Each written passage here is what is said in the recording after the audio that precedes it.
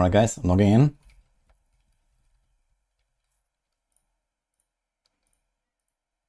Here we go. Welcome to stream.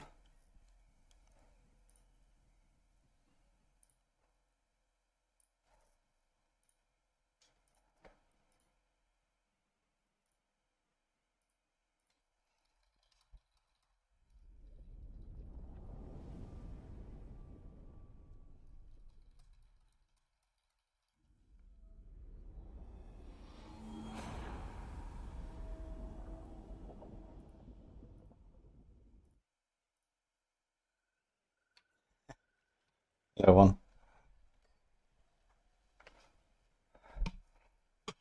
More cooking. Let's go.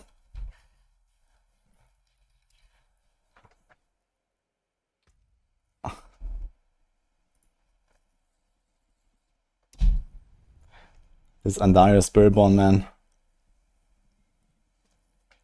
Season 9 gonna be fresh. I mean, a lot of stuff is weaker than before. But if you stick to like the better builds, everything's gonna be fine. And we have a huge return of Spiritborn. Spiritborn is gonna have plenty of really good builds. Ah, shit, you have to do the controls.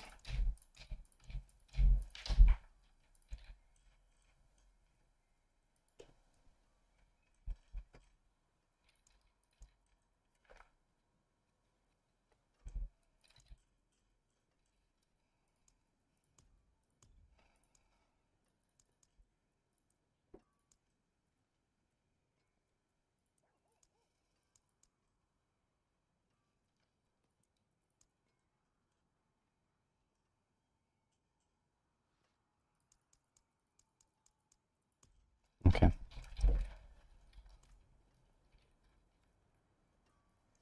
I think there would be a build of Spiritborn with payback as a core skill and new pants. Well, Cat has been working on payback a little bit, but was doing a Kapeleke build. And the problem is, in order to play payback at all, you kind of need Kapeleke. So you already don't have any synergy with like your main combo between the pants and the Kapeleke and stuff like that. So then you also got an aspect to make payback thorns, or maybe not. I guess you can. Like, I mean, there's no upside basically. Let's say you play balazan, right? And you have razor blade, and then you have a Kapeleke with payback. Like, why do you do that? You can just play any other core skill and not have to give up your weapon. So there's not really any synergy.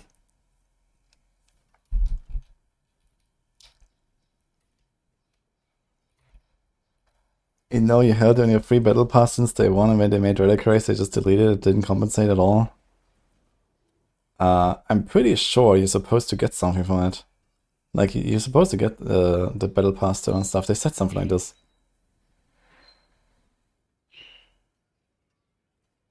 Whenever Kapeleke is mentioned, you hear Kapaleke. Yeah, sometimes we call it Kekeleke.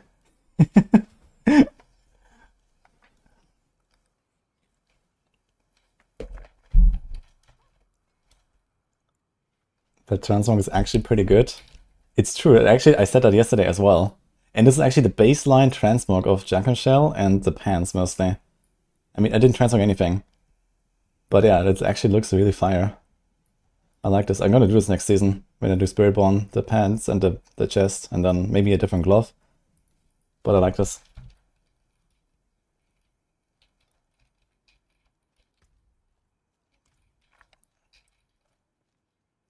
I don't know, some other people must have had the same problem where they had like a leftover battle pass from the past, and then they made the reliquary system. I'm not sure exactly what happened, but it did say it was converted to something. And if that's not the case, you should make a support ticket, I think. How's Rogue Flurry? It's like decent, I hear. But not because of the new helm, just because the build is actually, you know, kind of doing well.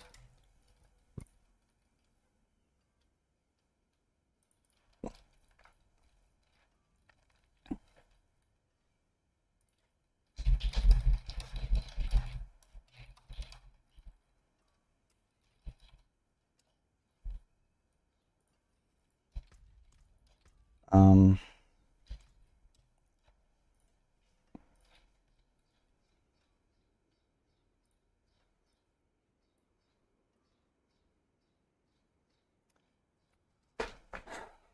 do we do Touch of Death? I think we do Touch of Death and Stinger today.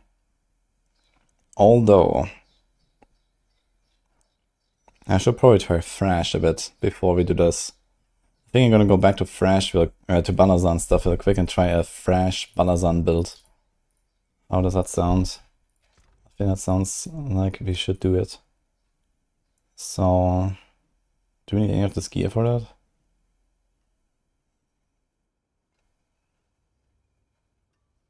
No, I think.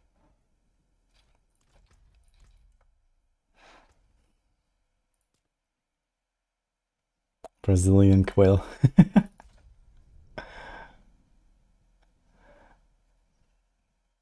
I mean, it's probably going to be an upgrade to what is currently Thrash, because Thrash is really weak.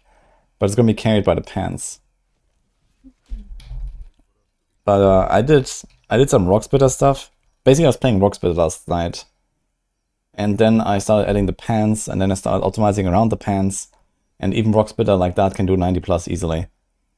It's just that it kind of devolves into a balazan build, and not really like Rock Splitter doing anything anymore. So Rock Splitter on its own actually is not bad. It can probably also do 90 on its own without the pants. So it doesn't rely on it, but Thrash is really down bad. Thrash is like really weak. So we can try to do like a Thrash balazan build. And at least pretend we're killing stuff with Thrash.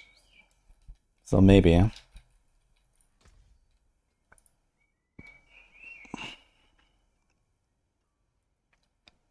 So I think you're gonna take the Rock Splitter.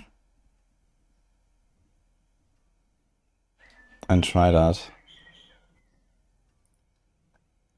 What is the setup that I have here right now?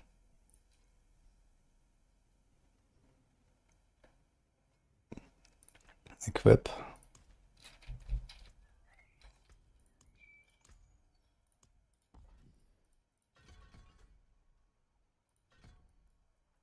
What can we do this? Mystic Circle, Vortex. Is there a Thrash size or something? Is that like a thing?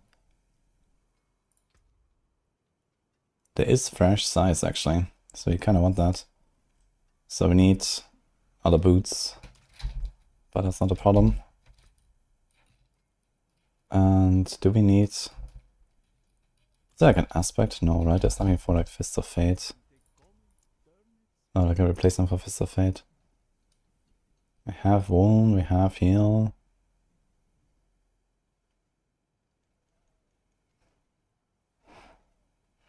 Conceded. This needs to be conceded, this needs to be planes.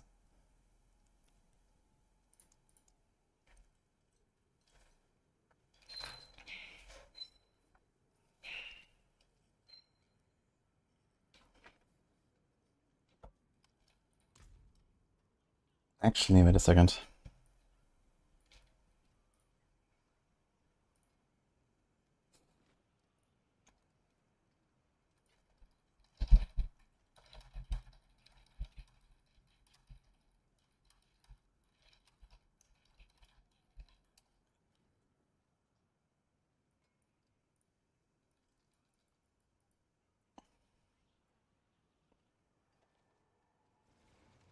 Yeah, we keep that. Okay, what else can we do? This is fine.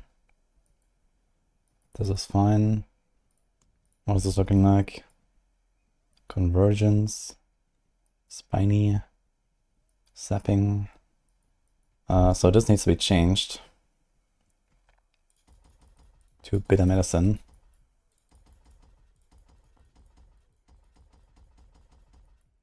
Actually, wait a minute, I just realized. If you go Wildfire Glyph... Wildfire Glyph is a physical glyph, right? Damaging enemies with direct fire damage has a 30% chance to reduce one of your active cooldowns by 0.5. That is actually kind of nice. But it's fire damage. And fire damage again. And we have no catalyst to get physical, right? This is Fire, shadow, poison, cold, lightning. So it's all everything but physical shit. So we give up a lot for some relatively scuffed cooldown effect, I guess.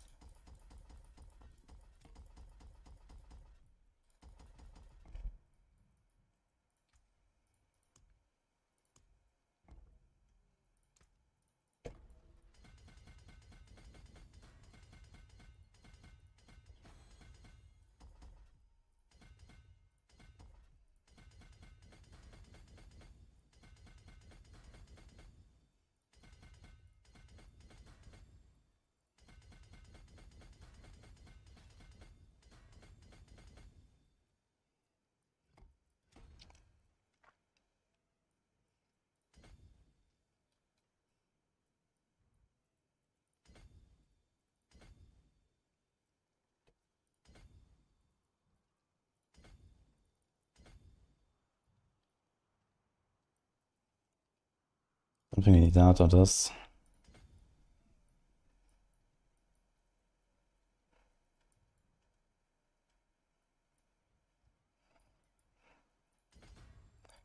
Okay, so let's do this.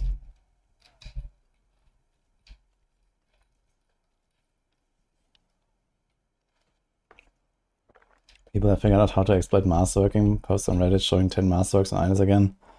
And it was just a bug. This is already fixed on the PTR actually.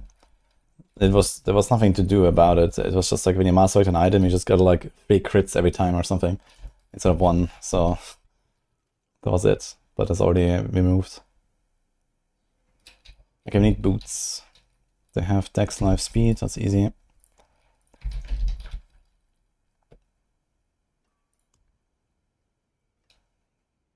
Let's just take that.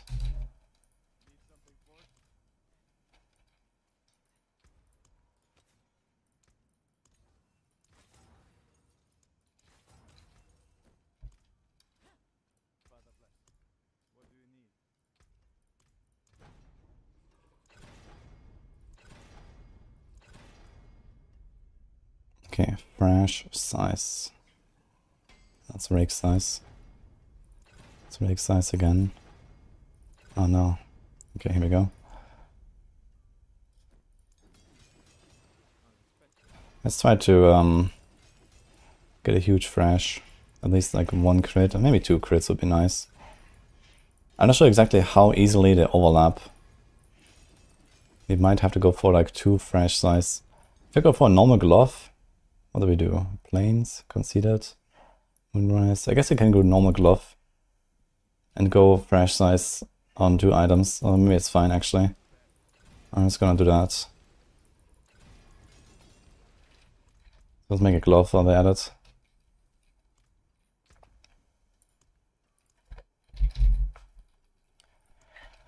Something with attack speed, I guess. Attack speed, life, dex. Perfect.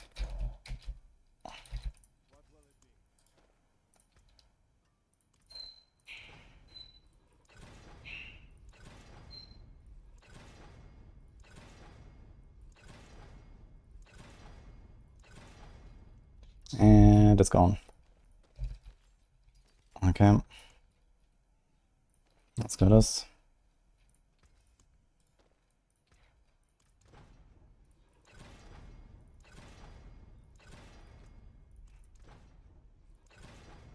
Do we have vortex size now? We have it here.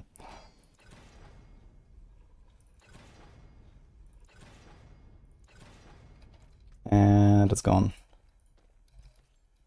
Okay. We try again.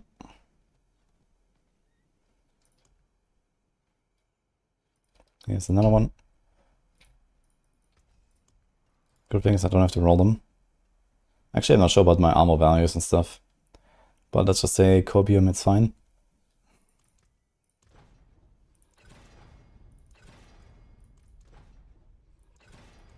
Okay. Both pretty scuffed tempers, but we should be okay. Alright. Fine. I actually want to go to the Mythic Circle, but it looks funny. Let's go with that.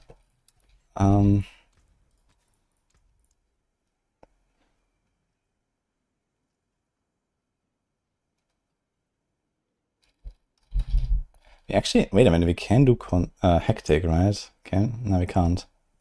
It's funny that this and this has hectic. That would actually be really nice.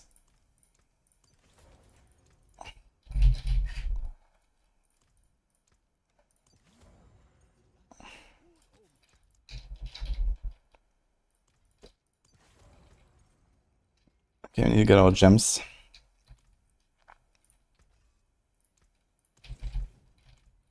You could use Pain Gorgers. No, you cannot. This is a build based on balazan. Pain Gorgers does not help us here. And I mean, Pain Gorgers doesn't help you for anything, really. Like, Pain Gorgers is just like a bait item that does nothing. Besides, give you a bunch of skill ranks, and we don't care about the skill ranks. Like, I think the devs might think that Pain Gorgers is a good item, but I mean, it's never used for anything. People used the Pain Gorgers in Season 4 for Bash, but that was also bait. You know, people just didn't understand it does nothing.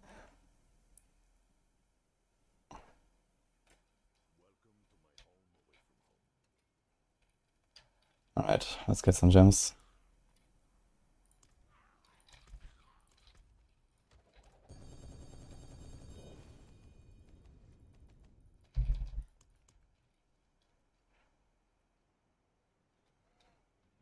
So we can do this.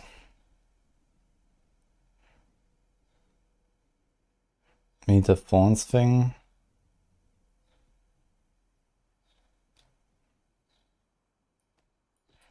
Where is it? Here.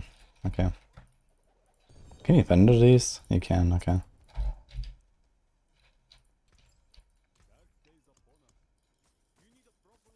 Can you salvage these?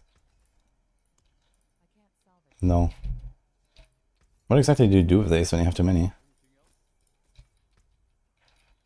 Wait, can you do this maybe on the jeweler?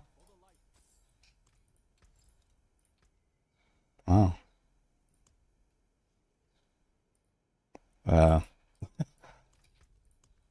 Nice. Uh-oh. Got him. Wait, what happened now?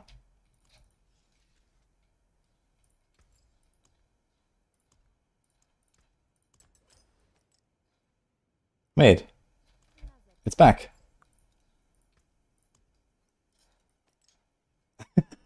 Wait, do you get anything for this? No. And then when you swap it, you can salvage it again. Okay. Nice.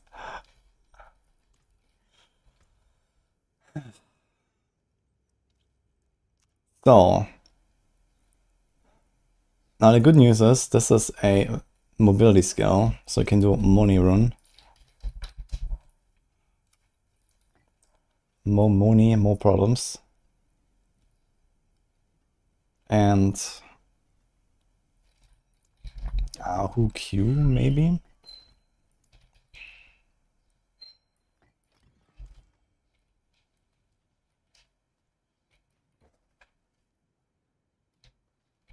Why did you not save these unique jewels and make it a rare chase or base game? Dude, you're asking way too reasonable questions here.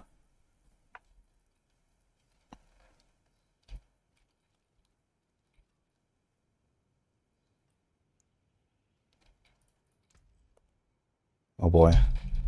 Wait, do we have her here? We do. I need some RS. Oh my god. Okay, my RS is down bad. How's my attack speed? My attack speed is also down bad, so I have to do that. Okay, 900 armor. 60 rest though. This is painful. So there needs to be like a rest roll somewhere. But let's just say it's fine, copium. And good enough for science. Okay, so we have Fresh. Vortex, Hunter, Armored Hide, Ravager. So I don't think we have to really change much. This is fine. This is fine. This is fine.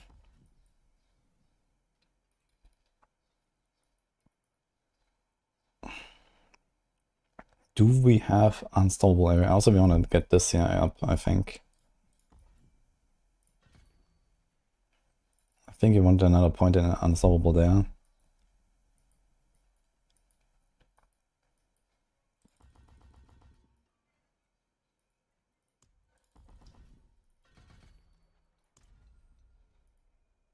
I mean, yeah.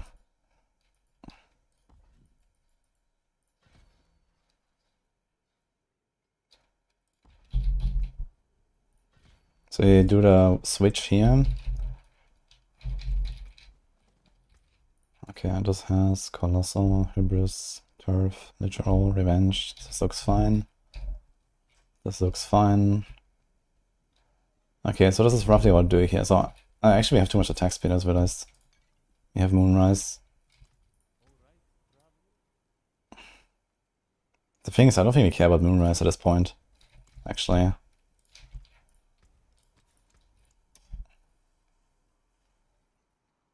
So what can we do? Combined strikes.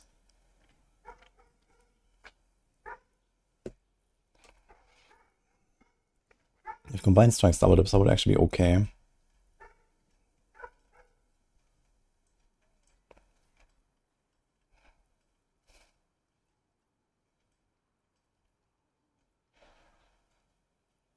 Maybe I just do rapid, honestly.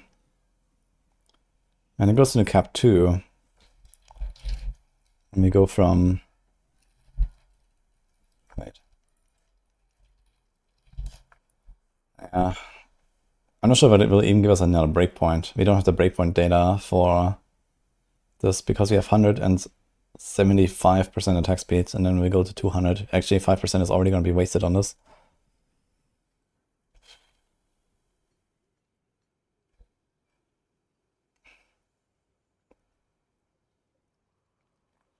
Do you remember the time when smiting aspect was actually really good? Oh man, that used to be a good aspect, guys. Can you imagine?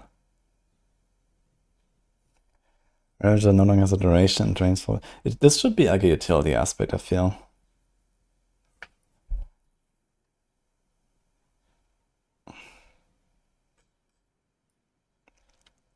Yeah, I think unironically we're doing elements aspect or creeping death, but I don't think so.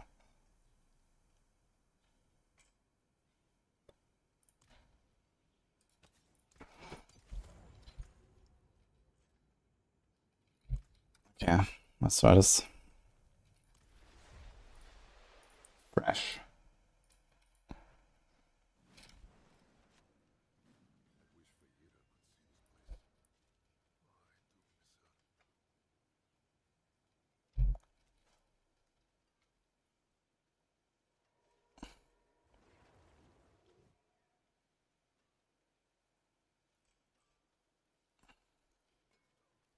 There's a fresh breakpoint somewhere in the 190s, just don't know exactly where. At 200 again, extra frame, okay. Yeah, would we prefer that over elements? Elements is 17.5.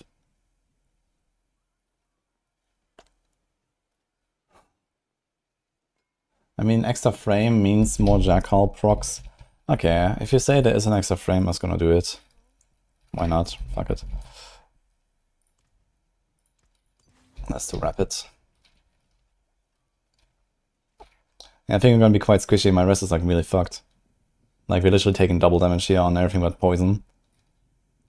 And fizz. Like I'm actually twice as squishy as I should be. If I had like one res roll, I'll be way better off. But I can't roll my items now, so. Okay, let's load up a 90, I guess.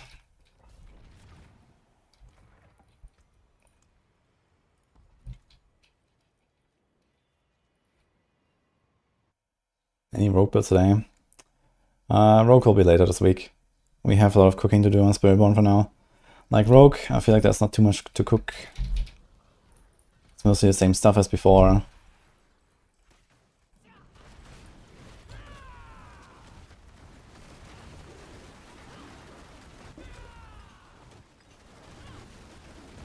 it looks so pretty. Like, Thrash just looks so pretty. Oh. Yeah, this is the missing res. I'm super squishy actually, I need to not pull YOLO into this. Maybe I should try to make a ring that has some res.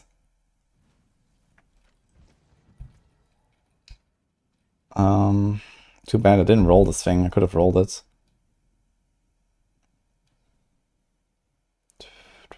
Princess attack speed, dex life.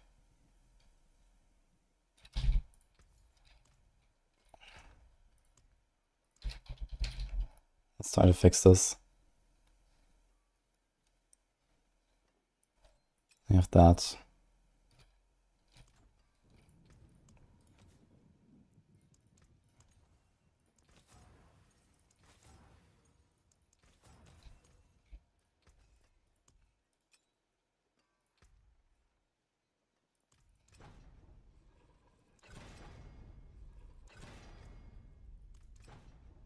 Okay, that wasn't too bad actually.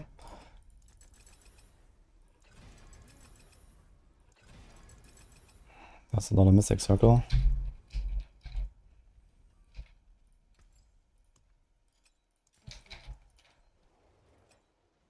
Wait, that's the wrong ring.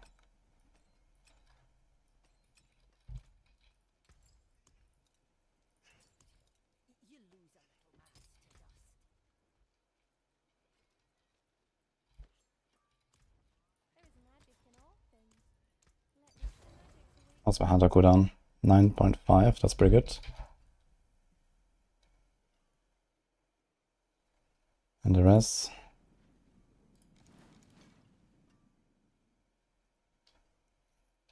What?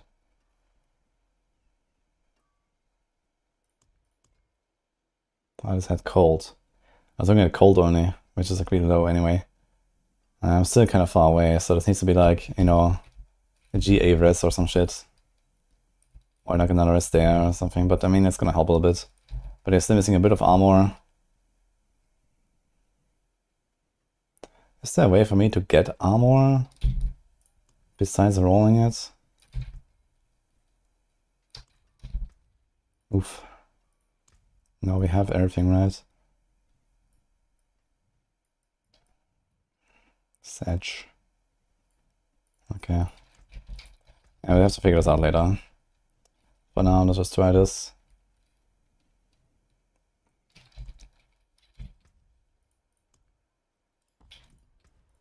But damage seems kind of nice so far. Thanks, Olive Gurus. How much of a pain is it to solve resist now?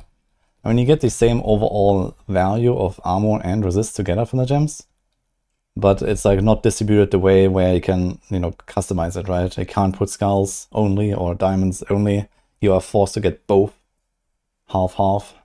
It's like 1.5 diamonds, 1.5 skulls. So you don't really have the flexibility right now, which makes it a little bit scuffed sometimes.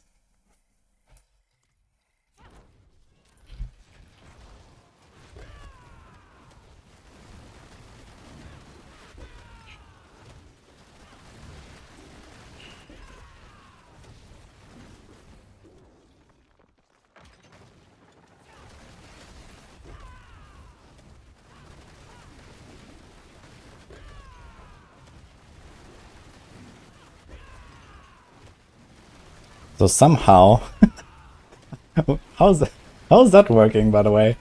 So I just killed the elites through the damage resist aura without even like touching the fucking champions. What? That's insane.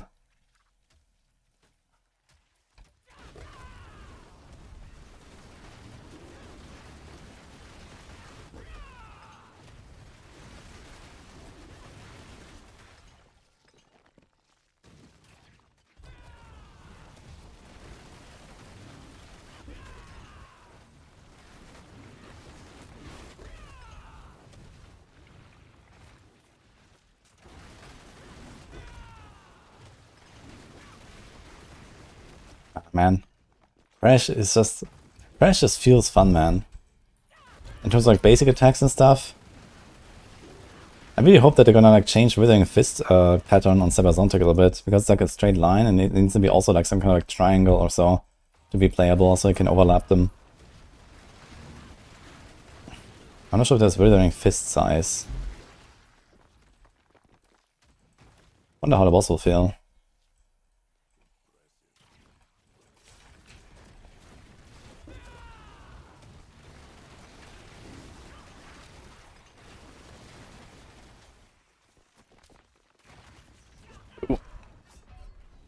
Yeah, my armor and resistive is too scuffed here to YOLO for this.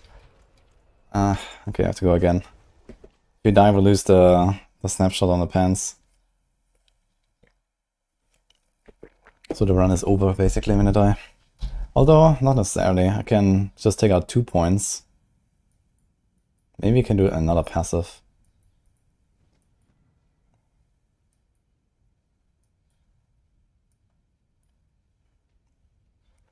First of all, we don't need that. And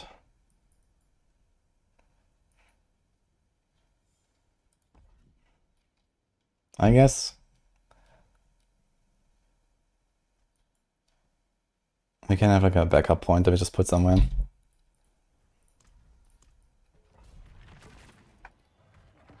Snapshot meta. Nah, it's just because the pants are bugged. Like the pants snapshot my thorns when I load in. So I have to press counter attack and then put a point and this re-snapshots it with the right value. And that's it. You just do this once at the start of the run and that's it. They just need to fix that. It's just a bug. And we are unbugging it, basically.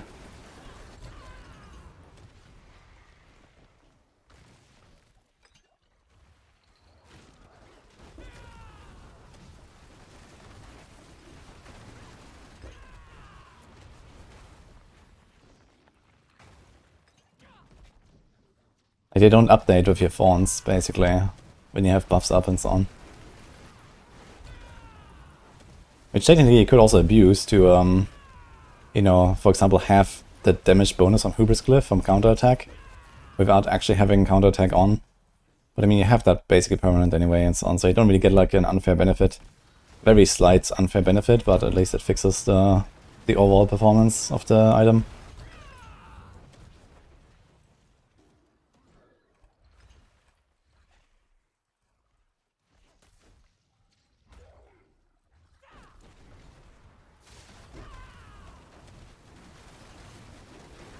Oh my god, man. Yeah, we are kind of squishy. I'm like still pretty squishy against some effects.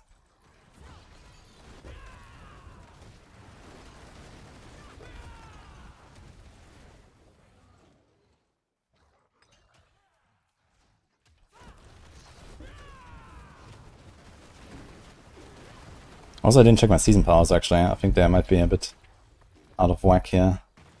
This is useless. This is fine. Okay, at least one power is wrong there though.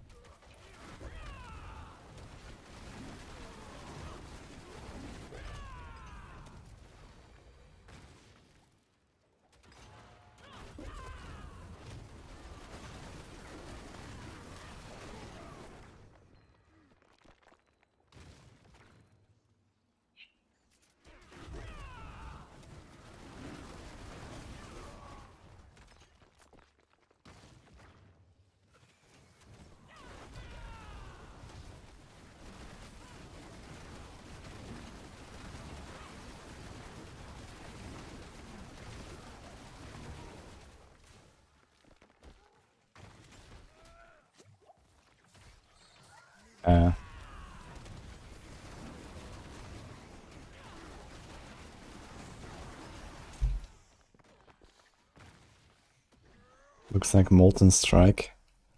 I'm not sure why this looks like Molten Strike. Yeah, Thrash is just like really satisfying, man.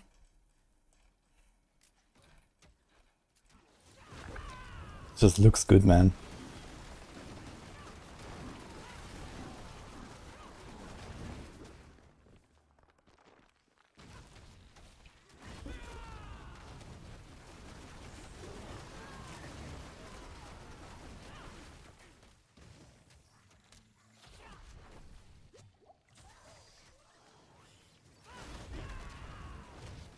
The other boss will be. On the 90s might be okay, even on single target. But as you remember, single target is really bad on this. There's a huge gap between AoE and single target on this. Plus, actually, wait a minute, I proc Quacks. It's not that bad as on the core skill setups. Because here I proc Quacks with Moni, okay. And I have a good boss, okay, let's see.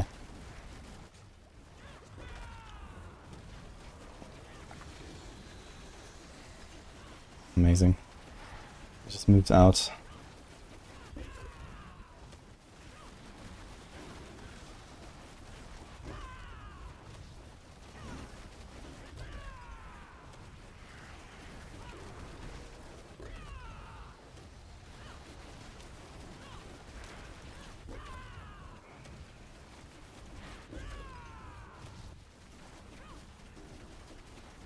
I have to like evade behind him when he tries to dodge away.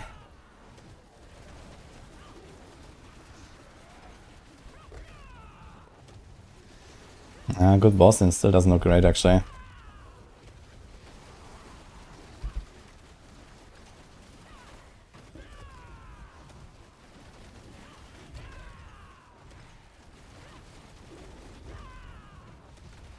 But now we get bulwarks.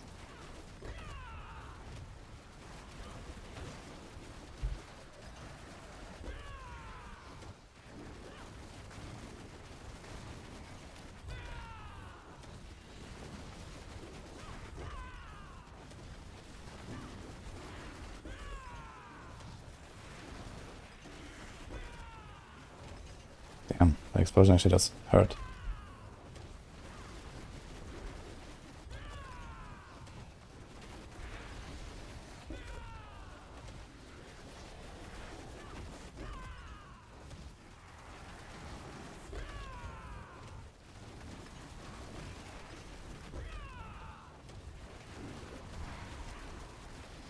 Jewel Guardian. You're gonna murder me now.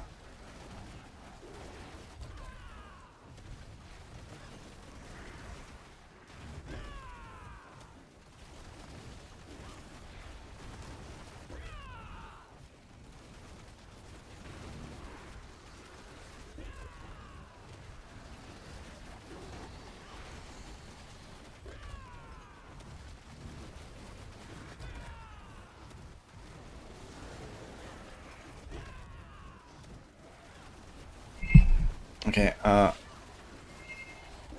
here be my doorbell.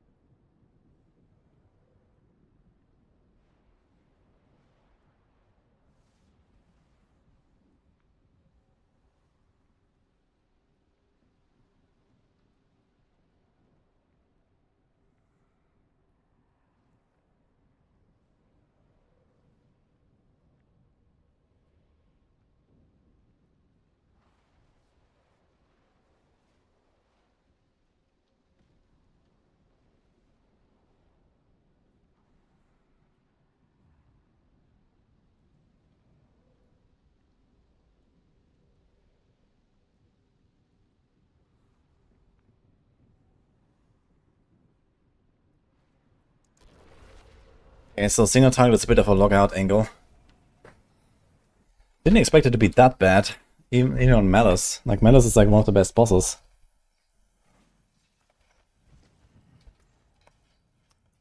You forgot something. What? To kiss your wife. Okay. Coffee? Thank you.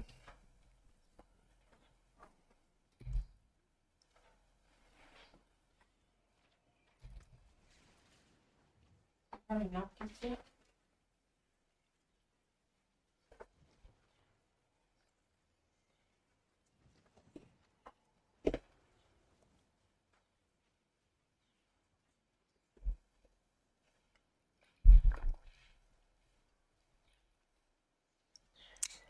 I guess the double damage tempo actually doesn't do anything for this fight. I wonder if this build would actually be better if I just go for a normal weapon. And not have the triple strikes on Thrash. Which sounds kind of hilarious. But it could be true. What is the exact tempo on this? Thrash, double damage.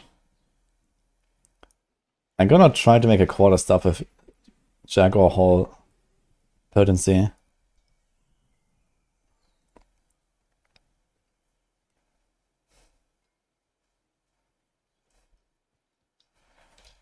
I'm actually curious.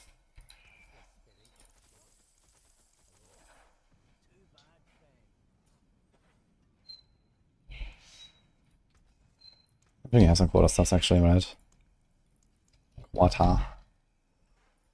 There is that. We have the heal mode here, that could be a dex roll now, and then we can put the heal mode here. But I'm not gonna do that now.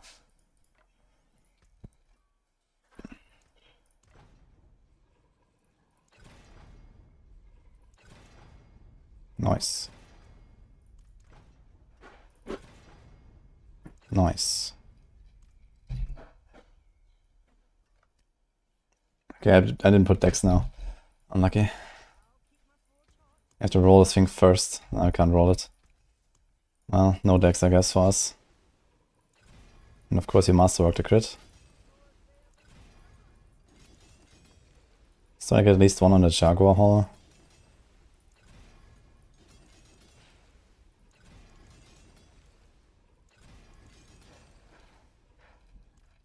Wait a second.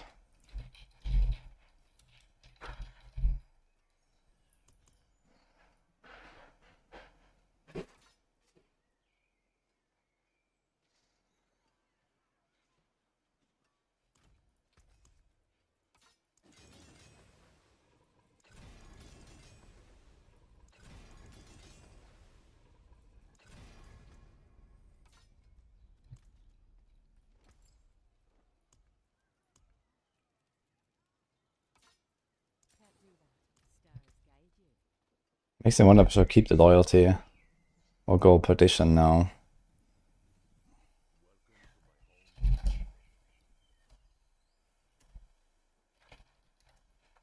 The 25 is an upgrade with loyalty. Perdition is a 28% upgrade over loyalty.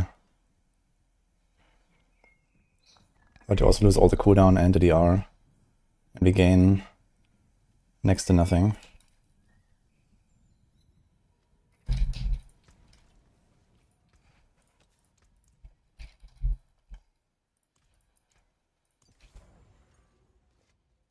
I might try both.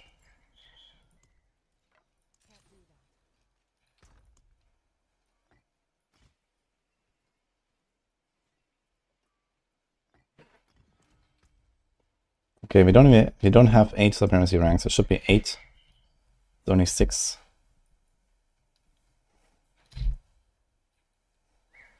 Also, I have a lot more life now, which is kind of nice.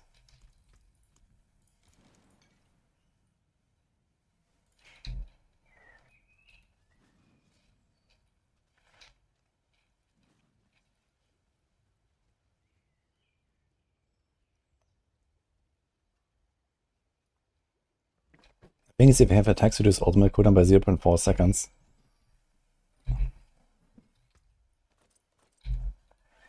This is 23. Let's say we attack 3 times per second, so we get minus 2.5 seconds per second. So in like 9 seconds I get Hunter back. And that's without any procs.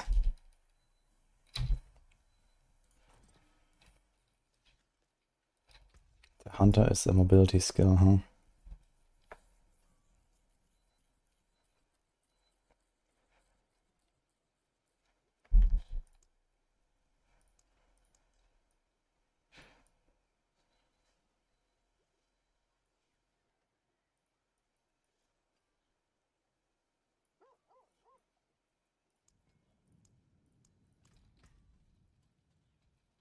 I'll try this. I wonder if it's better. We have a lot less hits, but we do have the Ravager to help us.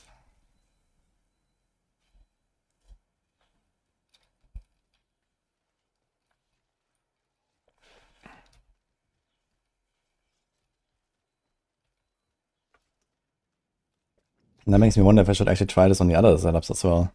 Maybe we're gonna do this on the balazan builds too.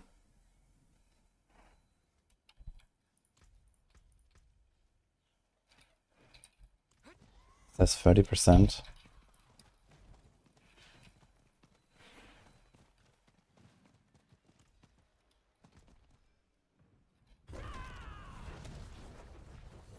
%73%. It's times 2.5.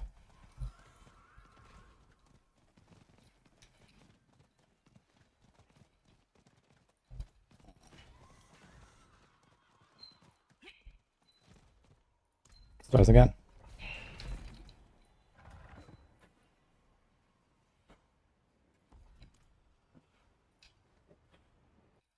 Missing 2%. Less pretty, yeah, that's the problem. Although, I do have a glaive now. This thing actually looks cool. Look at that.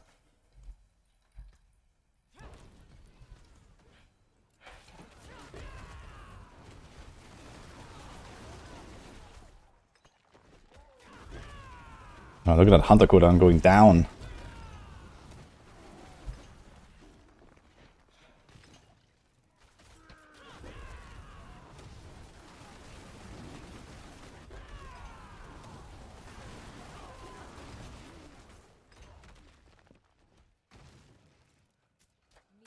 The thing is, I have like all this downtime where I was just running and my supremacy drops slowly. So it's a bit scuffed.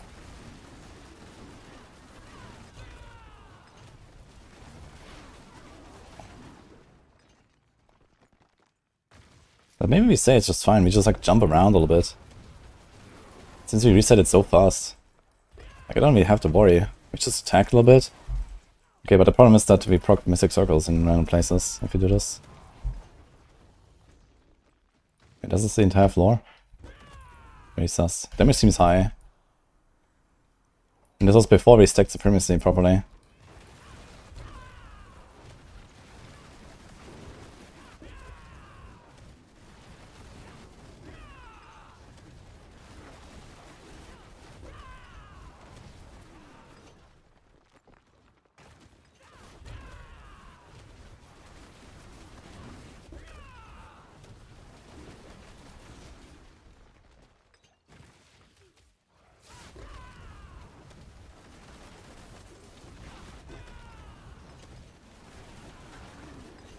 Very comfy to go down.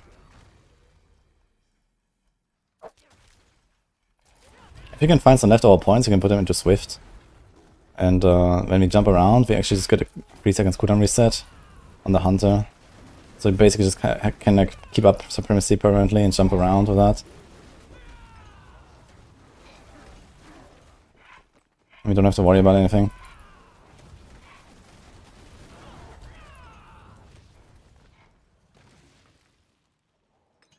He's evading the question.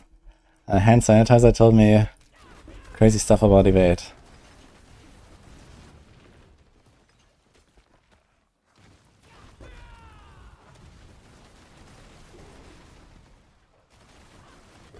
Did you eat the boiled egg? Yes. We had 3 coffees today. We have a lot of blasting ahead of us. Is this sticker? I think one of them is. Yeah, you can drink it, I think. That's bad. Which is rich. It says cup and this is flat. Mm-hmm. What does it mean? These are different types. Hmm? These are different types.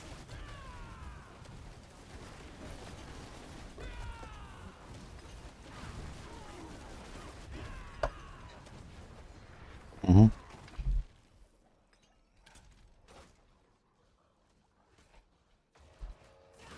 You got the one with caffeine. Mm-hmm. You just have the rest there, it's a little. Just have the rest there, it's very little. Yeah, but you don't know which one is bigger. I'm not sure if any of them is.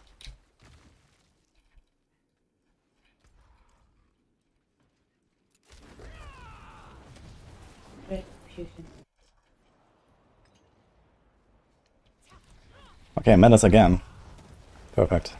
Let's see it.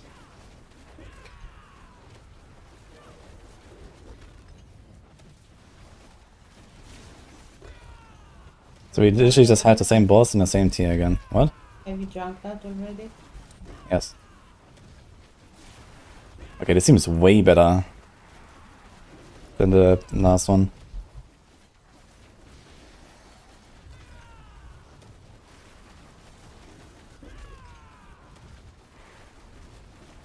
And this is actually kind of melting the boss, and this is still mostly single target. And we have more life.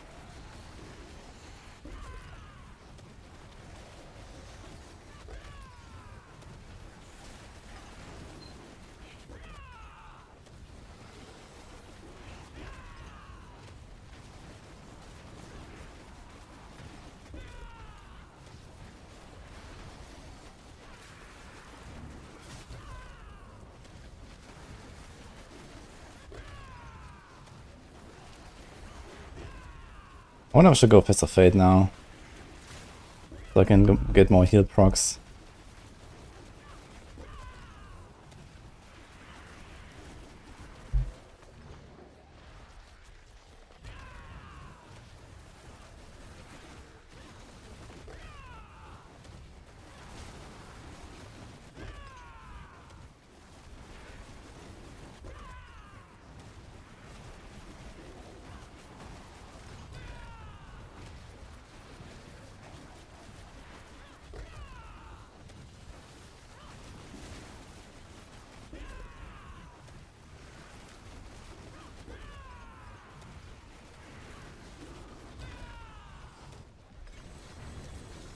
Okay, yeah, this seems way better than Cybersonic.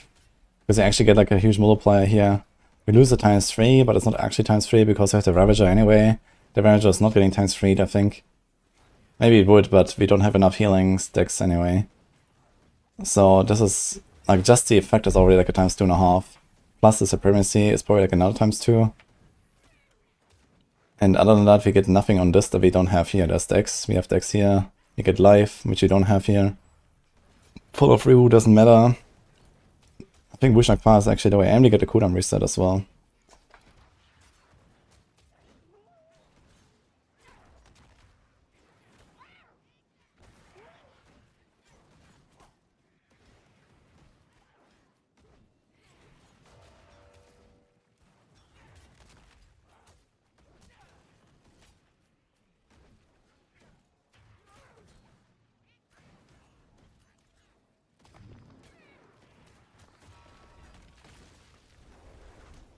Okay, I'm back.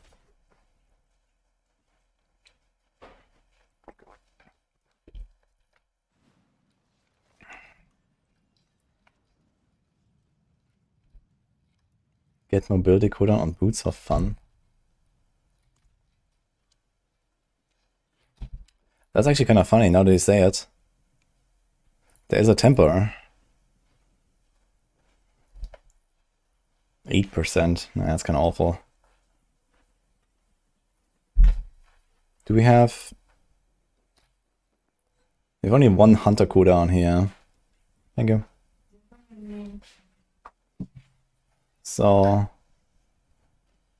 This resource is completely pointless. This could also be a hunter cooldown. We can easily get away without loyalty. So I wonder if we want to go Perdition. But probably not, because Perdition is not that much stronger and we lose a Ferocity stack. Which means less Plains power and less double dipping. So it's probably not gonna work out. And this has DR. And all stats and movement. So this is all actually pretty decent. Where Perdition just has almost nothing. Besides lucky hit chance, I guess. It gives us a lot of lucky hits.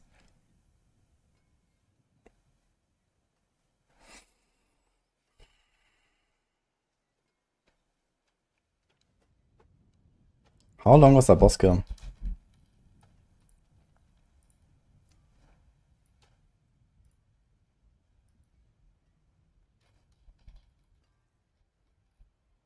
Okay, we walked in at 11:05. That was pretty much exactly a 2-minute kill. So I killed Malice on Balazan Rake, I think, on 100 in 1.5 minutes. So this would imply this is roughly like 9-10 times weaker currently than Rake. Which probably makes sense, considering we don't have a two-handed weapon for Plains power. And we don't have Starless, we have this, which is kind of weak.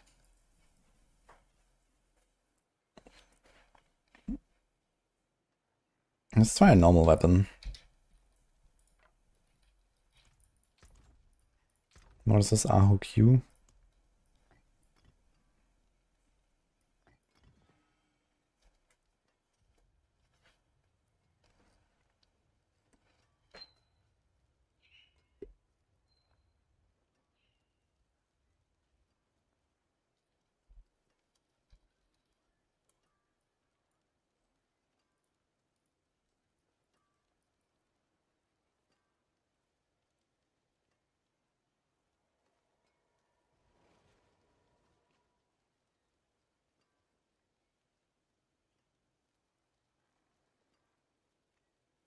So this gives you 5 seconds, unstoppable, unhindered, and 10% dodge and 6% movement speed.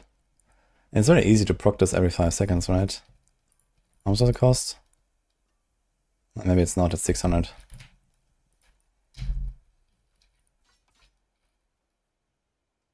Okay, we don't have Dex on the weapon right now, which is a bit scuffed. But good enough for science.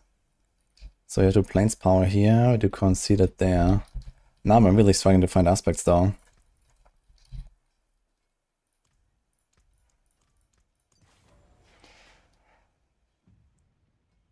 So this should probably be a Fist of Fate now. But let's do this.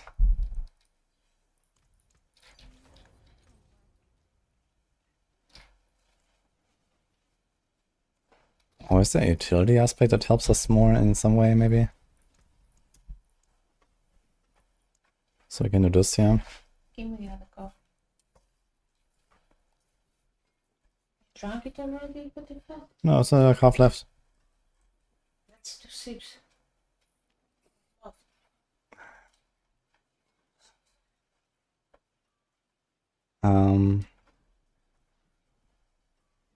Yeah, there's actually nothing. It's hectic, but that's not good enough.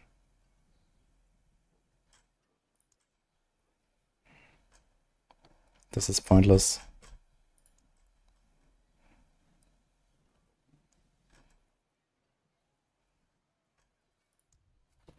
Okay.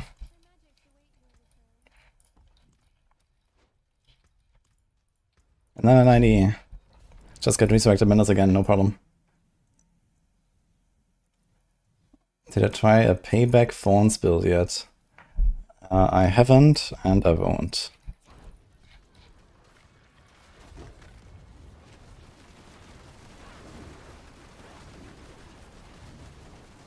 Okay, I really like the Wushnakpa cooldown reset that I currently do not have.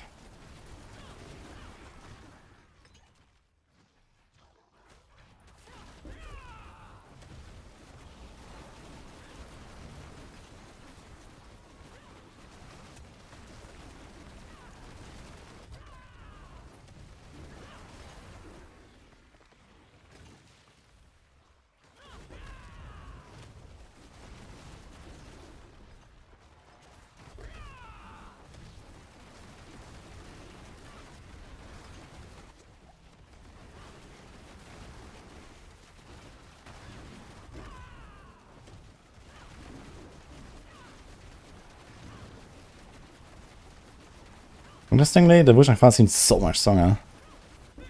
I'm a bit surprised about it.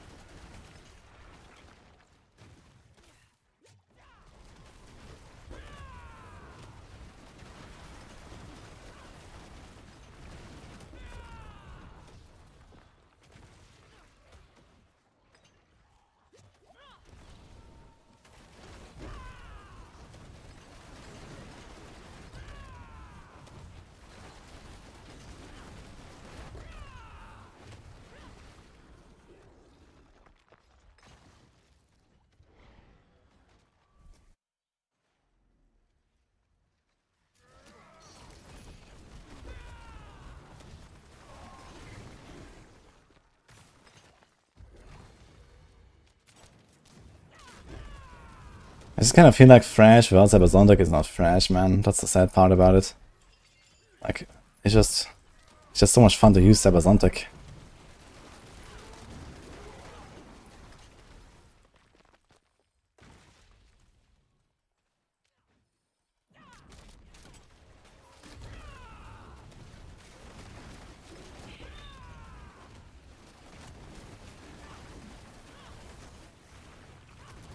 Hope we're gonna get an ad boss so we can compare a bit better. But let's see. It feels weaker than Wushang Pa and more clunky. But we also have Rapid and Elements. These are two really crappy aspects, to be fair.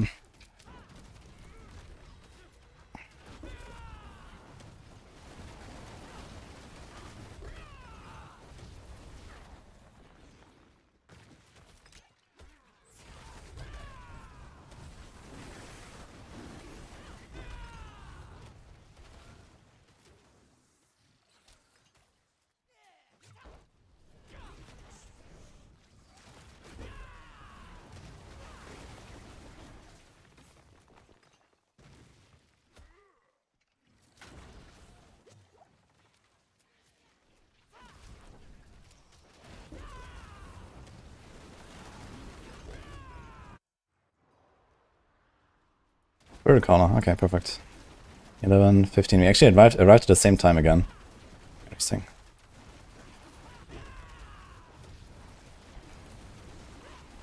He's moving a lot as well.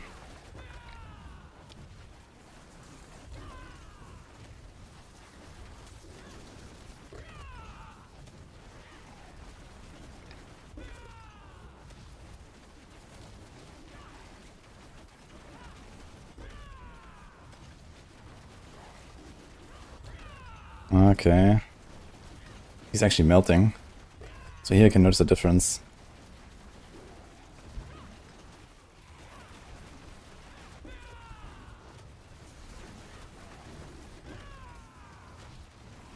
Okay, the boss kit is way better.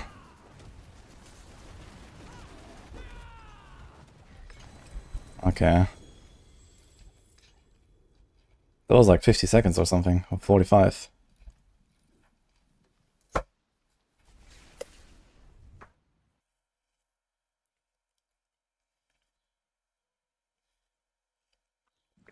Changed the new power yet? No, it didn't actually. I don't know what to put, to be honest.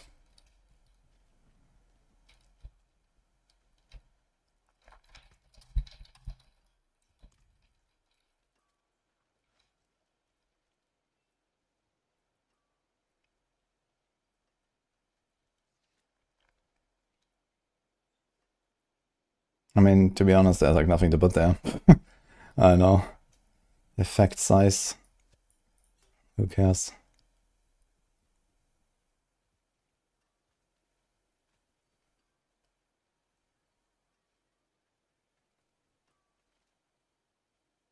Destroy the barriers, I suppose.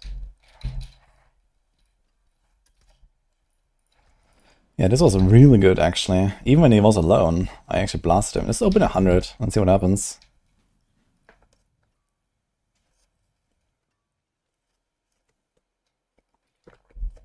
The thing is, what is the advantage of Thrash over like Rake or Quill? Okay, over Rake it's more hits, but it doesn't get a double proc. And Quill it has less hits. But you do have primary Jaguar Horse Spirit Hall. Primary Jaguar Spirit Hall potency. Where usually we have Quill casts twice.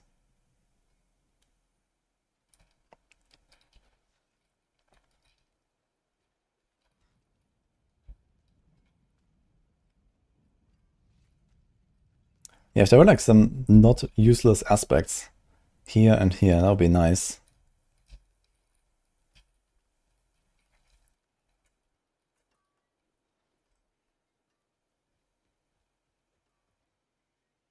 Instead of Poc, we have Moni.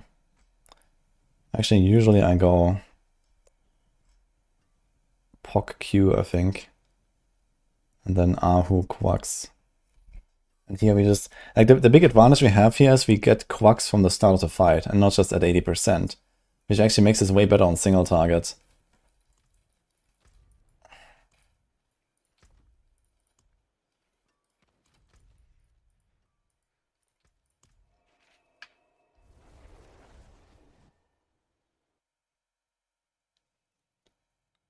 What build will shine for Rogue in Season 9?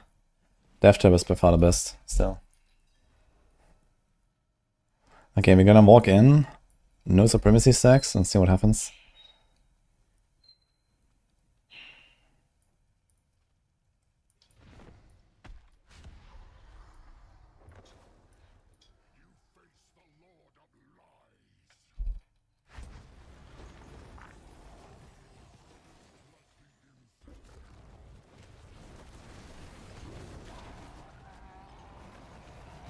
Okay.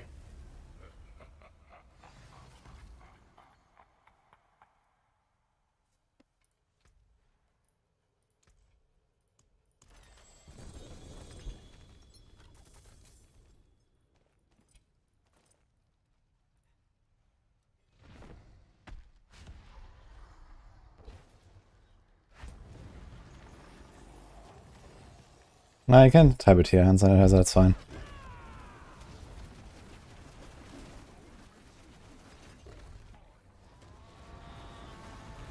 Yeah, I mean, that works. That is a build, I'd say.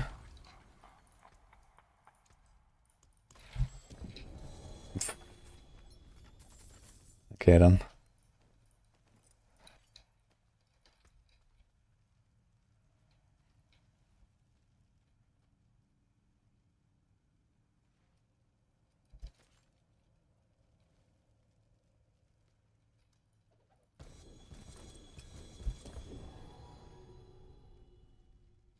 I'll test Barb, yeah. And it's not much to see.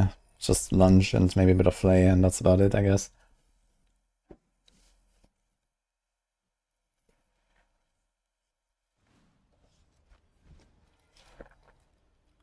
think Arclash can be possible for Sorc. Not a chance. Like, Sorc is already in a relatively weak spot outside of, like, you know, one or two top builds. Like, he can't do memes like Arclash right now.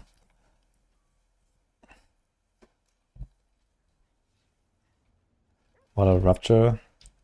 Yeah, Rupture is probably a little bit on the weaker side of Barb builds, but I mean, you have like Earthquakes, Ruling Supreme, like S tier stuff. And then you have like probably Lunge, maybe somewhere in A range, and I don't know, maybe one or two other builds like, I'm not sure where Rupture would land exactly, but probably there too, I guess. And then all the core stuff is like probably like in C or something.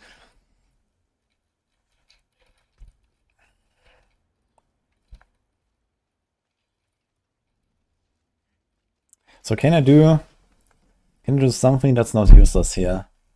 Like, I really hate that I have Elements aspect and Rapid, but I don't know what else to put there. Like, there's one thing maybe, which is, it seems like we don't need a Hunter cooldown reduction. So this might be a, what's the thing called?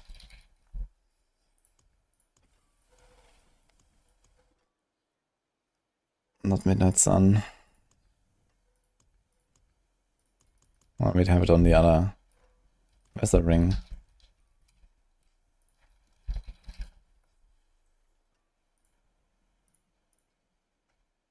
First breath. So I think this is actually a first breath angle. Because the resolve stacks are something like, what was it, 36% DPS I think, and a 40 from this. And in fact, we also get the armored hide passive effect, but can we do anything with that? Is there anything else we want to put on a bar? Scourge, but that's about it, and we just stagger the boss a few times and that's it, so not really great. We don't really need Toxic Skin, but it would be a slight improvement to have Toxic Skin on the bar instead of Armored Hide.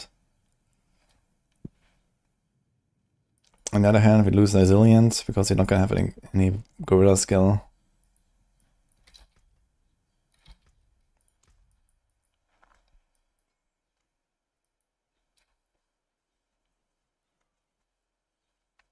Now here's a funny thought. Do we put Crushing Hand on the bar to get 40% barrier, but it only lasts 2 seconds? It's kind of a little...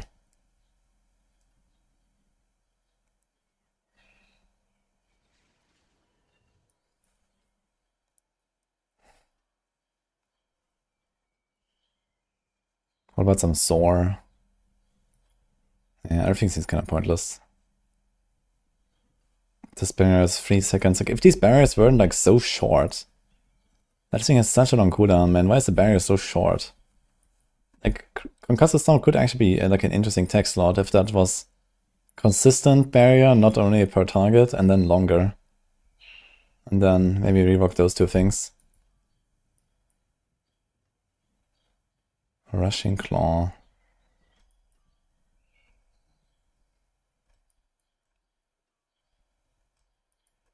I mean, this can just like make the clear faster. Go Rushing Claw, for example. Just like ding, ding, ding, ding, ding, go to the next back. What about some Touch of Death for healing? Kick.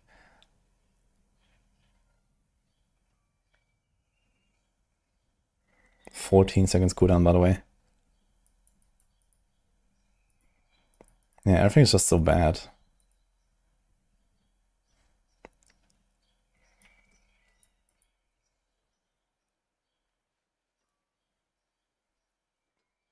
I guess one thing we could do is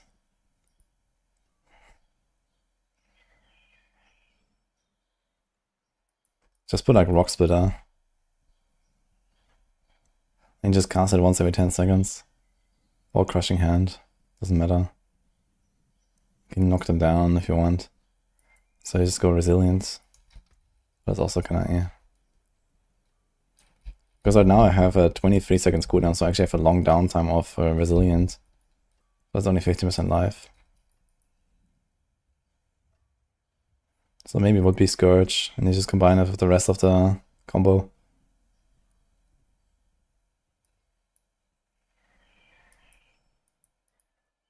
Or Soar. Just go faster. I think Soar is okay.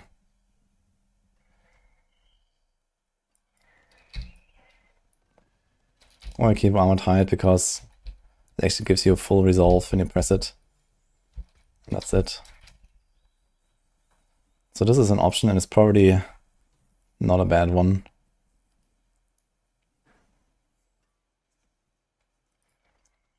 And then as a gloss you could do Fist of Fate.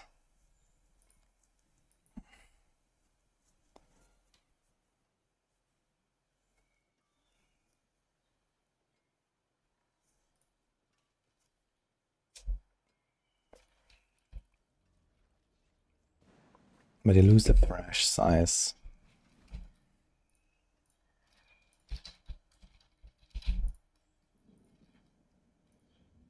But it's okay, I guess.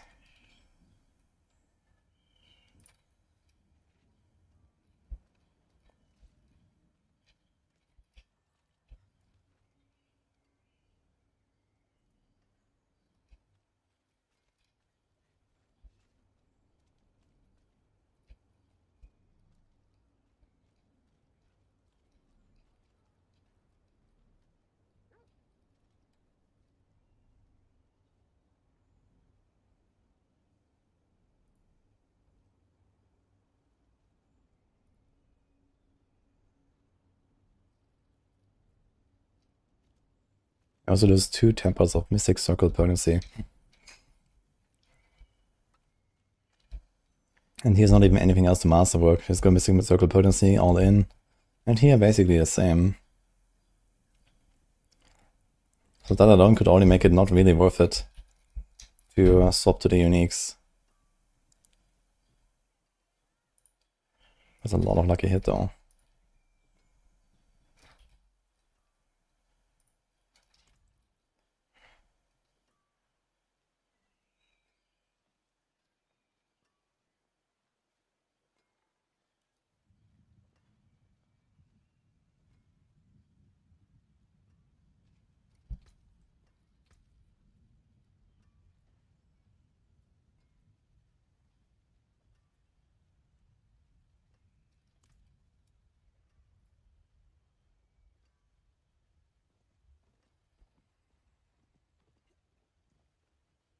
Now here's an interesting thought. We can do Endurance Faith and just run around with like 3,000 life. Yeah, the problem is that dots will melt us.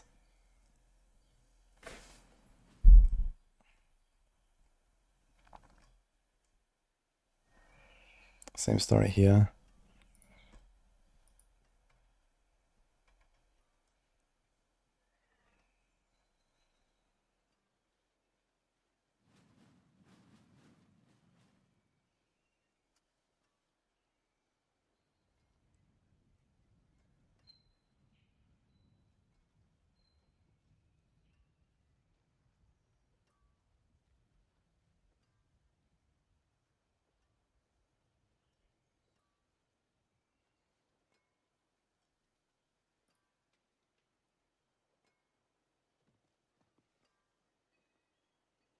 Yeah, I think I just have to deal with it.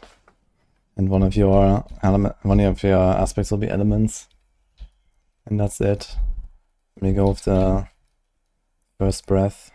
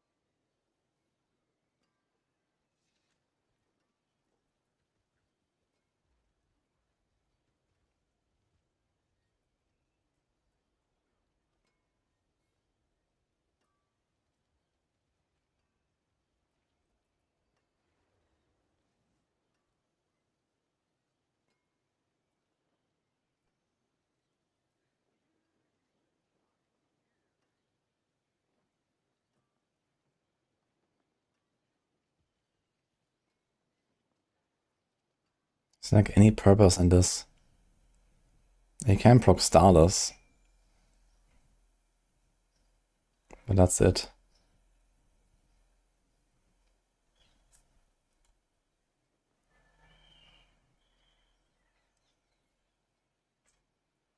Yeah.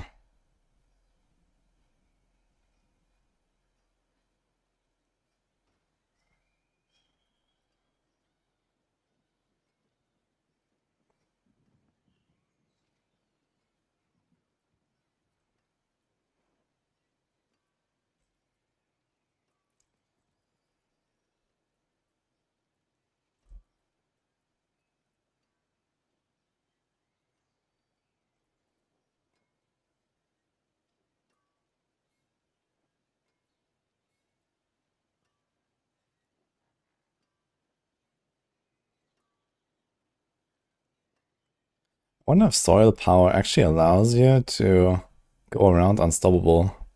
I doubt it. I've actually never tried that though. Sorc casts Vortex.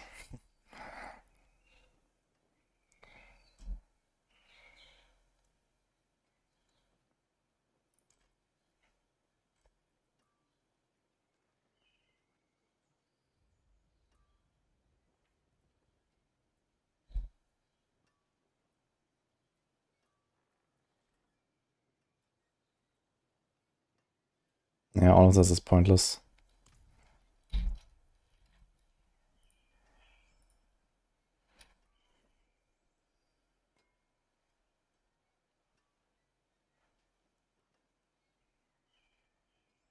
Here's the cooldown.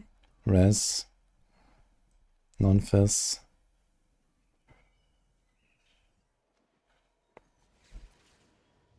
There's a 25 damage.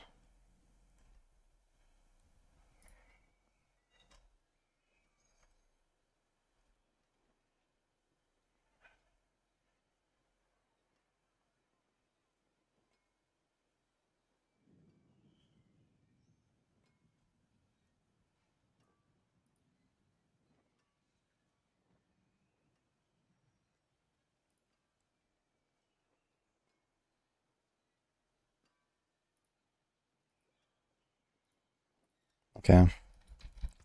Let's do the same thing, but I go 100. See what happens.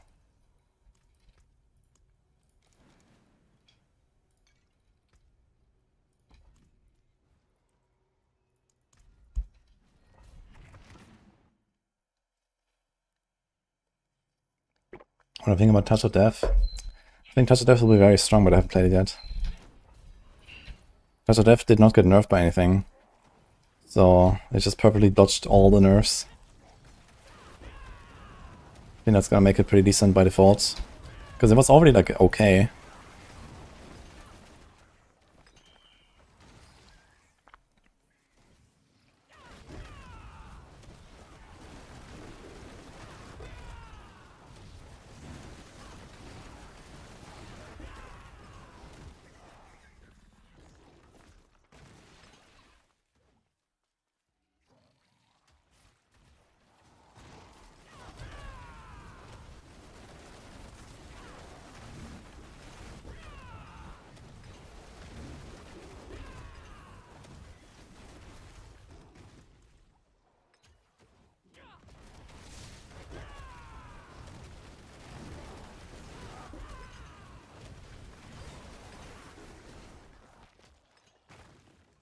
Hopefully I get an ad boss again to try this.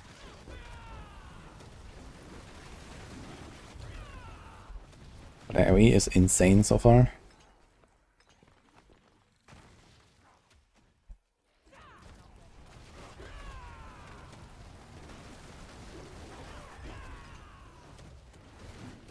Yeah, I could have pressed counter attack, I guess. Oh! Okay. They interrupted me during my Vortex cast, but interestingly, when I press Hunter, it's still counted as having cast Vortex for Intricacy. Interesting.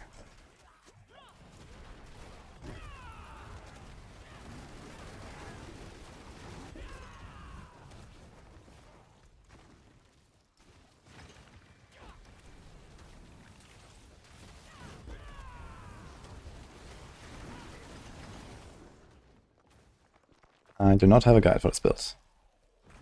She just created it like 20 minutes ago.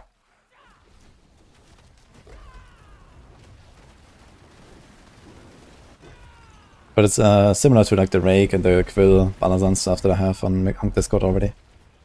Just with Thrash.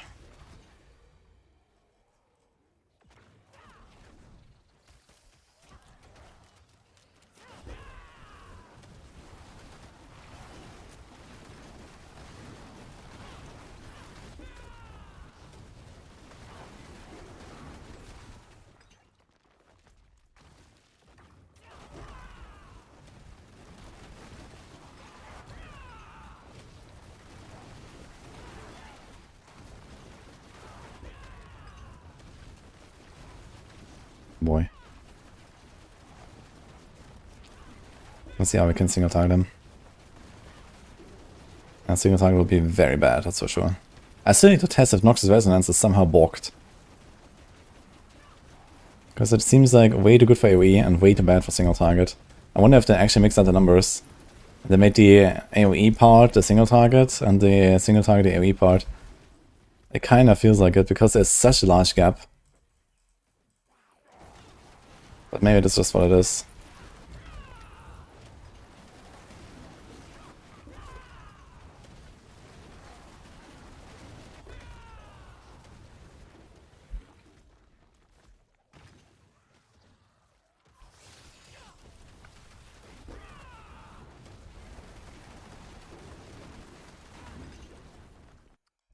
Oh, sub 4 minutes spawn, I guess. And we get an unkillable boss, I guess. Let's see what happens. Can we kill him in 11 minutes, guys? Any bets? I don't think so, actually.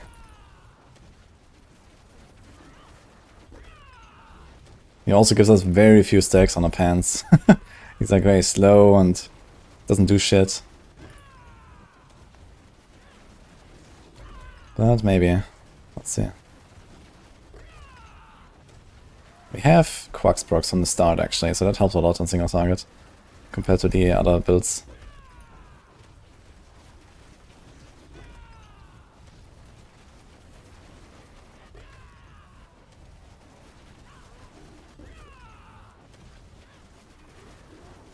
Actually, I think we are killing him.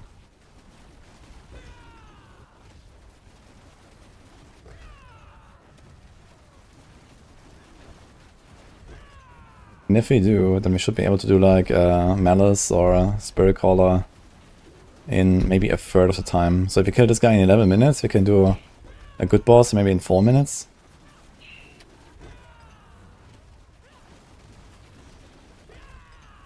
Easy kill. Yeah, I mean, we don't have the ramp at 80% like on the other builds. We already have Quacks, but we don't have Bulwark proc right now.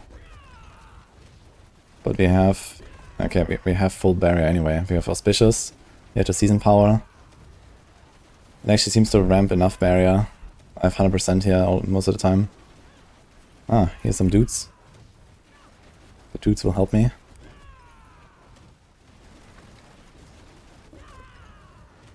But this should be a kill, I think.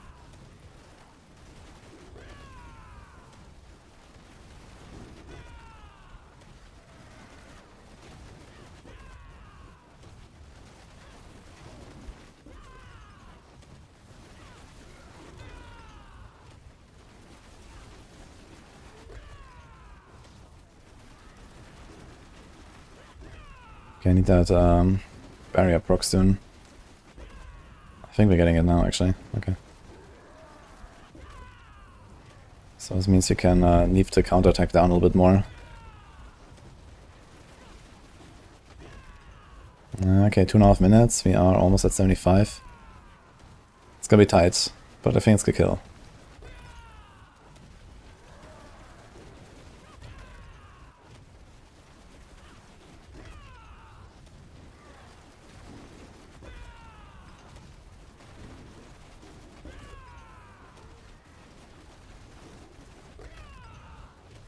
I'm leaving down the counterattack as much as possible, so I get stacks.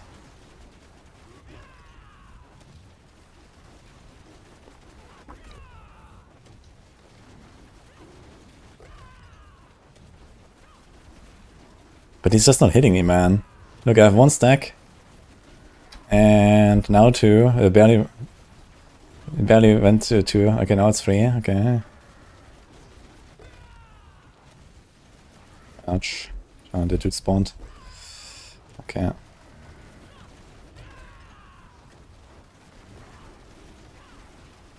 Okay, this is Succubus. That's actually very nice. She can give me stacks.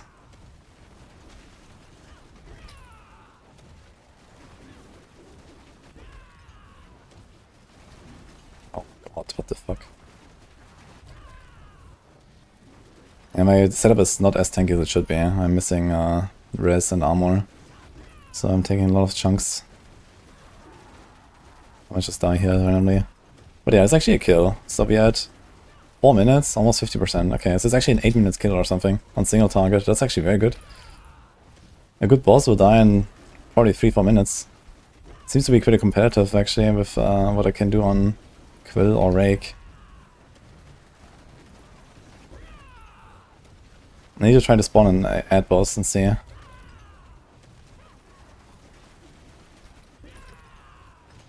may have the wrong ring.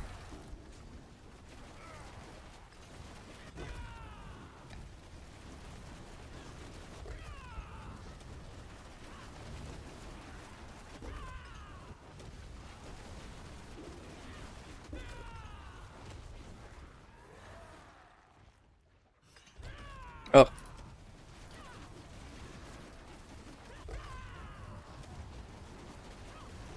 It's a bit annoying with the Lilith now.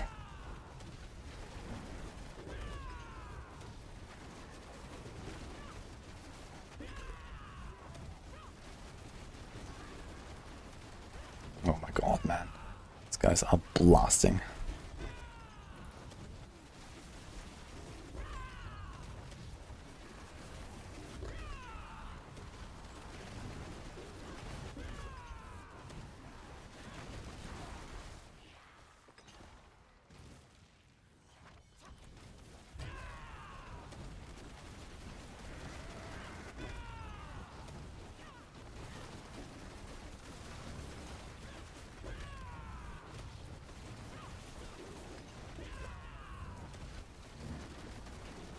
Okay, it's almost at 35, so it's gonna start melting.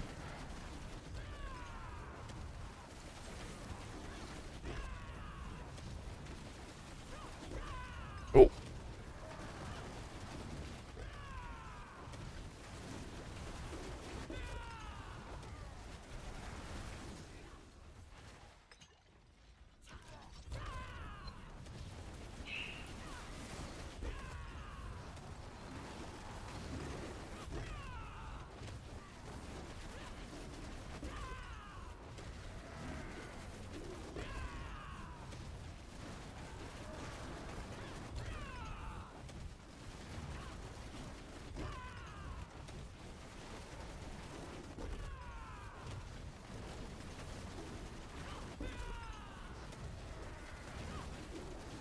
I need to remember to press some buttons again more often. Because I don't proc my quacks as often as I should.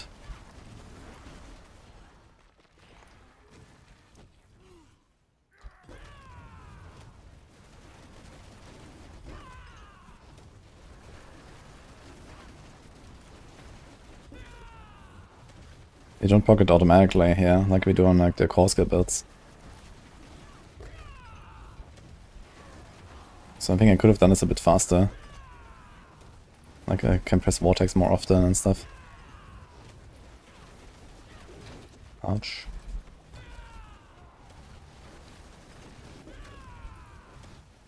Okay, 8 minutes single target boss.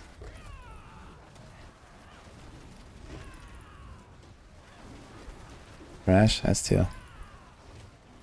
Funny to think about.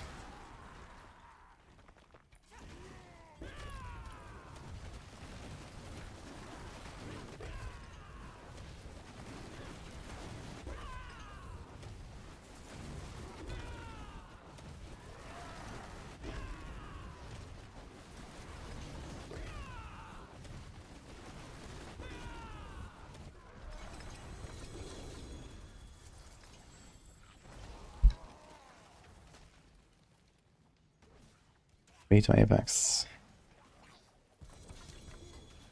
Okay, let's try to get a good boss.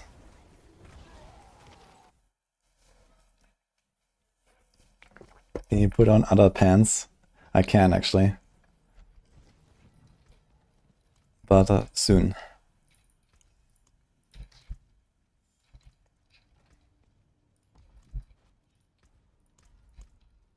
I'm gonna try to get like one good boss. And it's, like, I'm not gonna kill other single target bosses now. It's gonna go for like a Drowned Sea Hag or a Spirit Caller or a Malice.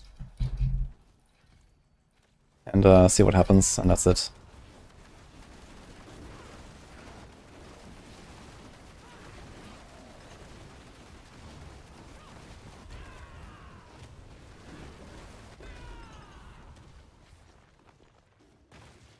Need to be washed.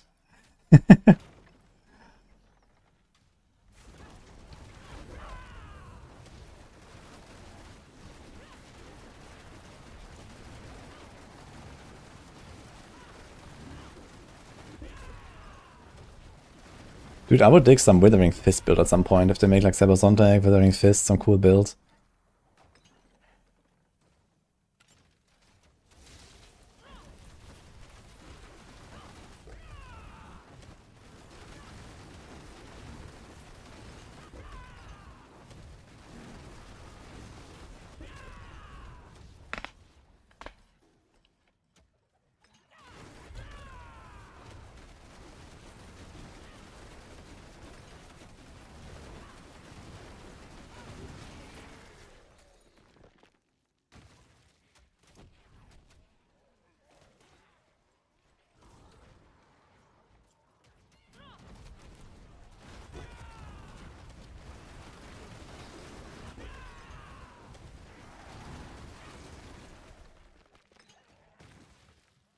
Thanks, Rinky. Testing Thrash with Balazan. Definitely seems like a viable alternative if you want to do basic builds.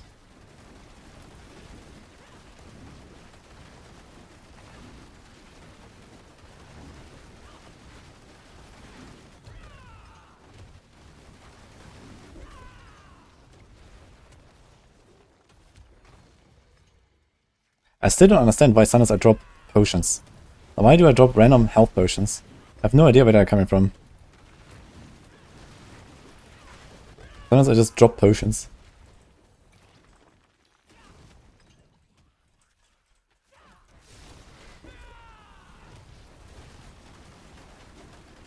Where did I spawn a circle?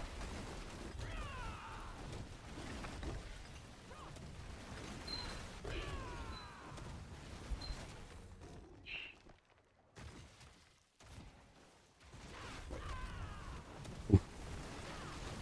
Paragon? Is that from Bitter Medicine or something? I don't know what you're referring to.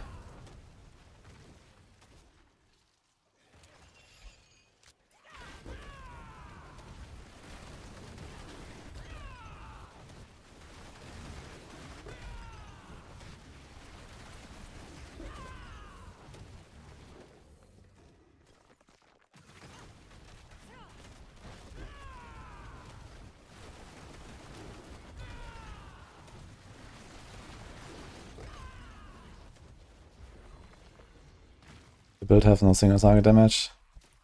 Well, I mean, I killed a T100 boss now in 8 minutes. Single target boss. I mean, I'm not sure how much HP he has, but, you know, probably a couple 100 trillion or some shit. I mean, I can kill a T4 Belial in like 2 seconds.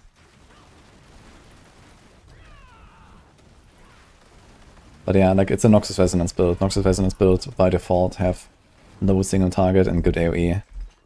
So it's just the curse of playing poison on Spiritborn. 4 minutes again. And this is a dead mother. Goodbye.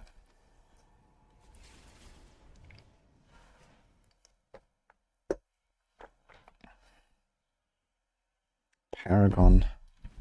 Okay, I need to check now what you're talking about. Here? No. Does it say potion somewhere? Nothing says potion here. Healing potion?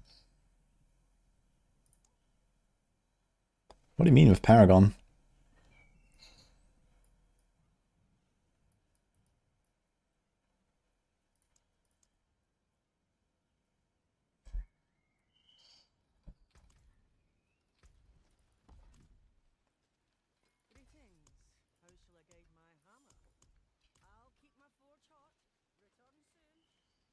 Maybe better have to make Noxious stack onto a certain percentage and explode on rare unique enemies. I mean, I can do many things. Honestly, they should just, like, you know, I don't know, maybe double the single target portion again and then make the AoE part, like, even less, you know, make it like 310 or something like that, you know, just shift it more towards the single target. Like, you know, usually the pools are so large that, you know, you pull like 20 enemies and everything just explodes anyway, even with a very low value. So yeah, it would make the AoE part like less like bursty and stuff, which is kind of the fun part about playing poison builds, right? But it's still there, and it's still good. to pull many enemies, right? It has this little bit of AoE scaling basically, which is fun. But it's like too much shifted towards AoE and too little on single target. So that is one thing. And they already improved the single target. This used to be 100, now it's 180. And the other thing would be bitter medicine. Since all of the poison builds suffer from the same, you know, this is exclusively for poison builds. So you can also just boost bitter medicine more. And maybe make it like stackable or something like that, you know? Or maybe give it just a higher value on bosses or something like that. So that would also work. You know, maybe 40% more and double on bosses or something, you know?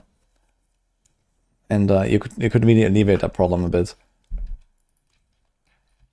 Because the way that Noxus Resonance scales and the density that we have, you just explode everything in AoE, and then you have no single target.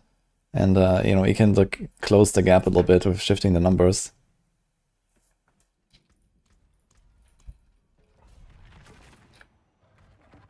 Does the lucky hit from erratic system help this idea? I have not really considered those to really help me at all with anything. So, not really, I think.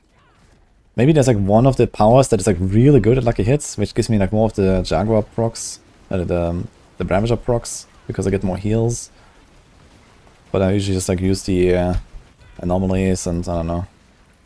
There might be something that's better than this, so I might have to do a bit of testing. Maybe some other people have done some like lucky hit testing and stuff and like found out which one is the best to proc lucky hits. That would like slightly help me, but not that much really.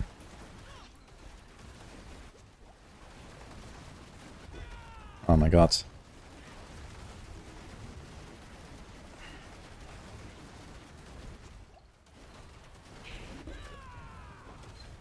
Not sure why I'm killing this pack here.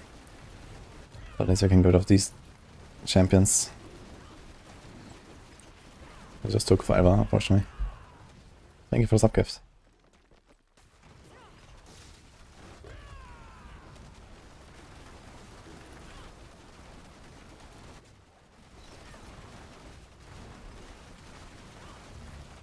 Holy.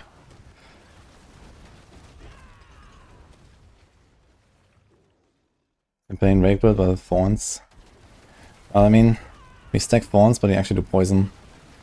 We kind of ignore the Thorns part, we only go for the poison part. Because it scales higher and we have Noxious Resonance. The Thorns helps a little bit, I guess. It does contribute some damage. Mostly in single target situations.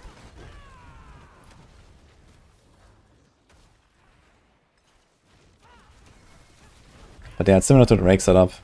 But you have to scale things a little bit differently. Because you don't have a core skill now. But yeah, it's not a big change. Will play D3 season, yes.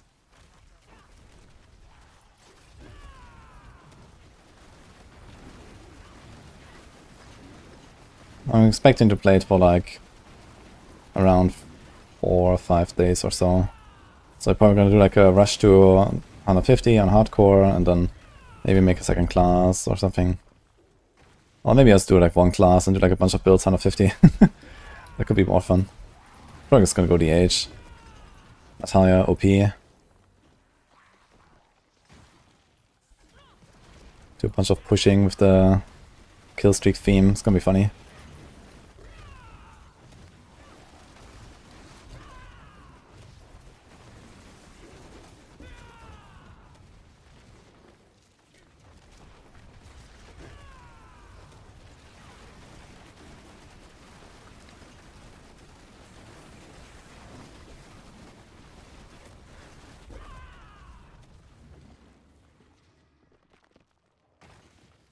Paladin skill is strength or willpower. Realistically, it's probably going to be a strength class, because what other strength class would they add, you know? So willpower would also make some sense, but the willpower could also be reserved for an actual caster class, which would make more sense, I think. You don't want to do like 2, 2, 2, 2, right? I guess we're going to have like 8 classes eventually, so 2 for each. Would probably make sense. And then Paladin would probably be on the strength department. Because are they gonna add another melee class after adding the Paladin? I mean, that would be wild. How many melee classes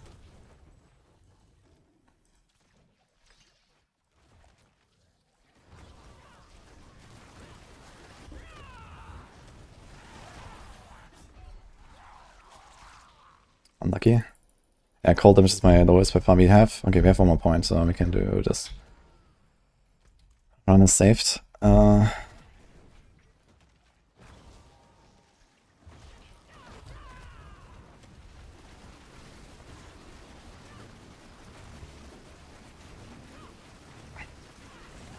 Okay, they have fucking defense aura, but I don't see the guy. What? Okay.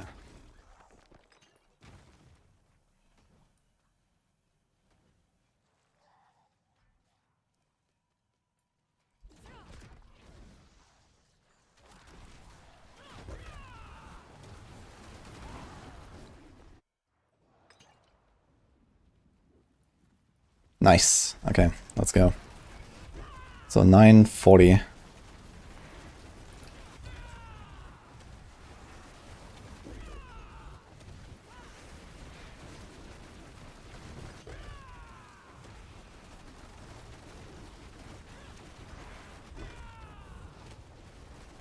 We killed the answer a bit too fast. I need to not do Vortex.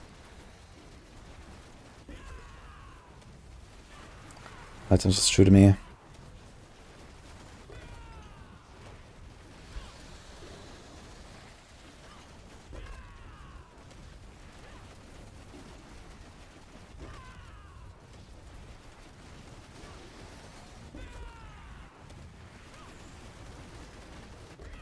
Yeah, the boss actually dies pretty fast, man. Look at that.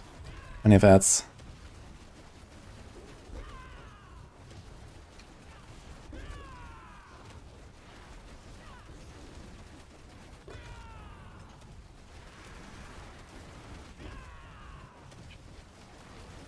Push him into the wall, actually.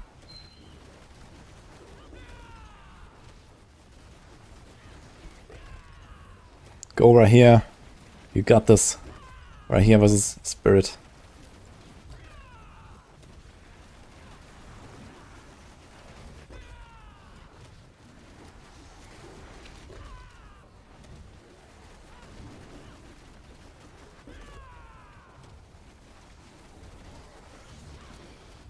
They entered 9:45, right? So we get into a quarter in 1.5. It's gonna be like a sub 5-minute kill, actually. It's pretty good. Okay, now it's time for a Vortex, I think.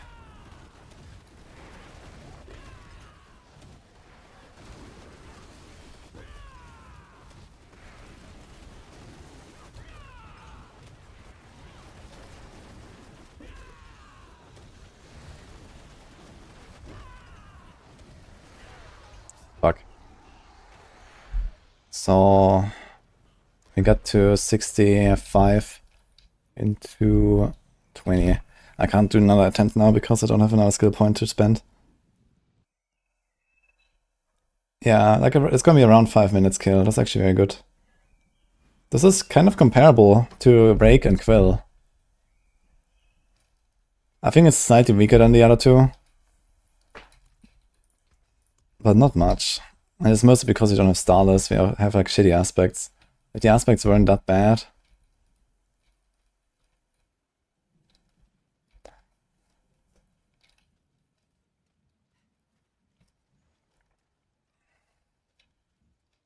Also, we're missing the Dex roll on a two-handed. I don't have a stat there. So this would actually be pretty much the same.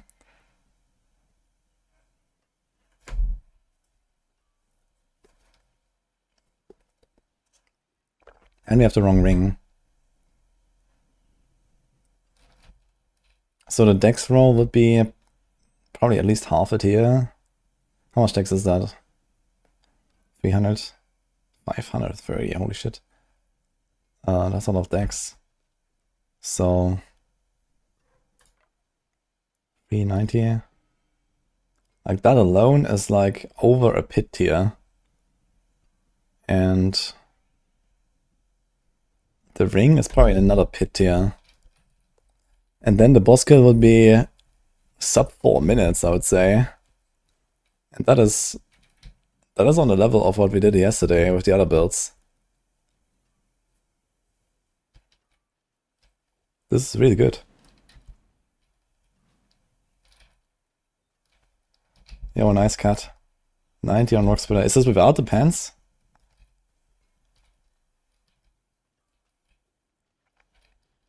What's considered a benchmark for homebrew builds in Pit now? It used to be 75.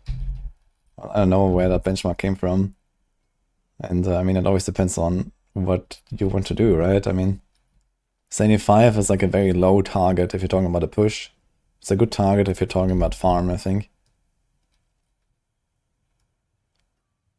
I mean, 75 farming is hard, even for good builds. But, you know, if you can farm something like in the range of 65 to 75, I guess that's good. If you can push like 90 plus, that's good.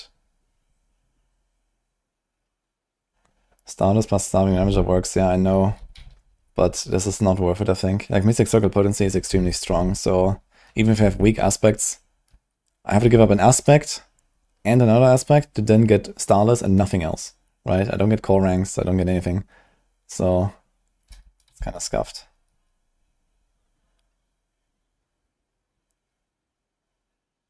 And in fact, I actually need to press Ravager because I need to proc Quacks. Like, you don't proc Quacks with Thrash. You have to actually try to, like, cycle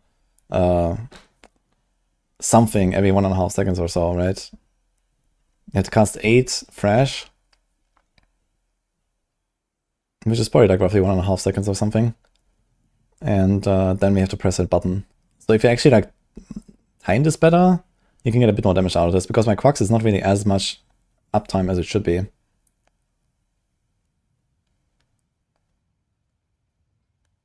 You have pants, but just sort of poison, not noxious. Okay, that seems pretty nice. Cut.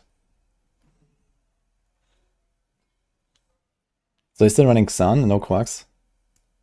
I wonder if you can somehow get enough barriers to run both. You should probably try this. The Season Power can actually give you a good bunch of barrier. This plus Auspicious. It may be enough. If you're tanky enough and you have enough counterattack uptime. Since you don't care like fully about like taking hits so that you proc the pants stacks, you can just go like Giga counterattack and maybe keep the barriers. Yeah, I'm talking about not running Bulwark. You want to run Xan and Quacks. You should try this, I think. Like, Quacks is huge. You just need to be able to proc it reliably, and I guess... Yeah, Ahu Quacks is okay. Ahu Quacks or Ahu Xan, I'm not sure which one you would go for. Probably Ahu Quacks. So you go Moni, Xan, Ahu Quacks. Is probably what you want to try. I should try it.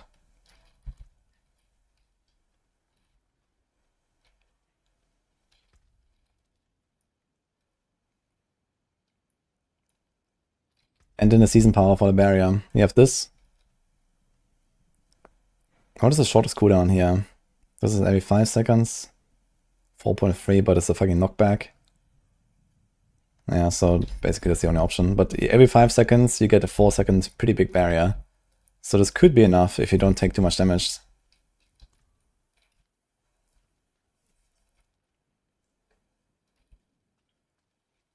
How does Spiritborn feel at the moment?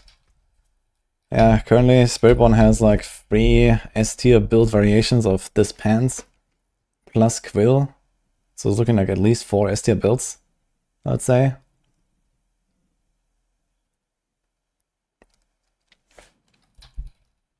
And I guess it's time for some Touch of Death testing soon.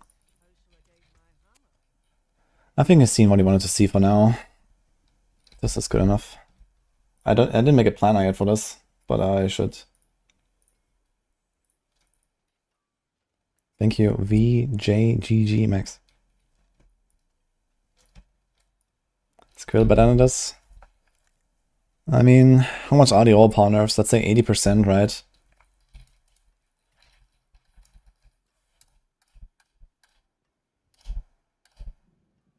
I didn't count. 2, 3, 4, 5, 6, 7. So Quill on live server is at something like 108, I think. So it goes down by 7 tiers, so it's gonna be above 100 still. And this means, yeah, It's like roughly on the same level. I guess the balazan builds are a bit better right now, but I'm not sure if the live build is actually fully optimized with all the knowledge that we have right now.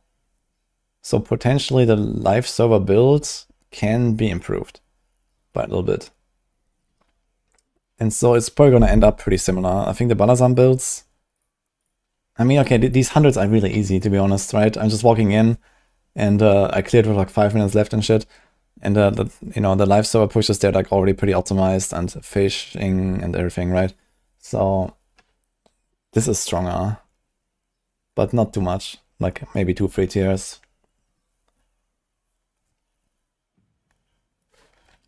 And also Quill has the advantage, it's like consistent and it's like a good T4 build and a good farming build and so on.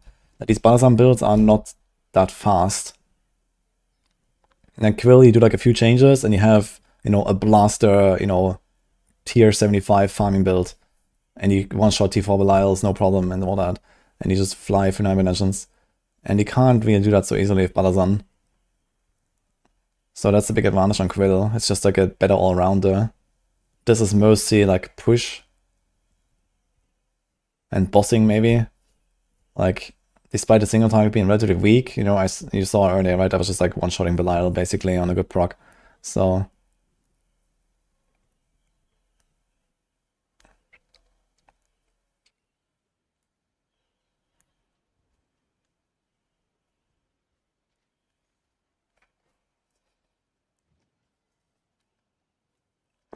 Payback is doing 105 on live server. Wait, I want to see that. What happened there?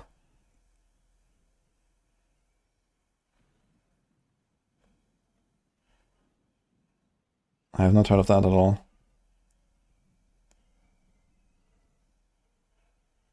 You still use Jens Blessing and Quill? Nah, you don't do that anymore, I think.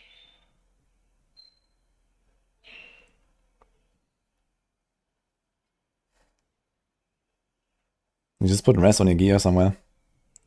Rest on boots, rest on, I don't know, a ring. I mean, at least on a Stardust build, it's gonna be very easy to cap res. Stardust has res, 1 res roll on the boots, soothing spices, right here. Okay, you need right here on armor, I guess, for the Fortify. Burn Hydra is better than Crit Hydra? Yes. What aspect do you replace Jens?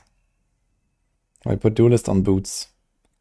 And then you get Tenacity on the pants, which gives you a little bit of defense and a lot of damage. Because 5 extra resolve stacks is actually it's like something like a 16% DPS upgrade, I think.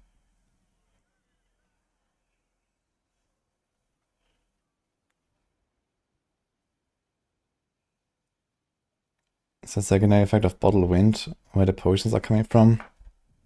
Oh, you might be right. Its essence is bottled back up. Maybe. Let me see that.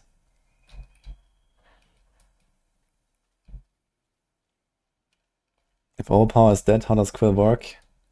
The Quill build will not change. You'll still run overpower. It's just weaker.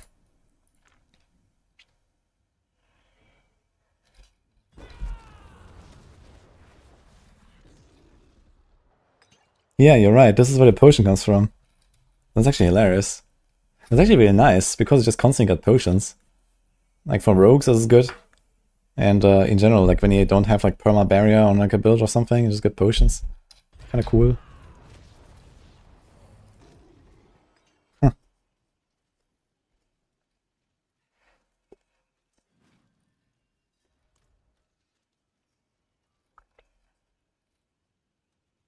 Do people now do that infinite damage thing? All builds like Flay Barb 150 pits? Yeah, this is a Barb thing with Berserk ripping aspect. This is just like typical Berserk ripping shenanigans. It comes back every season. And then they fix it. And then people baby rage. And the cycle repeats. Alright. Stinger time. Do you make a fresh character for this? I think so. Actually, wait, we have the other guy. do this.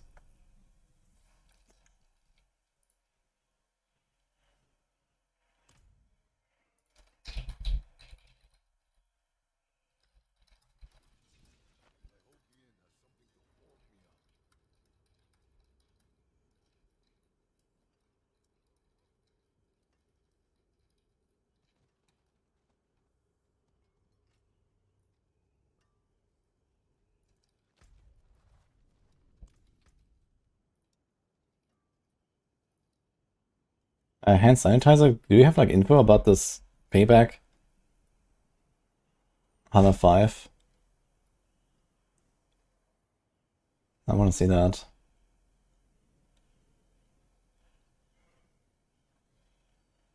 Okay, so Stinger.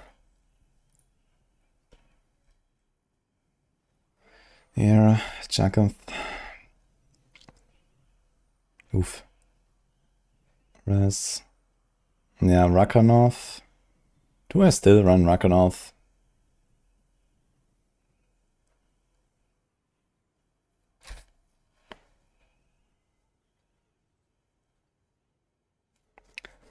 I don't think so, actually. I think this is Tenacity plus Duelist. Jaguar Hall. Okay, we have one problem because we kind of want unyielding hits. I have to try both. I have to try like a Jack.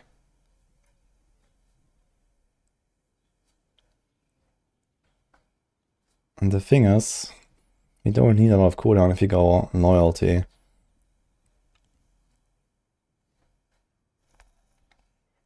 We can't drop Scourge to get the Rock Spitter to block Unyielding. It sounds like a bit of a struggle, but it's an option worth exploring.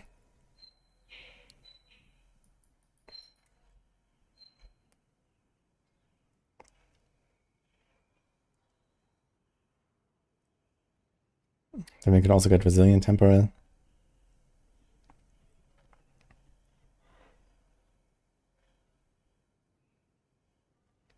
And instead of Ravenous, we could do a weapon with Jack Hall potency.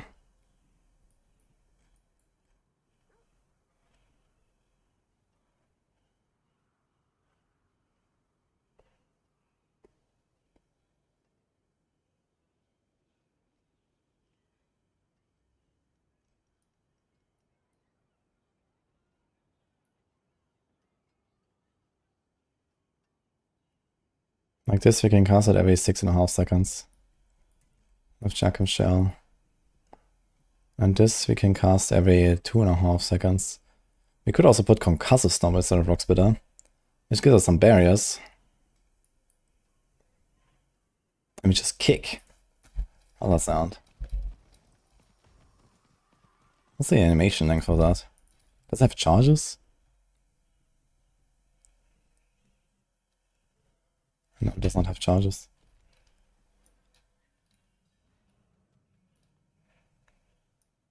The build is not public. It was made by Kirky Boy and Sanctuary Discord. Okay, we have to do some cooking then. Like if there's like a verified 105 clear,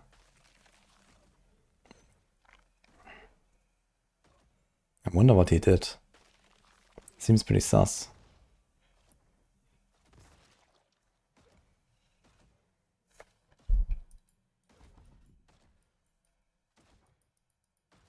It can't be a Kapaleka build. Kapaleka is way too far off. There must be a Thorns build.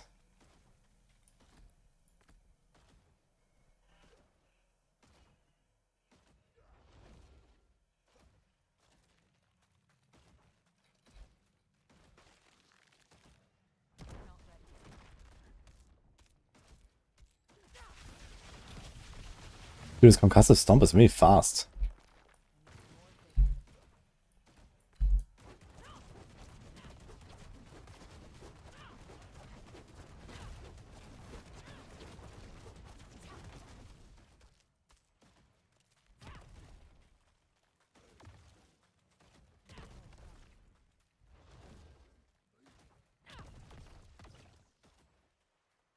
Why did I never think about this before? I guess because he never tried to abuse Django Hall that much before. But now we do.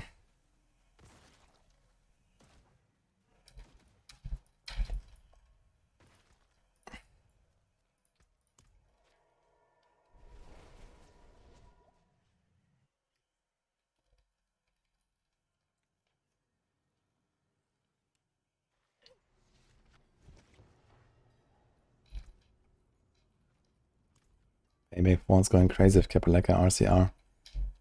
Yeah. So there must be something like that.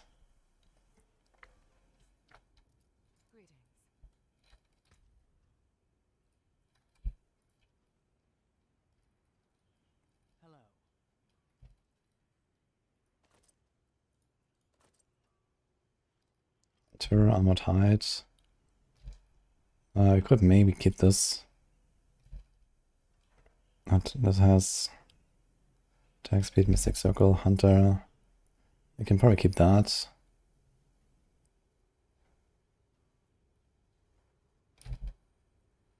I think we'll need attack speed though, right?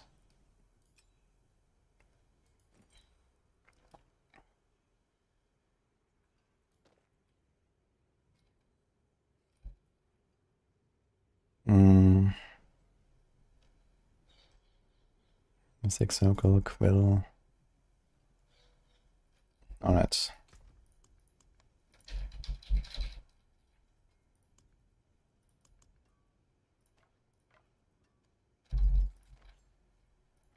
So we do one with Ravenous and one with Jackal.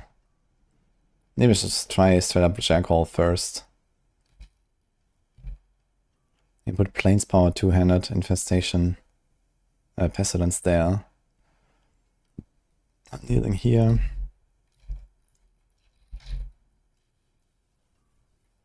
Anything with Stinger? That's not the kind of Stinger roll I wanted to see.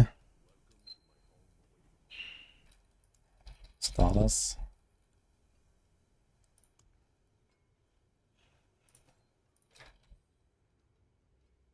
I kind of want attack speed Stardust. Might be on the other guy.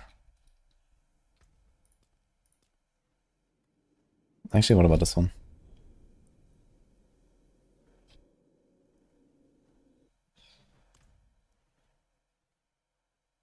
Yeah, probably cut. Like if you can actually boost the Thorns through the Capital Lacquer and all that stuff, if that all carries forward in payback, I guess that could make sense then.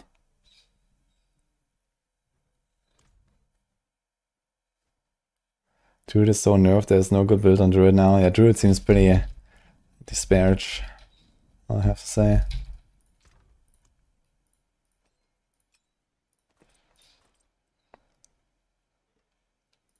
Schnackpa. Should save that here, Cybersonic. Band of First Breath. Actually, I had this thing here, I could have just equipped it.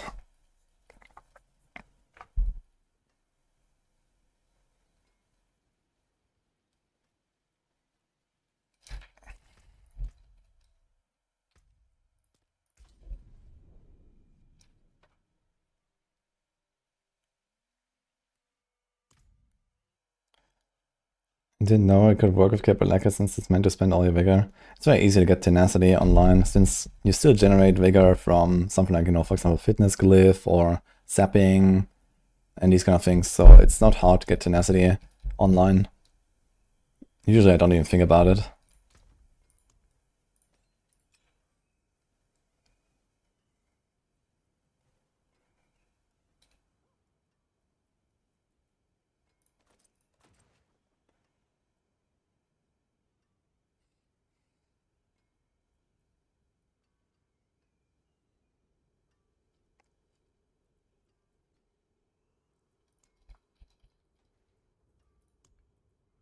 You need rest armor pants, I guess.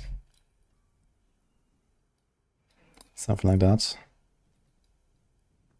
4.5k armor. Okay, maybe we don't even need armor. Nice. And glove, stinger, attack speed, armor. You can also ignore that. It's because they have armor here, okay. Resistances look okay. A bit low. This one and this one. But generally okay.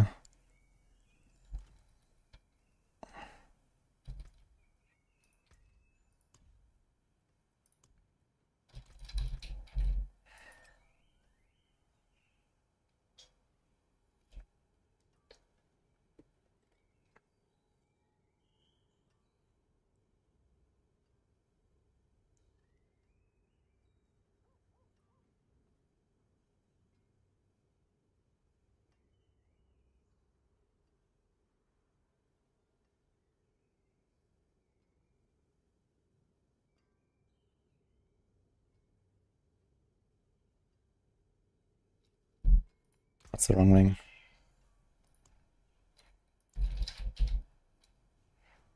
Wait, is it? We want Giga attack speed, but we also want core ranks. But, okay. Let's try to get a glove. Don't really have high hopes for that.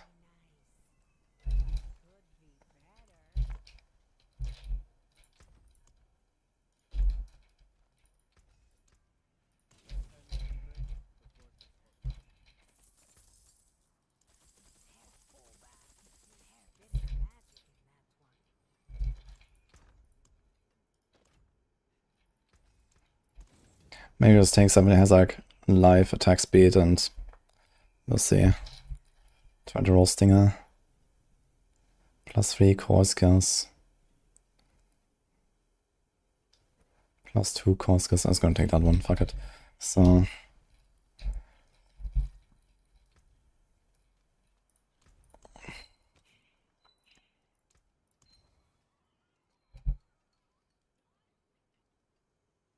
we have Tam, Q, and Neo Tal. So first of all, we're gonna remove Tal.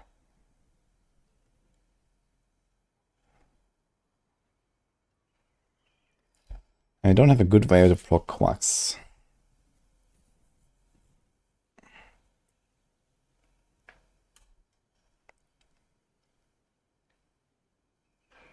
We have the resource gen there.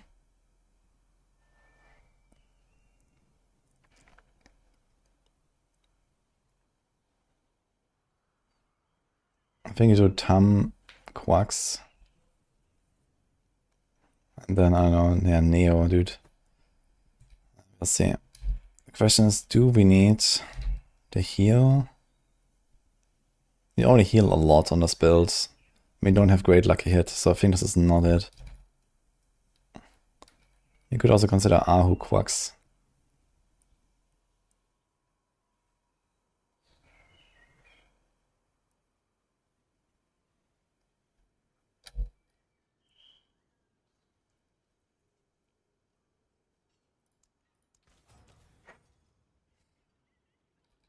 It's just a question, do we want to put the resource mod or not?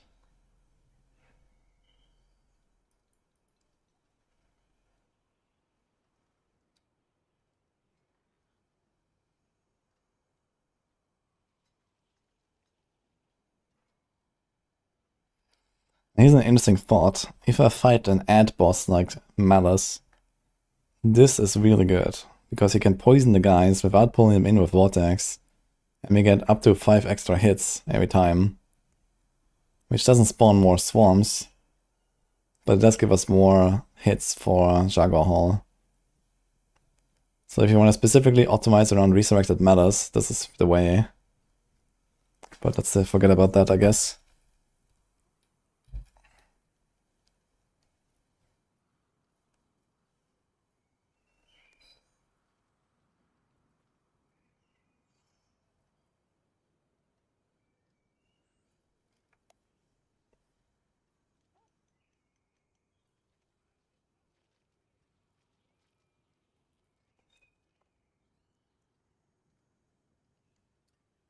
I'm just gonna put a resource mod.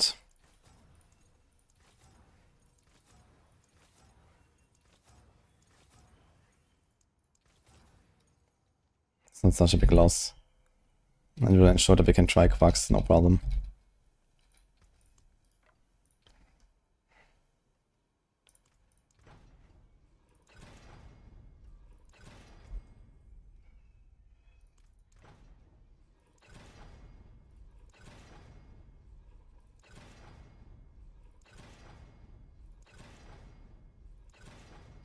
And it's gone.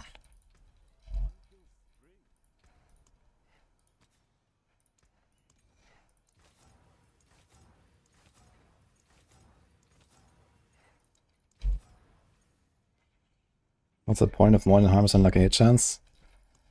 The point is to get more lucky hits. Lucky hit chance is multiplied by the lucky hit chance of the skill. So if the skill has like 20 and you have 100% lucky hit bonus, it will become 40. So you could, for example, for a skill that has 20% base lucky hit, you can actually stack plus 400% to then get to 100% proc chance. And there's almost no skill in the game that can actually cap lucky hit, because you don't have enough sources. Like the highest stacking lucky hit builds in the game have like maybe 300% bonus or so.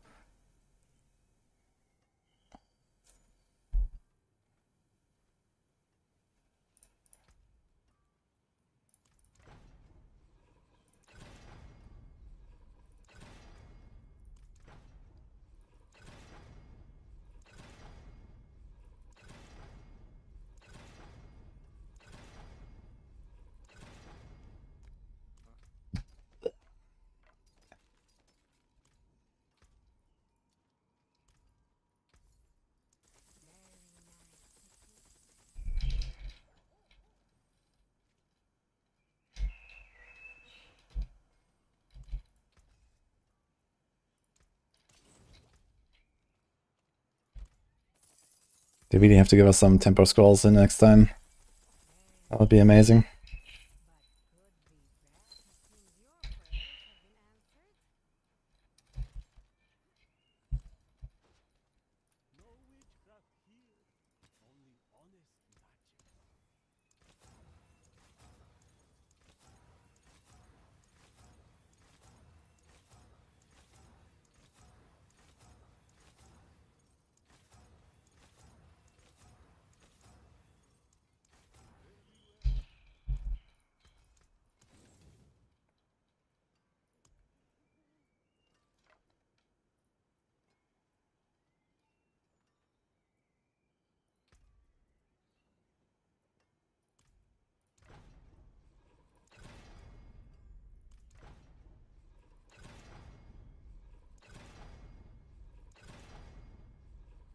Okay, we got it.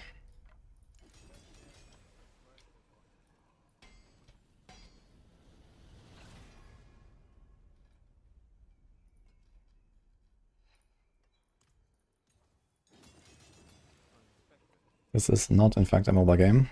Port vessel.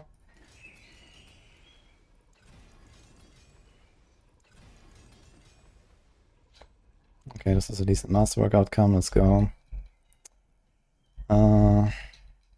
2 mystic circles here and vortex, I guess. Vortex. We actually have a lot of utility tempers. I'm not sure what to do with all of them.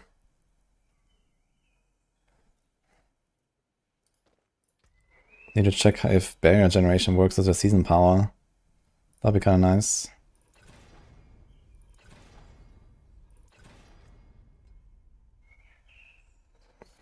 I don't think we care about stinger size at all.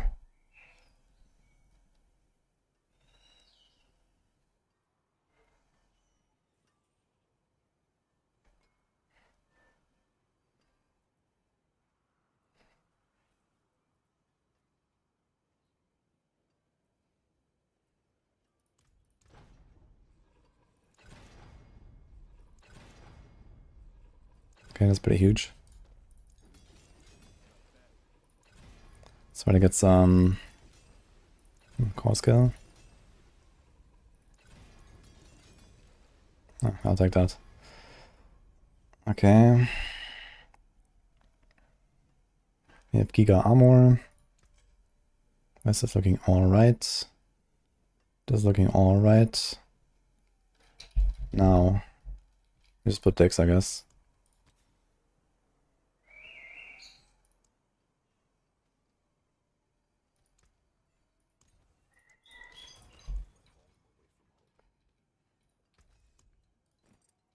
Do we do Armored Hide, Duration? You already have it on the neck. So I could do Resilience. Just all. There's Auspicious. There's Barrier Generation.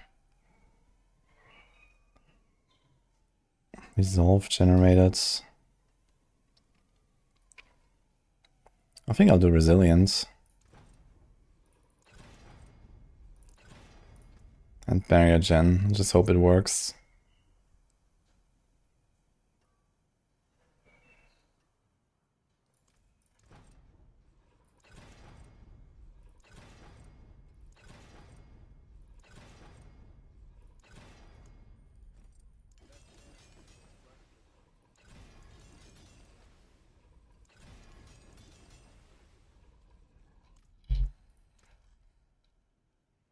No, I could have like Masterworked the rest up a bit more. Golden Shadow's a bit down bad, but the rest is fine. So, it should be good. Ding, ding, ding. What's my attack speed? 100. Okay, we are slightly overcapped. How's my Paragon? Fine. Fine. Fine. Fine. Okay, so I don't think I have to change very much. These are the same boards. Ritual, Consumption, Bane, Revenge, Canny. So we can't do Revenge. We have Turf here. We have Bane, we have Canny. So we need Consumption instead of Turf, I suppose. Viscous Shield has 59 int, which is okay.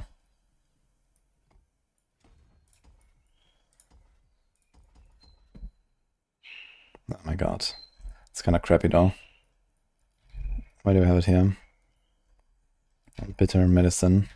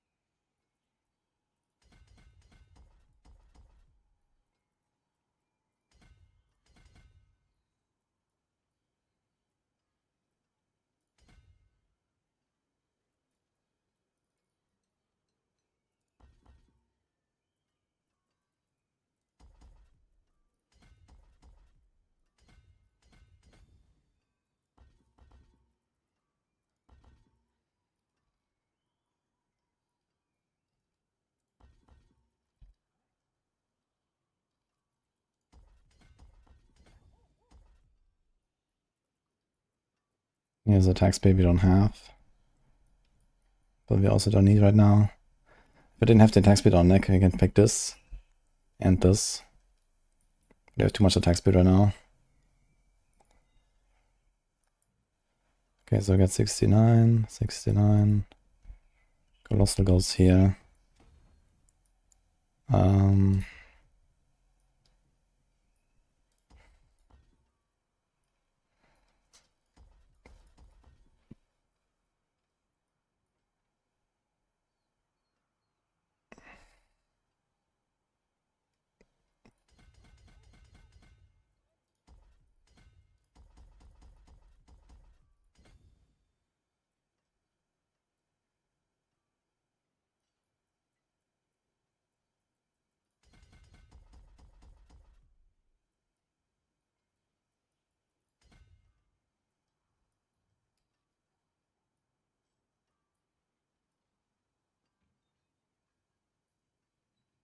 We have Viscous Shield Kenny. I can probably change that. Got Bane there. We have Revenge, which we're not running here. Okay, now you have 7 points.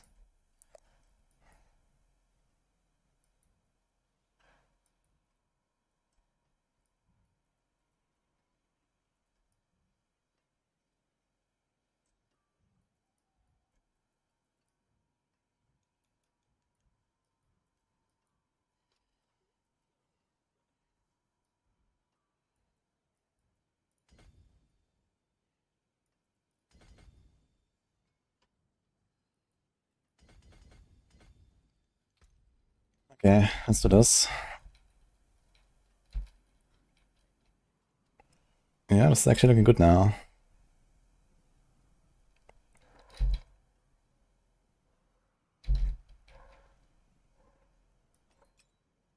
Way too much attack speed. 0.6 off without the neck. I can't roll it though, so...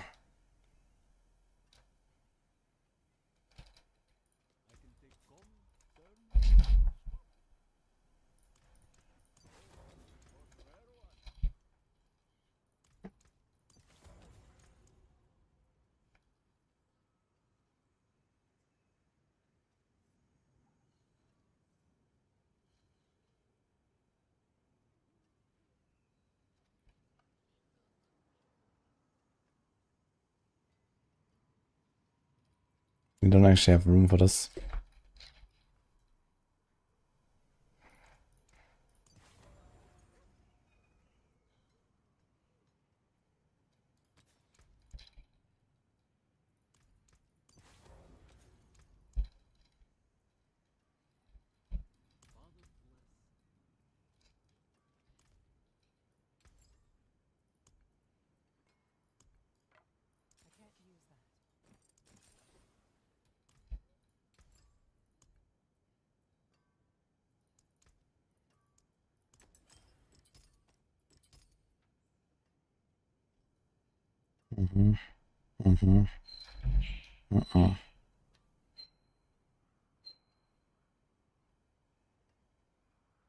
My god.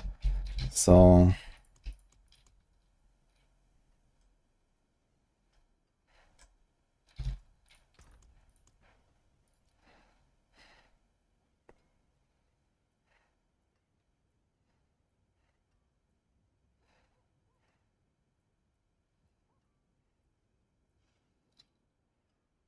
I think you go for the defensive one, actually.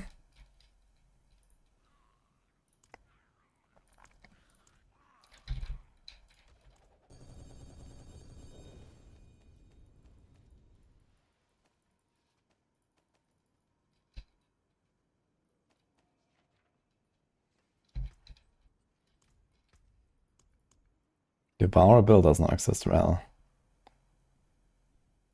The only build that runs Devour is like T4 evade or something. Or like a build where you really don't want to cast the ult, but usually want to cast Hunter. It's just that an evade, you don't really need the mobility.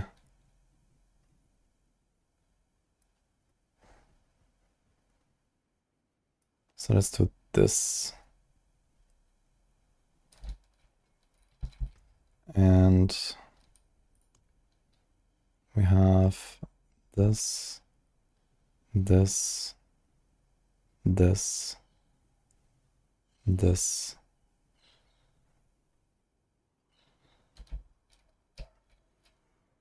Okay, this is fine.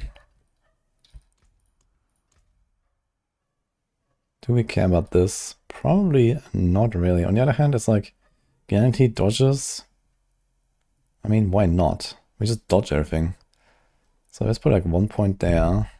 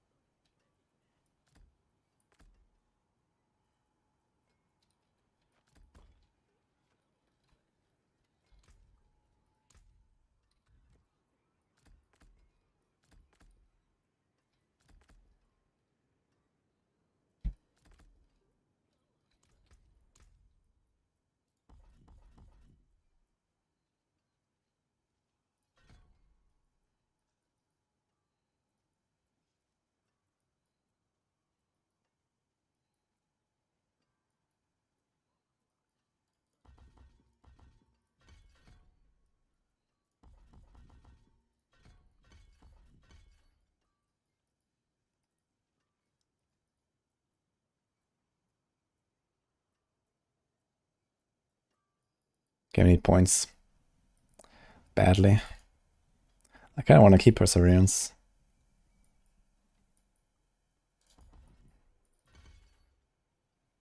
Okay, so there cannot be more there now, right? But we need 3 for this.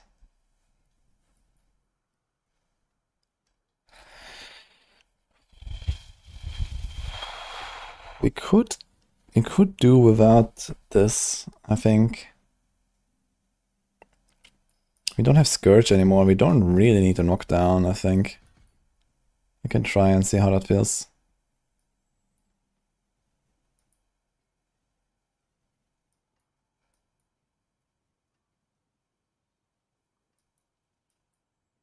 If we had Vehement Brawler, I could remove a point here or two. I want to keep the Stomp. We don't have to block anymore. We don't have Redirected Force anymore. I kind of want this. Let's do it. Take out 1 from Resilient. I'll take that. Okay, so they have 19 ranks as opposed to 24, so I'm missing 5 ranks.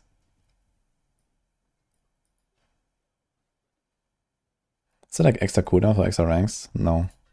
That'd be nice.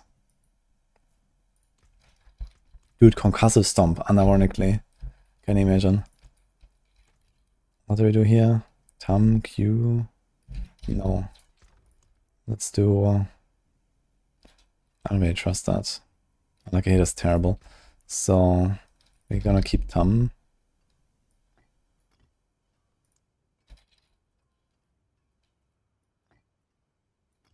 Tam Quacks. Maybe.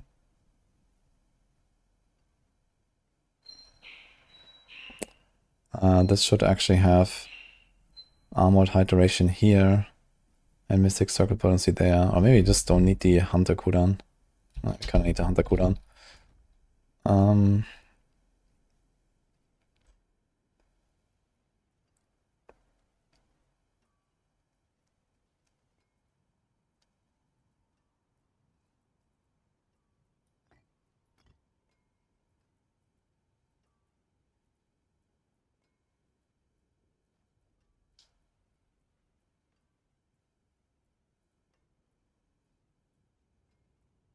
Yeah, I'm not sure what I actually want to put here. We can't do Xan. We have Quacks. Okay, plan B. Tambat.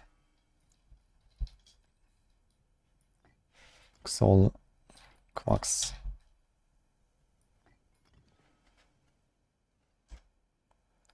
So it's every 12 casts we get a Quacks. If you do Tam Quacks, it's every 16 casts. And here it also will have increased damage. It's going to be overflowing by 50. So it's going to be 112.5% damage for 1 second. Roughly every 3 seconds. For 1 second. Okay. Because there's not too much else that we really care about here. Unless we want the Tal rune, we can try Tal as well. But I need to actually see how much damage it does compared to my own attacks. I have so many skill ranks. I think Tal is 300% weapon damage. And my Stinger is 216.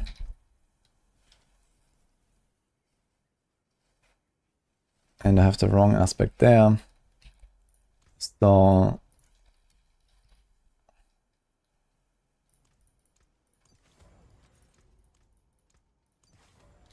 this is 113 of 216. So the Tal rune should be pretty good, to be fair. So maybe do Neo Tal anyway.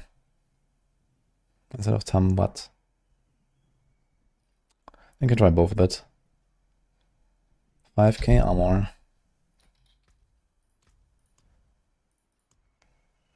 And we get 45.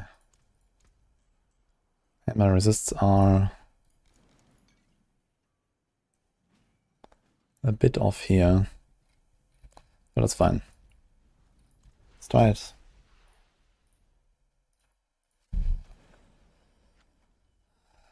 I'm not sure about Perdition Helm, but it's a 60% bonus. And a lot of core ranks, which for me right now is 27. So Perdition is roughly double damage. And the Jaguar Hall Helm, it'll mean a lot more cooldown reduction for Hunter and the Ravager. Perhaps to the point where we don't need Jack and Shell, but Jack and Shell also has this Giga Armor. So this frees up a lot of rolls. We don't need armor there, we don't need armor here. So even if you would put something like Shroud, everything would be more scuffed. I don't know, I'm gonna open a 90.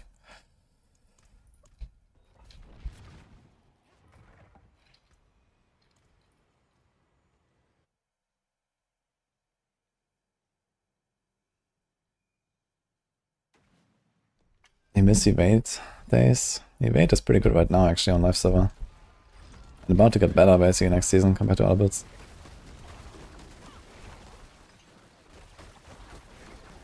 Okay, this doesn't look like so much. Am I missing something?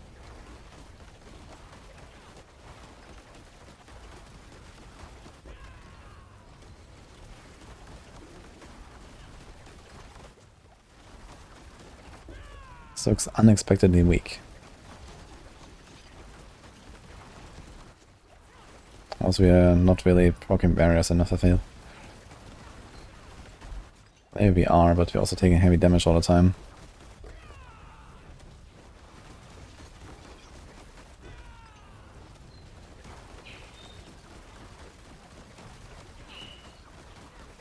Okay, we try again.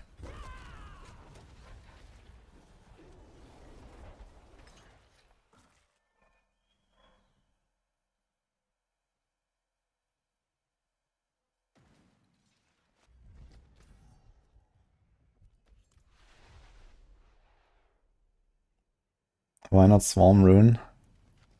I'm trying to do that because you get to the cap anyway. There's 15 Swarms cap, so for Consumption Glyph you get the same bonus anyway. But yeah, we're probably gonna go Neo Tal again. And then we can try Tam Quax. Let's see that. Let's see where we get to the point where we actually kill stuff.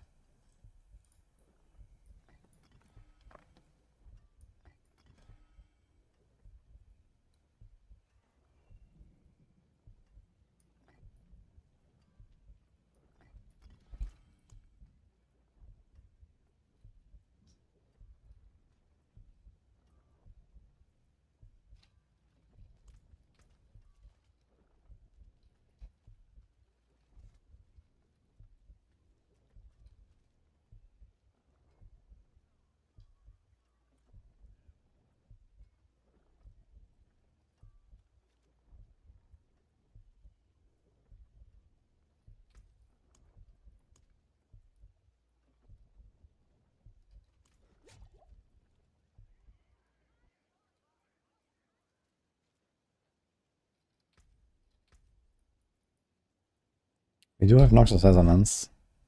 And enough crit to proc it reliably. We do proc our unyielding hits. We got Pestilence, Plains, Infestation, Starless. We kinda have everything. Okay, okay, okay, okay.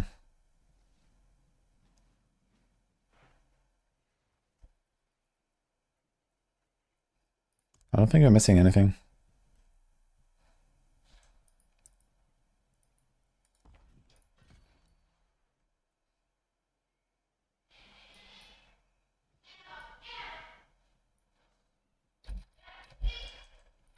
Okay, let's open an 80.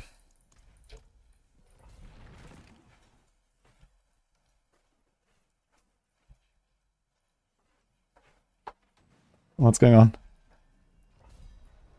He ate something he shouldn't. Uh-oh.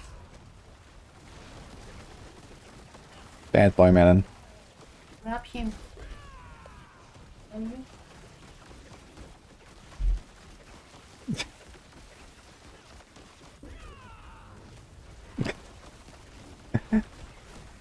Okay, guys, I need to take care of Melon real quick. Oh, okay, he's out playing Nini.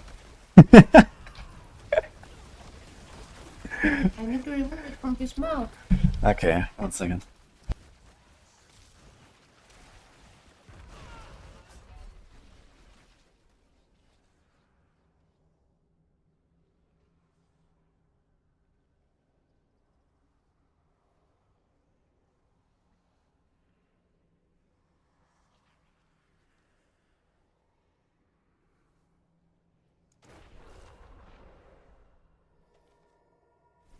Okay, it starts again.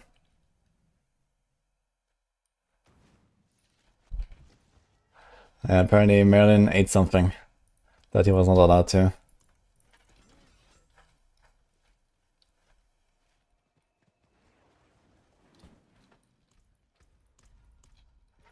Like, even his 80 damage didn't feel great. What the hell's going on? I am kind of surprised. I'm not sure if it was food that he was eating. So, I'm not sure if he enjoyed it. He just kind of likes to chew on everything, you know? He's like going around the house and I don't know, sometimes he has like a napkin that he finds somewhere or that got like blown from the wind. And he's like, you know, stuff like that, so he shouldn't eat that.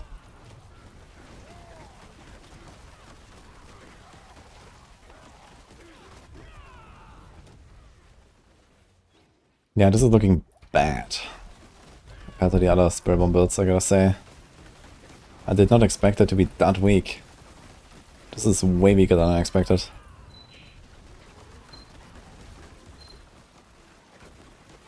Like on this build you can actually feel the Noxus Resonance nerf, and I did not expect to really feel it because of the Mystic Circle tech.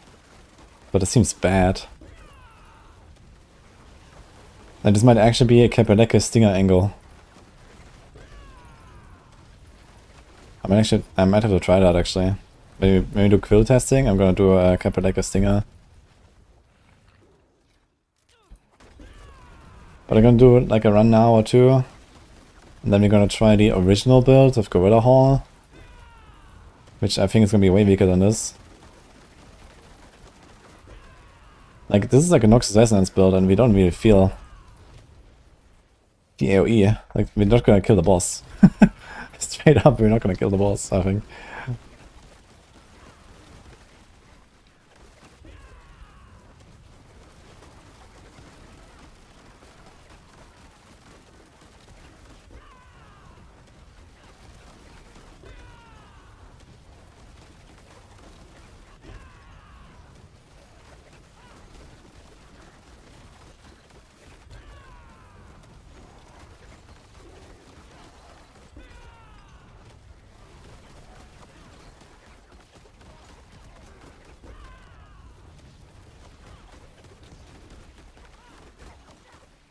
I can't kill his Jewel Guardians.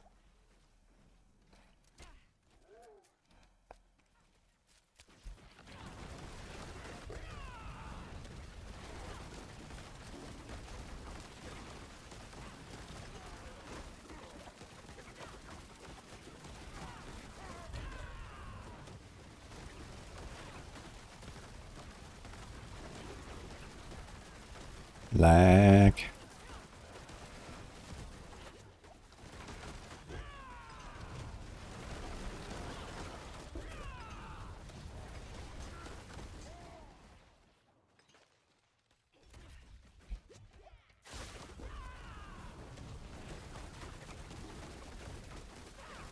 How many Aqua players will be killed by the Jewel Guardians next season?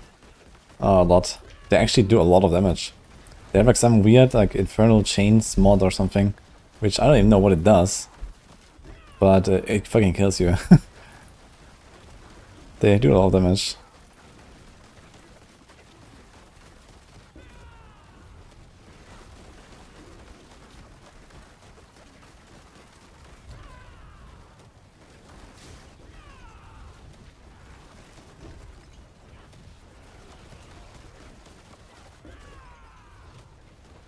Yeah, if you look at this, I might just do like an overpower Kebaleka Stinger build.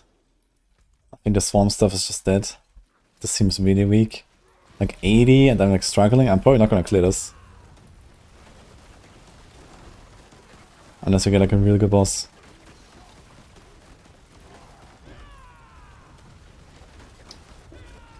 At least if Kebaleka, we're gonna walk in here and we're just gonna kill shit. They have single target. Kind of.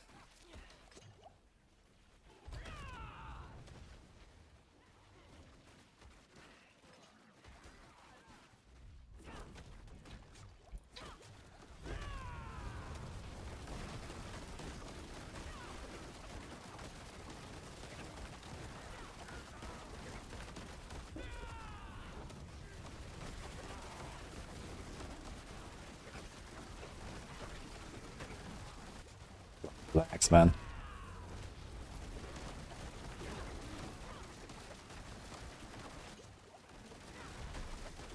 Actually surprised by how much damage I'm taking. Considering I have like so much dodge and the perma block and all that.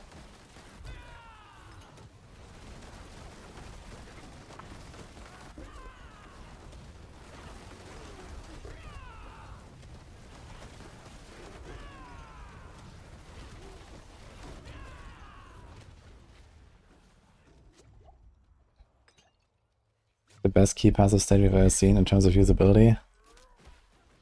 You mean like on Spiritborn or like what exactly?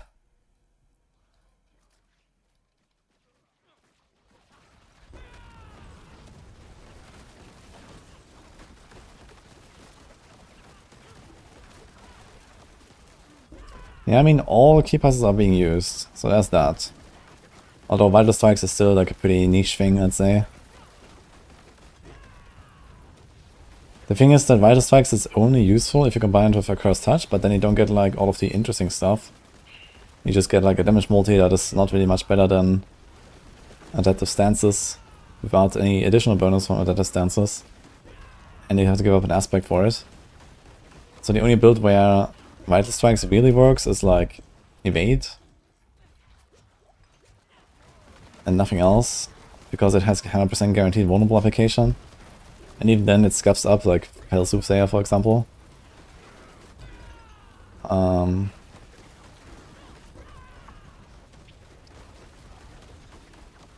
But yeah, overall it's definitely like relatively balanced. The problem is just if they decide to, for example, nerf the pants. Like the pants are like Noxious Resonance now, and that's really strong with the pants. For example, these existing like poison builds like Stinger right now, Andariel, they all have this insane single target problem. And the pants also have it, but a little bit less at least.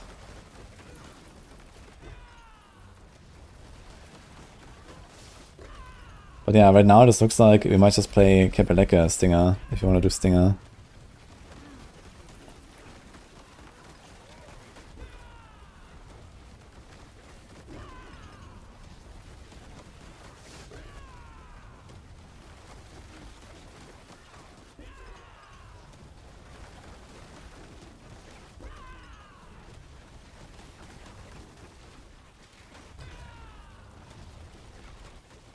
Yeah, for a chill Hydra season, it's nothing and blast.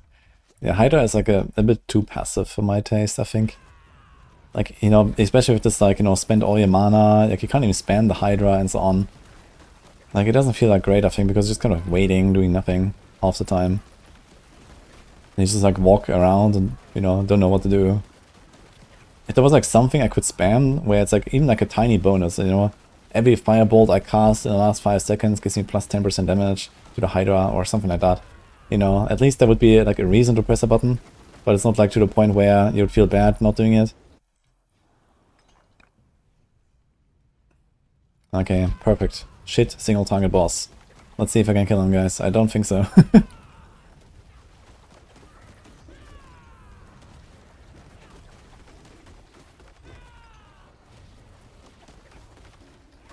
We don't have counter attack, but we have 17k life.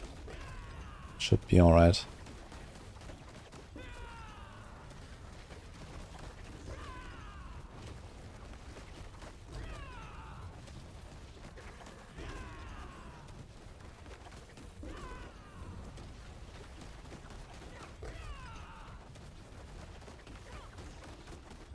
hit 120 Hydra Sorc, ridiculous. Yeah, this is just because of some bug with the season power, I think. There's like something going on with the siphoning gizmo and the shatter. That's very sus. So that's probably gonna get fixed. Like this Hydra 120 is not happening, I think, on live server.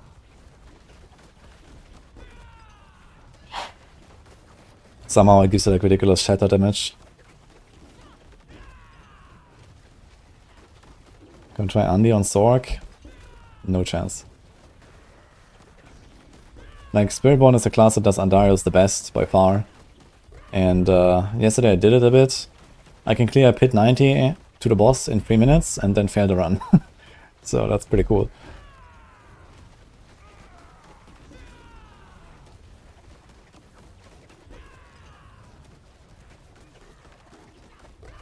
So yeah, Andariels is just completely dead. I don't think there's gonna be any class that can do anything with Andariel, really.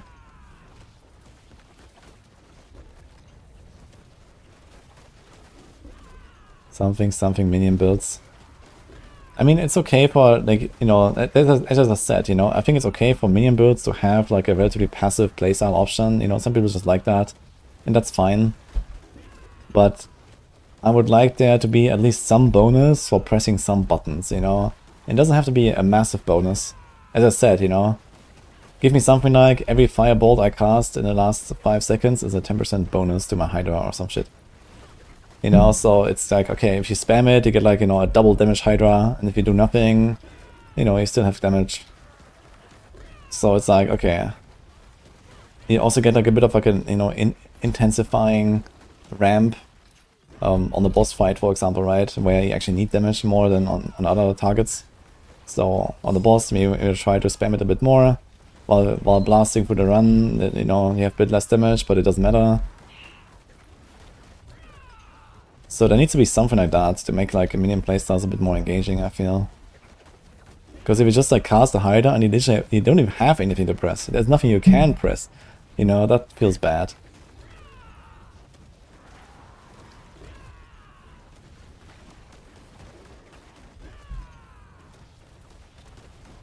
We are actually killing him in time, that's crazy. We had 7 minutes, right?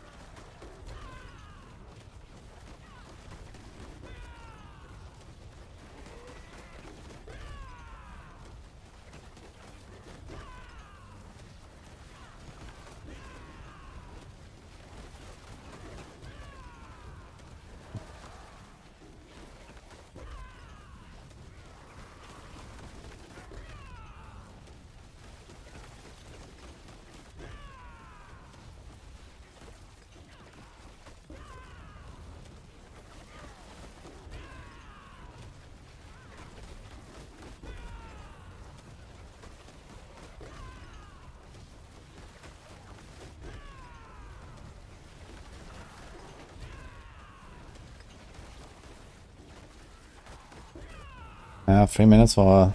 Okay, it was... so we have to dodge the... Can we tank it? Just tank it. Okay, I'm gonna try. Ooh, okay. With full barrier, it's fine.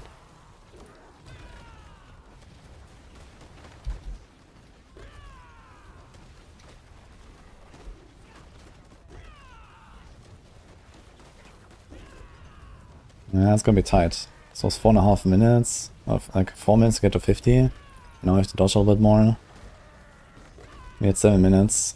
It's gonna be very close.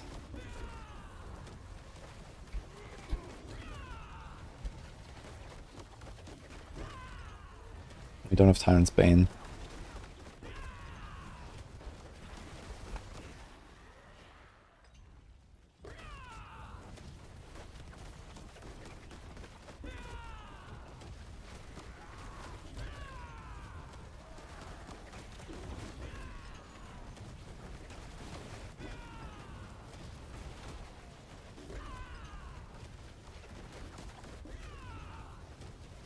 Yeah, almost on 35 range. Should be fine.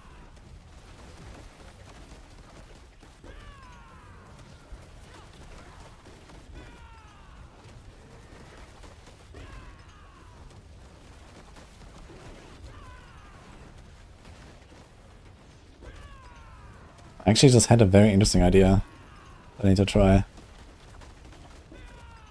Wait, I need to check that.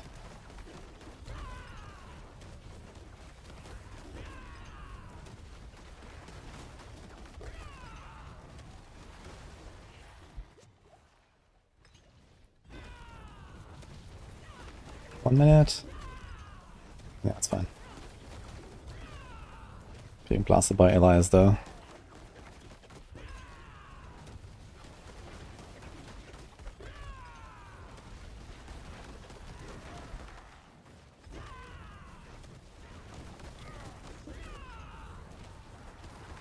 But yeah, considering this is an 80, so we can basically speed farm on other builds. That's a struggle.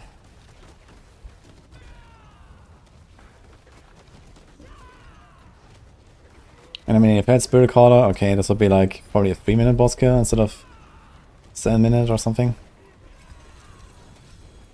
We could push it to like maybe 85 or something like that.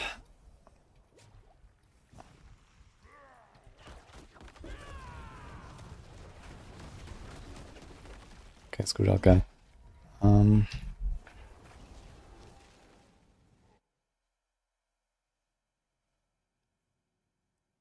Elias fight is not even in the game anymore. Oh, he's in the campaign. What do you mean? And also like a Helltide guy, no?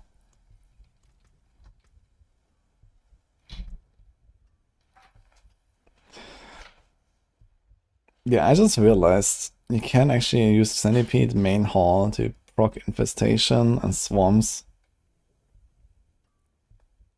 Which is kind of funny to think about. You could actually make a Quill swarm build. I never thought about it, but the problem is it doesn't do really any damage. 488. Is this even getting increased? Oh shit. I have a suspicion right now. We also have to test that suspicion.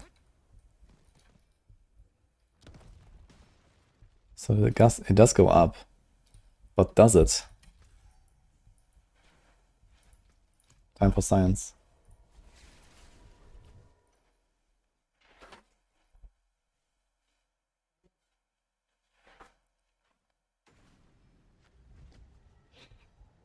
I should have the only poison skill worth scaling for poison and poison damage. Yeah, Touch of Death is not actually played as Kapaleka these days. It's actually played with the Sunstained War Grenadier. I'll get a dog now. So what was he eating? A piece of plastic. Plastic. Apparently he swallowed it. Good job, Merlin.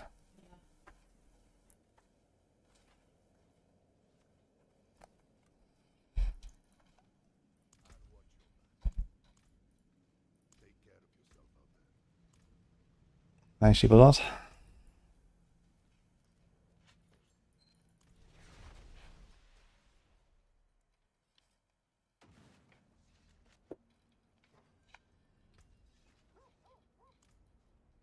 I do have to say I'm kind of happy that they removed the crit scaling from Noxious Resonance. They just need to put the right numbers on it now. But no redirected force and no fitness glyph and no spirit glyph. Like it does make the setups make a lot more sense. I found it always kind of weird that they try to force you into crit scaling on like everything that is dots anyway.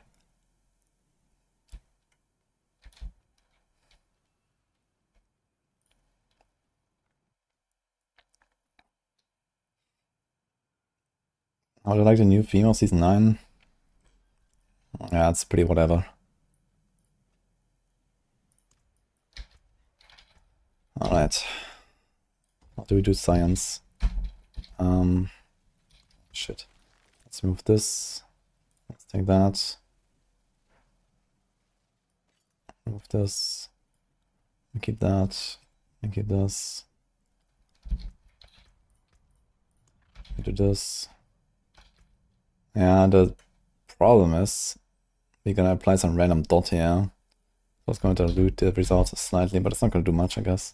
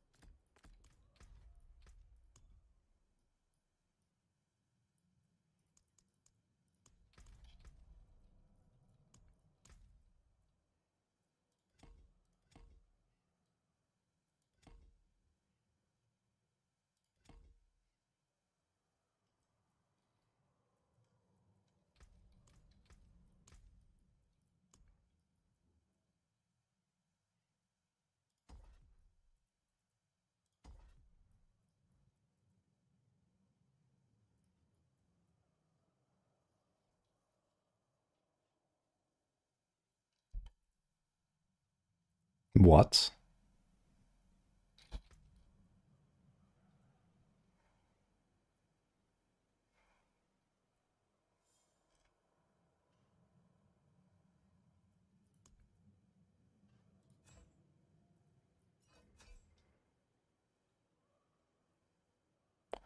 Oh, it's on this.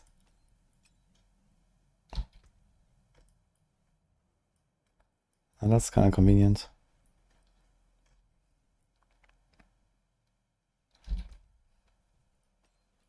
So that puts it exactly to minus 0.2 from the cap. 0.02 actually. Okay. Interesting.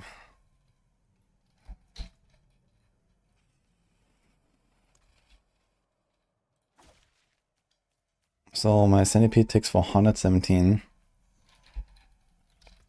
For how long? 6 seconds. 25% chance. 23. It's only 5. So it's like 15 attacks.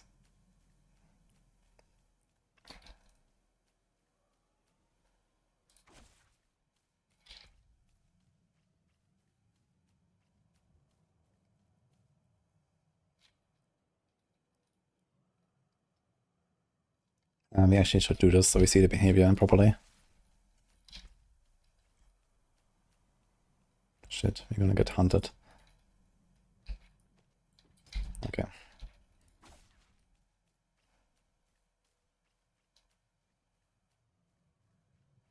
Yeah, DevTop is actually played with Tibbles right now. And then Aftermath on the neck. Because you have the extra resources on Tibbles plus the 20% bonus. So you can scale Beastfall higher.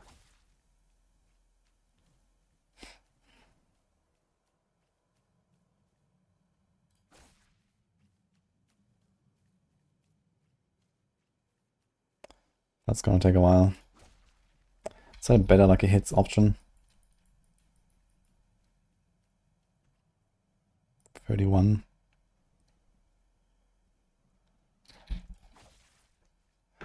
Boof. Maybe a core skill.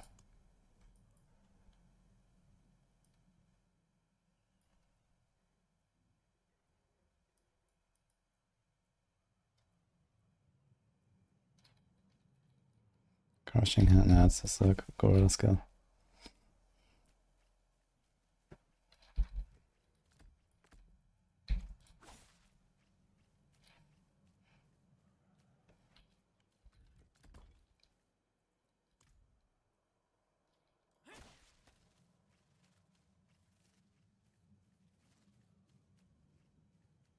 One, 2, 4, 7.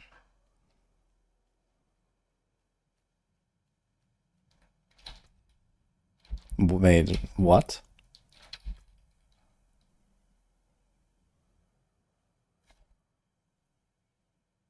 So it seems like every dot tick of the swarm counts as another centipede hit. Because that dot was really long. Interesting. Okay, let's proc annealing hits and see what happens. My damage goes from roughly quadruple.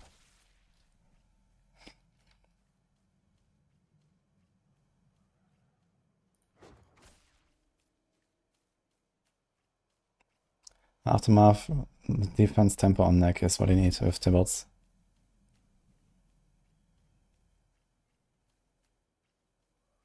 Balazan pens would be much stronger if they gained cast skill tags.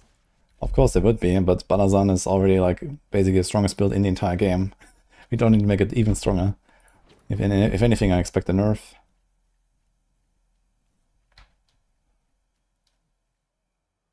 Maybe Hydra can compete, but that's about it.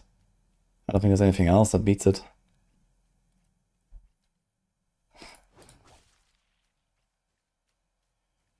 They don't need to buff it.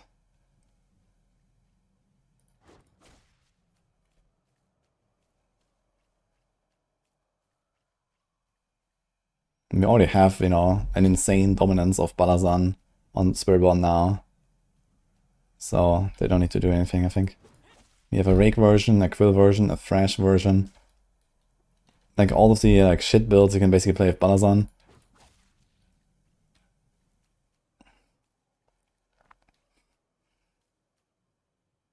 Rocksplitter's gonna have it without like a full focus on the pants.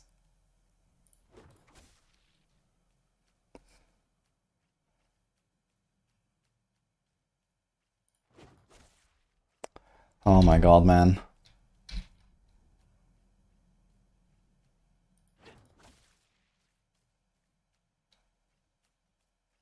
Season 9, Devourer, Touch of Death. Holy. Sounds flavorful. Yeah, balazan will definitely do 110. I mean, there are bugs, which is Jaguar Hall double dipping.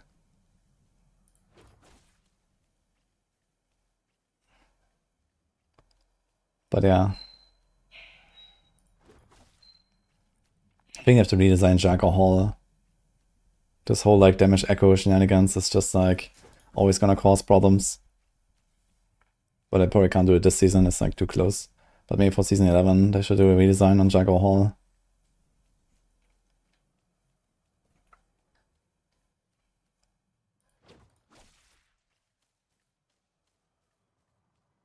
When did he ever wear Andes on Death Trap? That's a good question.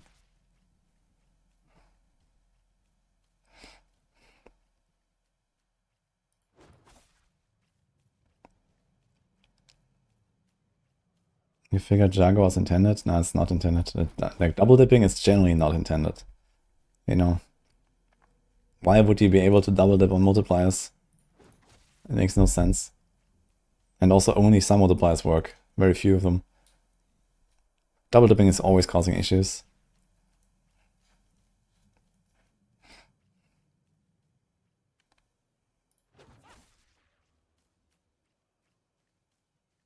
Yeah, and also Jaguar Hall is clunky. It's effectively only good in like push scenarios. Plus the Mystic Circles that are even clunkier. And that's basically what all of the top Spiritborn builds rely on now. It's always Jaguar Hall abuse with Mystic Circles. And pre-launch, they did a pretty good effort in, you know, basically nerfing Mystic Circles. Like pre-expansion launch, Mystic Circles were ridiculously busted because the numbers were insane. Like all the Mystic Circle potency stuff was like 5 times higher. Like it was insane. And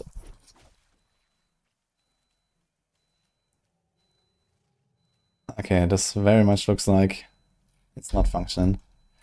Let's try this.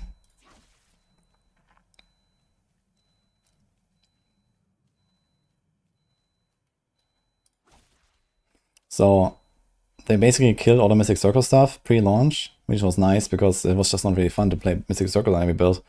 And now we've come full circle and we're back to Mystic Circle on every build because it double dips in the Jaguar Hall.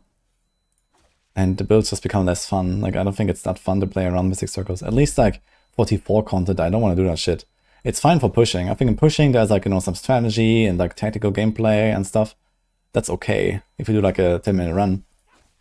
But if you do faster than that, Mystic Circles just feel awful.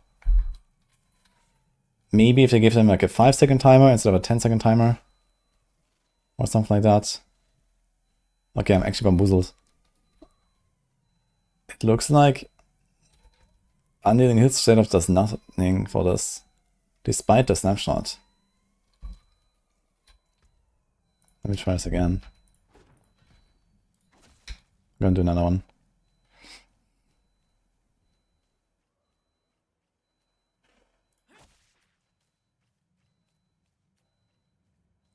What builds look cool for next season so far? Yeah, Spiritborn has a lot of stuff going on. Hydra is very good. I mean, most of the same builds remain. We still have Death Trap as the top build on Rogue. We still have Earthquake as the top build on Barb. I don't know about the Druids, they're just kind of down bad. 1170. Okay, let's try to... Yeah, look how long the dot is ticking. It's kind of interesting.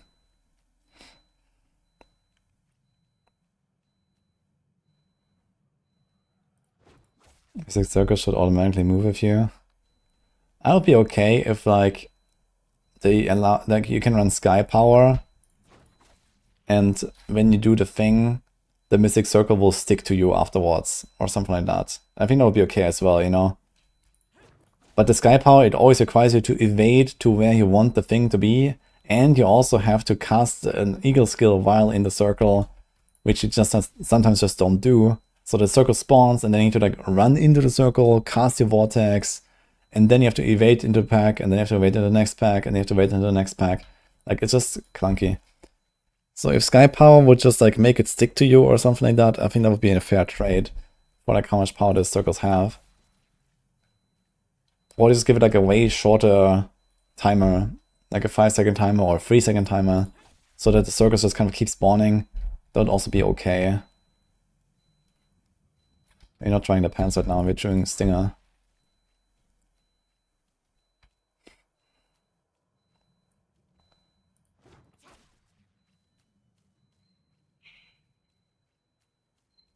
You tried Sky Power expecting it to stick to you. Yeah, exactly.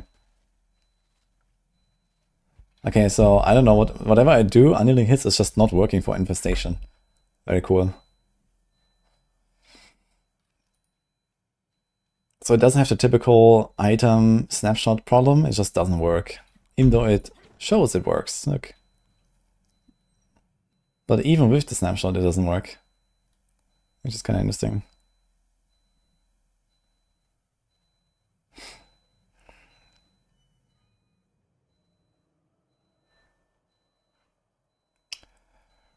Okay, let's do something else. I want to find out how much damage do these swarms do.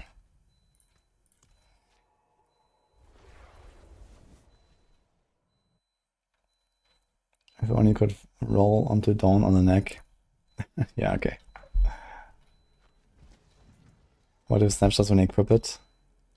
Well, if it does that, then it doesn't help us. I mean, we need this aspect anyway to play this build. I was just wondering if we can actually do some kind of alternative, you know, an alternative reality where we just rely on this aspect and not on the Stinger.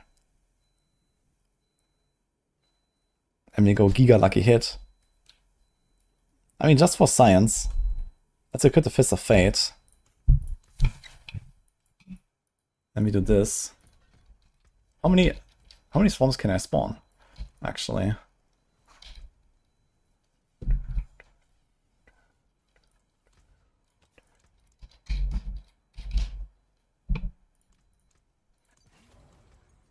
And we have Neotal, let's remove that. Let's just do this. That is a dog.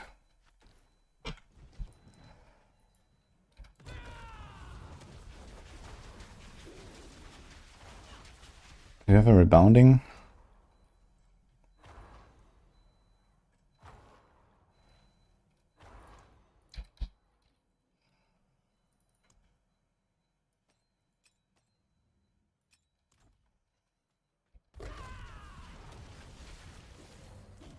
Ugh.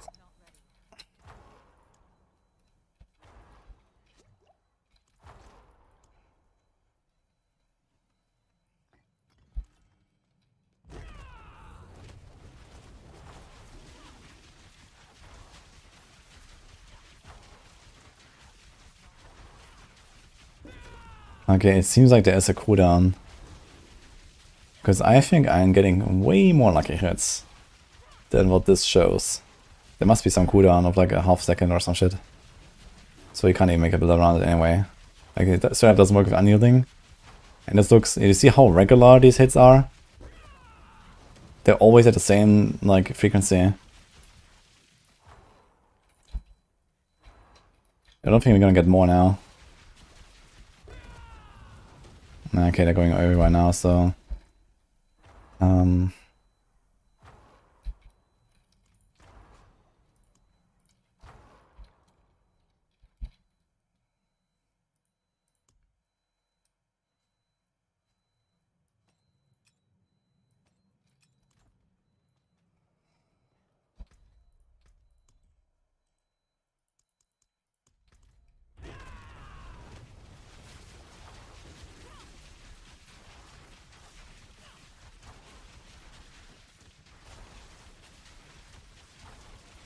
Very hard to see, man.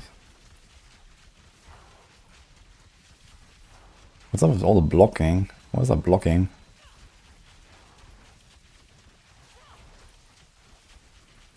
Yeah, I'm pretty sure there's like some kind of cooldown.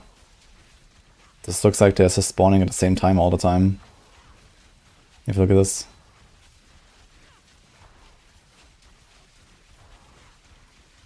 Looks like something 2 per second or so. Should actually check that.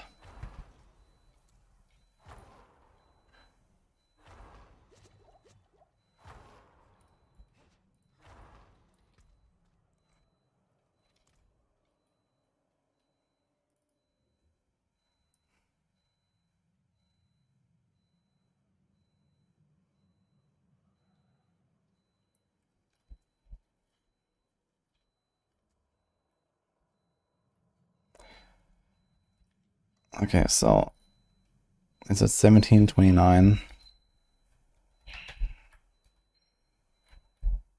17:27. Okay, let's count. 1, 1, 1, 2. Okay, we need something where I have a consistent. Okay. 17:30. 1, 2, 3, 4, 5, 6, 7, 8, 9, 10. 16, 17, 18, 19, 20, 1, 2, 3, 4, 5, 6, 7, 8, 9, 10, 11, 12, 13, 14, 15, 20, 1, 2, 3, 4, 5, 6, 7, 8, 9, 10, 11, 12, 13, 14, 15, 18, 19, 20, 1, 2, 3, 4, 5, 6, 7, 13, 14, 15, 16. Okay, so this was 76 in 28 seconds. So maybe it's like around 0.33 cooldown, but it looks like there is a cooldown of like 3 per second or something like that.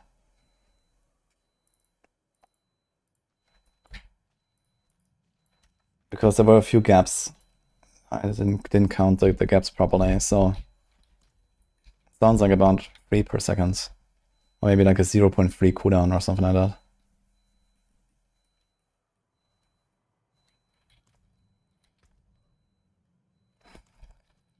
Blech. Okay. Now we have to test how much damage do these guys do from the Tal rune compared to my own. That's gonna be tough because I kind of want to do this with like the full setup. But I could probably leave out a few of the multipliers.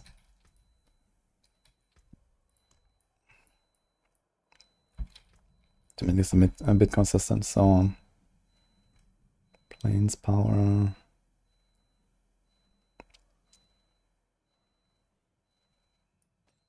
Annealing hits.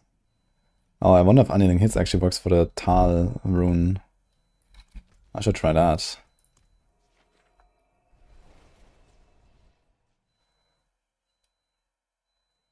You can't figure out how to make a usable Rushing Claw build. Yeah, Rushing Claw is basically like the early game version of Toxic Skin. That's also what we have in the Maxwell guide. It's like you play Rushing Claw, and then you do the Toxic Skin stuff in the end game once you have 25 ranks. Or even at 20 ranks, Toxic Skin is probably way better. Although maybe Chronix is testing that right now and he can say more about it.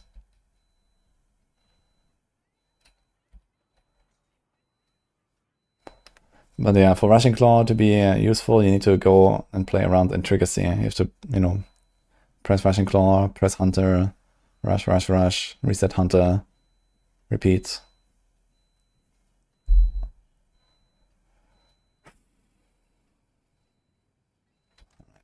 Let's take this.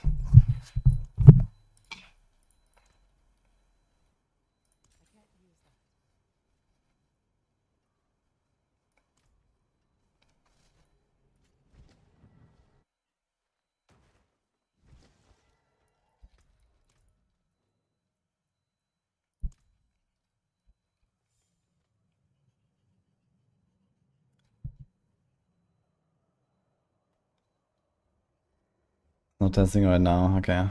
Yeah, it would probably be good to do like a test anyway though, Chronix, and you can. So I can kind of see it. Maybe Toxic Skin is just dead, and it's just gonna stay in Rushing Claw, but even that is... I mean, at least it's not really getting nerfed, right? Or are you playing overpower with that?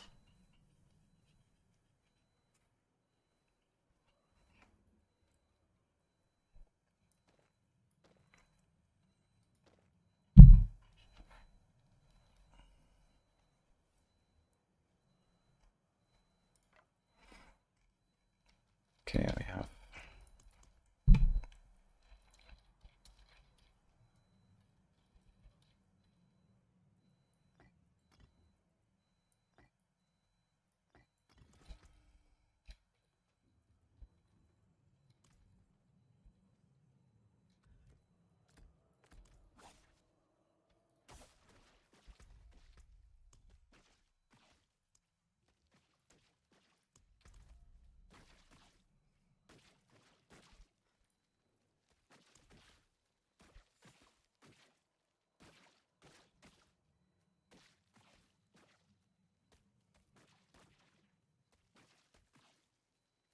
Wait.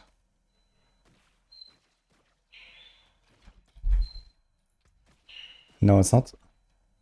It's not Jackal. Why is it like a random 50k? Ah, that's the Noxus Resonance proccing. Okay. I was like, what the fuck?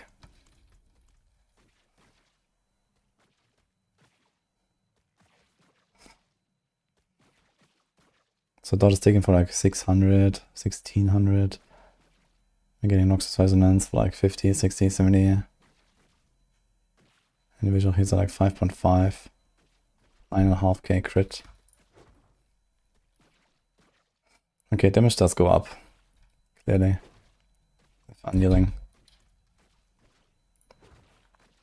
So that is fine.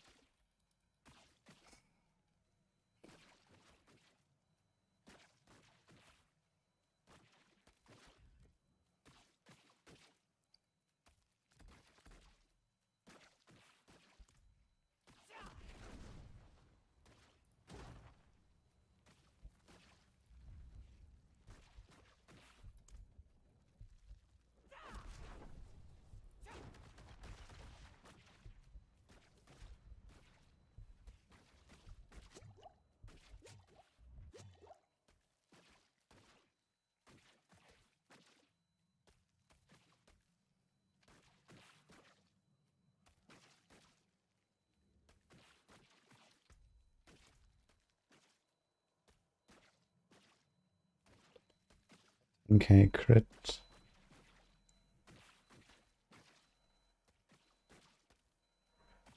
Six K on crit.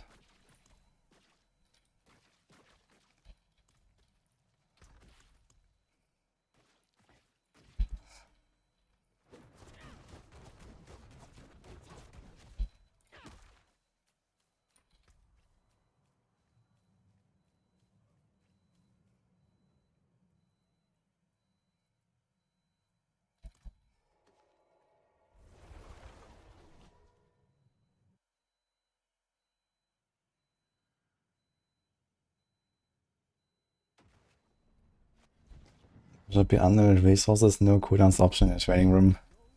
I'd be happy if there was a remove mercenaries button. That would be cool.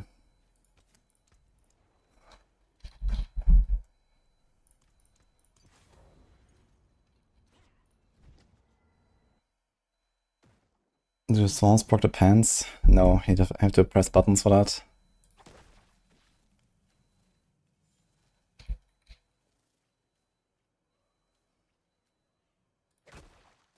$20k crit, 13k.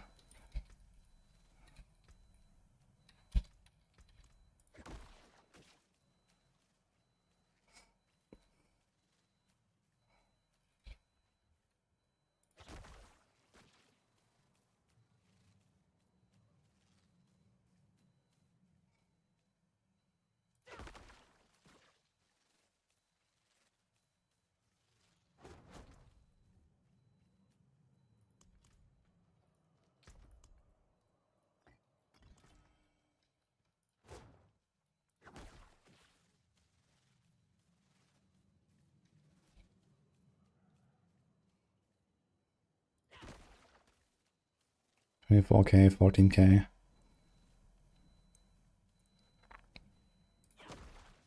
$20k.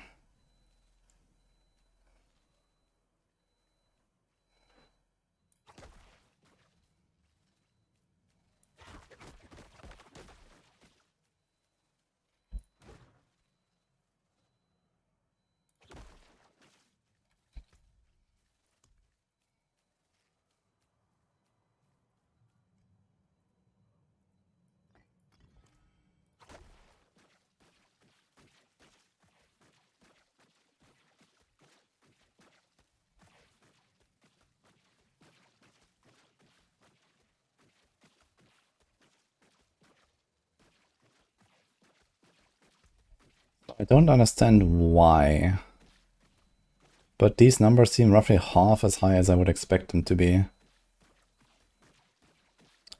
As far as I know, at some point above the Tal rune to do 300% weapon damage.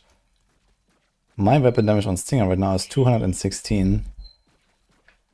And we get a 113% of that. So it should be close to the Tal, but less. So what is buffing the Stinger that is not buffing the Tal?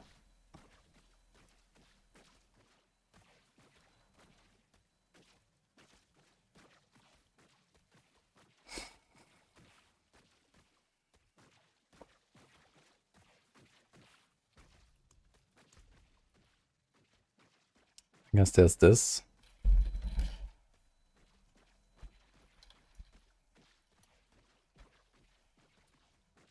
Is it?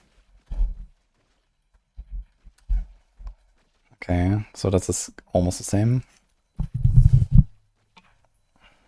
This is for everything. This is not active.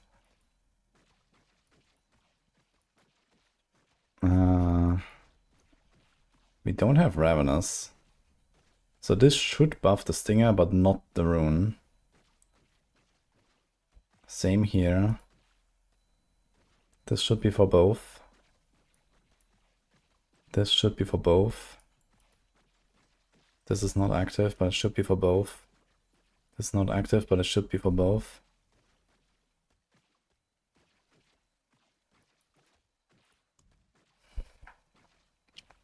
This is not active, and nothing here is active.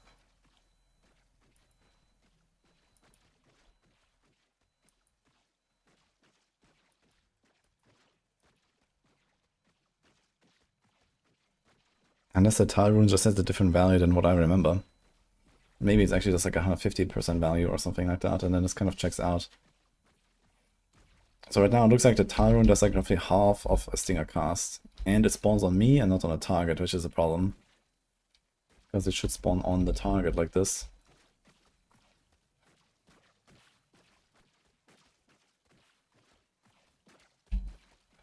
Because...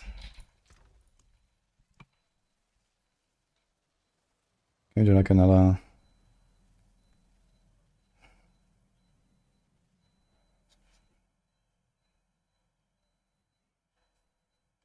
How much does one tile need? 30.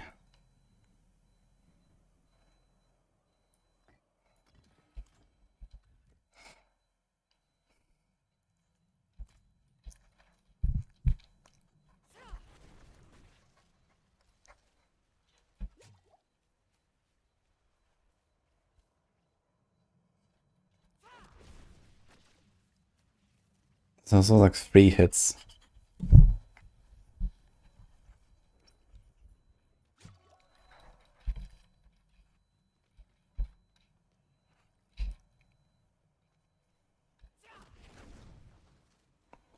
It looks like 2 to 3 hits.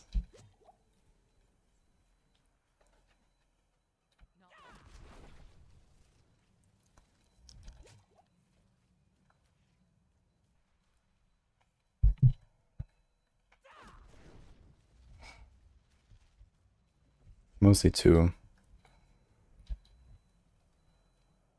Dude, does my character turn around? My character actually turns around when I cast Ravager. It's interesting.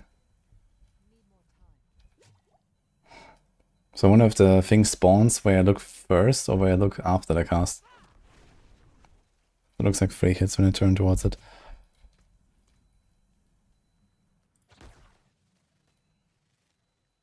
This looks like 2 hits. If I'm a bit close, a bit further away. This looks like 3, yeah.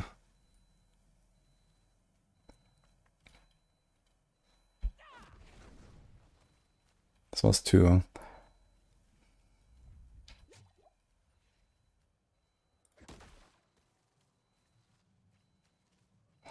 This was 3, yeah.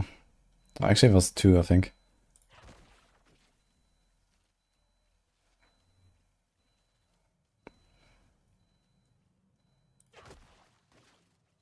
This was 3, yeah.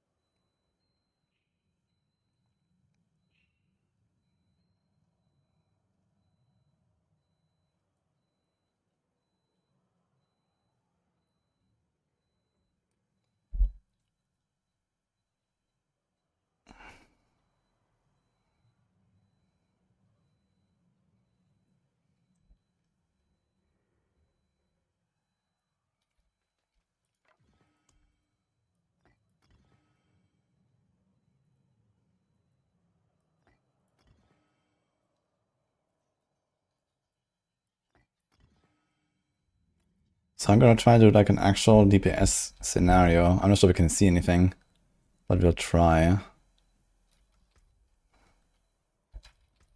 With everything up. It's gonna be tough to see any numbers though.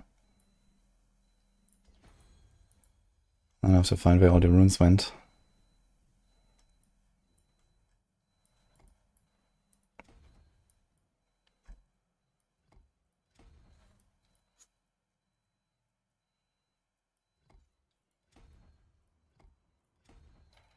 So something like that.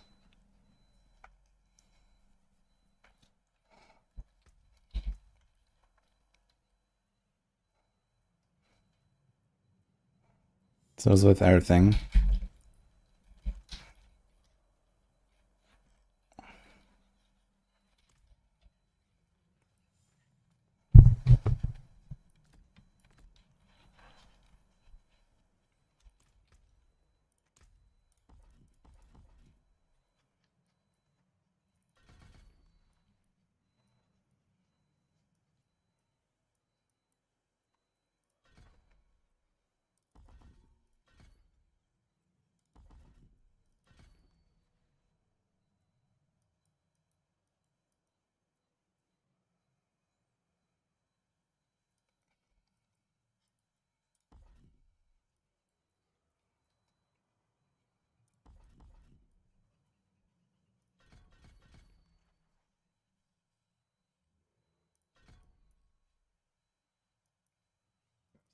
Actually.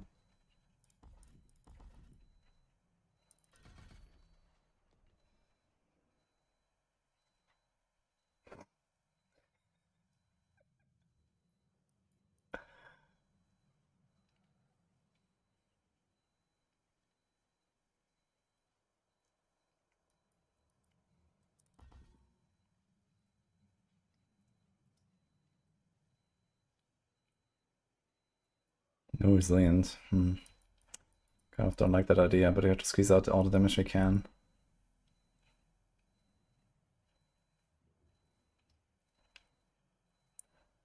I'm not sure we really need the unstoppable since we have unhindered from the gem. And, we do idle from below. We do this. We do this. We have a defensive power there, so it might be okay. Quacks. Yeah, it's gonna be tough to see this. But basically I'm gonna try to like attack for a while, get all the buffs. We have to ramp our hunter, and then we'll see the difference between our actual attacks and the swarms.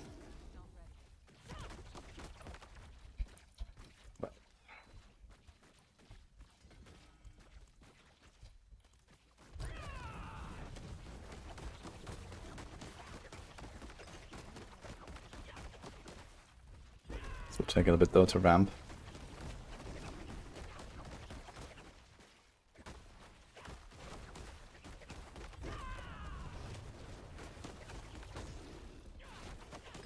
And the resource is like not good enough.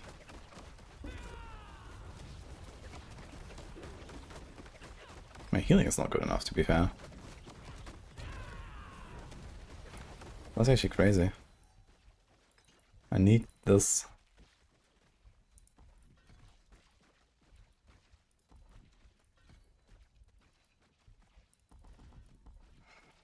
No DR for us, I guess. How much do we lose on that? We have 13.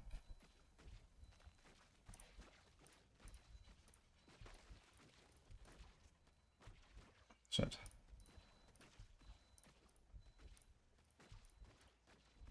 It is 18%. Okay. That's a lot. We can do this instead. Thank you, Daniel, and dope Daddio.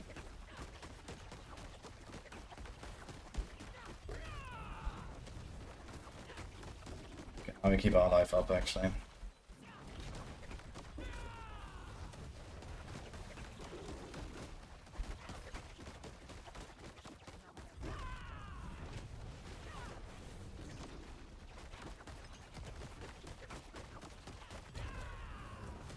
It's a whole billion there, wow. Jaguar Hall.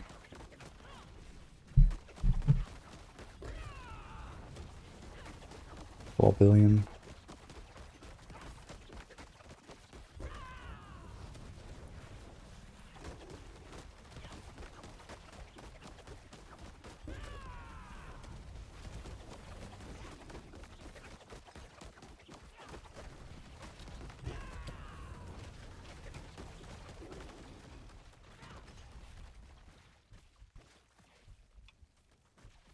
$10 million.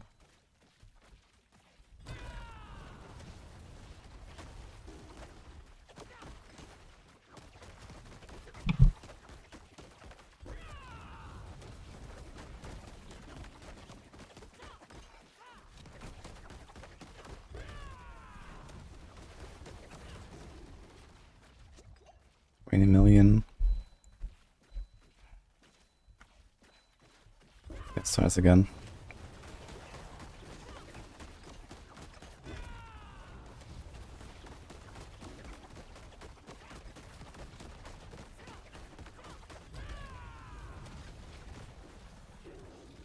$20-30 million crits. Okay, let's remove this. Let's do Gar. Does nothing. And let's see how much my swarms do.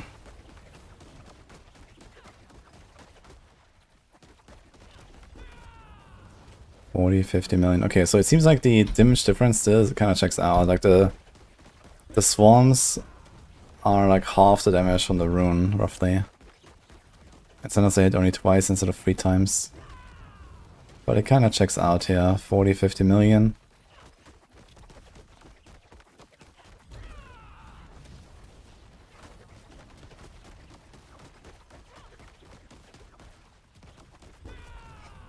Now, why did I just see a 700 million crit?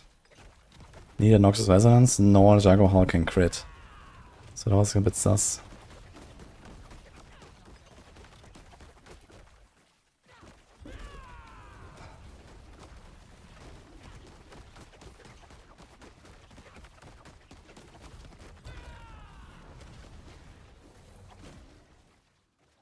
Okay, so how many per second do I spawn? If we do Tal, Epoch every 2 seconds, 6. So it's 3 per second. To do like half the damage of my normal ones. So it's like roughly 1.5 stinger casts.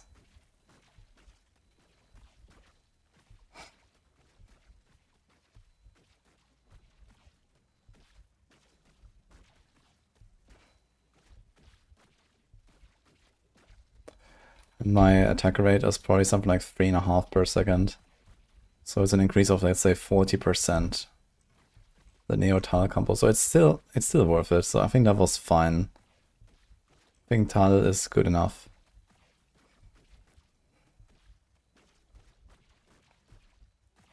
Alright. I think we're done here.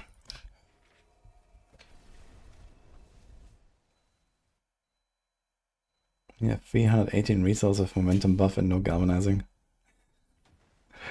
They're still doing banish lords.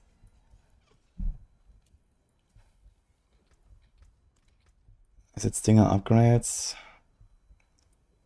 I mean, these don't help the swarms.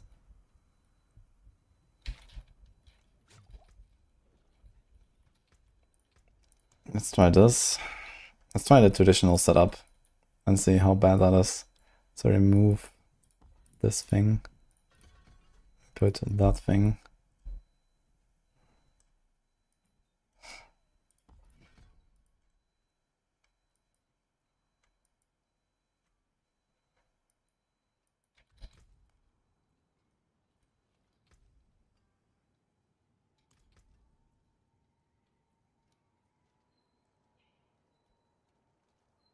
I'm going all in on the Mystic Circle stuff. It's probably not really the way anymore, or is it? Maybe it is actually still. What do I have here? Pestilence, Plains. So we have them swapped.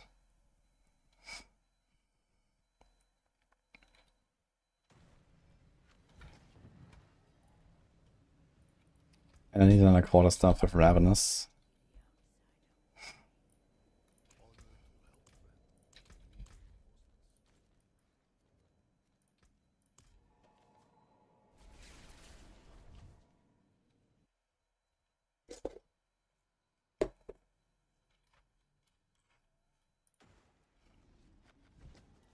I wonder why they're doing half.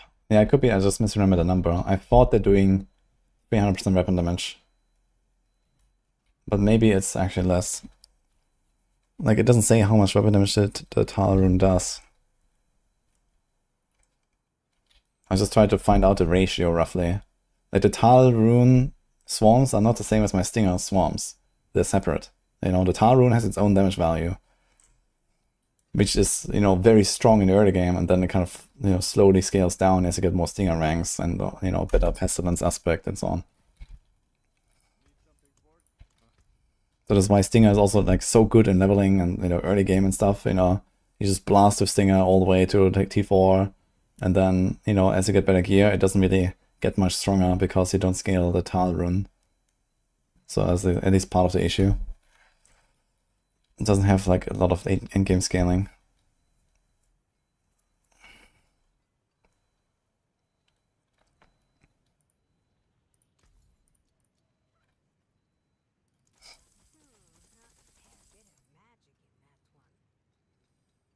Okay. It's actually the same stuff that we have.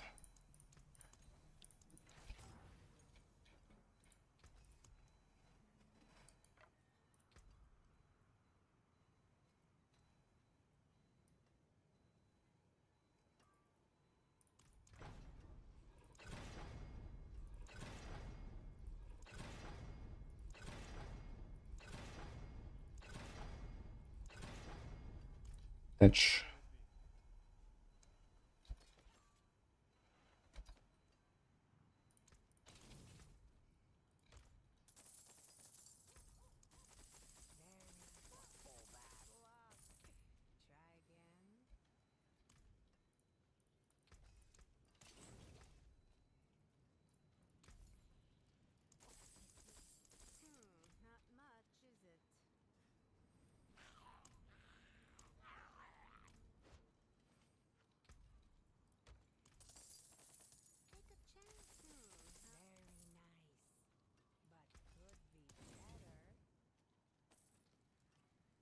All skill ranks are supposed to scale damage of subskills now?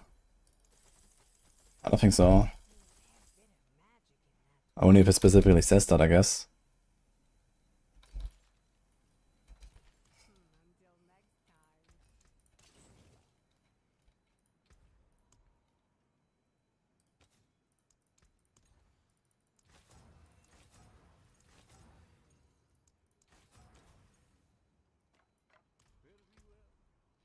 Like, what about crackling energy, for example? It doesn't really have like a skill attached to it or something.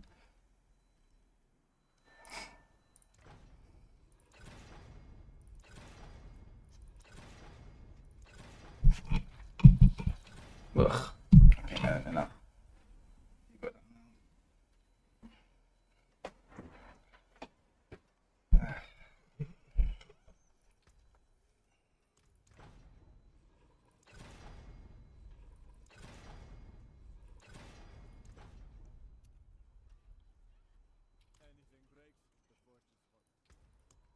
Luckily, it's super easy to get quarter stuffs.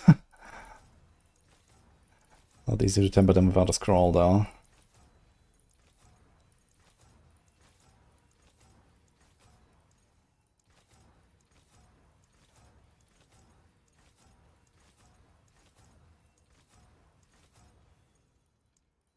The thing is, if I don't go Jaguar Hall, I don't need a Ravager at all.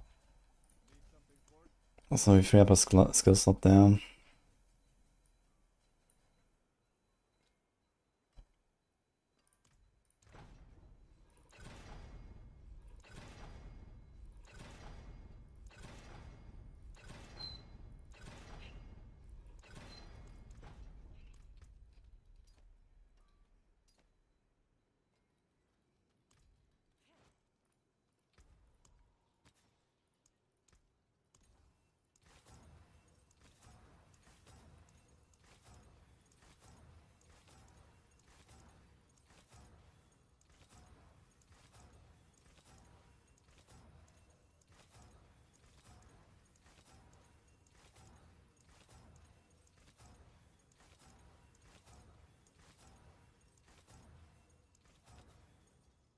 Wait a second.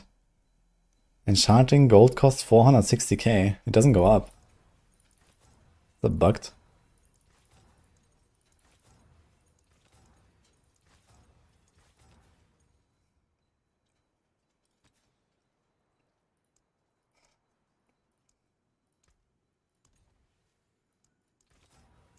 $190, $280,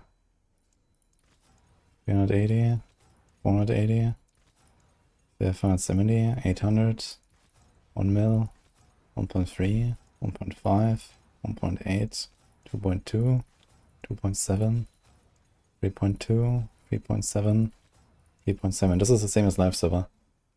This thing is not going up for some reason. It's at 400k. It doesn't go up.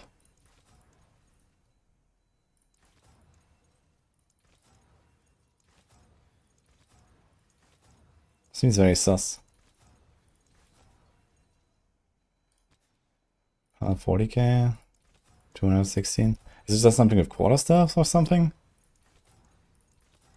600k, 800k, 1 mil, 1.2, 1.3, 1.7, 2, 2.4, 2.7. Yeah, this is the same as live, so for some reason quarter stars are just super cheap.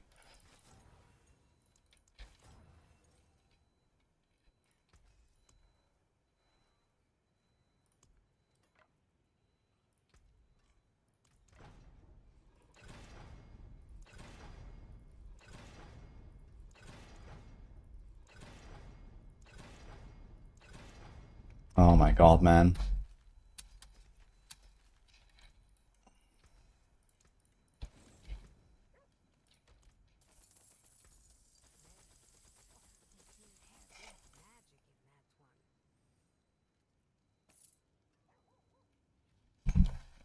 One sec.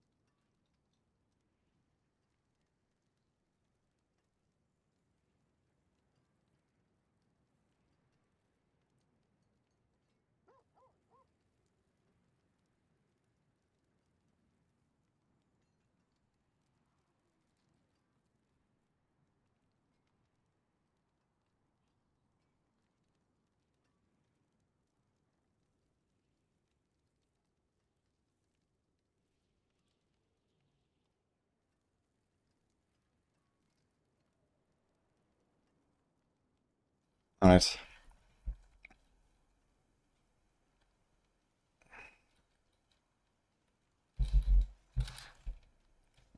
Let's save these for later.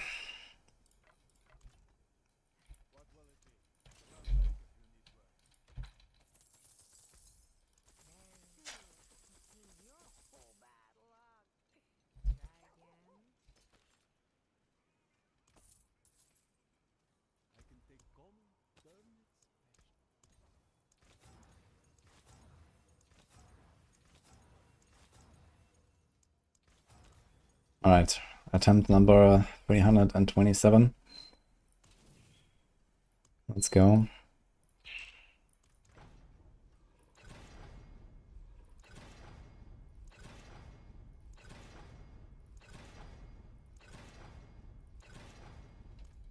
Okay.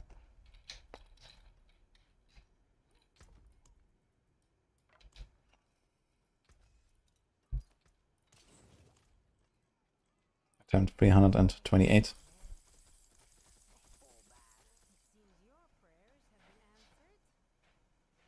Wow. A double.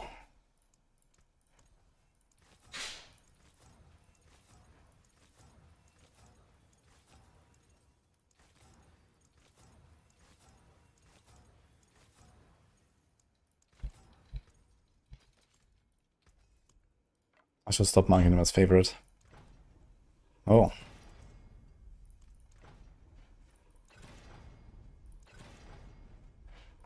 Okay, got this. Oof. I can maybe save that too if you want to do any dodge shenanigans.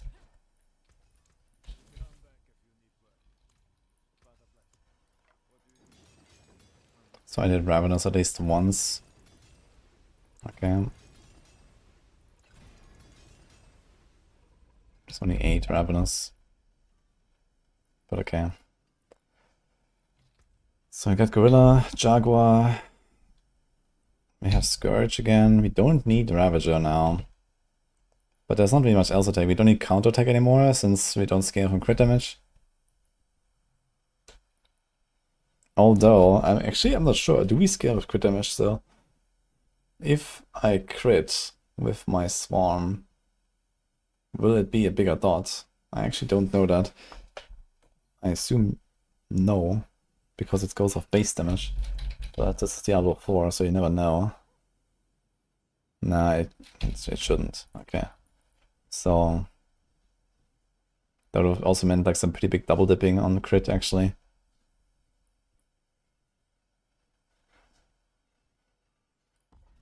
At the minimum can do this.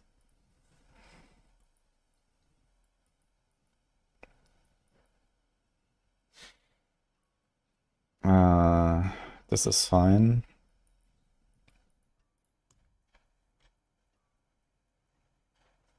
This is fine.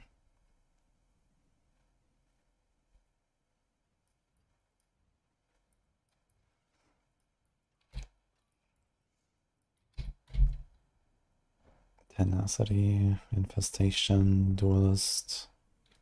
You have all these resolve ranks, and we don't actually get this, which is very sad.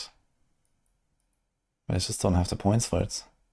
Unless we remove Auspicious. I mean, for a push, we can remove this and put it there, I suppose. But then we really have like no barriers. Town Quacks.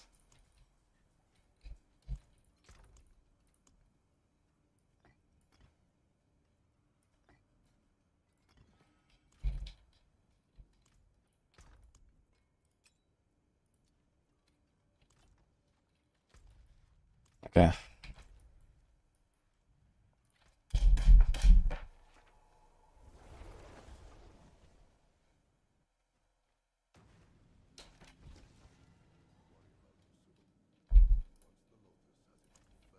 Oh, maybe we had them actually. Okay. Let's try another pit. So what did we do earlier? Was it 80 or 85? I think we did 85, right? Let me see that again.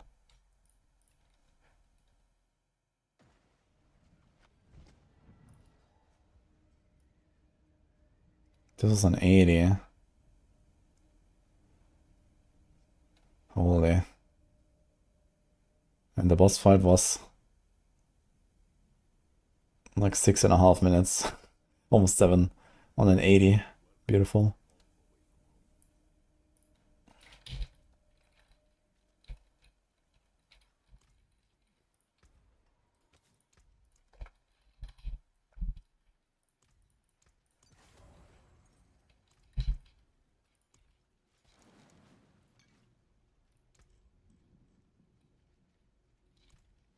So it starts again. So basically we switched to Gorilla Hall instead of Jago Hall. We don't have like the Concussive Storm shenanigans. Instead we have Scourge. We have this, this.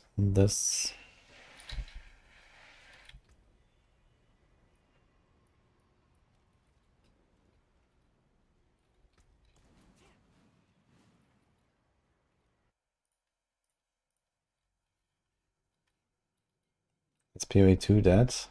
No. It's doing pretty fine, I think. Oh my god, I have numbers on.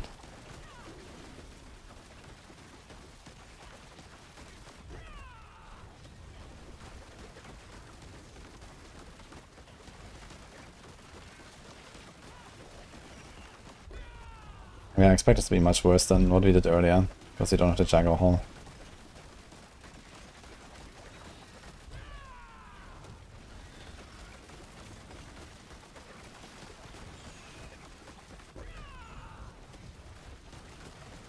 I can't even get with the fucking damage resistance aura, dude. Dude, I think Stinger is an archive angle, actually. Like, this is actually horrible. I wonder if I can make like a T4 build, but even that might be a struggle.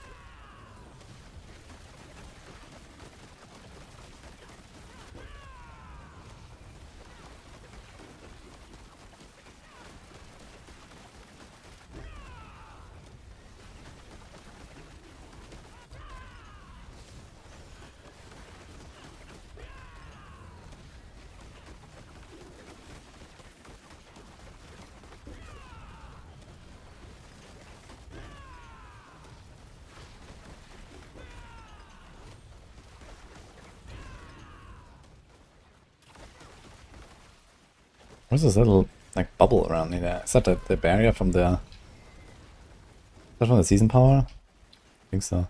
It's small around my feet.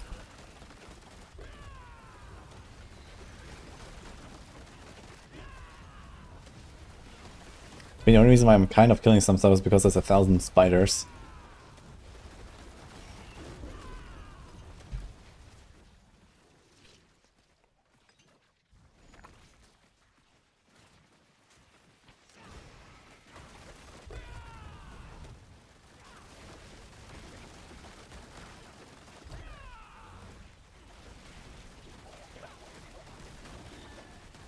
Oh my god. Lag's actually real, man. What the fuck?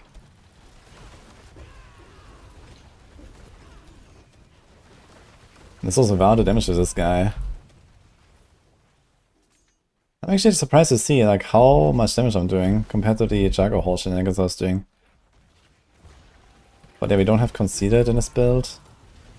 We do have Tenacity, Colossal though. Plains Power, two-handed. I mean, there's a lot of double dipping. But I guess my attack rate is just too low. Even with the Jago and with the Ravager. Okay, the game is just about to stop here.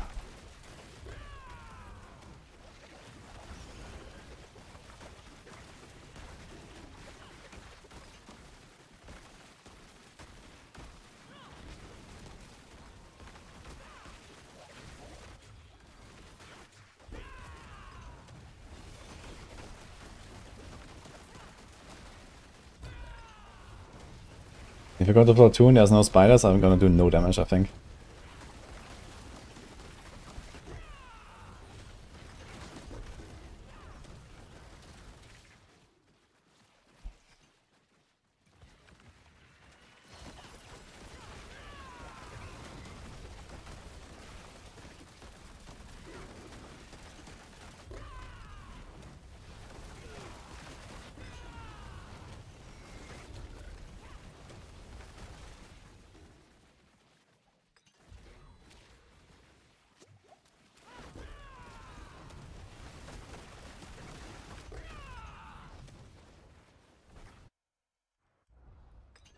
Storm level affect mythic drop rates.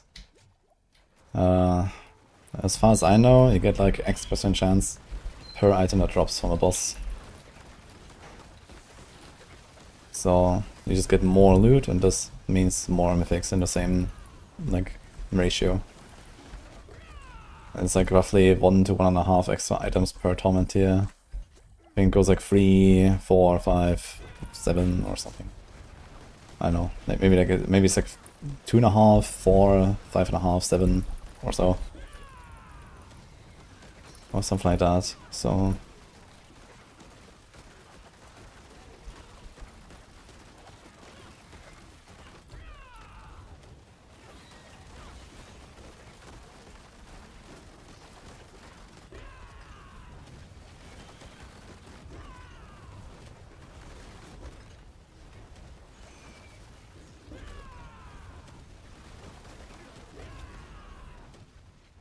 interestingly, the timer is pretty good.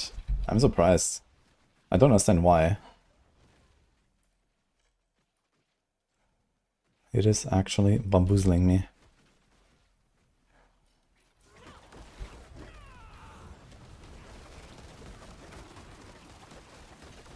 But it's nice because the build is actually much tankier with the gorilla main. And you can actually go with revenge. We can change our glyph. I've got to change that since we have Fawn's application now from the gorilla main hall.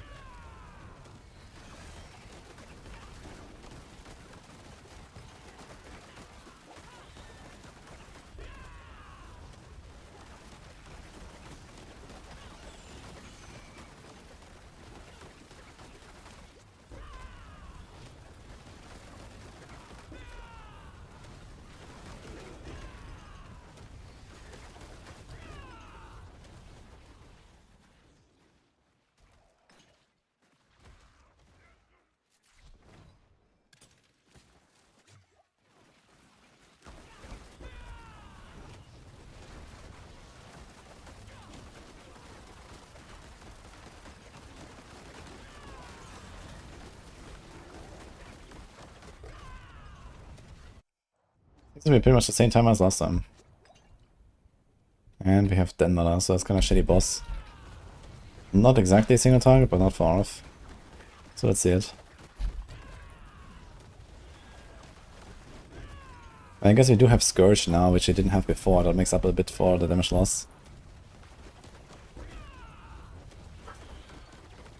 But it doesn't do anything on the boss. Thank you.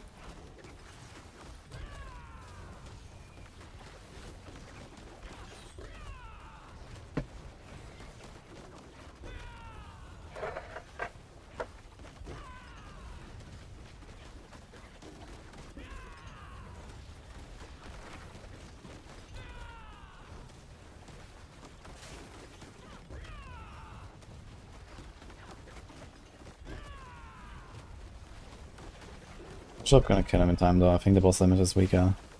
It was a minute for like around 10%. I think it was like 7 minutes for Chief Marauder, right?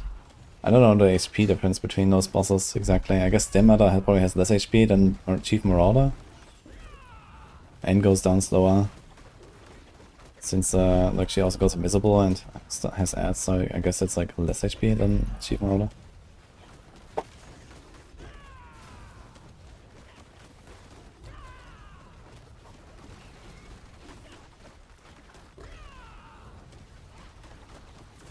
I also just realized whenever I spawn circles, I have to press my Hunter or my Ravager somehow. Because I don't have the Jaguar tag anymore on my main skill.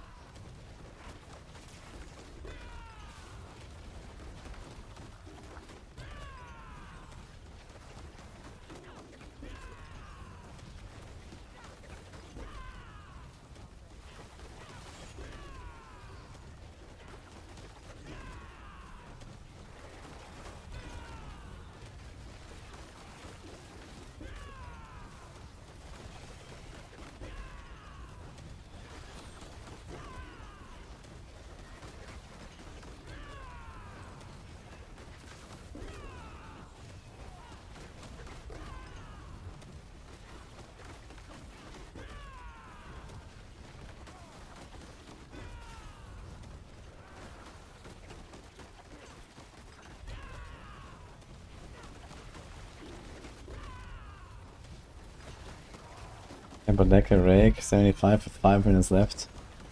Crazy. 75 push login, guys.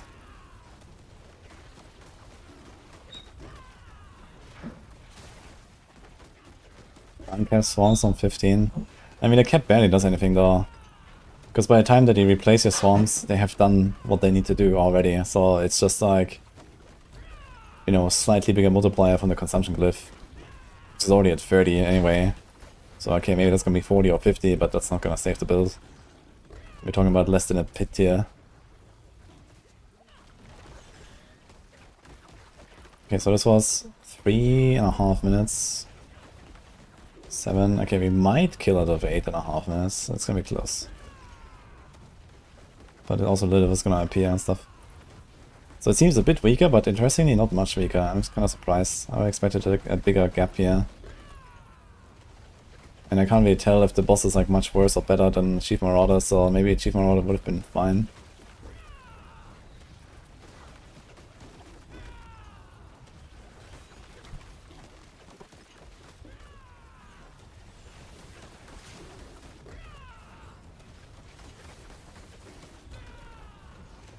But I mean, we have Ravenous now on our weapon, so that's a lot of extra damage.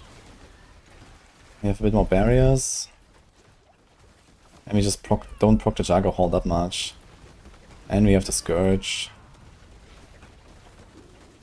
Okay, fuck this, let's just go out of here.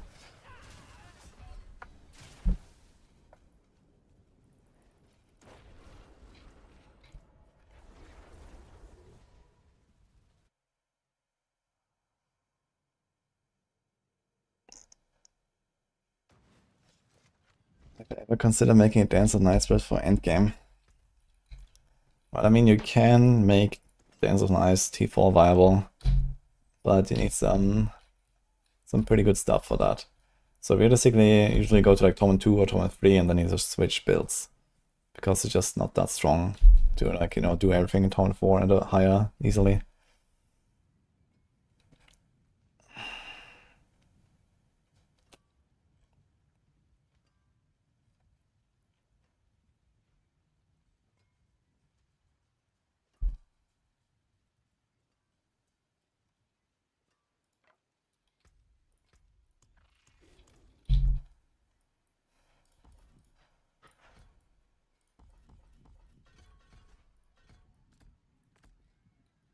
I wonder if I actually get a guaranteed dodge on bosses with Concussive Stomp. I want to try this. How they add it. I guess not, because it says after they recover.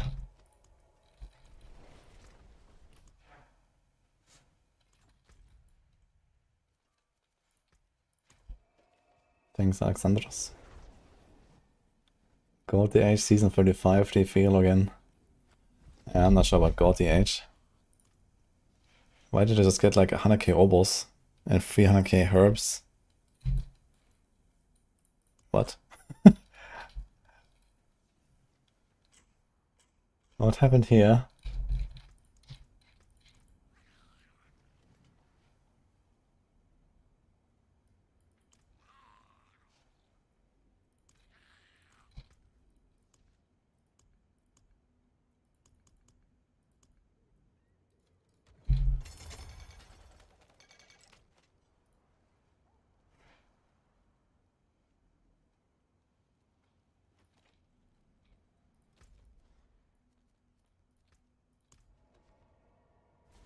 How does Spiritborn feel? OP, OP.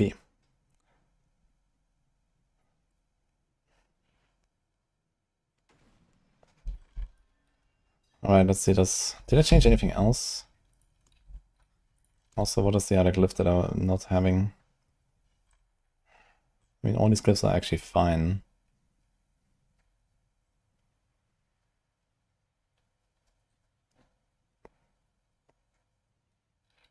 Okay.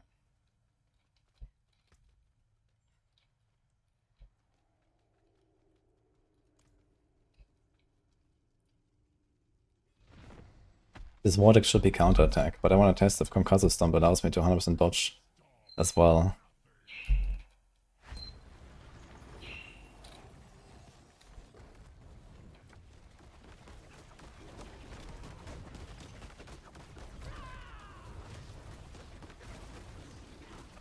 This one said dodge.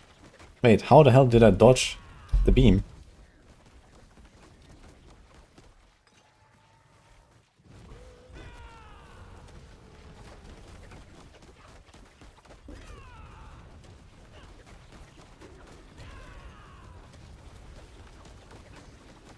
That is very sus.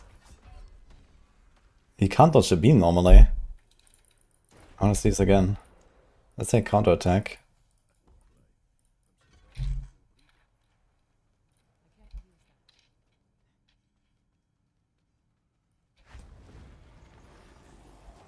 It's on cooldown, it doesn't cool down right now, so...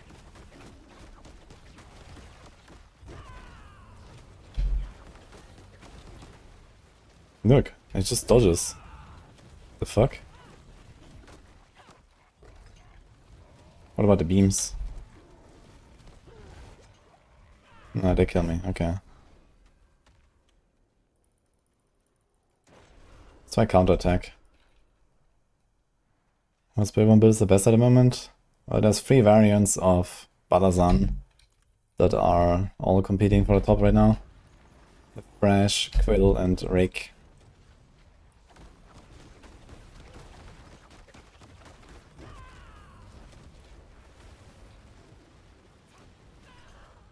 This was a counterattack. I just die.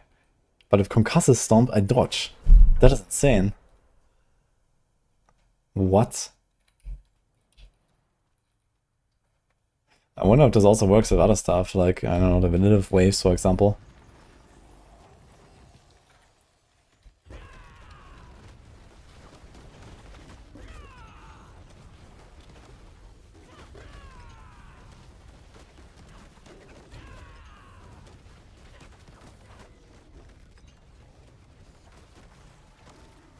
So I forgot to change this here.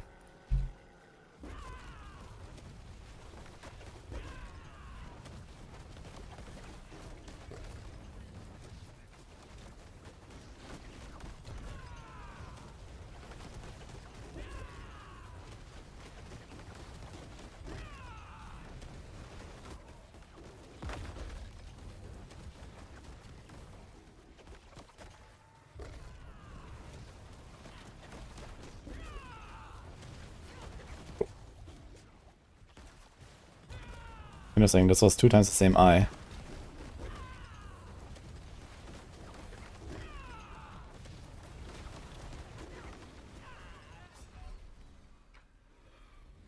This time I didn't dodge. That's weird. Was it just like random? Like, I don't understand. Why does it dodge sometimes and sometimes it doesn't? I have 23% chance.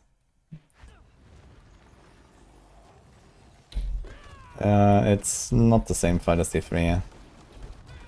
I mean, it has like a few similar abilities, but there's no phase 1, there's no phase 2.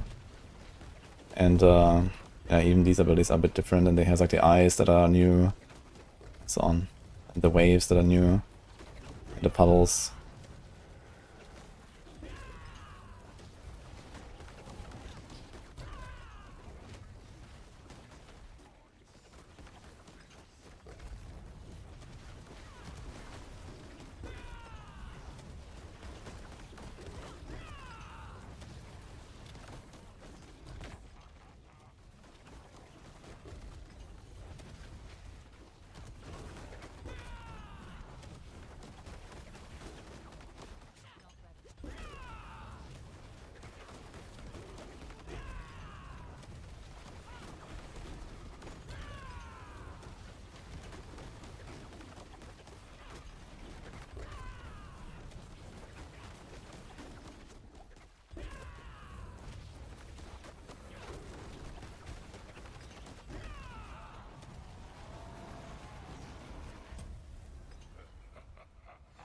want to see the previous death.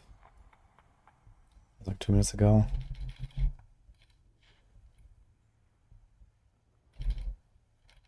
No.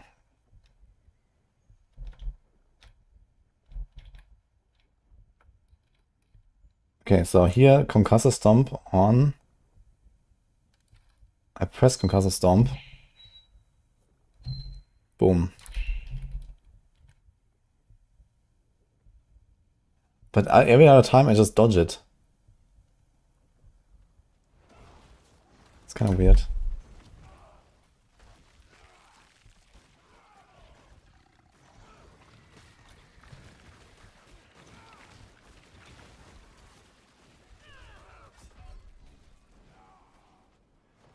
Nice. Okay, for some reason one guy stays here. Okay.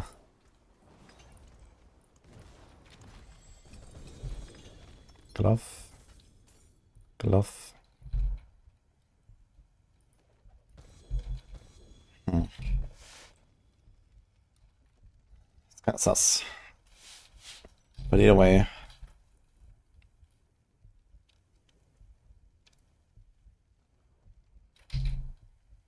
And it's kind of like the highest DPS, greediest setup I can think of for Stinger.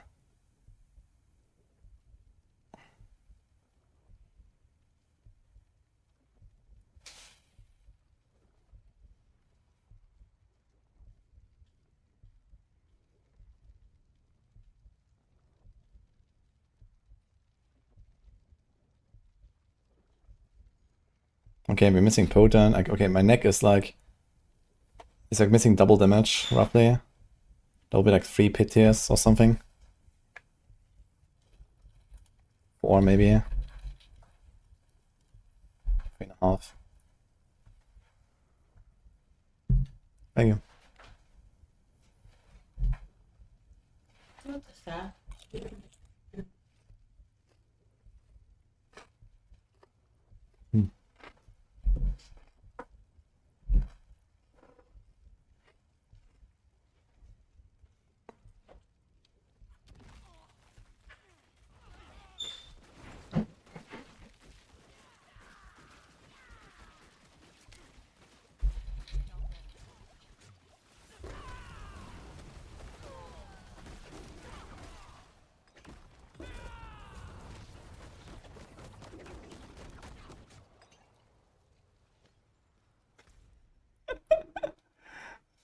Do I farm Andario on hardcore in season 8?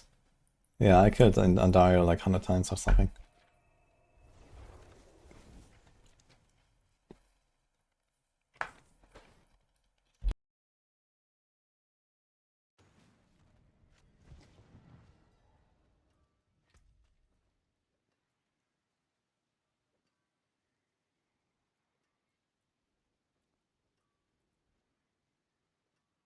Okay guys, how about...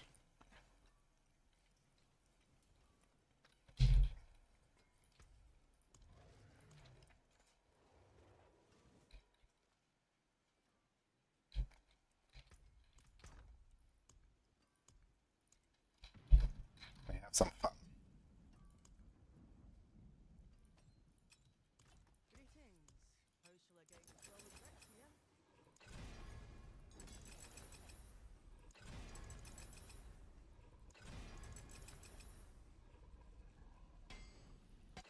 I have no idea if this even works.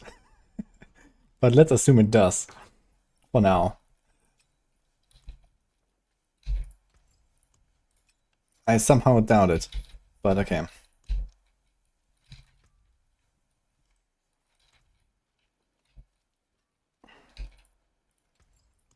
Because the Stinger dot scales of the base damage. And the double damage should not affect it, I think. Because that is like a proc that happens in the moment, right? It's not the base damage. So we'll test that in a second. For now, like which one was that? The defensive one.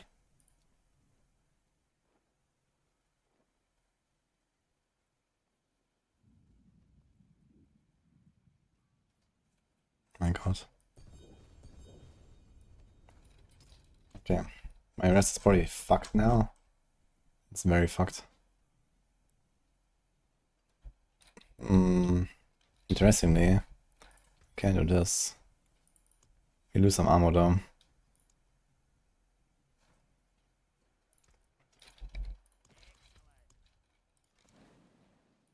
Ugh. Wonderful. Okay. Healing, pestilence, planes. So how about we ignore planes?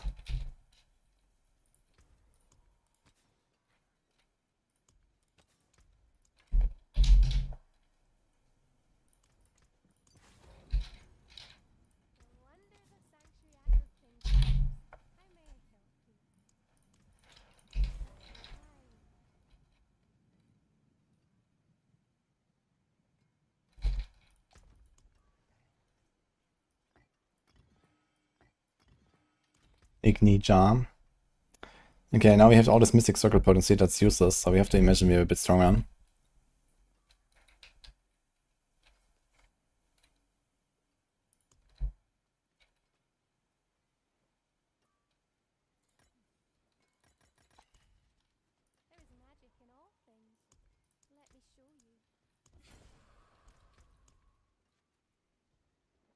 Earth Moon has a boss.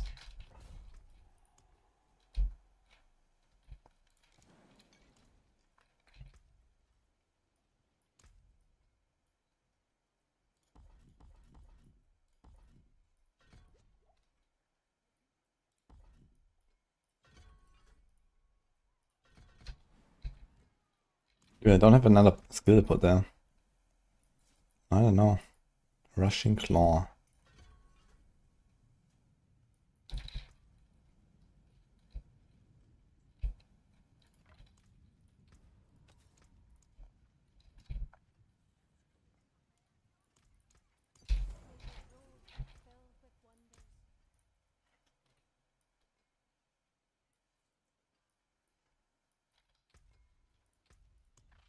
Repeat secondary.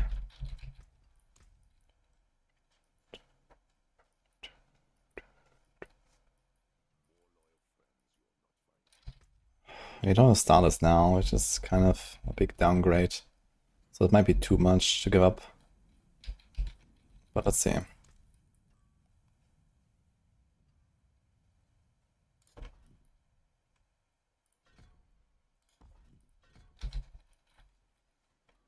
Can also just do Soar.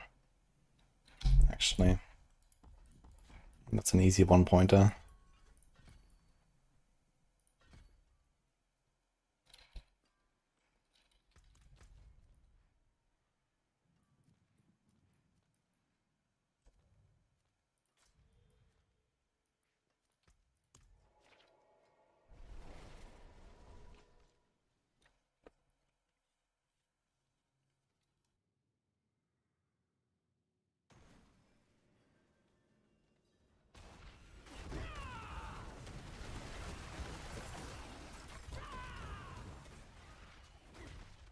Mm-hmm.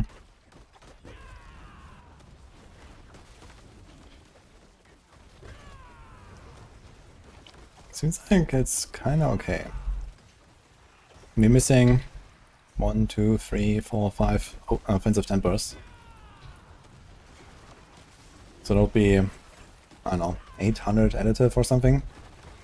Probably something like a 40-50% damage increase. We have consumption glyph. Maybe 30-40%.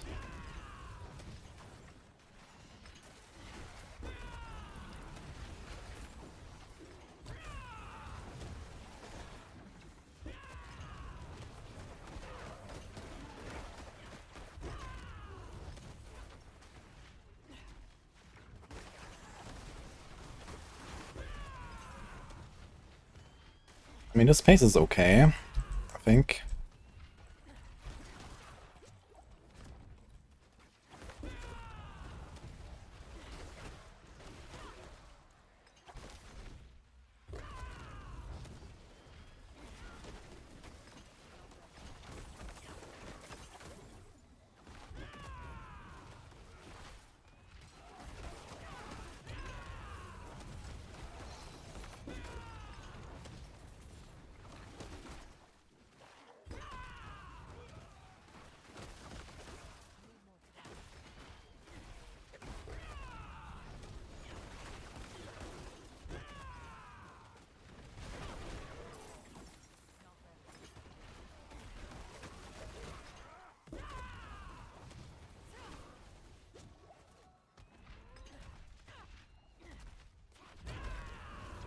Same.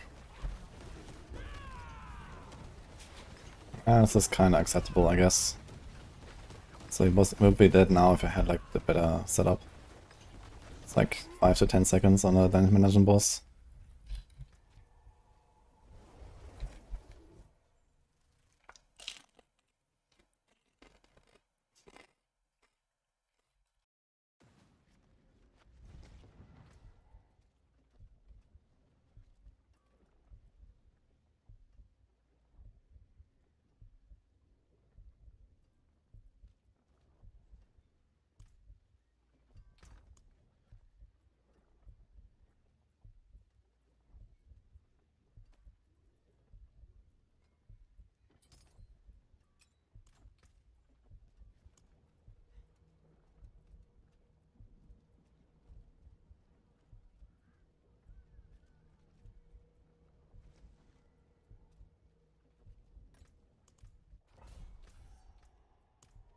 That's a boss too, right?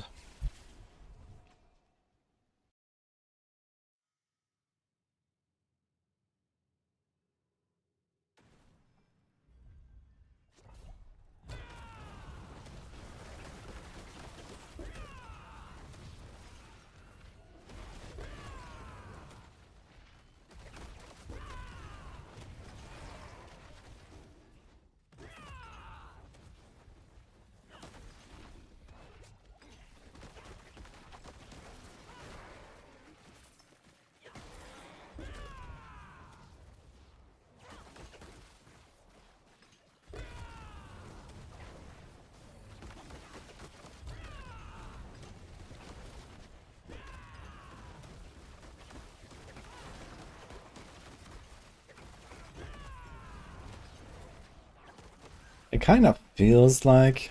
It might just be because I have so much fewer swarms now, since I don't carry them with me. But it kind of feels like the double damage might be doing something on the Rifting Moon Ring. I'm gonna test it on a dummy. Just to be sure. Definitely felt pretty nice with the Rifting Moon in T4.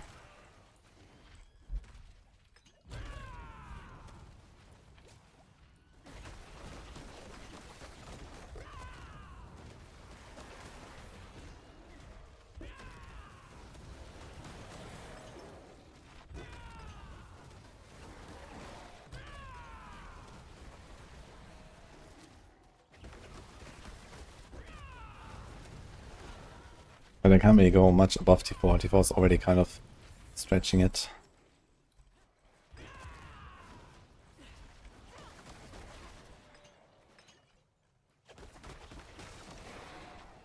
Drop the Heralding Guide already.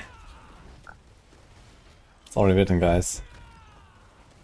We're just waiting for Blizzard to announce the pattern.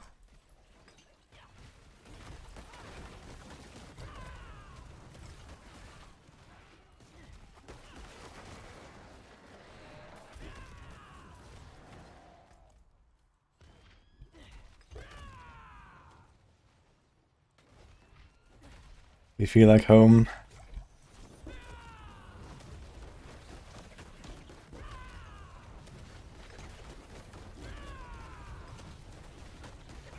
Doesn't actually seem much faster. Interestingly.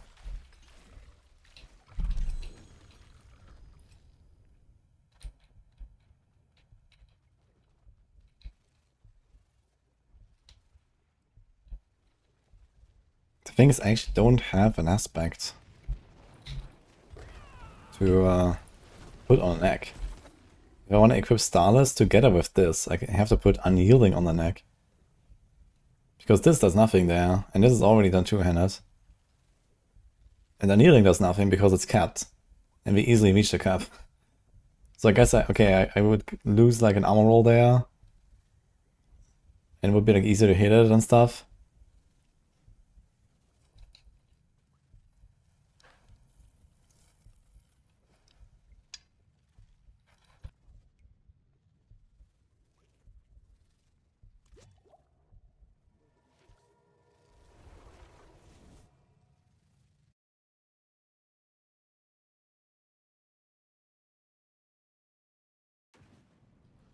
What's up with people selling buying runes for 1 billion?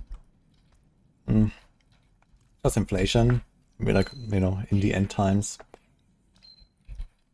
Pretty much.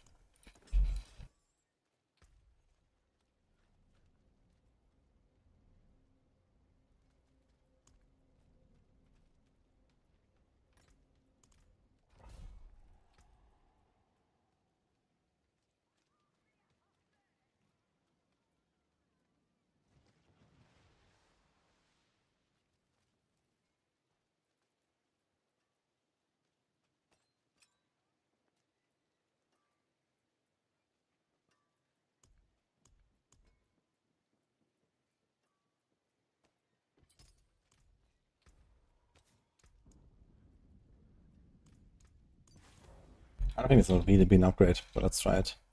Double unique ring.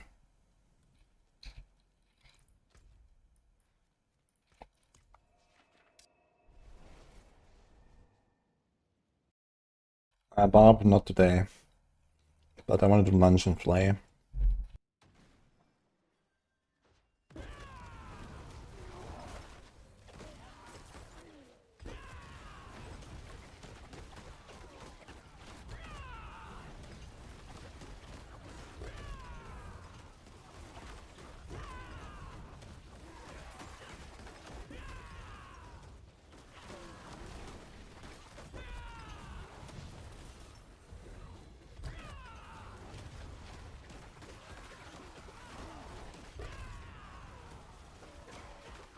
I mean, as a T4 build, it's actually pretty nice. This is fast enough, I'd say.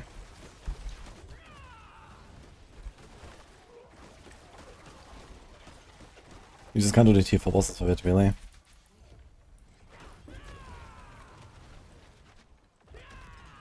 Should try and Astaroth. So let's get a sigil. You get escalation sigils from this, right?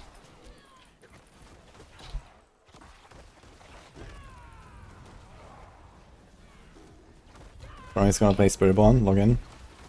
I mean, Spiritborn is very strong. Might be the strongest class actually, so can't blame him.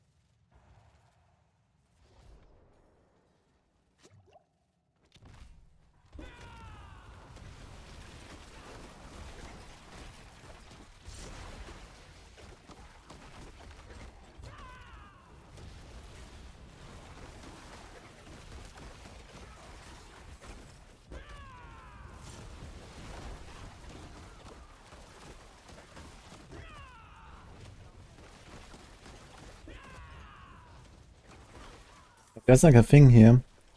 Pillar. To click this. Is that it?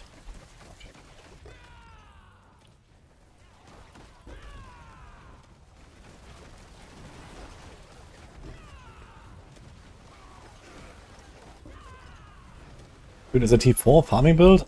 I might actually do Stinger this season for T4. It's just fun, man. This is actually pretty cool. And this is like swap for GRs and stuff.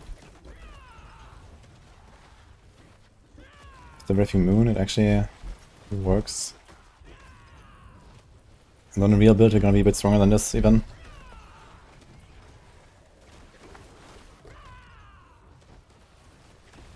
Okay, I haven't seen any of these ghost apparitions I need to guide. I don't know what the hell they're talking about here.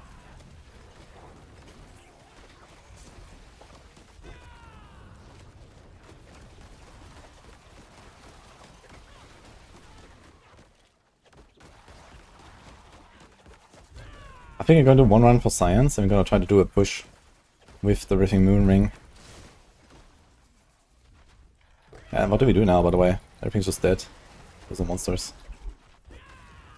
We just wait now. We just wait. I just say literally no monsters. Cool. Why is there a timer?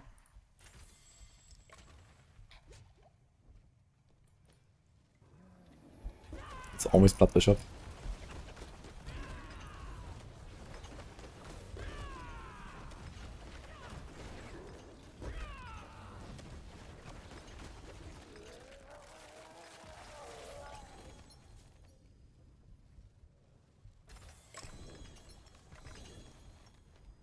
No sigil.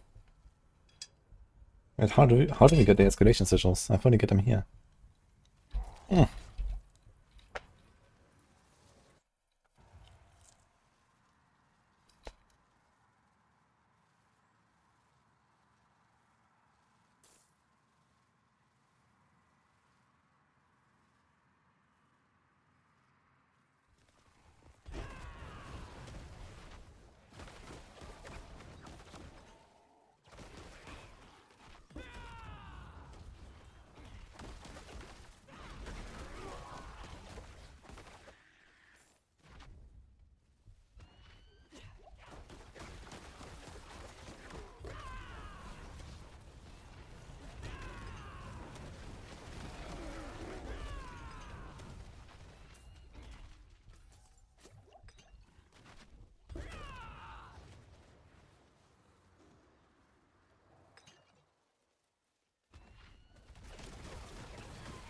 How's it going, Barb?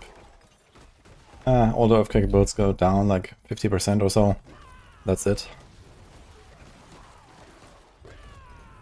So, Whirlwind EQ is really good. Pure Whirlwind, whatever.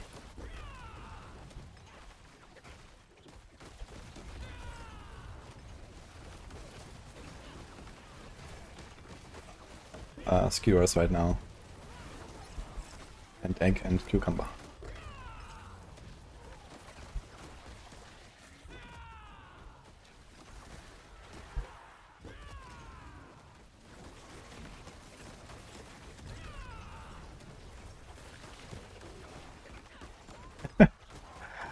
Savanic Sky, thank you.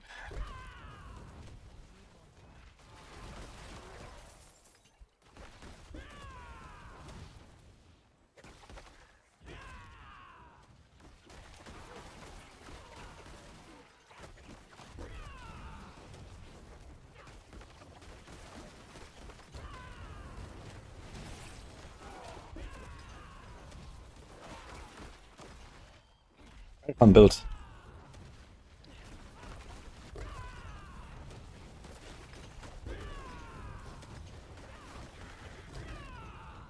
Not enough damage to kill the sharpshooter though.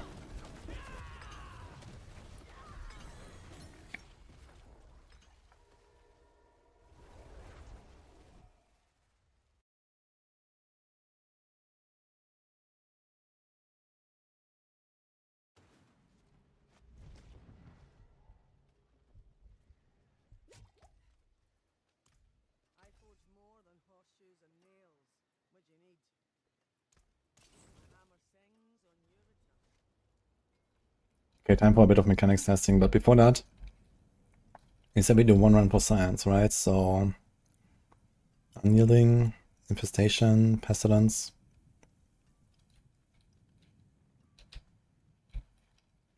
Generate 3 vigor per hit. Gorilla. And we don't really need to jack here anymore. We can do this. We can also do this. And we have like infinite resources.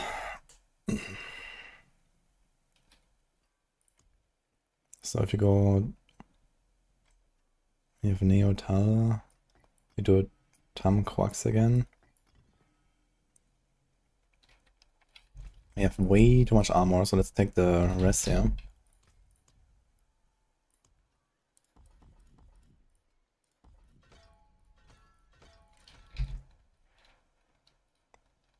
So we're doing kind of okay.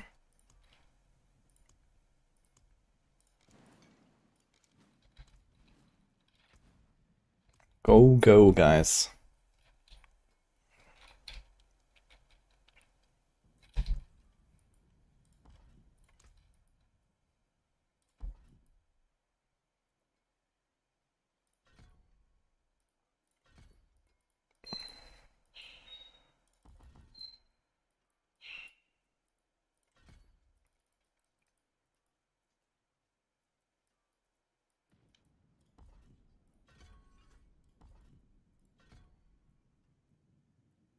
I don't think we need either of these two.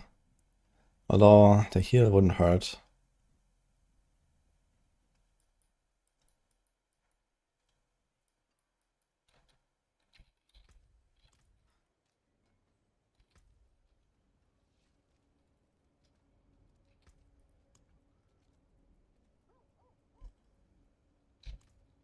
Oh shit, we're still running Ritual Glyph for no reason.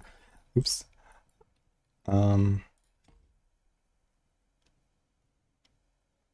It was probably a revenge angle.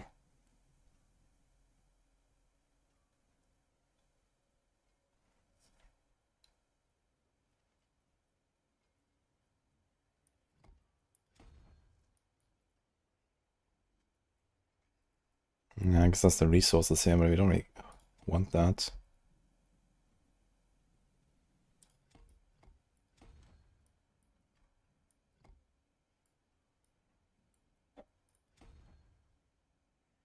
What's that? God damn it. Okay, good enough for science. Let's go. I'm missing like roughly 1,000 additive or something. It's quite a lot. Even with consumption giving us 500. Okay.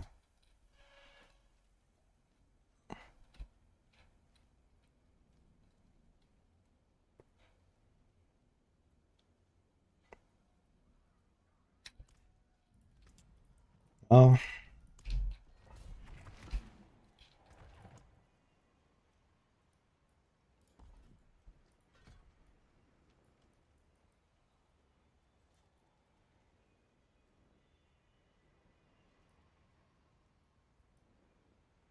I think this Ravager is gonna be... I don't think that's gonna be useful at all, actually.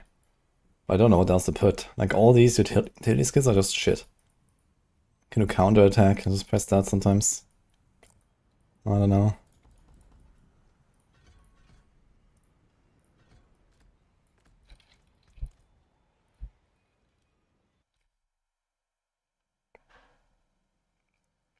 Is it worth going hardcore mode? Yes. I only play hardcore in this game. Find it a lot more fun.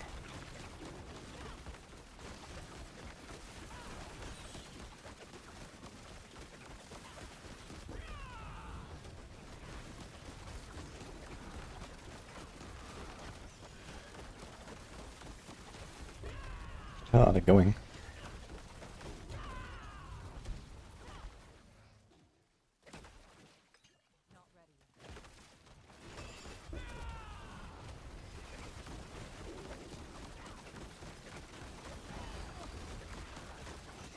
It's kind of weird, I don't have to position myself anymore, like, to hit them.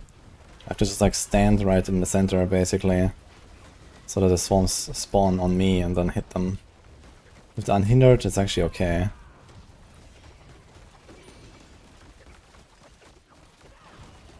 Oh my god, what's my hunter cooldown? 28, oh my god, okay.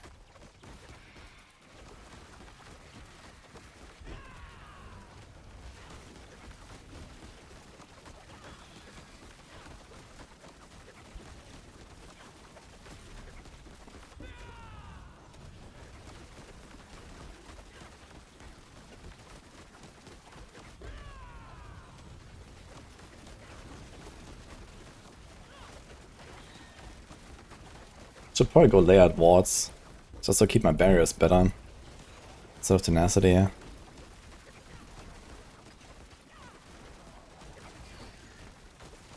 have hunter cooldown? We do have hunter cooldown. And that's a bit of a struggle. Makes me wonder if there's a Wushnak Pi angle, actually. I think it actually is.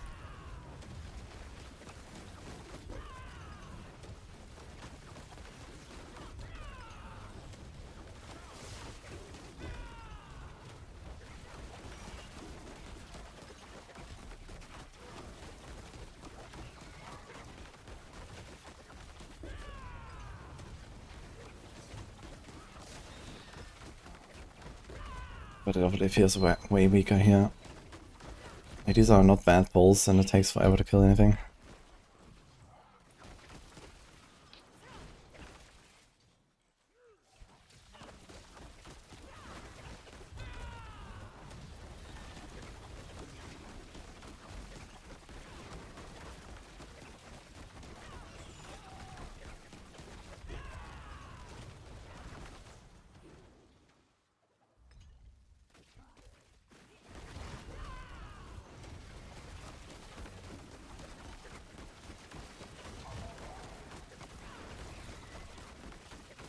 If I had to guess, I think this is probably doing half of the damage of what I did before. We lost the conceded. We gain maybe double damage, maybe not. 50-40% of the time. No other stats or nothing that do anything.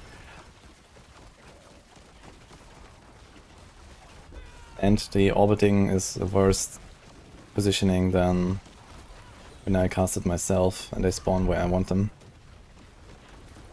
So it sounds about right to do half the damage or so. Okay, I think we've seen enough here.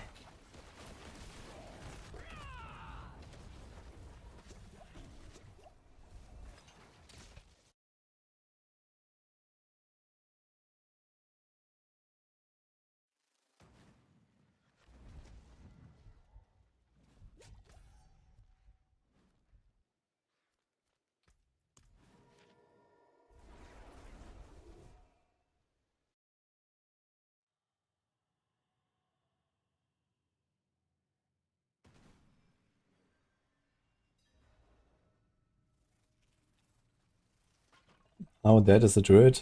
Yes.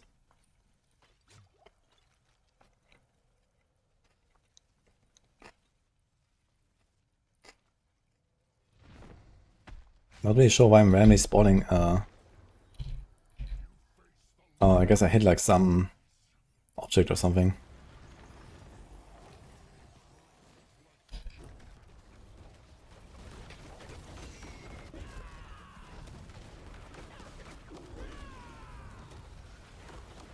Absorbed. Ah, right here.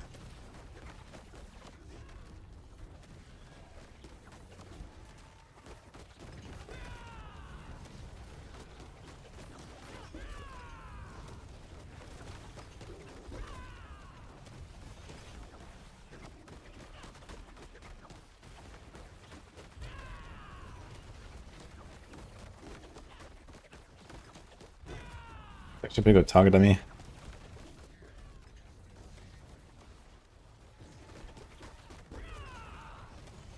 Like, Belial is a very easy fight.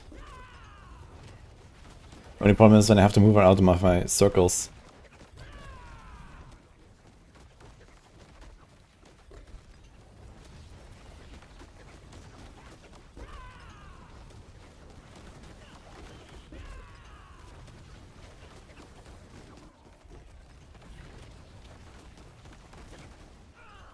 Okay, let's change one thing.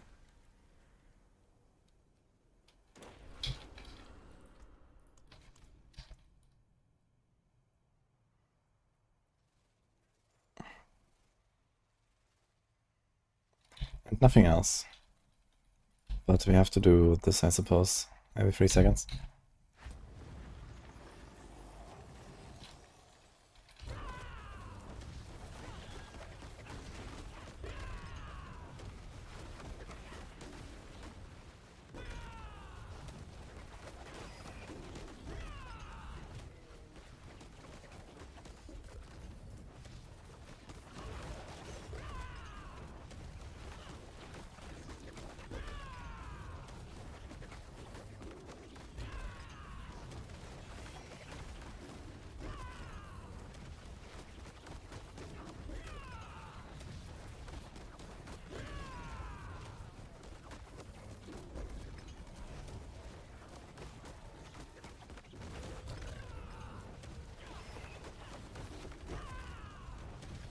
Actually, with Hunter and Trickster, you can just keep up and annealing.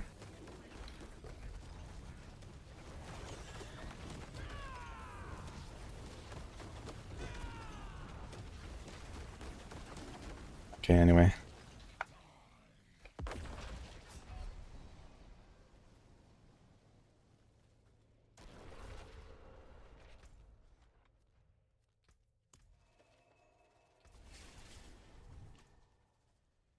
Enough sting upon now, I think.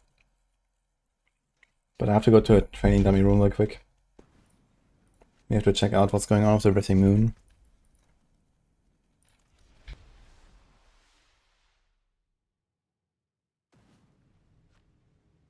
Oh, that Druid is dead. Yeah, I mean, like all of the overpowered builds. Basically every Druid build is overpowered. They all got nerfed. And Boulder wasn't target nerfed, but the overpower nerfs are like probably like minus 80% or so. So you'll feel that. They're going to go down like 7, 8 pit tiers or something like that. And I mean, okay, Boulder was like somewhere in the 90s, so it's still going to be like 85 something. A good farming build, a good T4 build. But for example, on the T4 bosses, you'll already feel it, I think.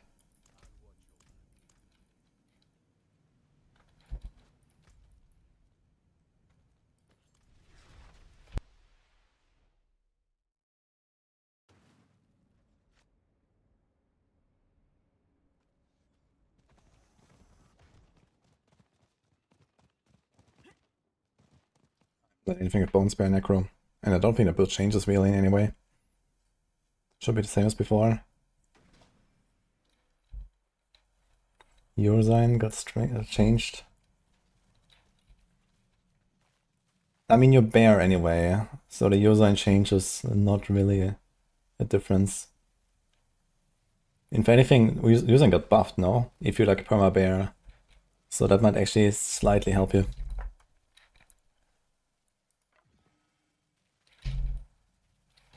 Alright, time to put on some numbers again. Ding, ding, ding. Ding, ding, ding. Ding, ding.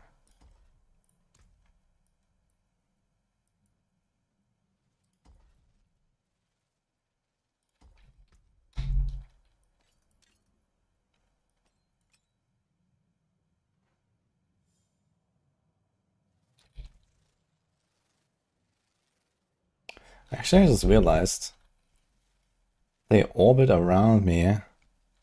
Wait a minute.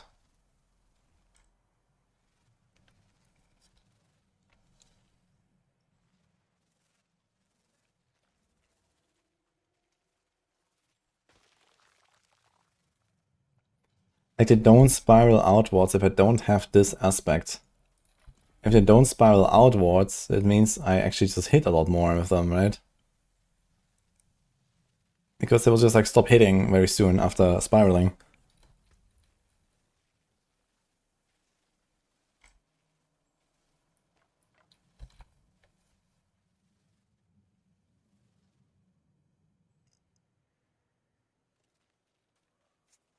What?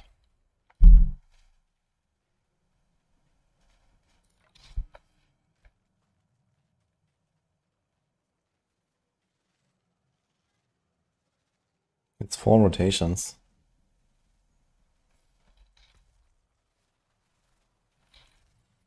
Yeah, probably not worth it because our Stinger can't spawn it anymore.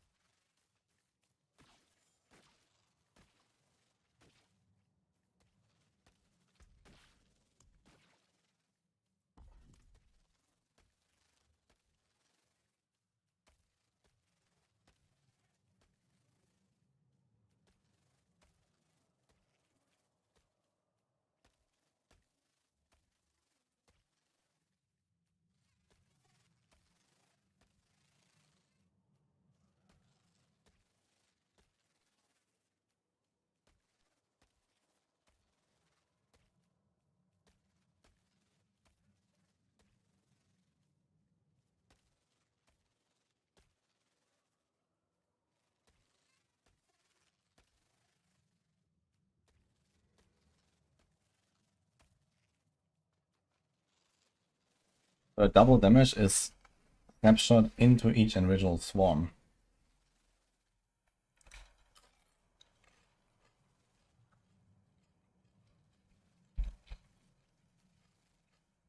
4k crit produces a 194 tick.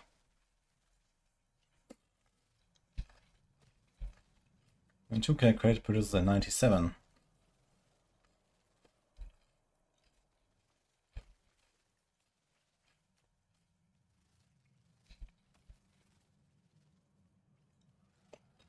And the crit doesn't matter. That's my crit chance.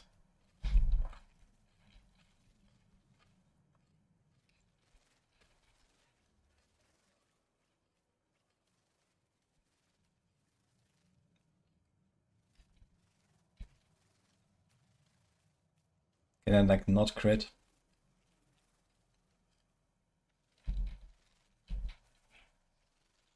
Okay. So the crit doesn't matter, and the double damage works for both the damage and the dot.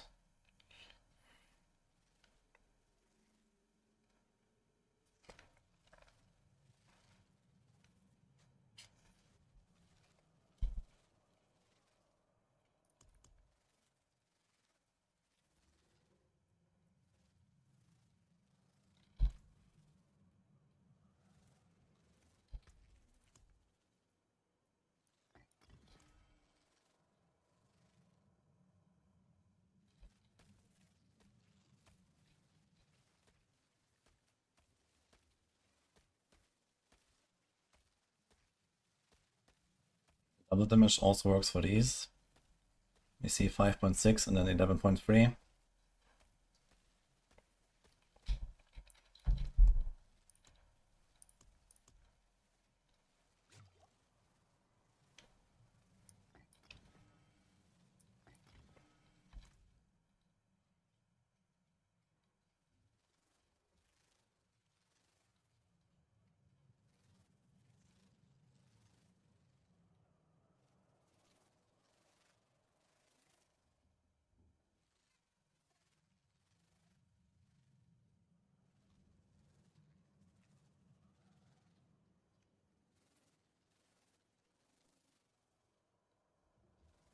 Seems like the spawn location is somewhere at a random 90-degree angle in front or to the side or to the back. I haven't seen to the right of the character yet.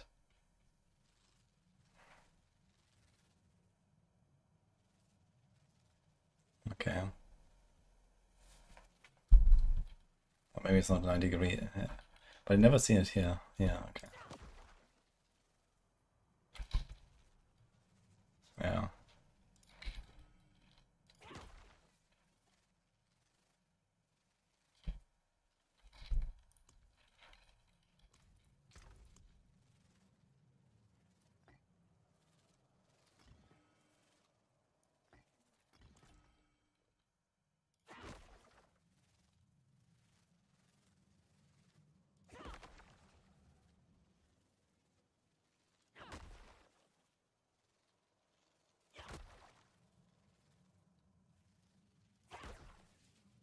Yeah, it's always random somewhere around you where it starts.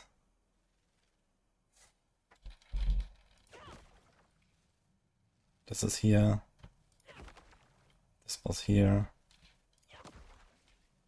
Didn't see this. This was here. This was here. Okay.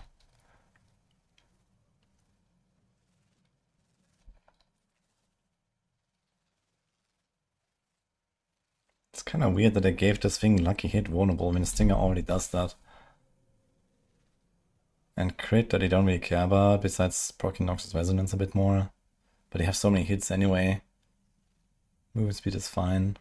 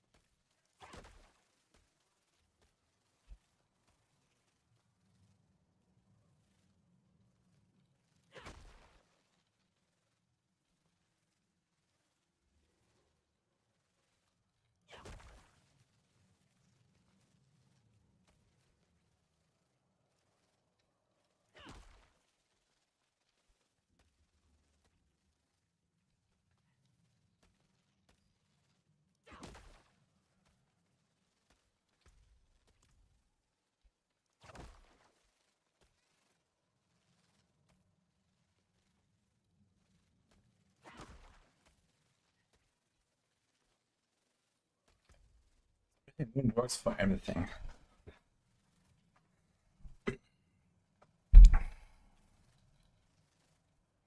So I might put this into like the speed farm variant of Stinger actually for like T4 and stuff. So you progress without it, but then once you're like decked out, you can actually farm T4 with this, and it's actually pretty fast. But yeah, outside of that, considering how close it was with the Gorilla and no like Jago Hall shenanigans, I might not even put this into the guide actually.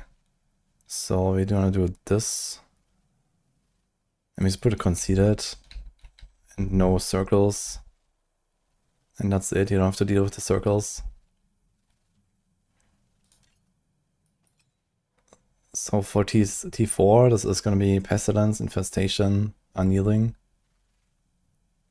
And then for progression, you do Conceded, Annealing. Or maybe even just keep Annealing on a neck. Easy peasy. And then put Conceded there. And you just need to stack 3,300 armor instead of 5k, which makes this whole thing easier. Although it's not hard to do with the Jacob Shell, I guess.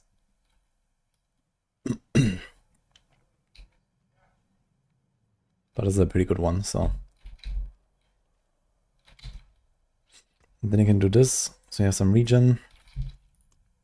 We can also do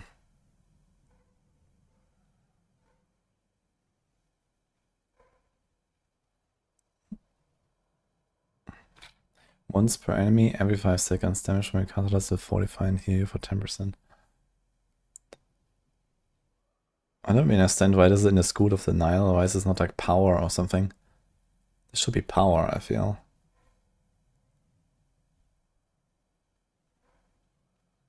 So you can't really do it.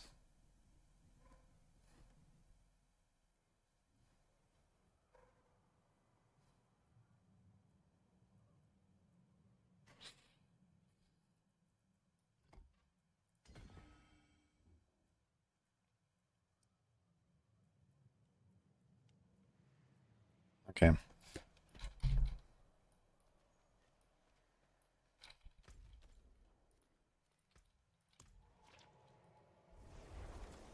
Move on from this B tier build. Does it even go into B? Probably actually. Somewhere in B, I think this is gonna be. But we should put some of the findings into the planner, I think, so I don't forget the stuff. Stinger. Okay, so.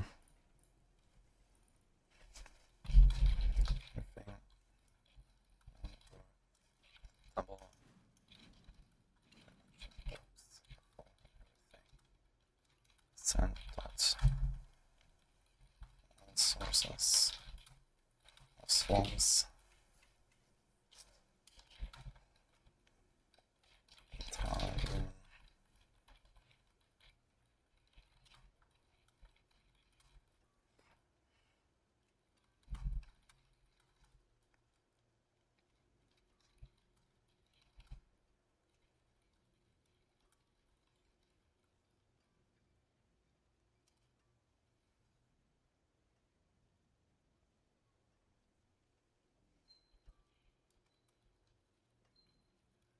Writing moon.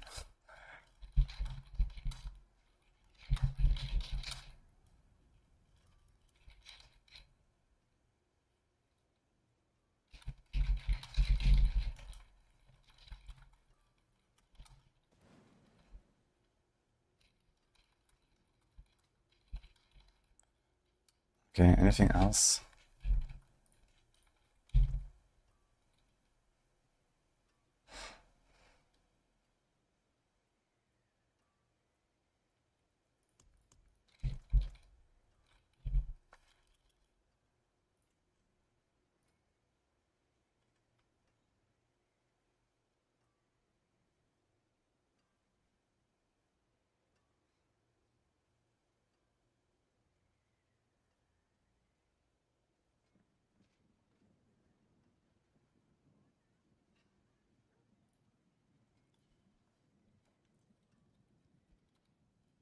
So Pestilence Soul damage is 150.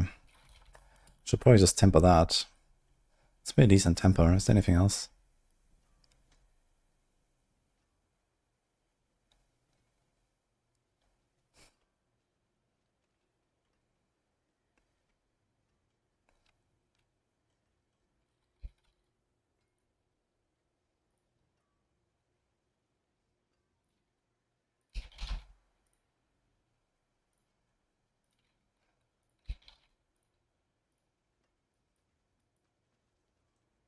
Okay. Okay. Okay.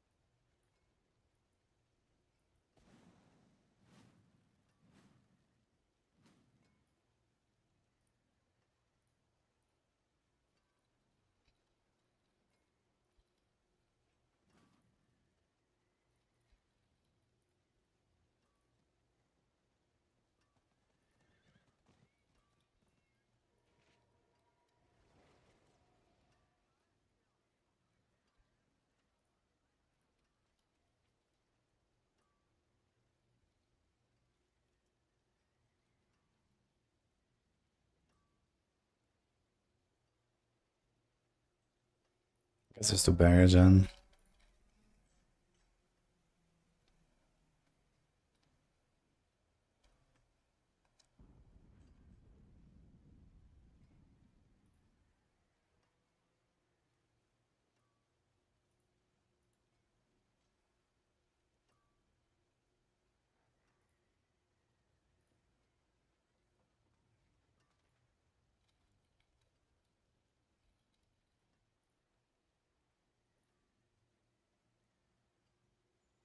That waltz makes this very tanky. Then you have barriers like crazy.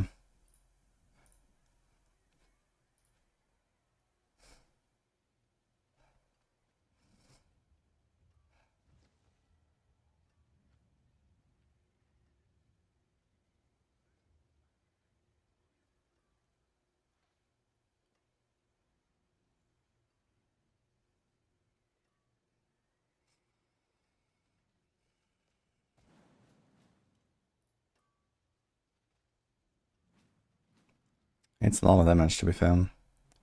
9.9. We have 13 stacks.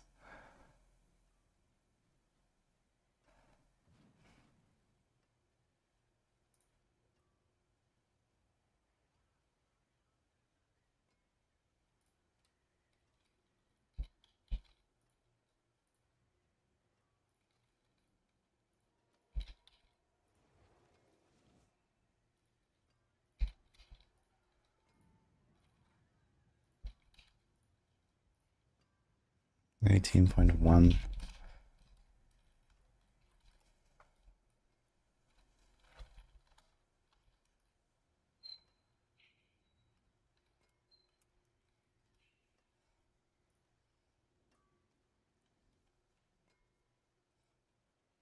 I wonder if I should keep the circles anyway. It's like more than double damage on the boss when we keep them in a circle. So if I do something like this here.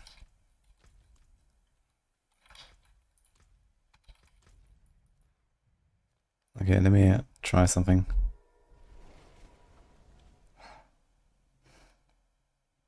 Is there any estimate for Spiritborn? Yeah, we are at 4 so far.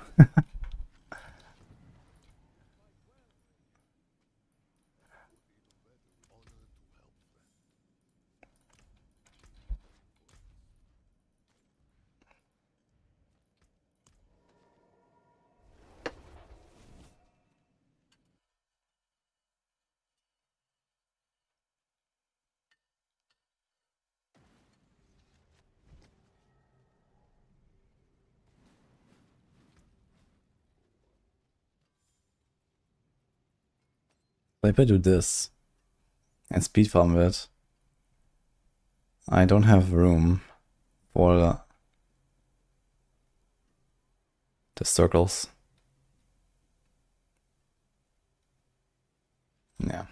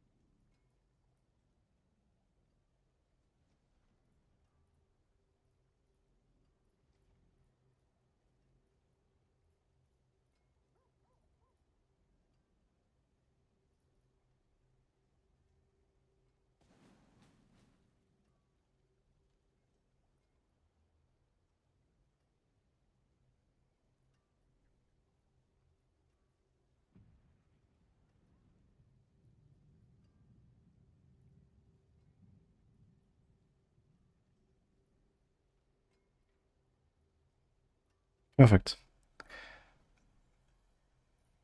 We're not gonna do any Mystic Circle shenanigans, fuck that. It's gonna make this like a nice and smooth build. The main issue I really have is if you go double unique ring, you're not gonna have a lot of Hunter cooldown.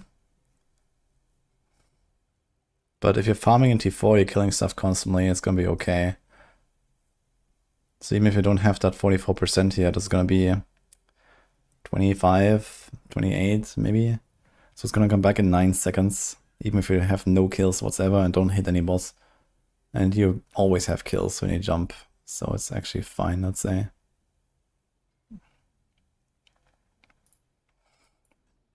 And yeah, the Scourge, we can actually move that. We can just go Soar, we get 2 points. And we put them there.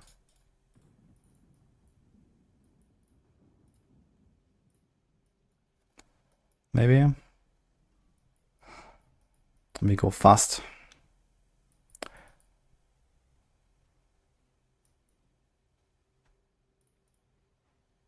I kind of like the setup. Oh, we need 1 point there.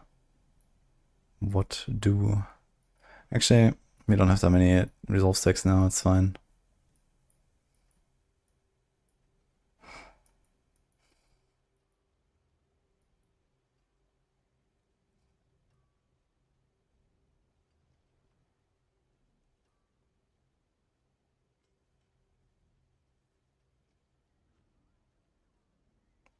Okay, all the caps are perfectly hit.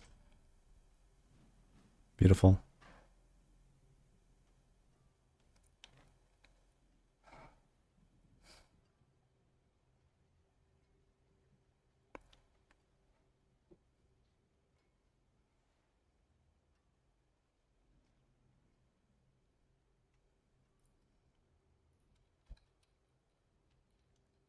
I want to do this though.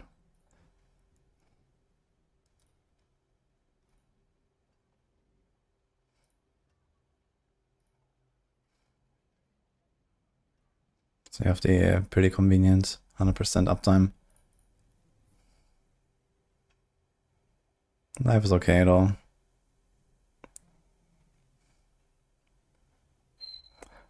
Life isn't good, guys, but life is okay. 11.5k and a bit more here. It's like 13k, 14.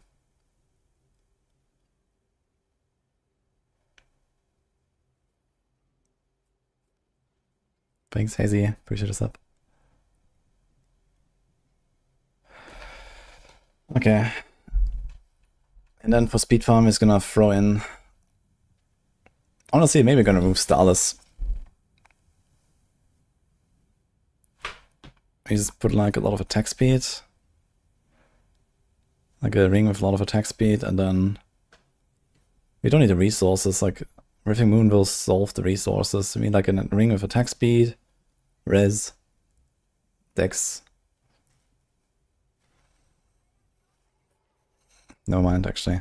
We have res and attack speed already. We'd have to put like res here. Okay, let's do that actually. We put res here and dex here. Because it's easier to get a ring than it is to get a glove like that.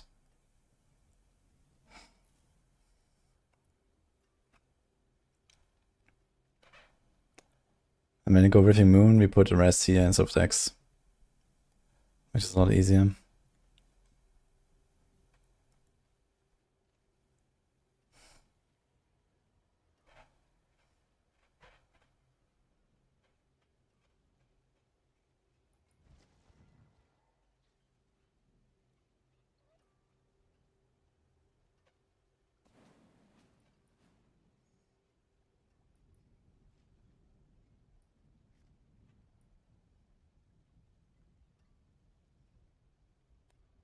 Don't have unstoppable at all, but we don't need it because we have perma-armored hide. It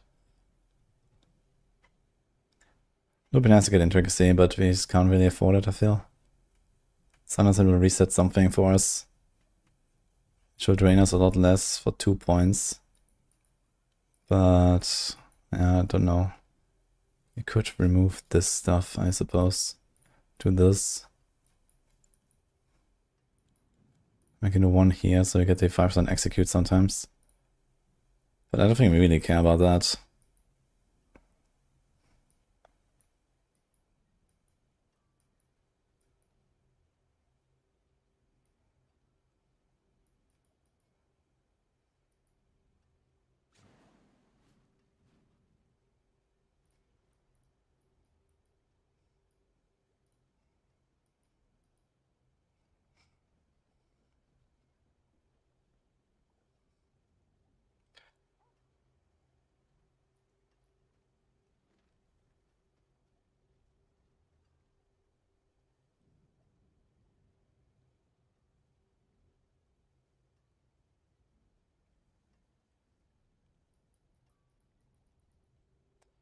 Okay. Done with this, I think.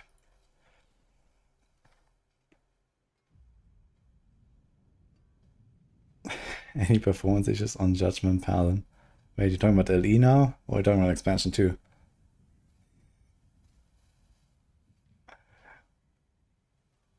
What's the highest pit a spirit can do in PTR?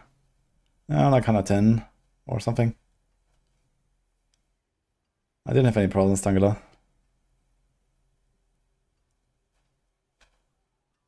Now throw in a Sunbird, you can do it. What are you gonna do with a Sunbird here?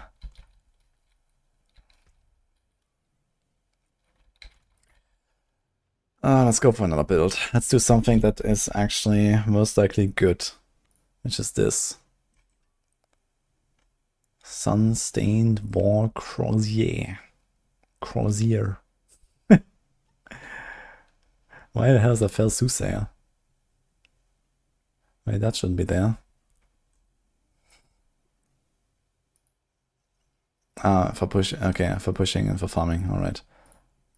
Here we have Vehement Brawler.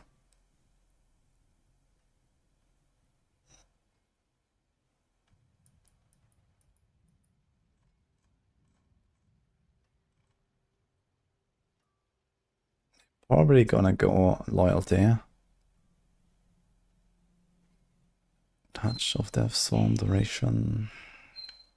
Do this. This is gonna become a conceded.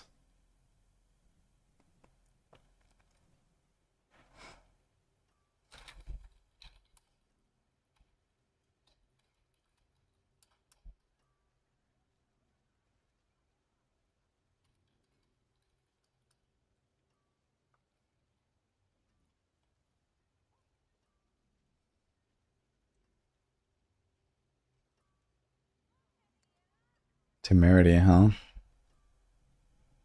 Neo Ohm. Who quacks? I think it's actually a Neo Sun angle.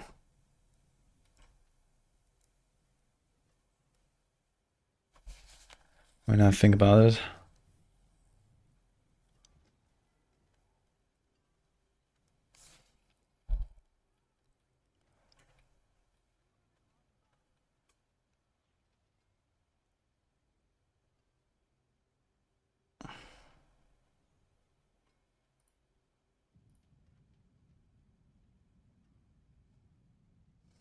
I have to try both, I think. In fact, you also try Vushinak Pa. There's a lot of stuff to try.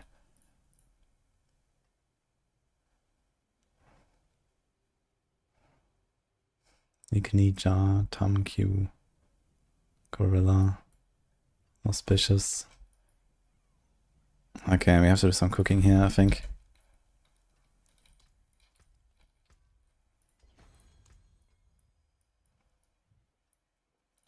Did I ever save the setup here? With Stinger, in case you want to go back. I did not save anything, fuck. So, let's do this. Bane. Canny. Colossal. No. Consumption.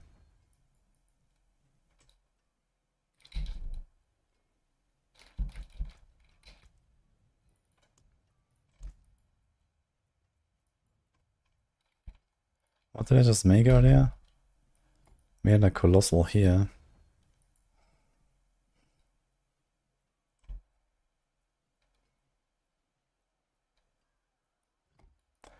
We had like a revenge here.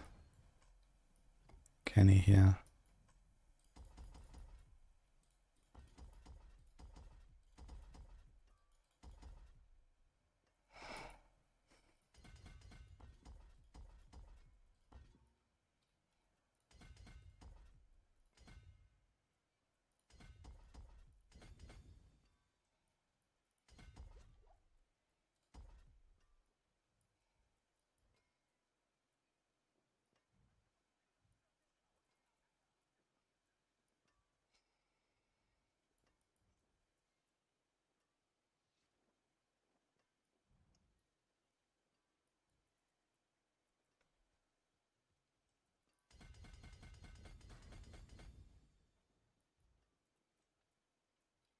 Okay, save this.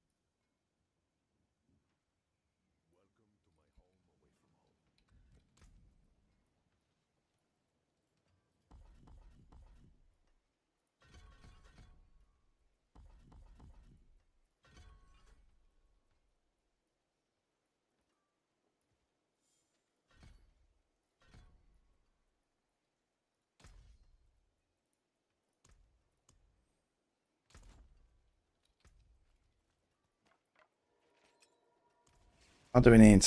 Starters. Woolen, attack speed, life. Core, attack speed. Oh boy. Insatiable. Hunter. Jack and Shell. Here. Sun-stained. Okay, so...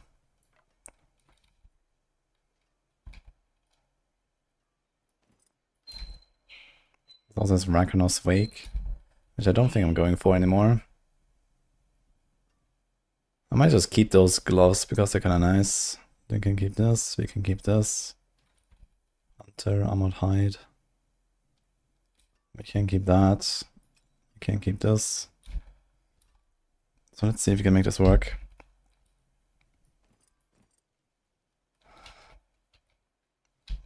So...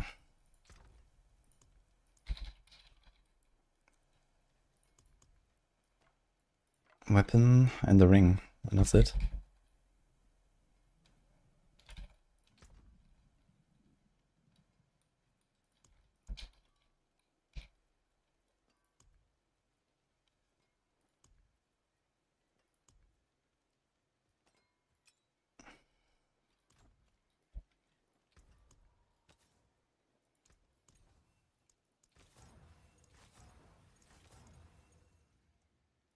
Spiritborn is gonna be extremely strong next season. Overall with a few builds.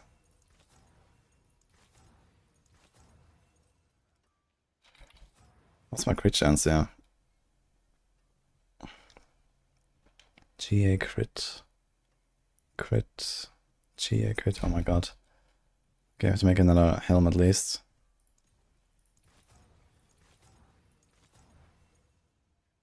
We can't roll this.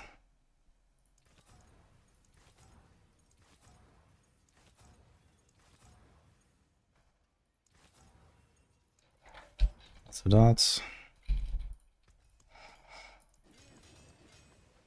Let's try to hit the double damage.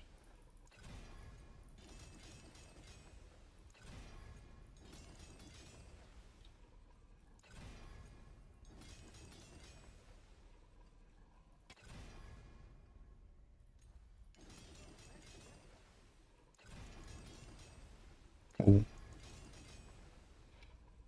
Okay.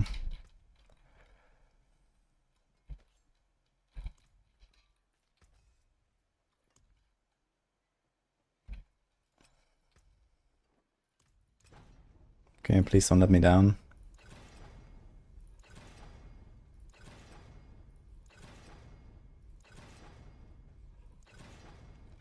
And it's gone. Nice. Doubt I have another ring.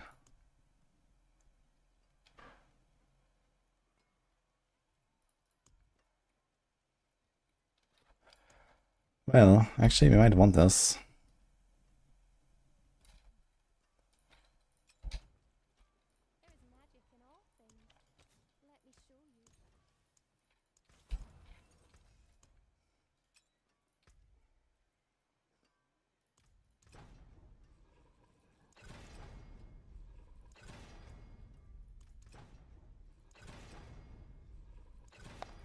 Very scuffed tempers.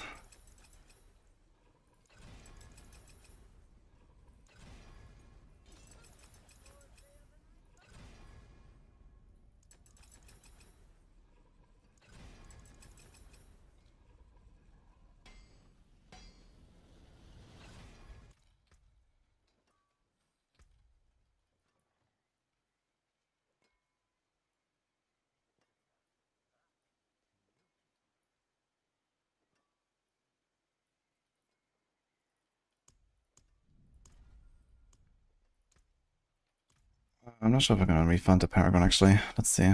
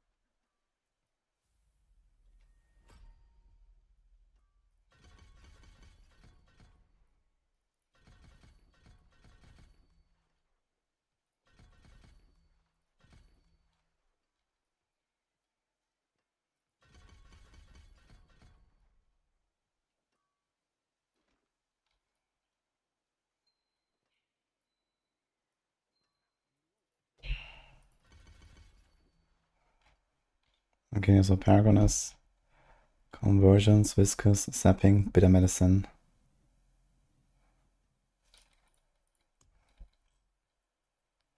Sapping, bitter, viscous, conversion, so that's fine. Okay, revenge, that's fine. Bane. Spirit. Canny on sapping. Bitter medicine, colossal.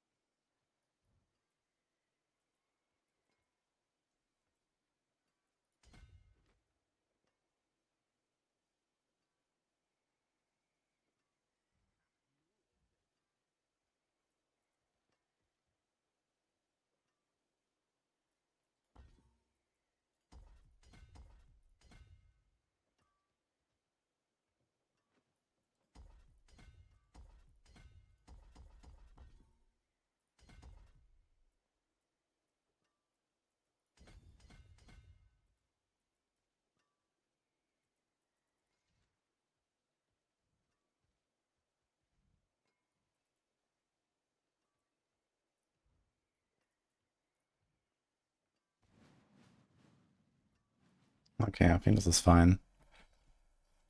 Spirit, Revenge, Castle, Canny Bane.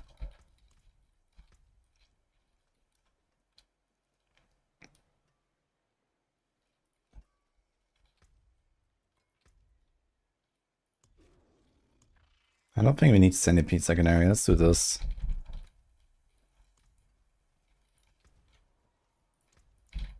Foul Soothsayer.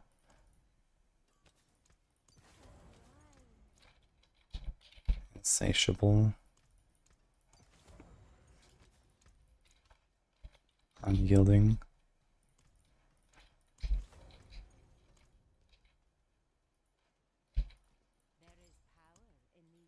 So how exactly does this thing work again? Your focus skill benefit from all the upgrades and it increases damage or potency skills for 8 seconds. So focus is Soar, Ravager. So we cast those a little bit basically to start, and the Vortex as well, so it should be fine. So you do get the cooldown reset there, which is cool. We get the vulnerable and the unstoppable, which is cool. We get this and this, which is cool. And we don't care. And that's it, basically. 7 seconds, so we don't have enough. This Resilient should be Armored Height duration to make this permanent, but we're not doing that now.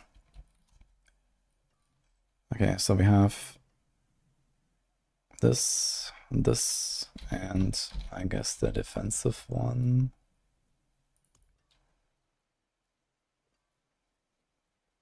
What's my attack speed? 100. We have too much attack speed, actually. Way too much. I do this. Okay. Okay. Okay. Okay. Okay.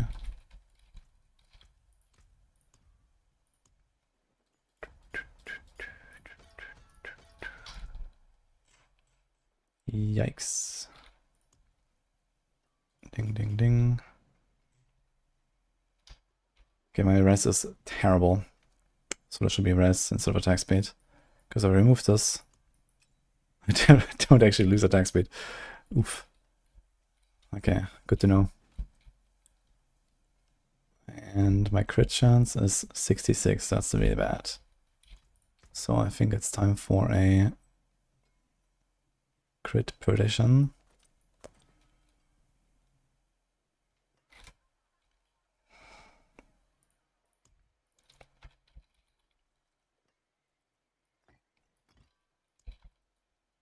Ikni Jar.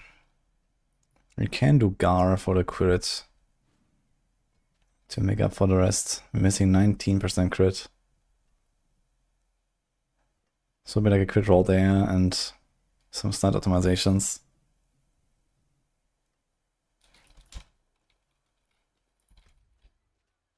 Do we have Colossal? We do. Let's get Tenacity for now.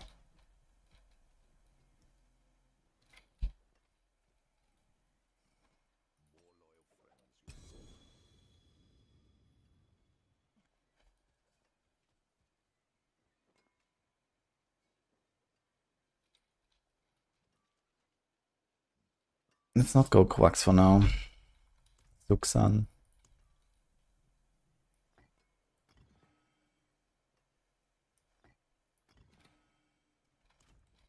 Okay. Let's try out a T4 run.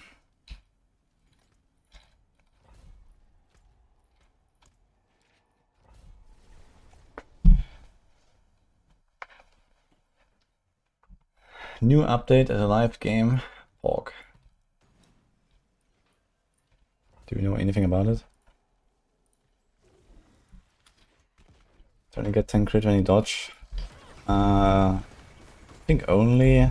Wait, is that always? Whenever you dodge? True, actually. God, numbers. Wait, I didn't do my skill bar.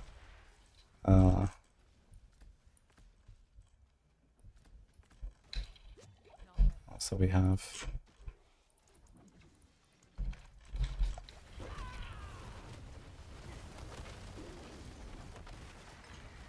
Oh my god, man, the resource costs.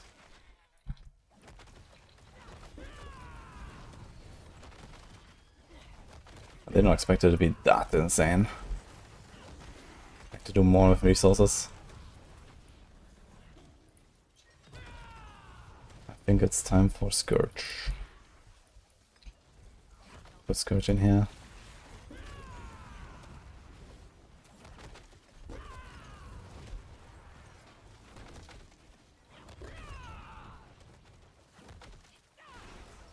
I just can't cast enough. And it's with the season power, that's actually insane, dude.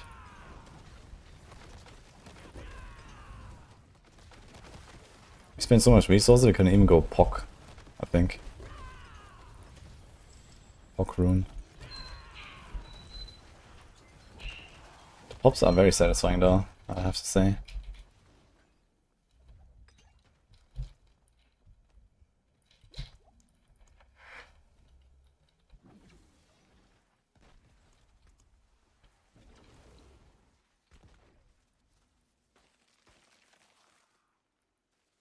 Well, we have Scourge actually, Spect. Let's do it.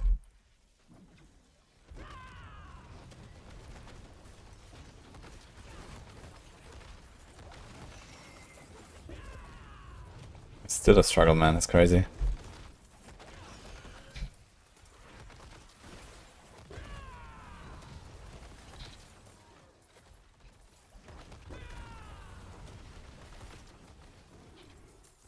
Any lumps?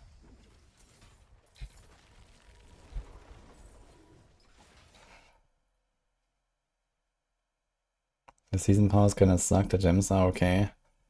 Yeah, that's basically it.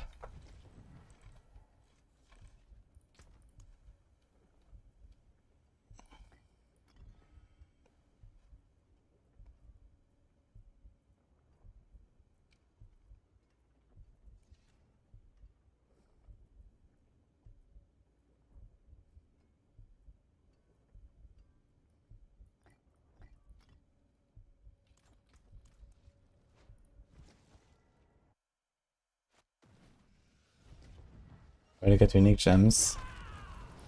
There's like something called Heraldic Wayfinder, but I'm not sure what that is and where.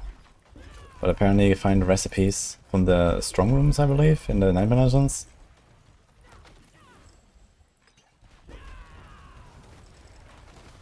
And then you can craft them somewhere. Let's see if we can go Sorc again.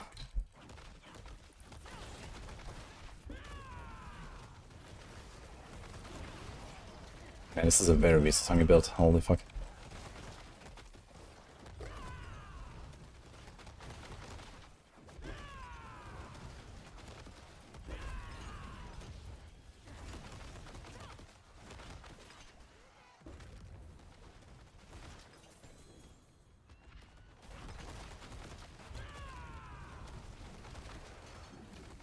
It's like game on this thing, 32. I'm not sure how to lucky hit us on the swarms themselves. But yeah, pretty easily just one-shotting everything here, so that's nice. See the boss.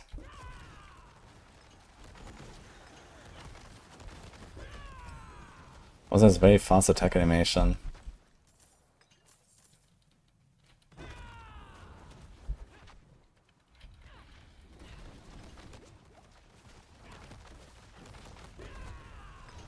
Okay. Slower than I thought. Let's try Belial.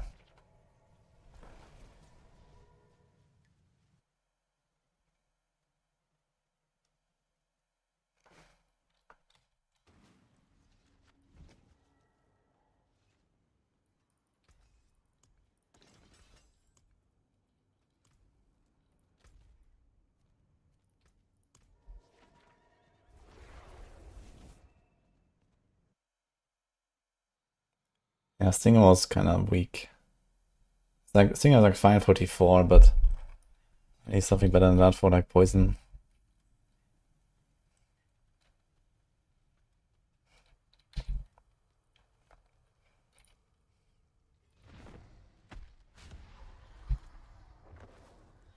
You have Igni Jar for no reason.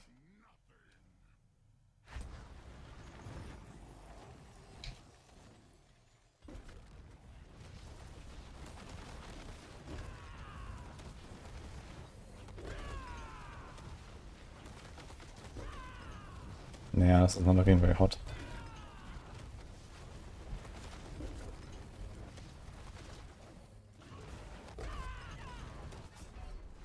Will got me.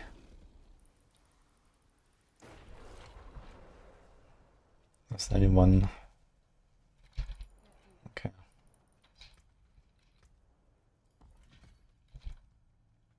Gonna make it easier.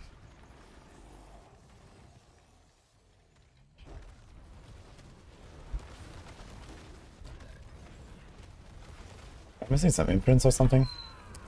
I should check.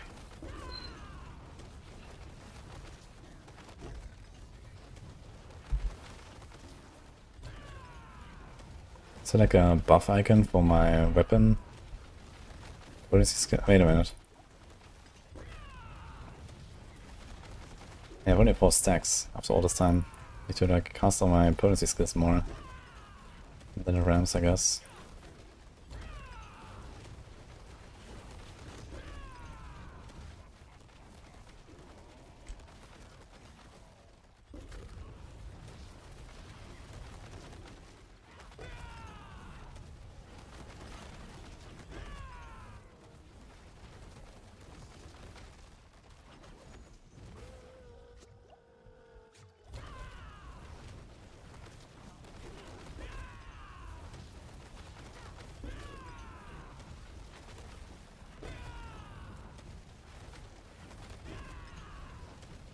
Dude, actually, wait, I lost my stacks. That's insane. I'm at 5 stacks again.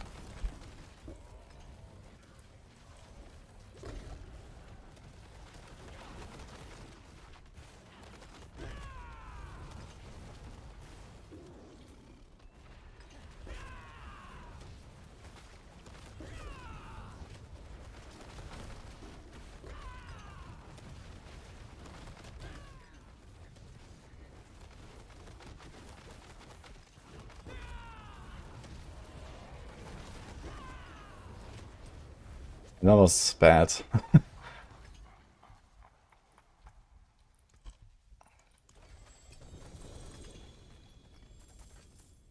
So our helms.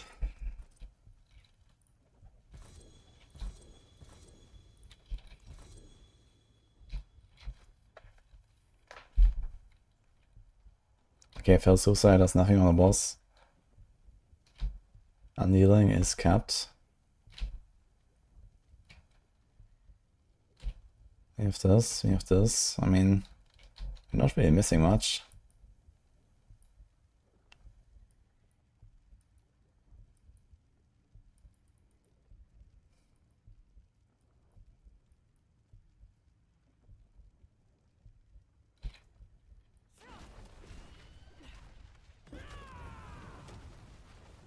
You just have to be aware that you have to stack this. Sometimes like here, it just like falls off.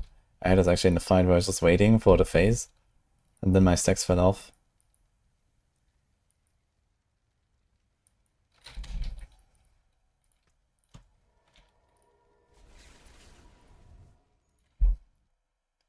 Razor Wings crashed before. Too much DPS. You have no idea what will be the best Necro build next season? I mean, the Scuddly Mage stuff looks pretty strong, and then, well, typical Blood Wave, Bone Spear, Bone Spirit, I guess. They're probably all gonna be up in S again or something.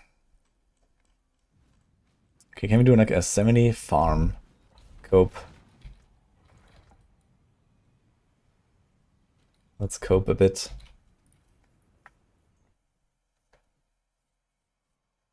The season famous Nightmare Dungeons that open up to more Nightmare Dungeons? Yep.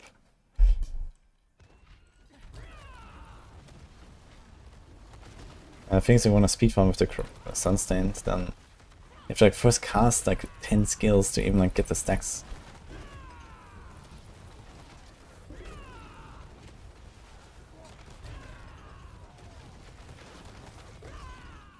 Considering this is a build that was not nerfed, it's actually crazy what I'm seeing here.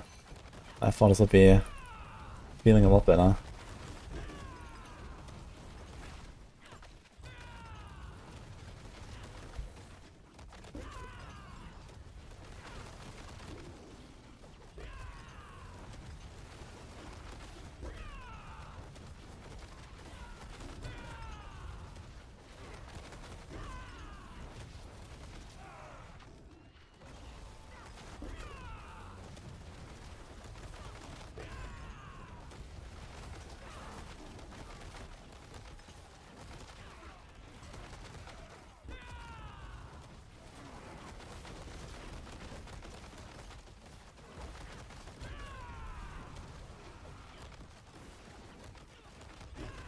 I just got the achievement for save 1000 counters. Really? That's very little.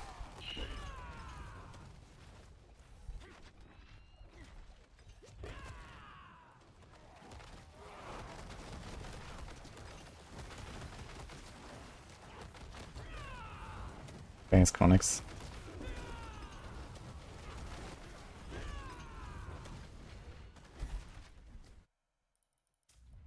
The Blight survive? I guess so, Blight should be okay, no? I mean, wasn't an overpower build? Did it do any targeted nerfs to like dots on Necro? Blight should probably be kinda decent. Unless I missed something.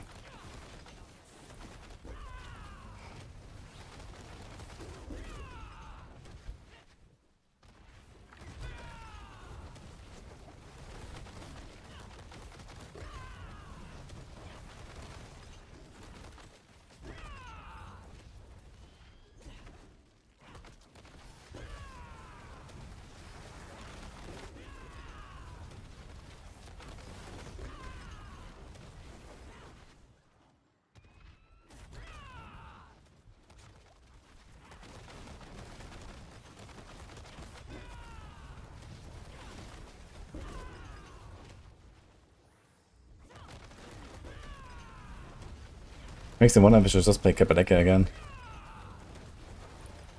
But I benchmarked Kapaleka versus Sunstained versus Legendary Weapon back in Season 7, I think, on Touch of Death. They were all relatively close actually, and Sunstained seemed to be like the winner.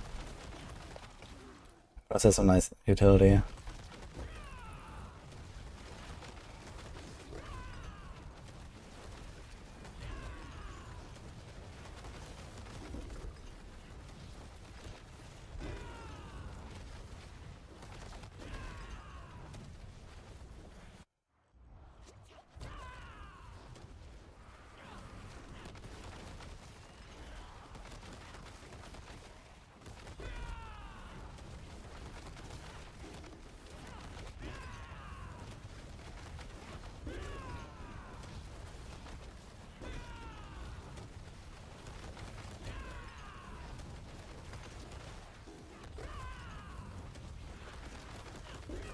But the resource and the crit investment is pretty large.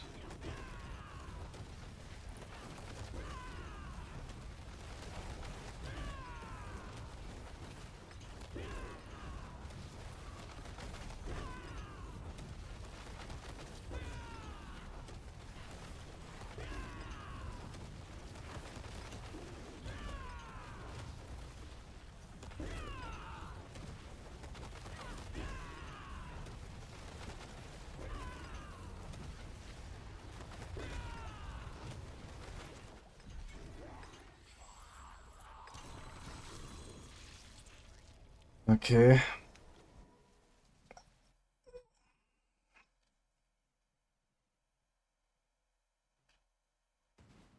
Someone ping bunkers. I wouldn't call it back just yet. But I should try push version of this, which does look a bit different.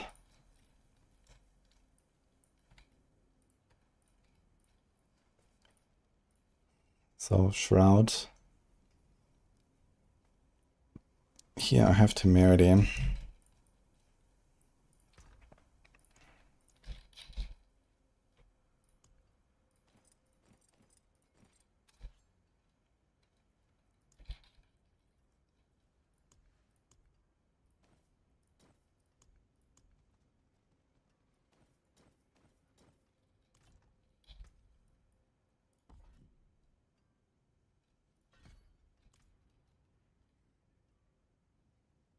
Unyielding, insatiable.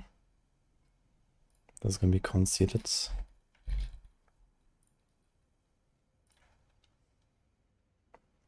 Plains power there. We have Ahu and Quax and Neo Ohm. So I don't think that we can sustain the resources.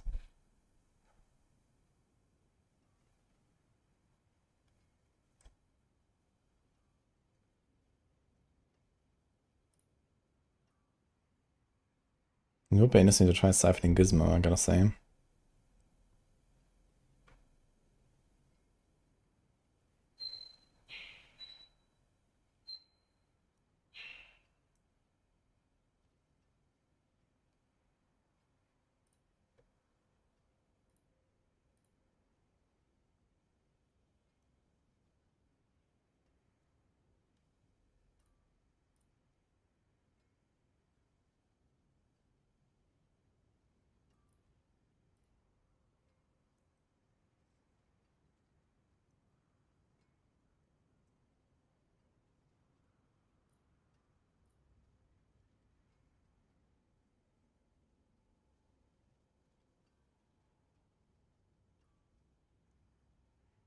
We could try this and put catalytic skill on our right click.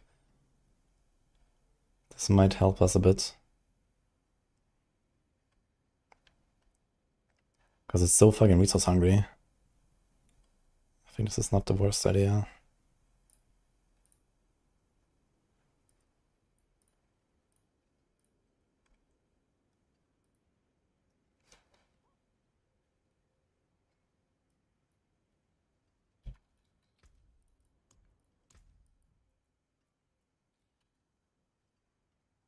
There's Menagerist. Can't do revenge now.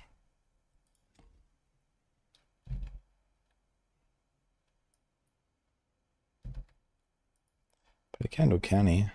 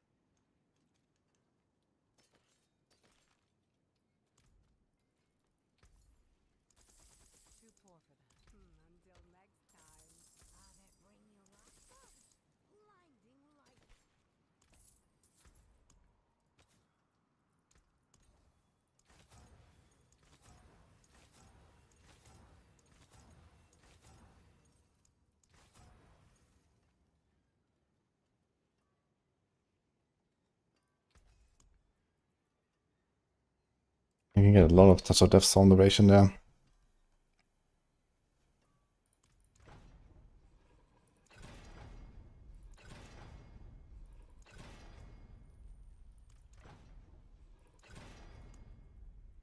Wow, first try.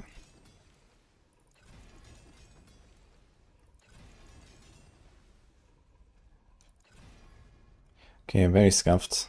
Masterwork.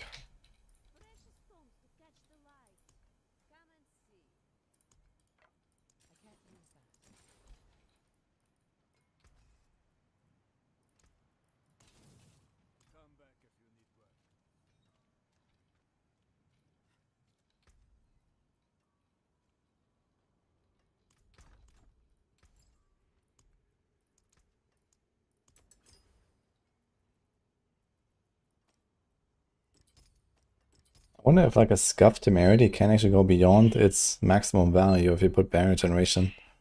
I don't know. Can it?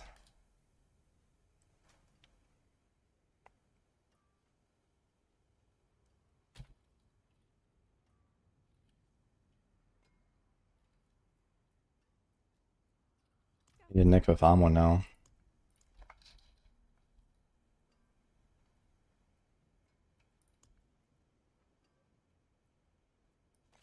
Something like that.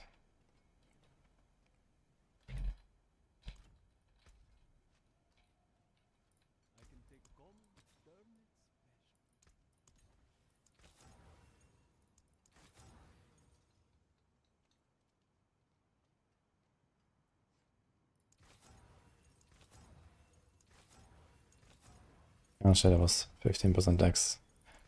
Gonna go for that. Okay.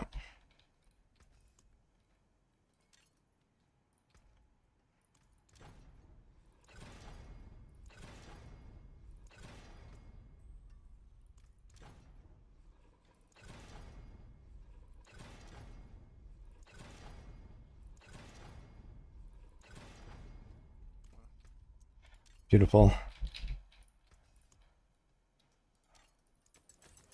6.5 dodge. We're hitting all the armor though. Okay, kinda saved, I guess. 4.4k. Without the gem, so I guess it's okay.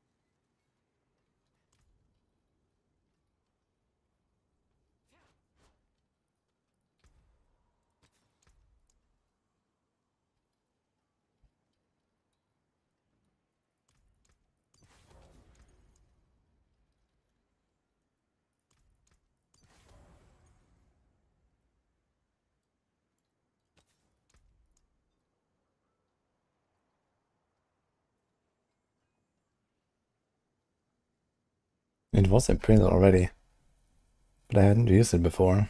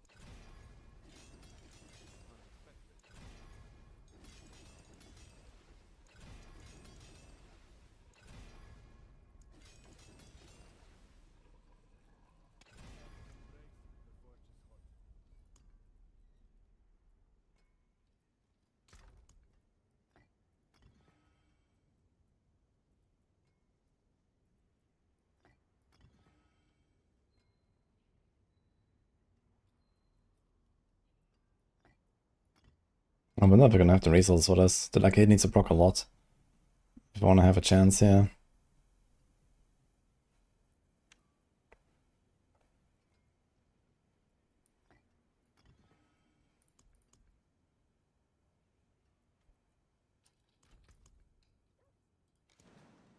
Okay, my resistances are really down bad. 49. Oh my god.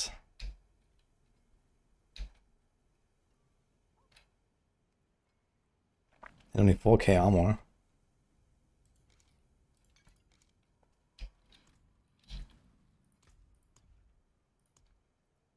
Let's with this, yeah.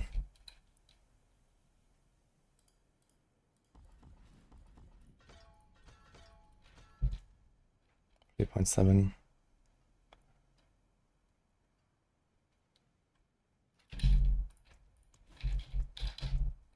Crit chance is 87.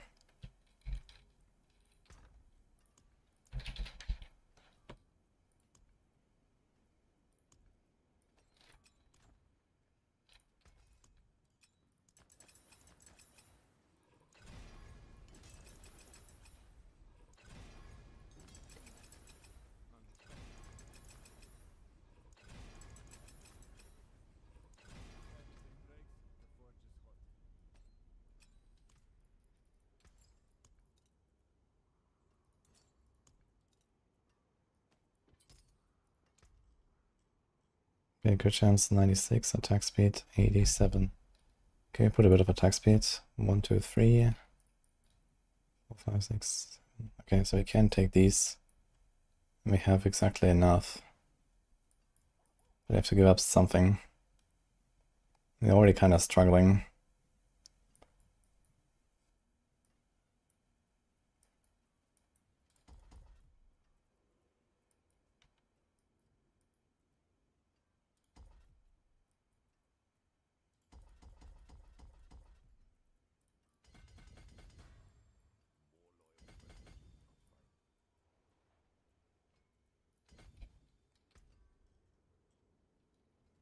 Okay.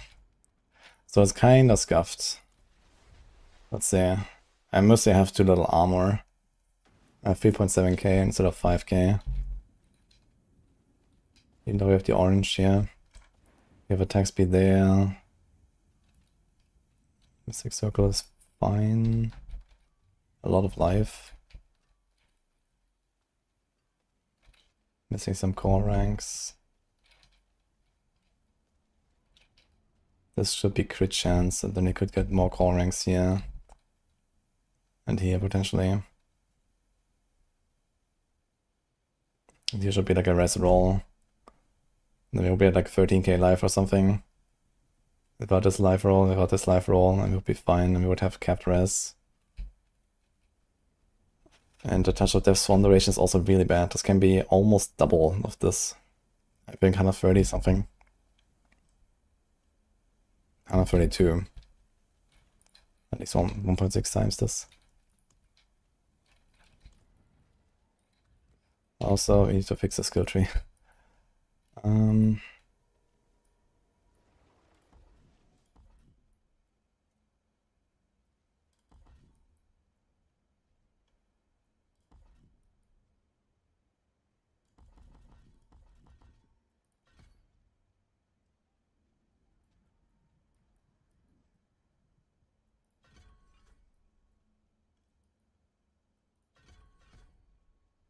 I think we need to go for Measured Ravager, not for replenishing.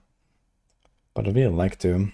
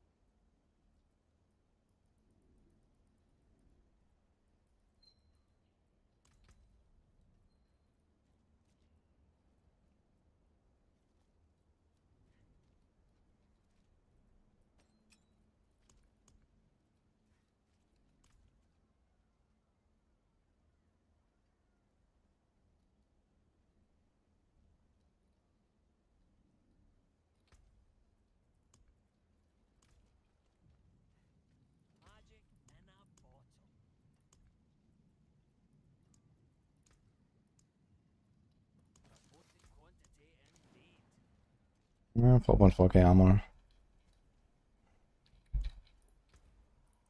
Okay, let's open a 85. Push. See what happens.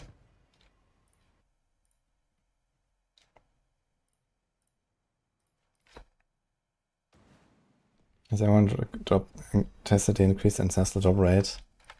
I haven't yet. But maybe someone is collecting some data.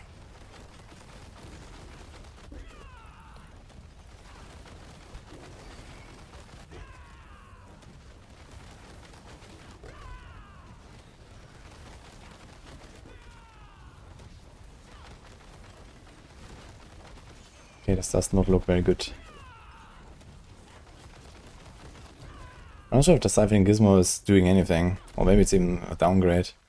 I should try another run without siphoning gizmo just to make sure. Could be that it's like actually interacting in a weird way.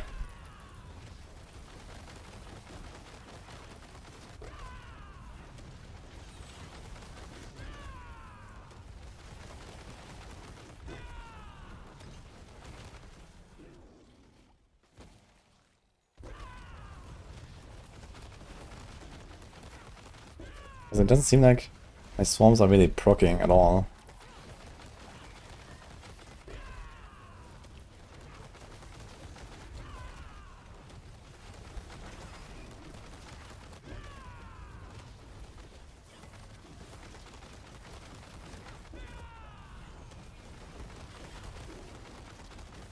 My attack speed is not high enough.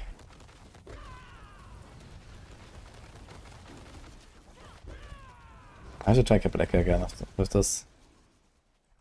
Maybe it's just Kapeleke.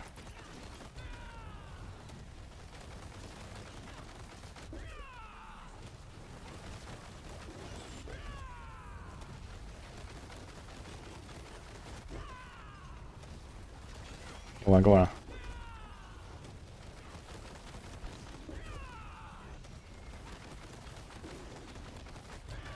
No.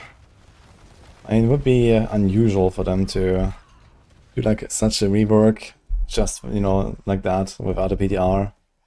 On the other hand, whatever they did with Eaglehorn is useless, and no one is going to use Eaglehorn for any purpose, so can just as well do it and YOLO. It's not like they can overshoot or something, since Penshot is so far down.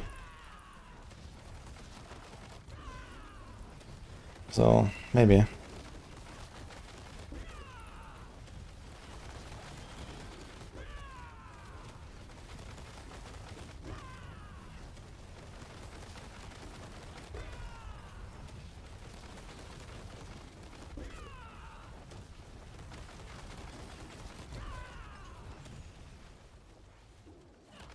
Okay, let's just complete this 85. This doesn't seem to be too slow. We'll see the boss.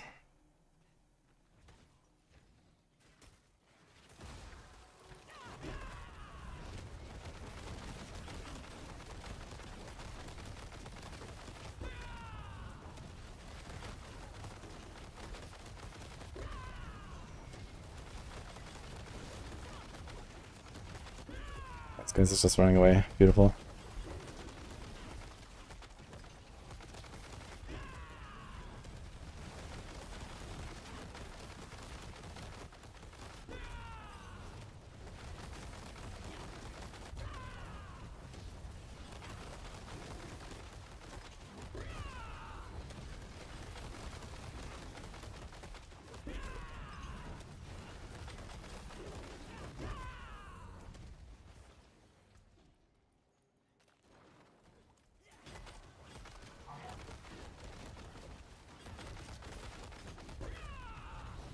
What the hell is going on with my intricacy?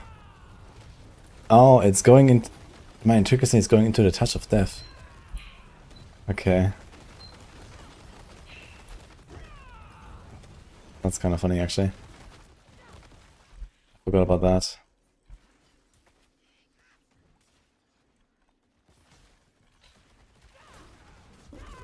Scuffed.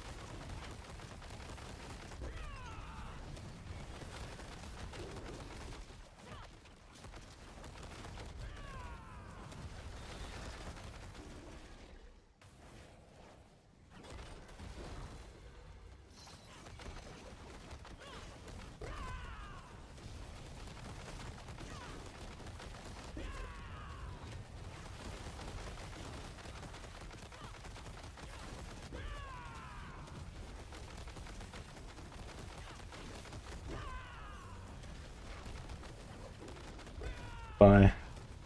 I'm just running.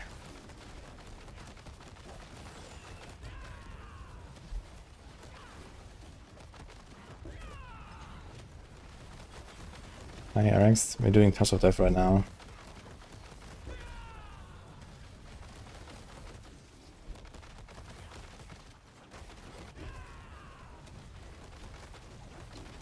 At least a single target on this is kind of good.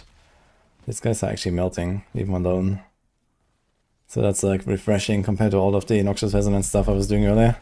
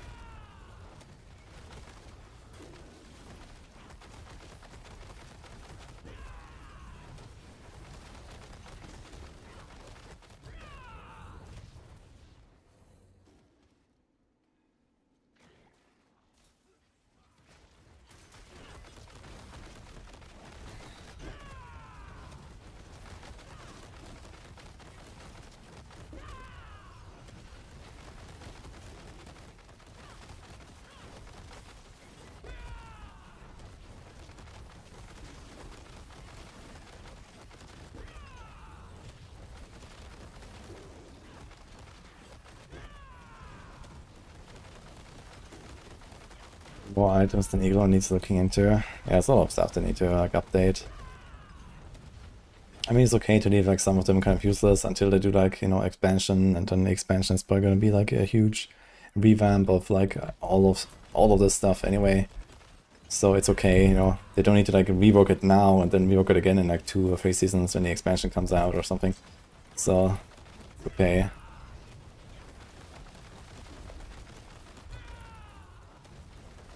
Because the expansion is gonna be like a massive shake-up again, I guess.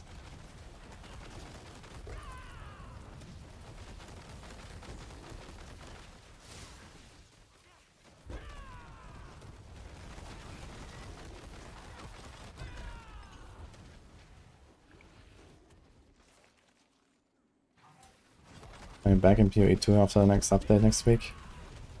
I mean, I really want to play some PoE 2 before the next league again, but we have PTR until Tuesday, and then there's only 3 days until D3. So I'm not sure if I want to start a PoE run.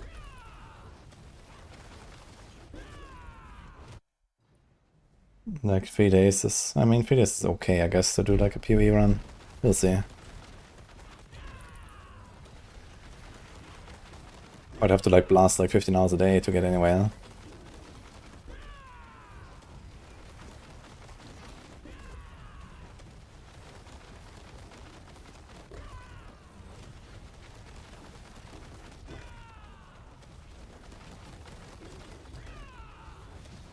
Get resurrect the Menace as well, good boss.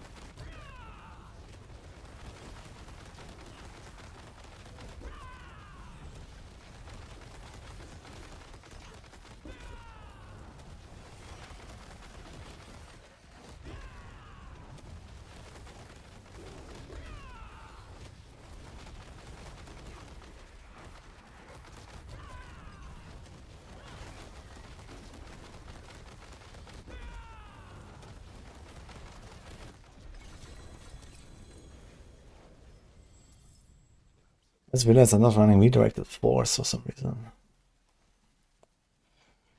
That is kind of weird.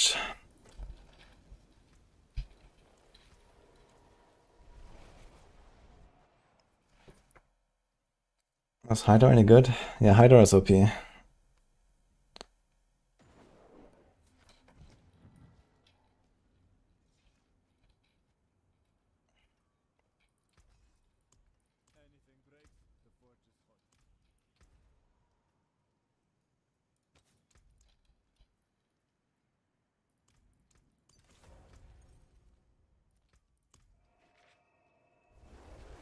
Yeah, balazan is the strongest build in the game, I think, right now.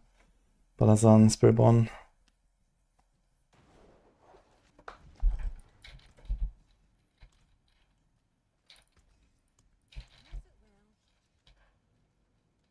Unless there's like some magic from, I don't know, Necros or something.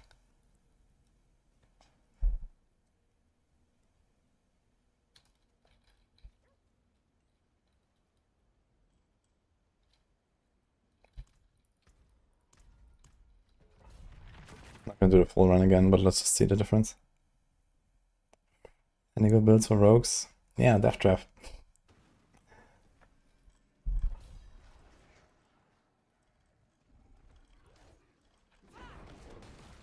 Yokes and the path, thank you.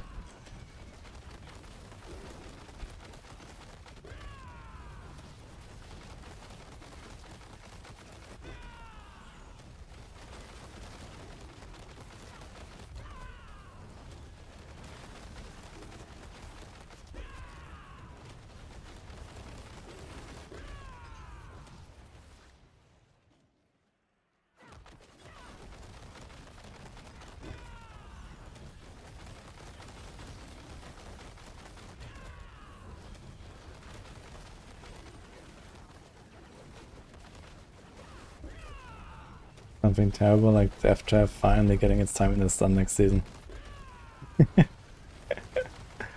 Amazing.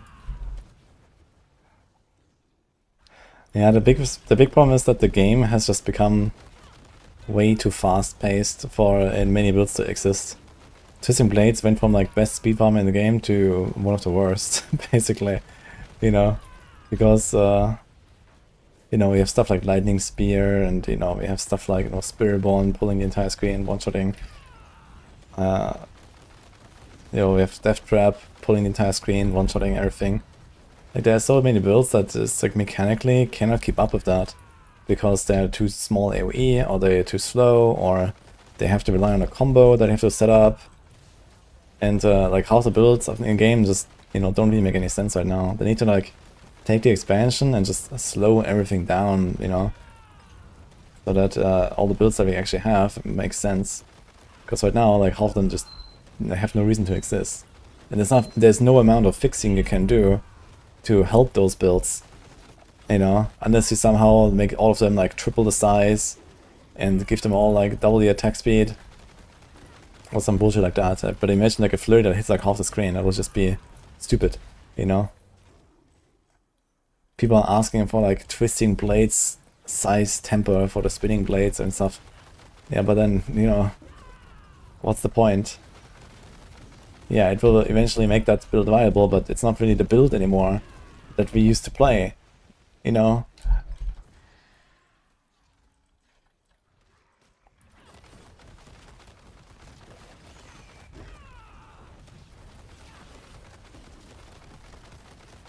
Like, what are you gonna do with, like, I don't know, barrage, handshot,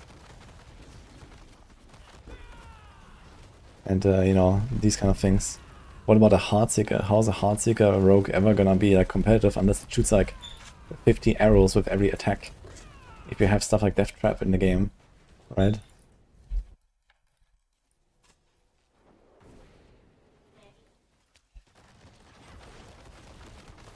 And, like, every class has the same problem. Like, you know, Earthspike, people are doing an Earthspike right now, and it's like pretty mid, I guess. But maybe a playable build. But then again, like, you know, Earthspike is just like this tiny little line. Like, how is that ever competed with Cataclysm? That's just like one-shots the entire screen. You know, 2 screens around you, basically. without you ever seeing the monsters. Like it just doesn't make sense.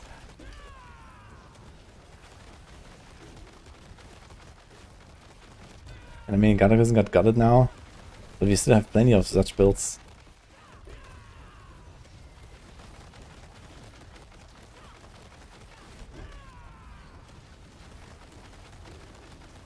Okay, next time we don't forget redirected force. Let me actually have good damage.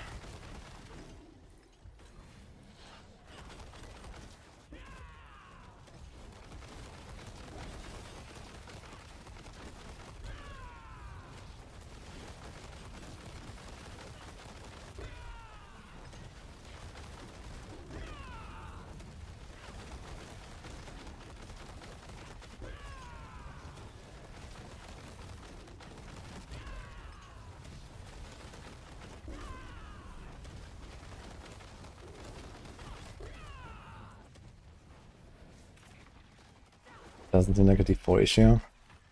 But it's especially an issue in this game. Because, you know, there is no reward for going slow.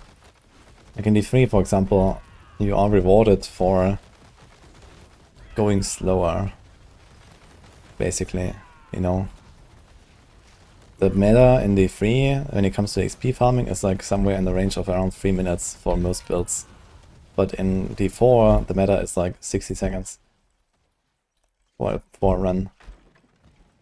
And so a build that doesn't go at lightning speed and doesn't one-shot the entire screen and the boss is not the right build.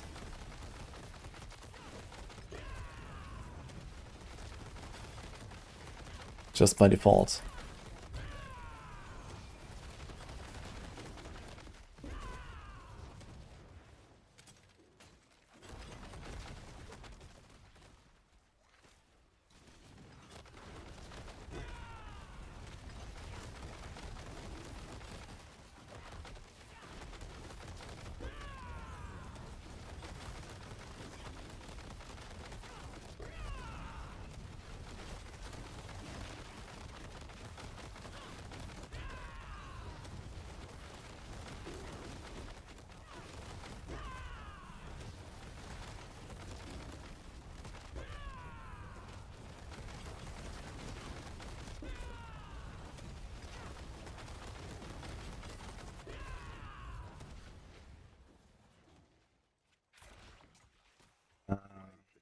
As it stands right now, it seems like ambulances are ridiculously good for XP. But only if I get the XP modifier.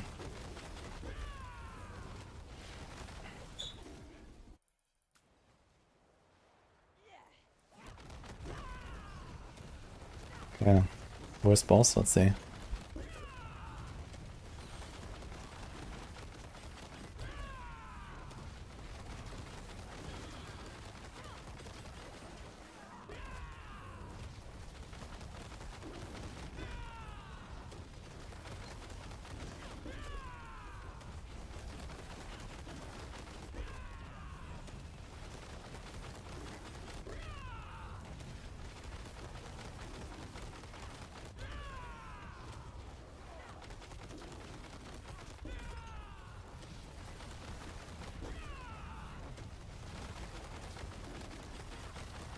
Yeah, so far we have 3 balazan builds, one with Quill, one with Rake, one with Brash, and the normal Quill as like the top Spiritborn. I don't think that Touch of Death is gonna get there. And it's like a pretty fast 85 and stuff. But this needs to be at least 10 tiers stronger than this here to be in the range of the other builds. So I don't think we're gonna get there. But I can try Cabalica stuff and see.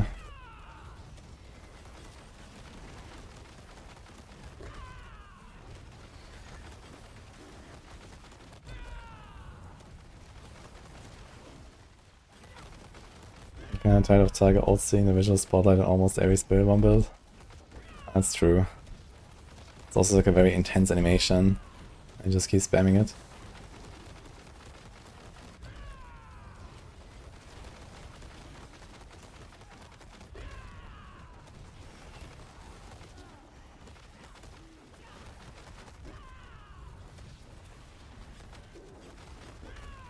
Just tank it.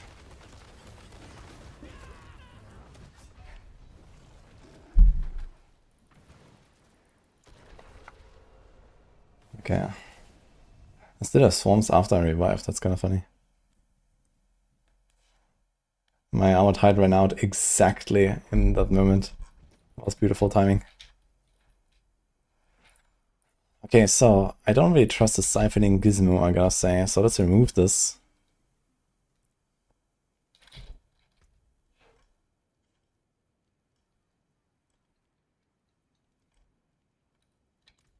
We put what?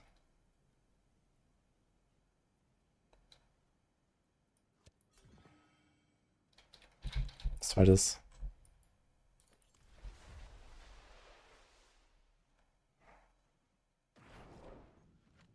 RW. Razor Wings. Clear 65 with 9 minutes left. Holy, actually. 6 minutes, 65. You can actually kill 74 then. But not really in the bosses, I guess.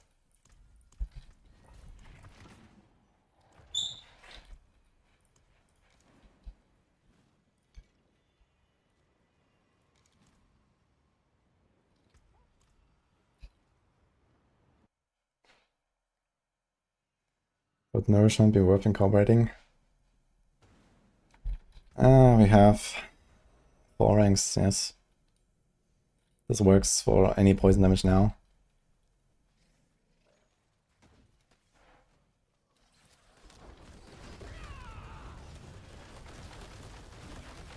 Let's see if we notice a difference.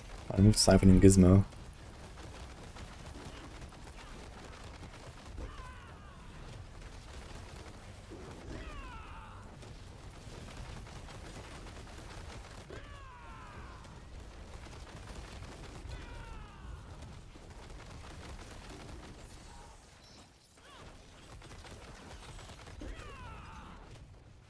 Doesn't really feel different, to be honest.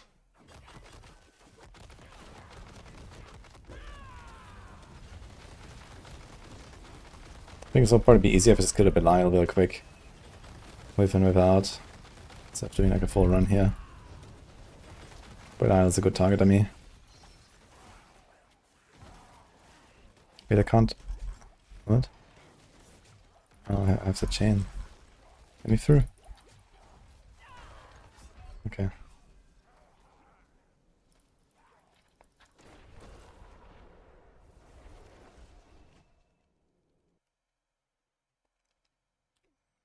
For one, snapshotting is still bugged for balazan. Yes. The item exists since 2 days ago.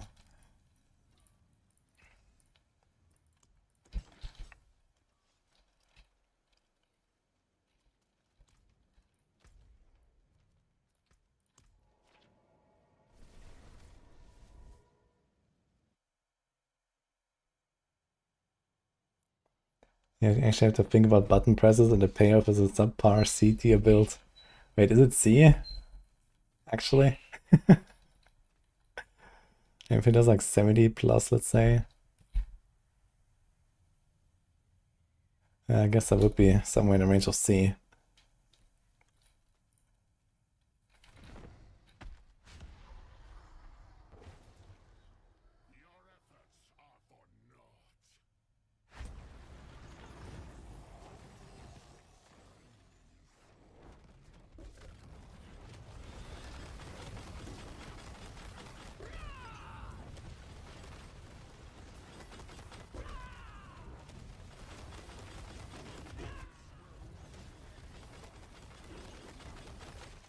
Not the boss fight for this, actually, since I constantly have to move. My circles are somewhere. F. Without the circles I can't deal damage.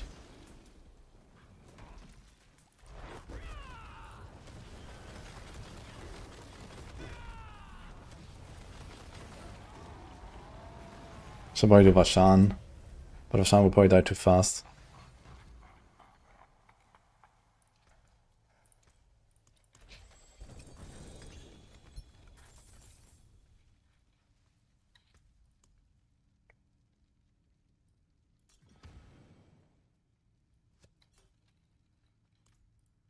Is it like a certain catalyst that has like a way better lucky hit than the others? These are 30, 13, 45. Maybe the shower?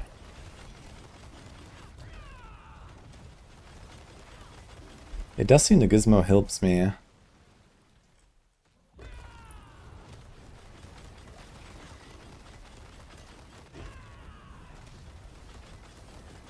it definitely seems better with the gizmo, actually.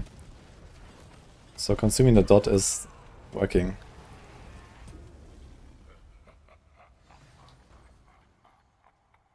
Astral Pillar. Like, I don't know. How does that thing?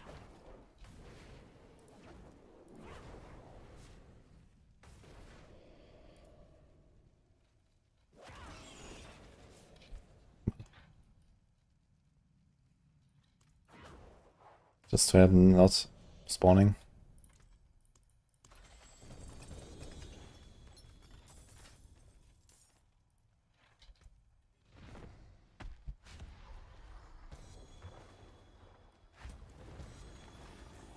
I actually do care about the like a hit value on the Barb, no red, Fist of Fate.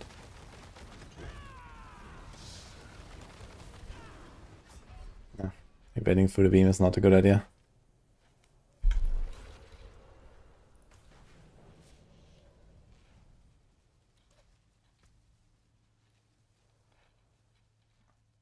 This has GA crit and perfect attack speed. And a bit of vulnerable, so this might actually be fine.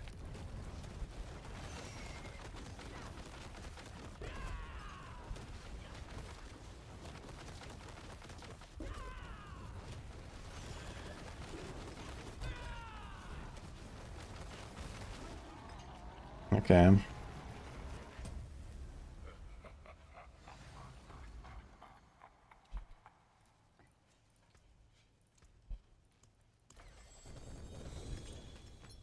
Ooh. That's the wrong kind of glove, but okay.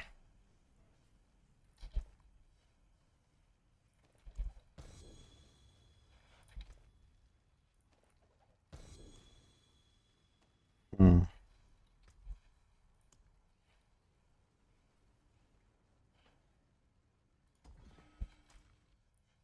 Just for science, I'm not going to use a catalyst at all.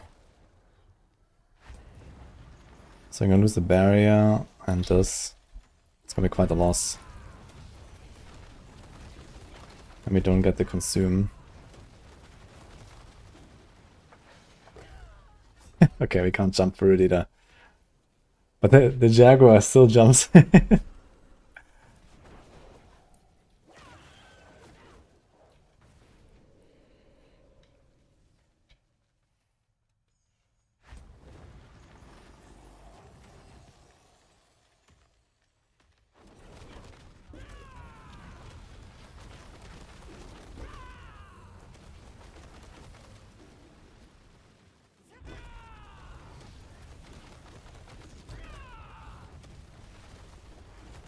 I don't have enough resources now without the season power.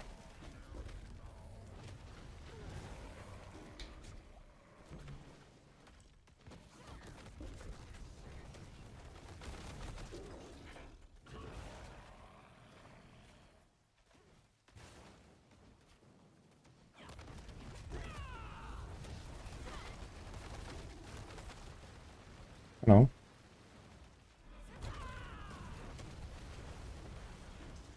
I just can't attack here. So I have to put this back in. 1 second, guys.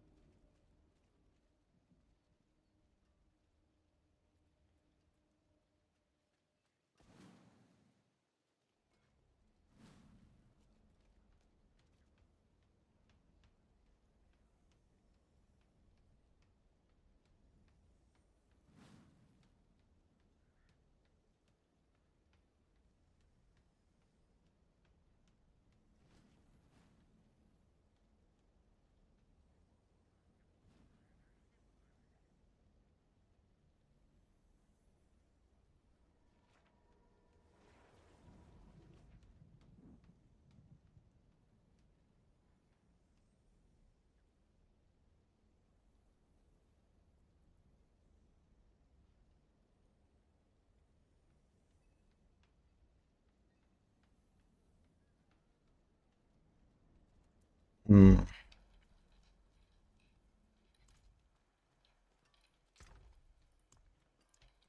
Probably a bad idea. But maybe not.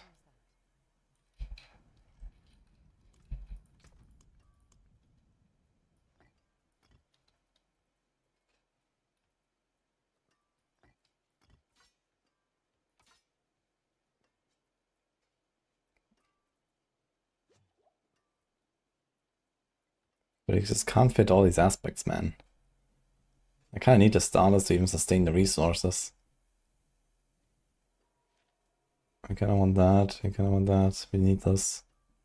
And we need planes power. So it's kind of a struggle if you do this. I don't think this will really go anywhere, but you replace redirected force.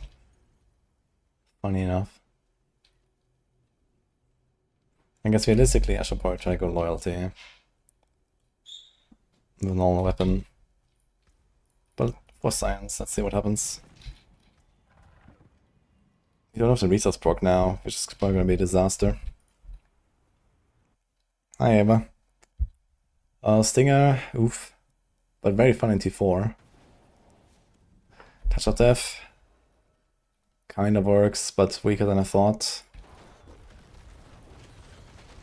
Can do 90 something, maybe. Okay, I have to ramp the supremacy a bit. Interestingly, my resources are fine. Kind of.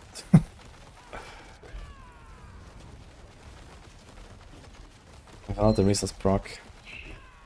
But it is kind of going down. But at least not up enough to proc the Quacks. I don't really expect this to go anywhere. This seems bad. Even with the supremacy ramped.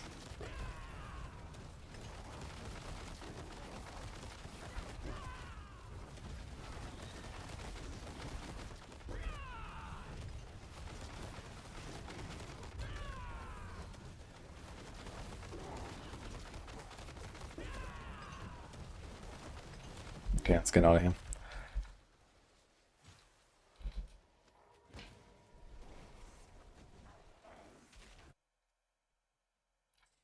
I mean, there's one other thing I could do, which is we go Gorilla main for this. Since we have Schnack power.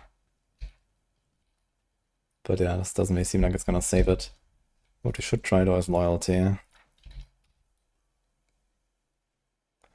Which is not here.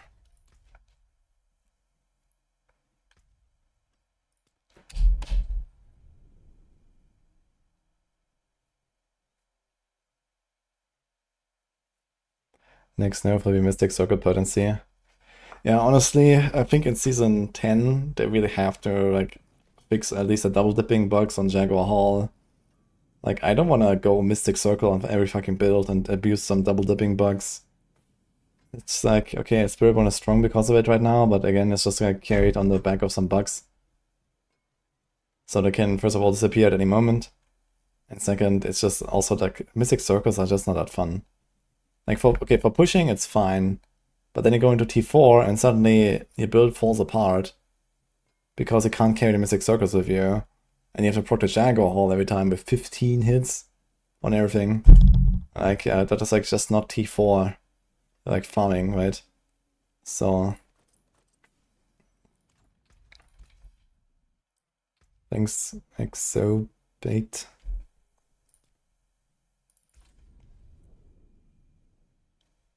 Razoring's going crazy, holy.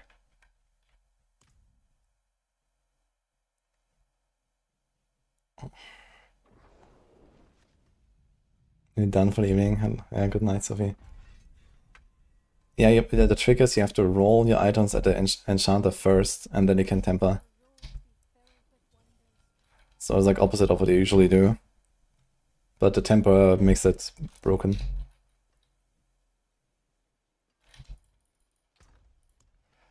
You're not gonna have like any crit chance, man. That's gonna be awful. Wait, that's the wrong hand. This is Moni Quacks, we have Ahu Quacks. So what's our crit chance here? 50. Neo Xun. Now the thing is, if I put Xun here, and then Neo Quacks, I get less Quacks, but we have our crit all the time. So that could be an idea. So we solve our uptime of crit by just using Sun Rune.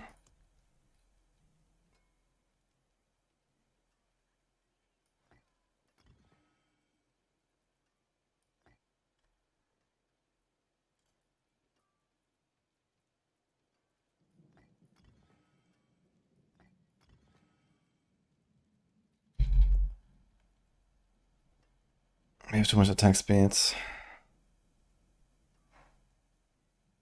Way too much.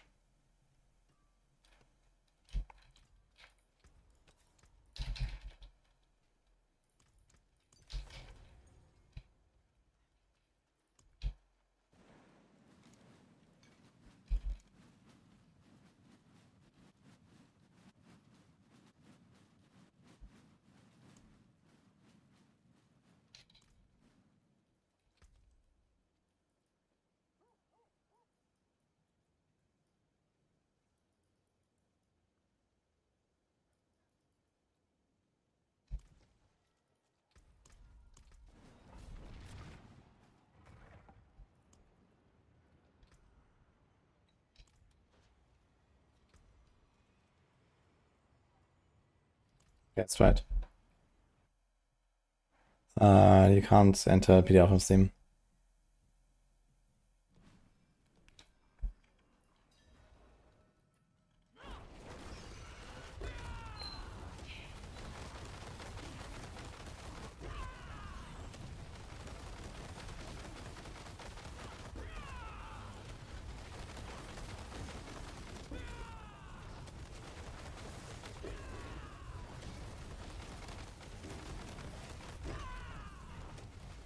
Don't really expect like a huge difference at the setup.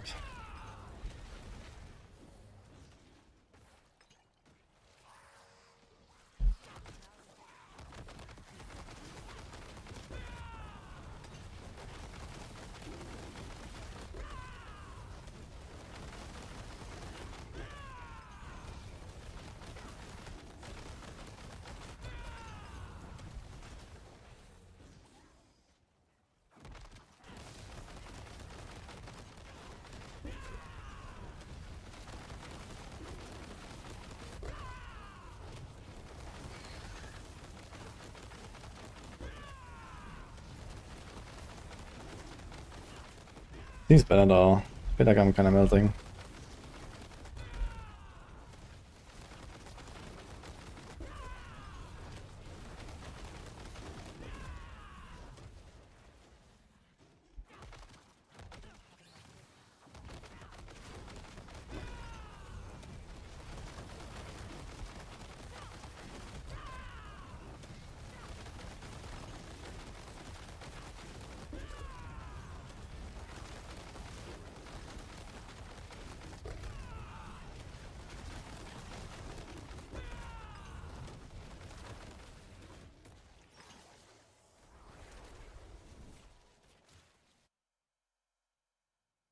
How many damage is this curl volley balazan per second? It's 1 per attack, so... Are you talking about Jaguar Hall? Each quill is 16 hits. Times 1.77, so it's 28 hits per quill cast. Let's say 3.5 attacks per second. Yeah, pretty much exactly 100. Plus the Ravager going off a bit more, basically. Unless you jump a bit less in that case.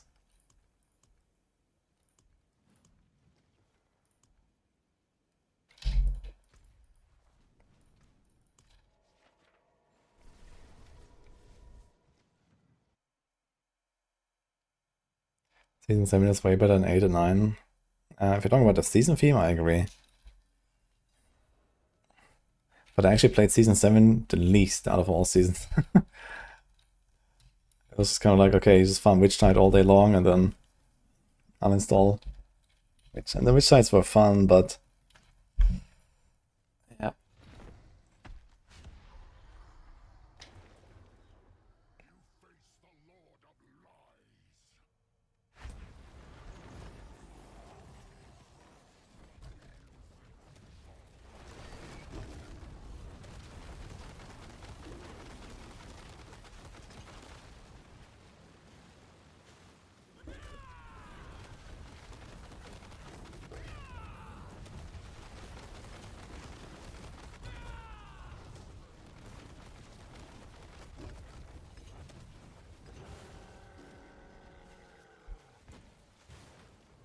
Yeah, random circle. Beautiful. Oh, can I survive this? Right here, tanked it for me. Okay. I want to see if I can survive it with the bubble. Because that's kind of interesting.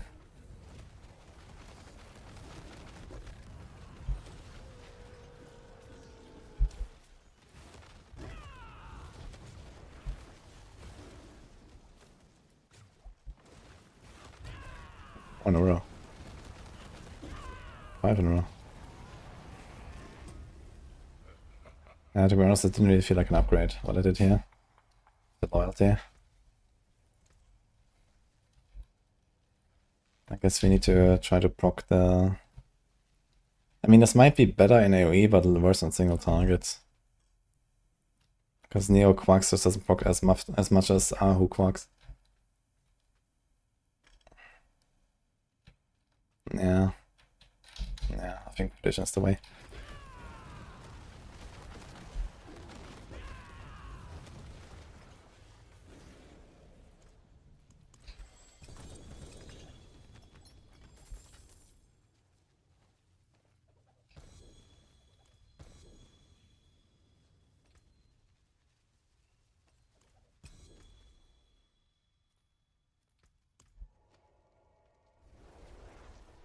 Okay, enough touch of death, I guess.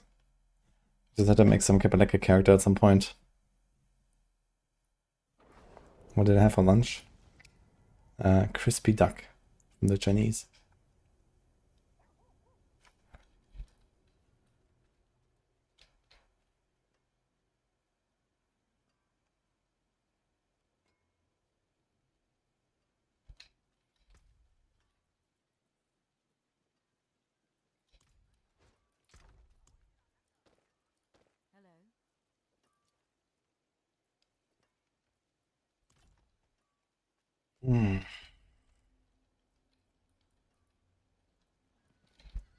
Here we go, Kapaleka. We need Starless. Kapaleka. Then we have 1, 2, 3 aspects. One of them is Insatiable. One of them is Plains Power. And one of them is Unyielding, so no redirected force. Which sounds yikes. Or we don't go Unyielding, which sounds even more yikes. But it does allow us to not scale Giga Armor. And then we could get, like, you know, 3, 4 ranks to Potent and some other stuff. And we still have redirected force, giving us a...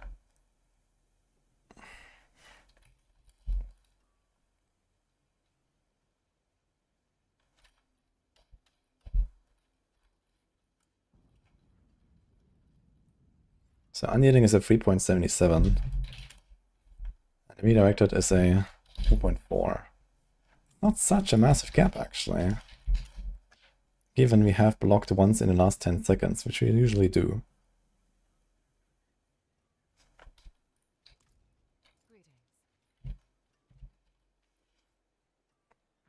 And this can be offset by other stats. I don't stack armor. We just go for 1k armor and we're chilling.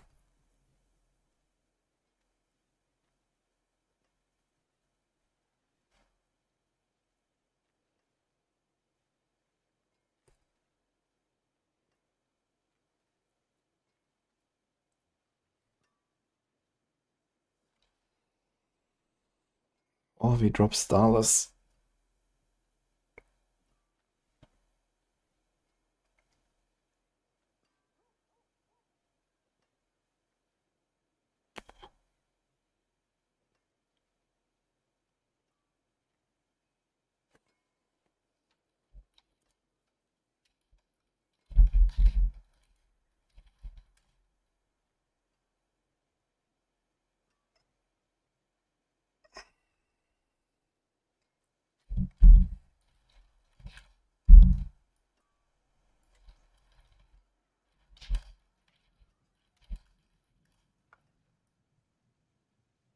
So this is Kapaleka with no resource cost reduction. This is Kapaleka with Starless.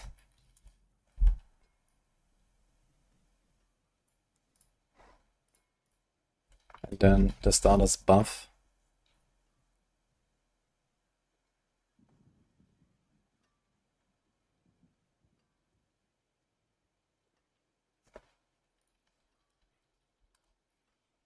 So the starters gives us something like a times 2.25. And annuling hits fully stacked gives us like a 3.7. Which is almost 70% more. So I wonder if you could play Kepeleke, Touch of Death, and not go starless.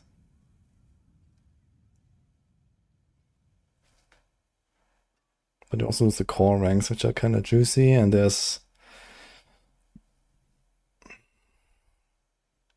not really that much good stuff. I mean, there's a Mystic Circle potency. That is actually nice.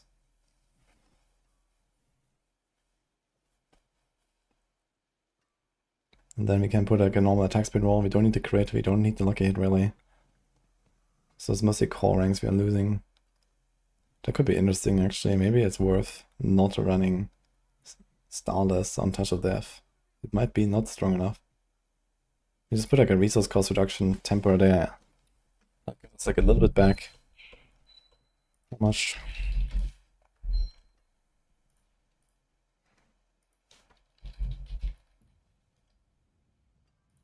$14.5.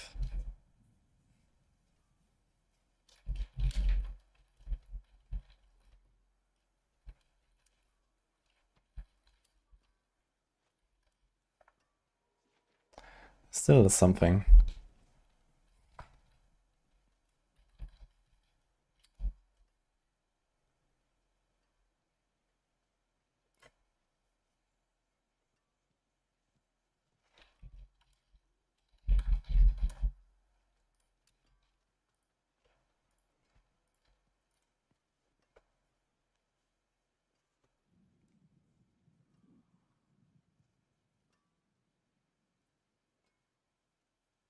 But we need a res roll somewhere. We can also lose a lot of core ranks and attack speeds. So we lose at least an attack speed roll. Well, I mean, okay, the ring that we put there would have res, attack speed, dex, I guess, resource cost, mystic, circle potency, and unyielding hits.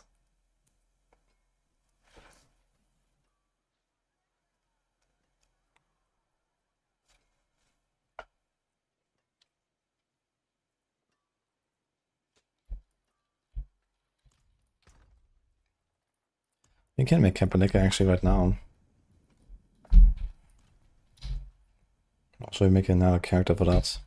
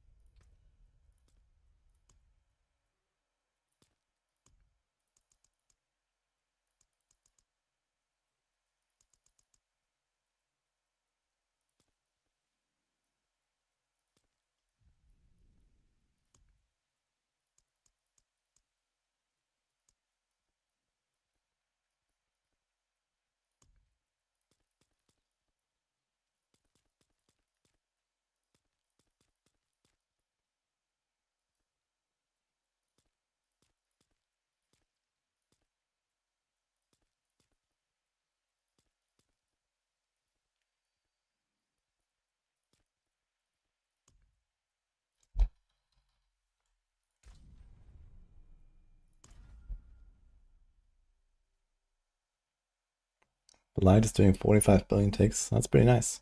Yeah, Blight didn't even get nerfed, did it?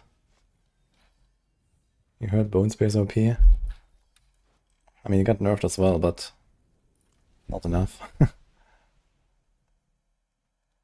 Did I do a build guide for this yesterday? It's on Discord. There's our planners.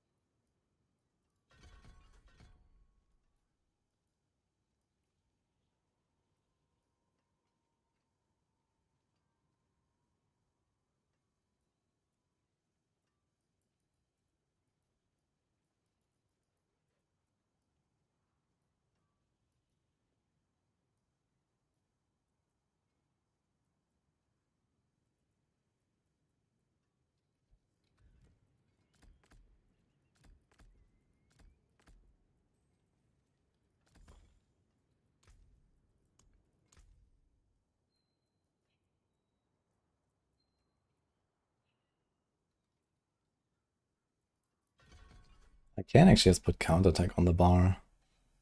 On the boss it's 6% damage, whereas Scourge is nearly nothing. And we don't have the shitty fear to deal with. I should do it. Maybe we can press it sometimes to just avoid stuff. And when there's ads, I get out of 30 damage.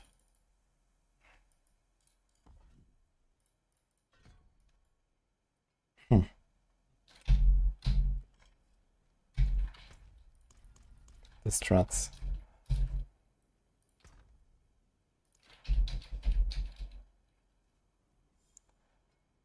I haven't tested like real Quill yet, but it should be roughly slightly weaker than the balazan builds.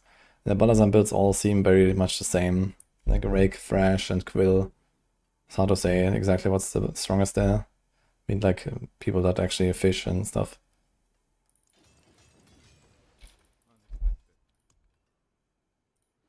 Let's try to get like a decent camper like let's go for yellow. Okay.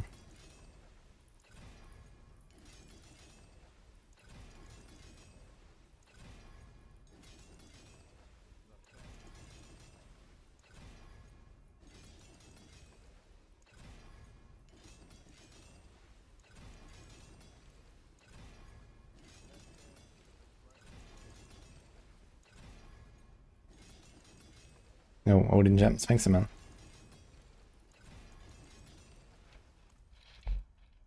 Okay, that's pretty good.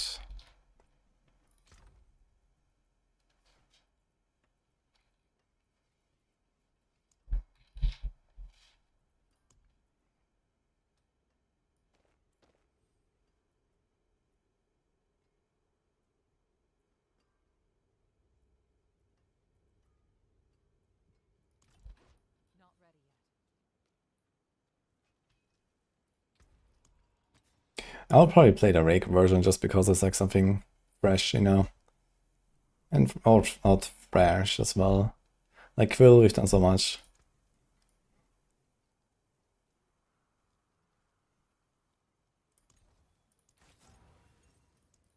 Oh, that was easy. Okay, don't break, please. Nice.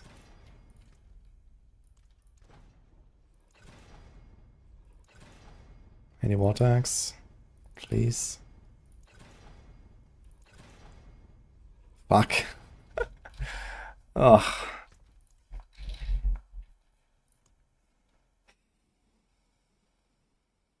Well, we can still put water axe here and here, so maybe it doesn't matter.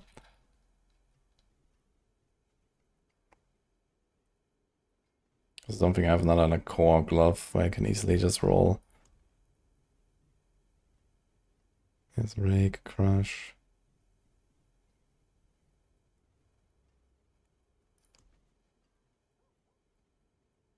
Okay, this is just gonna be the glove, I guess.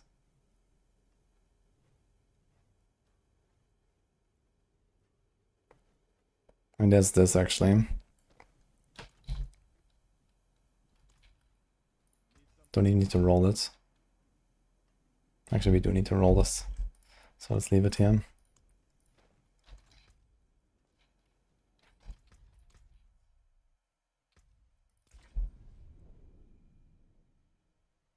Thrash looked really nice of Cybersonic. Nah, it was quite noticeably weaker. When I removed the Cybersonic, I went up like 10 tiers or something. It was quite a lot. The Cybersonic doesn't really do much besides give us a little bit more procs of the Jaguar Hall. But on, for example, a normal weapon, I can put Jaguar Hall potency, so the loss in the number of procs is not really that large because we get the Jaguar Hall potency. And then we also get like a Mystic Circle, and we get a 200 aspects and everything. And live, like it was much better without the Cybersonic.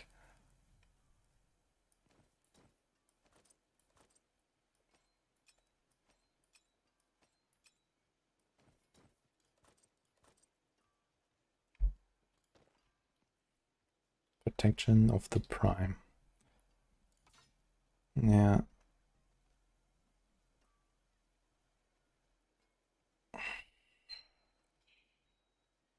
You probably need boots with res or something.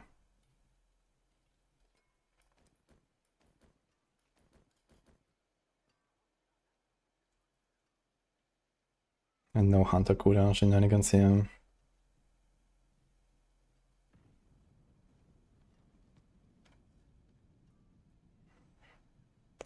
Probably want this neck though. Maybe a temerity.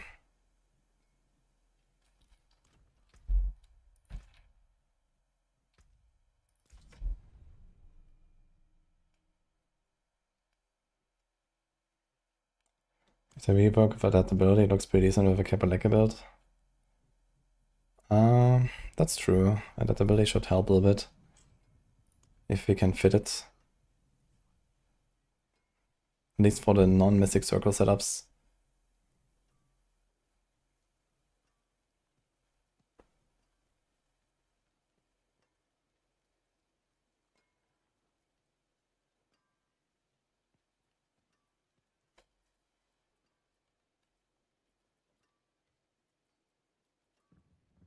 I think we are okay here.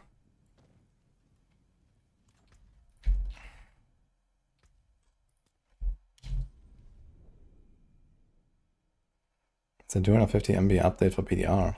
Interesting. I wonder if they're gonna fix the rerolling.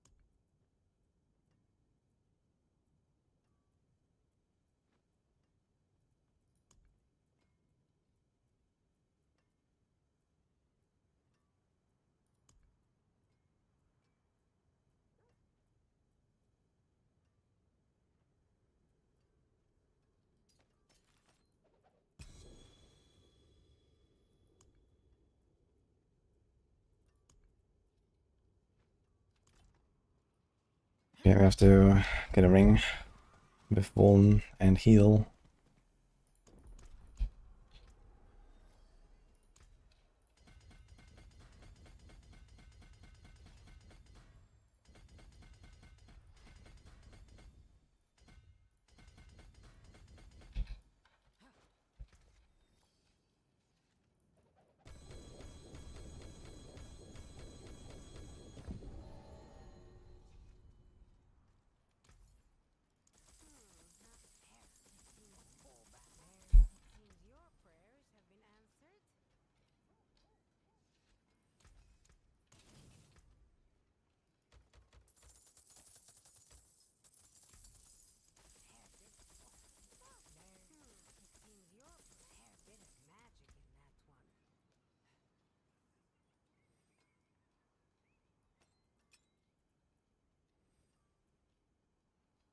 Yeah, that's fine. Everyone knows what's the update? Wait, all my obos vanished. What? They're gone.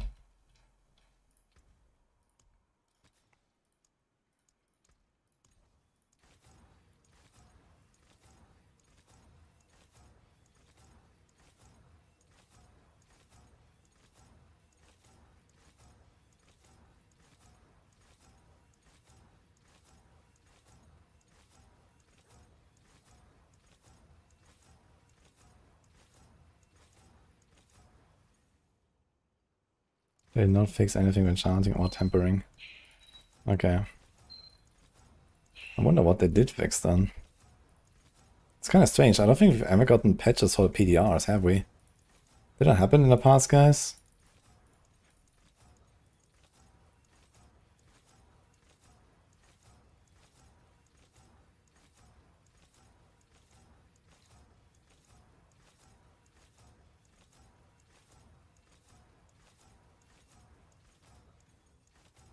It did happen. Don't recall that at all.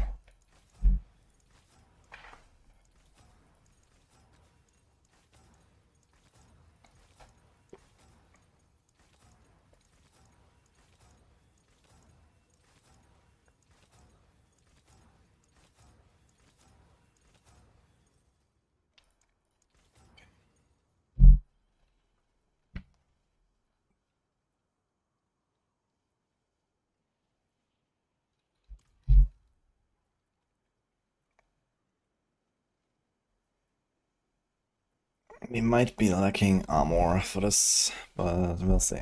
Okay. Let's make a planner.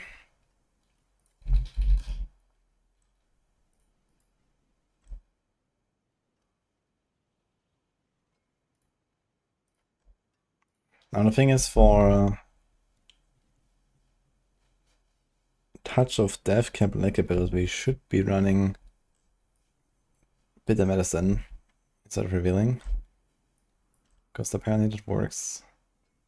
But for all the others, we need to go this. A dodge or block. This is for 5 seconds. This won't help us. So it will just remain Revealing, I guess.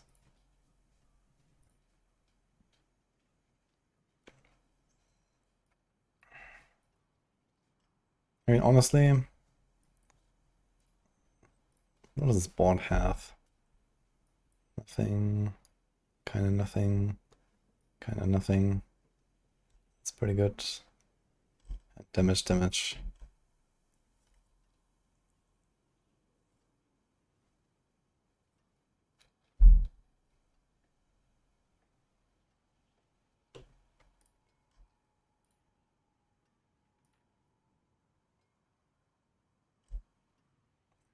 Yeah.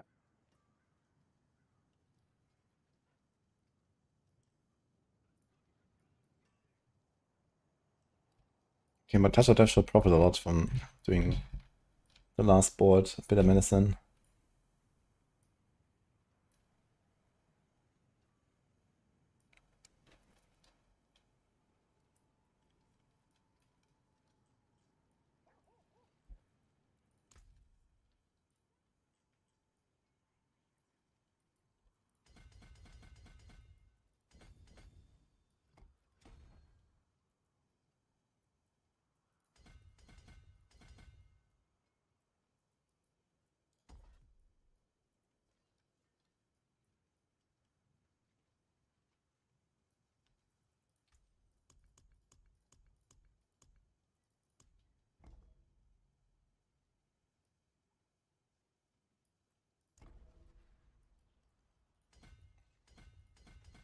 Yeah, someone just said that they patched and there's no change to the tempering.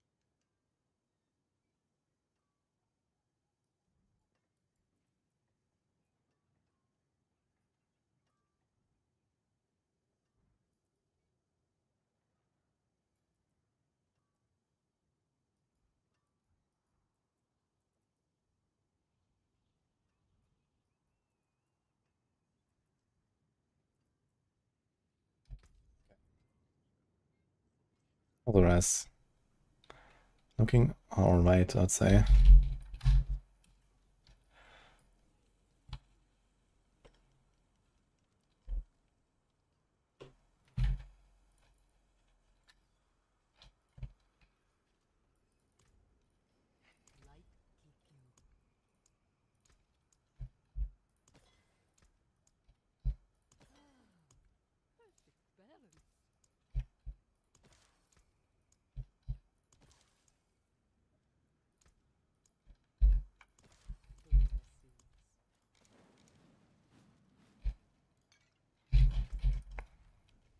Okay, we are gonna be kind of fine with her here, I suppose.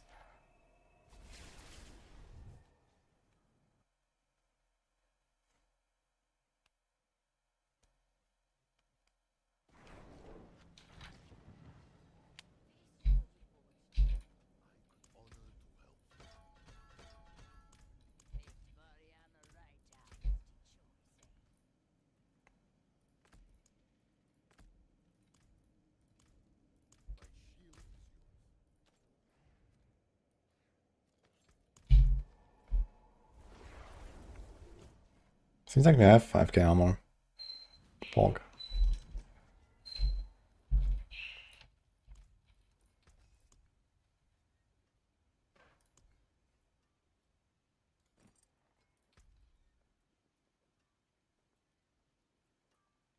I can do resilient, maybe.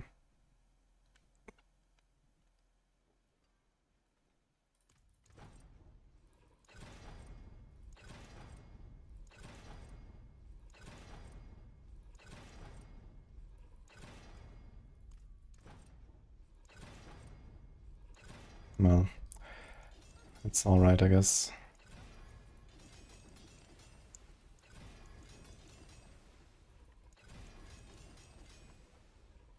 Nice.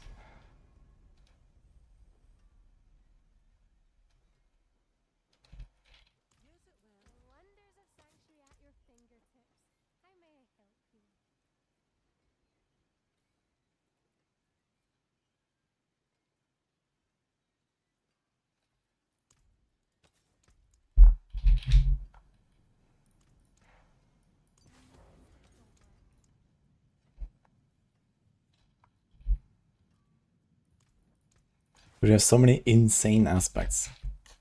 And no slots for anything. I don't even have adaptability. You have 229 vigor. Even a normal adaptability would be at times 2.37. I think Stardust is not the way for at least this build. So in like arena has attack speed, res. I know, dex.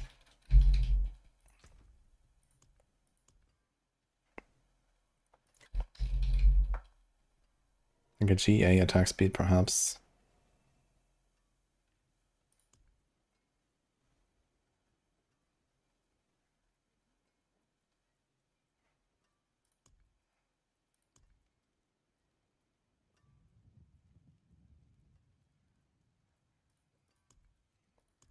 Doesn't seem like we got that.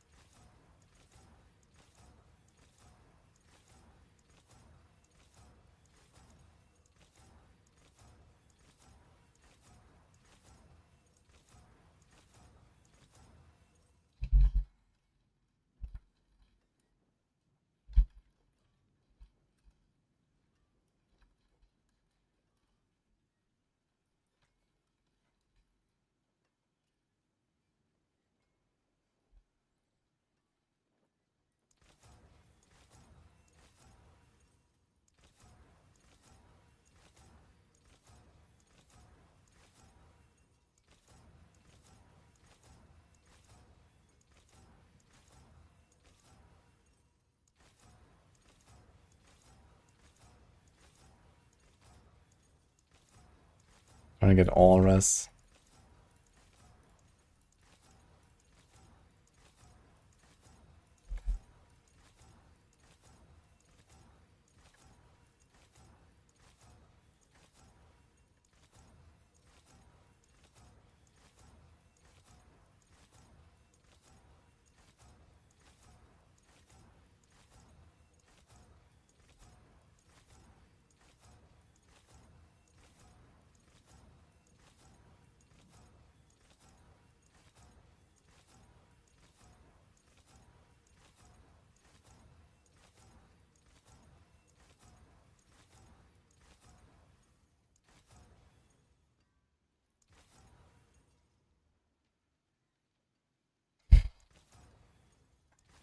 Hydra, Hail, Hydra, and Hydra.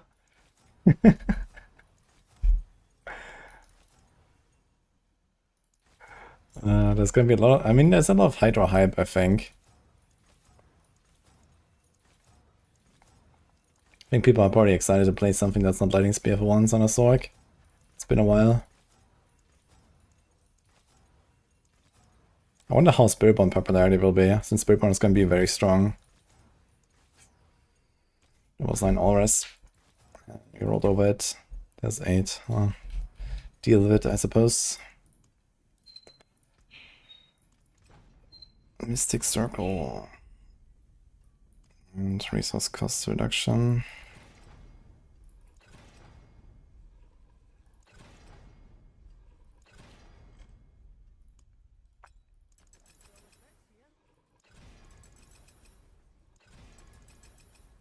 Kick.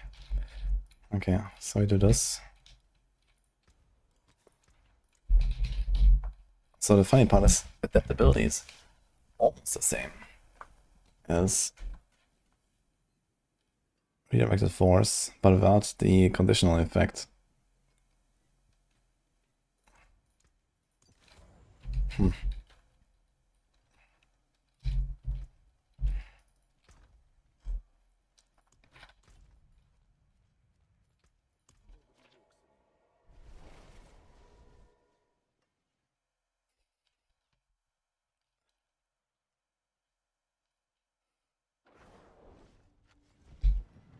Can reroll after tempering. Wait. Ah, yeah, wait. You're right. Well, that helps a bit. Totally forgot about that.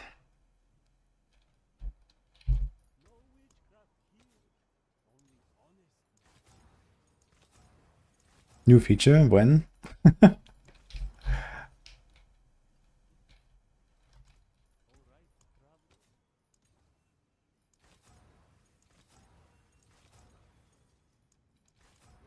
Like name is this?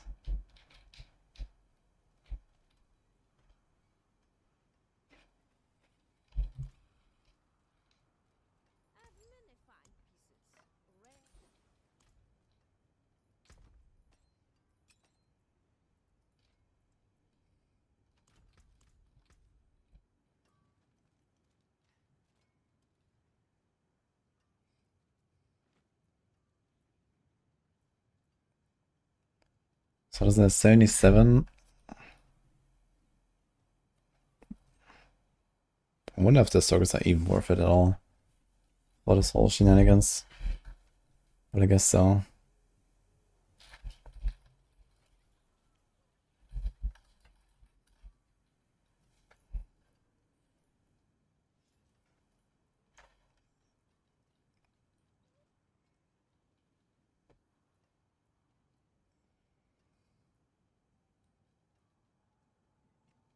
This thing is not tempered. Uh-oh.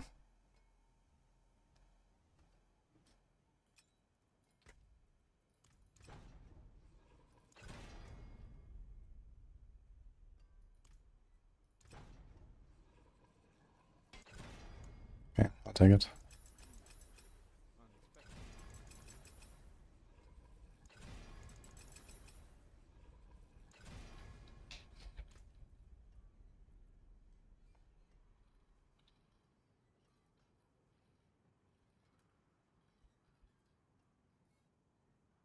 Okay.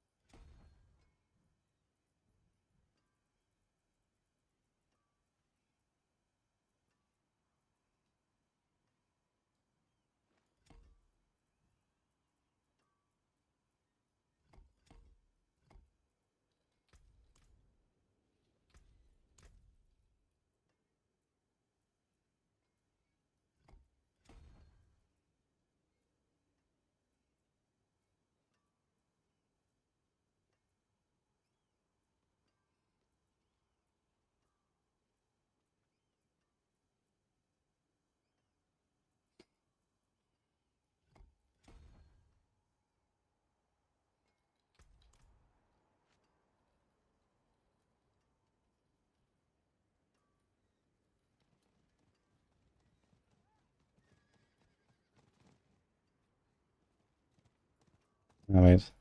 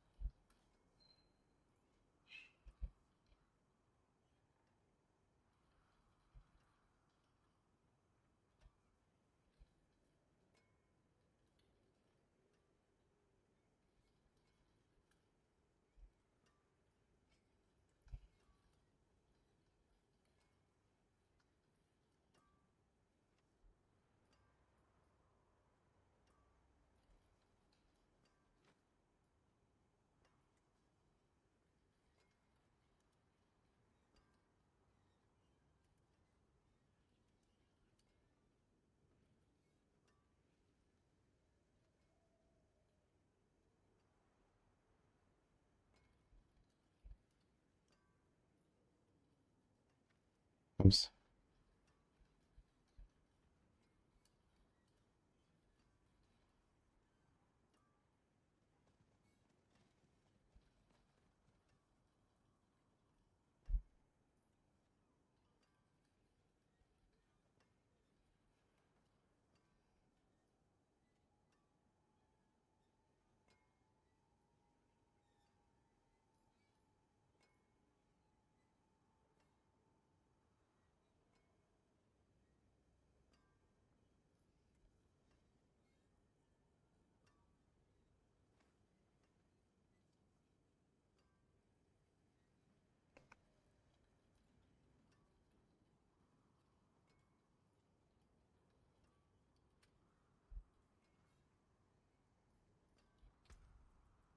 Okay.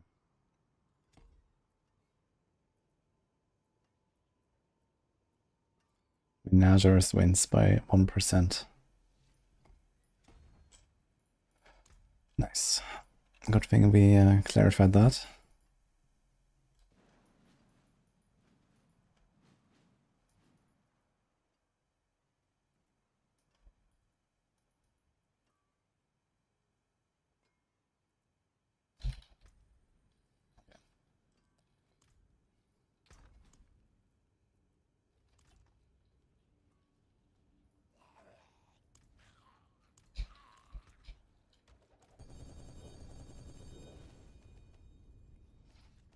A lot of new builds. Season 9. New season theme, new powers.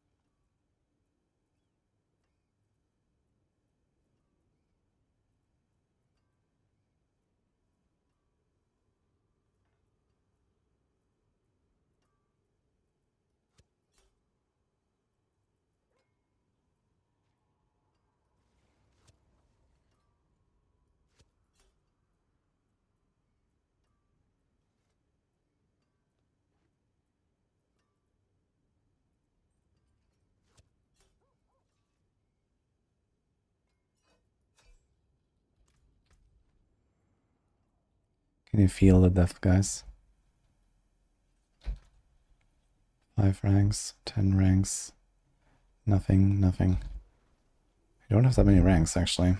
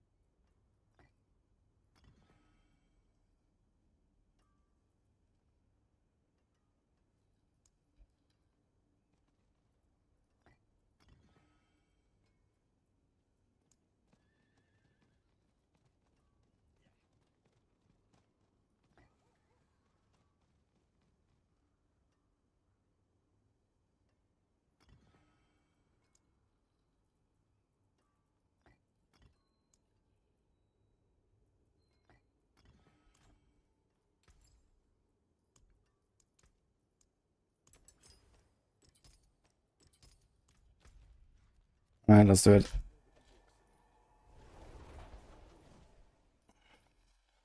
Yo, scan nothing. Thank you. You don't have to farm anything on the PTR.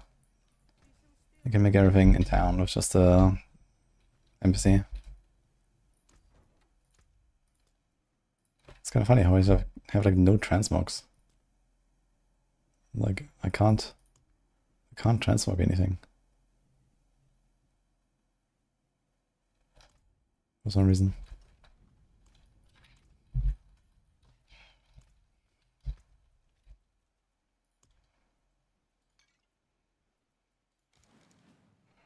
Okay, I'm missing 200 armor, that's fine.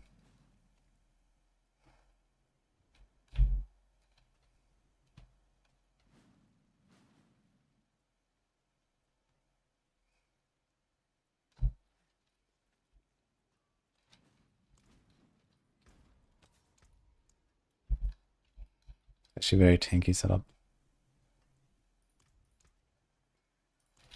Or is it just a tenacity? We don't have perseverance. Just 1 point randomly.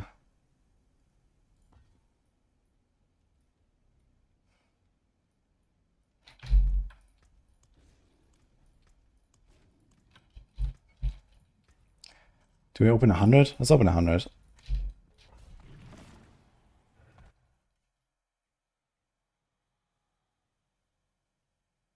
Yeah, if you want to get generic uniques, then farm Belial. Can get this stuff pretty fast. Let's see if we kill something. 100 might be a bit optimistic for this. Yeah, that seems so.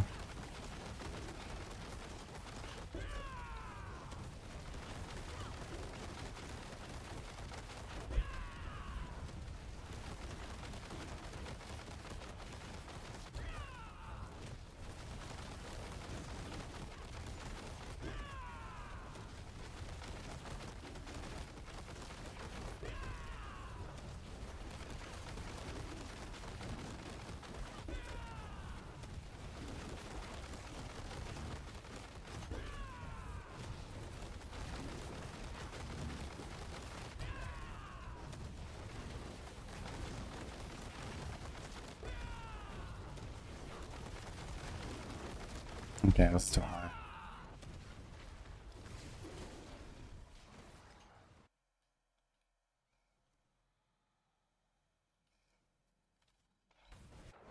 Belial doesn't have Infernal Horde loot.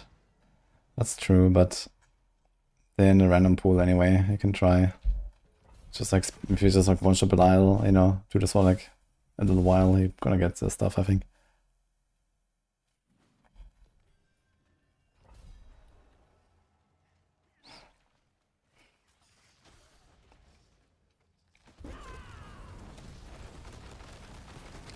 Should probably put Siphoning Gizmo back in the mix. Even this seems very weird. Dude, what? They got heated. Right here.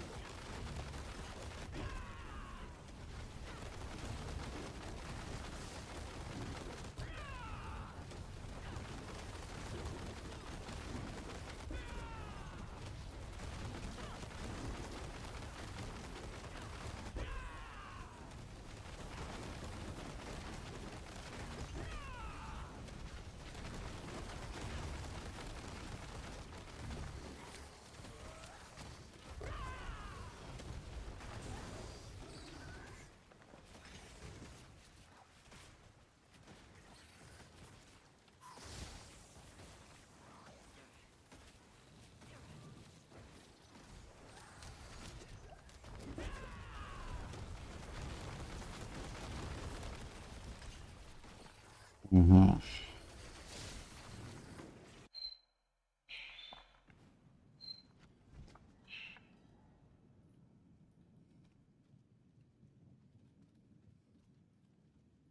Why not, Woe?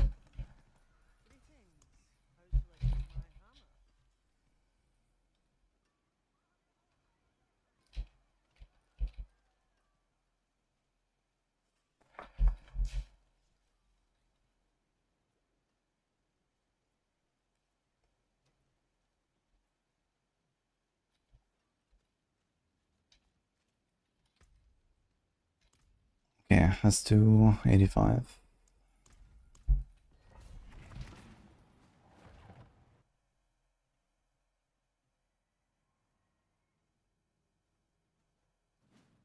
The nice loot isn't randomized. Wait, it doesn't have the random loot? Oh, if that's true, I didn't know actually.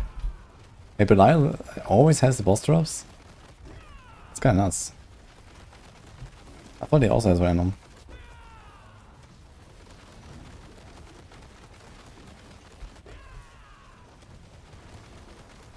Okay, this is definitely worse than what we were doing earlier.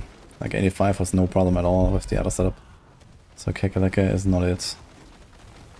And it's also, right now this is AoE combat where things are going well. And on boss it's gonna be worse with this. Because less lucky hits, less resource. Even here my resource doesn't always insta-fill.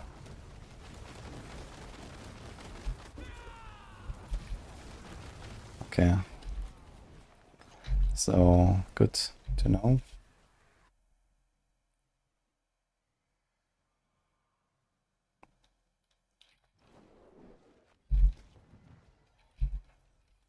Oh, we're like 2 years in now though. Game is not what it used to be.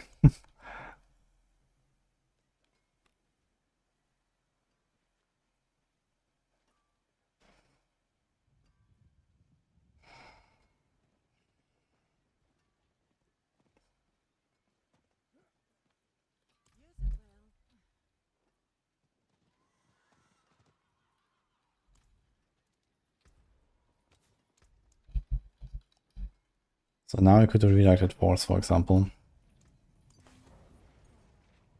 Or Stardust, actually. I'm gonna try to equip Stardust. Because this thing doesn't have anything important. Put that ability here. We kept that thing. They want to have like more core skill ranks. Something like this here.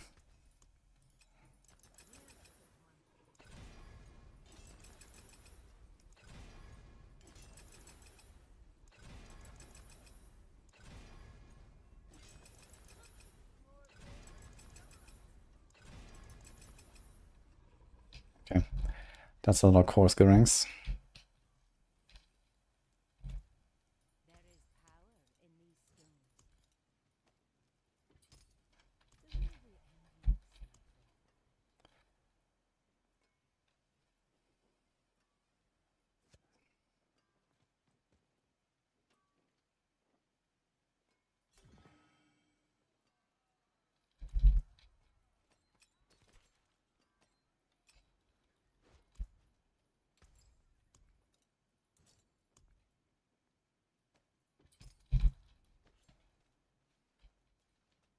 Stars again.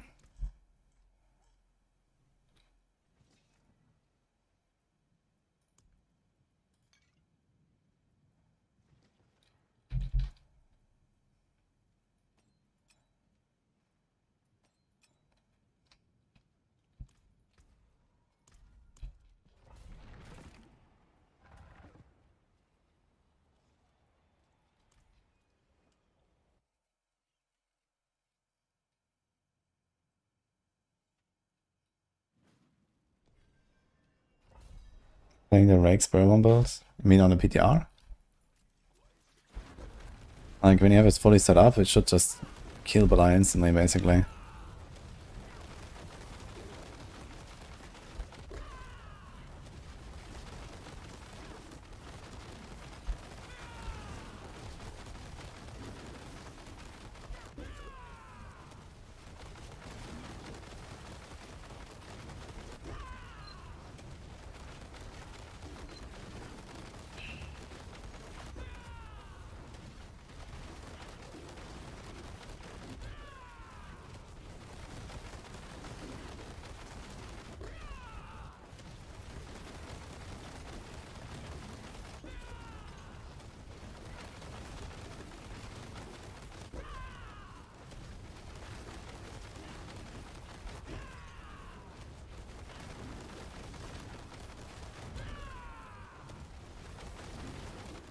Yeah, this is weak as fuck.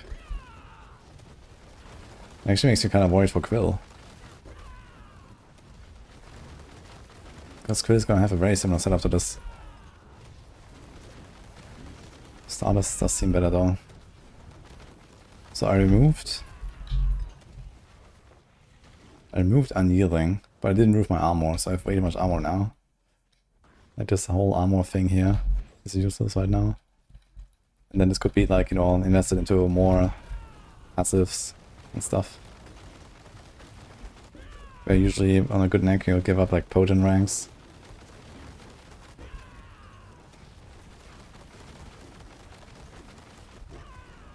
But yeah, this still seems worse than what we were doing earlier anyway. Like Kepaleka on Touch of Death is just not it.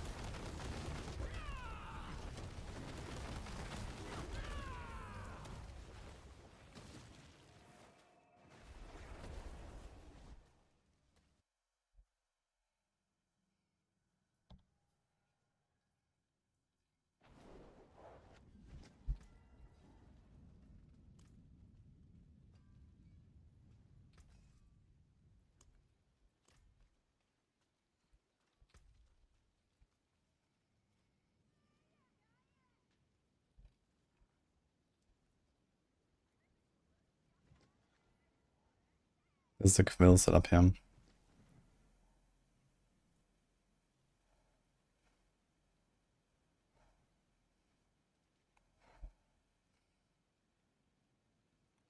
Is Redirected Force better or worse now? It's actually worse than Adaptability, I suppose, right?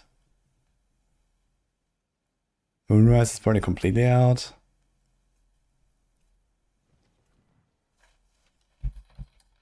Like this is a times 3.10 basically, right? If you put it on the neck and it procs, it's 210 bonus. And at that ability, let's say 230 resource. Funny enough, it's actually the same almost.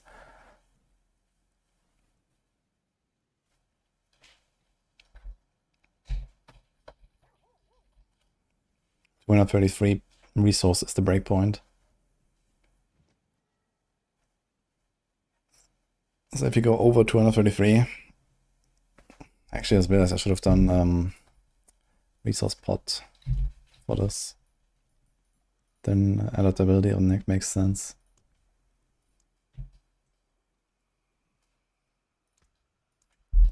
This is pretty good on Kapaleka.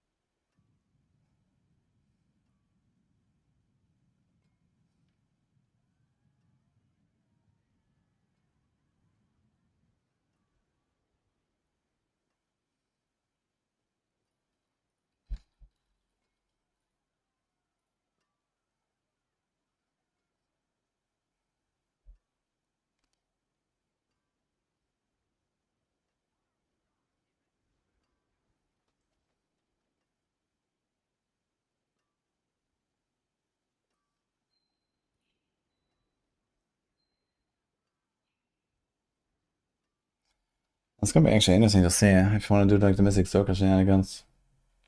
What will happen? Because you kind of want to put Plains Power on the neck.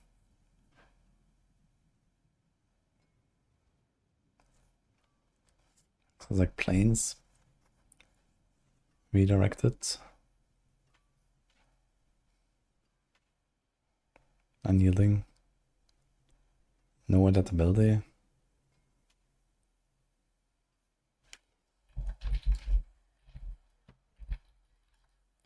But adaptability is a lot.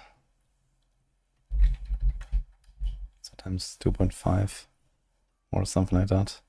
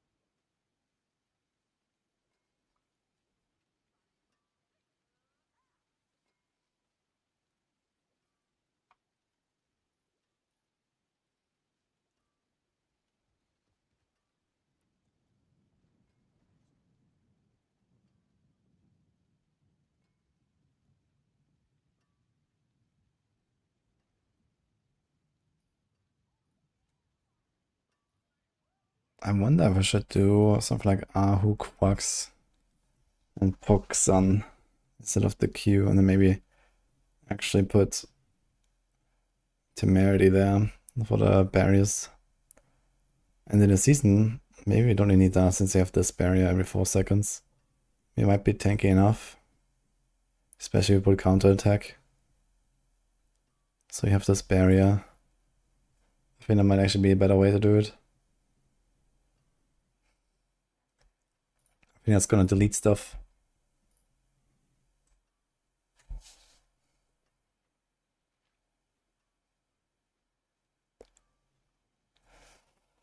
Your cousins. Mercs, his mercenaries, they're like followers. You don't have those. The runes are pretty strong these days on a lot of characters. These are like socketables like this. So you won't have those. You can play the game. But if you're serious about it, you should get the expansion as well.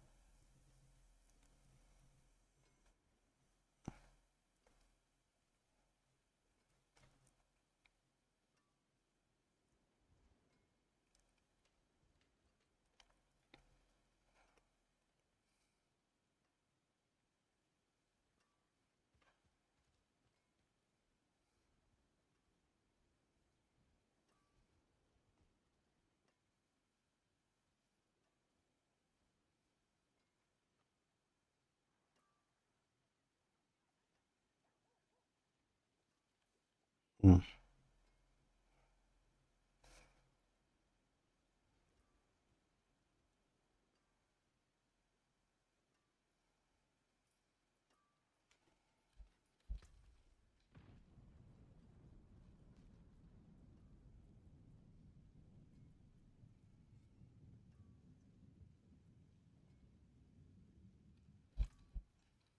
Hello.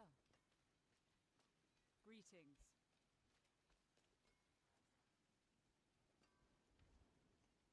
Replace Kenny of Hubris and replace Pants of Tibalts. Yeah, if anything, you're gonna do Temerity, I think, instead of Tibalts. I mean, Tibalts doesn't beat a normal pair of pants. Like, this is just better than Tibalts. You have Tenacity. You have the basic skill ranks. You can put res or armor, whatever you need.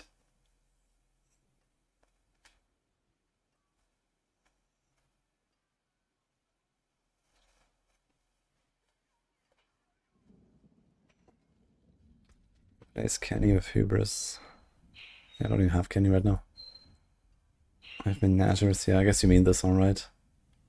There's a Revenge. Yeah, like here, I don't do this right now. I have Menageries here.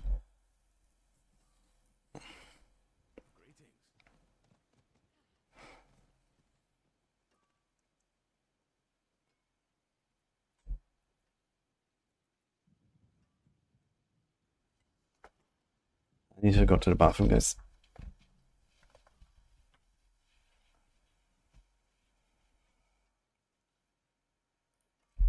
Yep, Brandon, Azure Dev is not actually played with Capeleka. I just tried it, but it's much weaker than the alternative.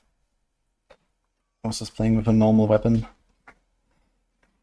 And that was actually the best normal weapon. And then for like typical farm stuff, you go with the Sunstained Wall Crazy. With key passive with Capeleka, this is Prodigies. Capeleka is always Prodigies. Because you get the extra ranks and then you get the resets. And then you can go Shroud. So every Capeleka build runs that.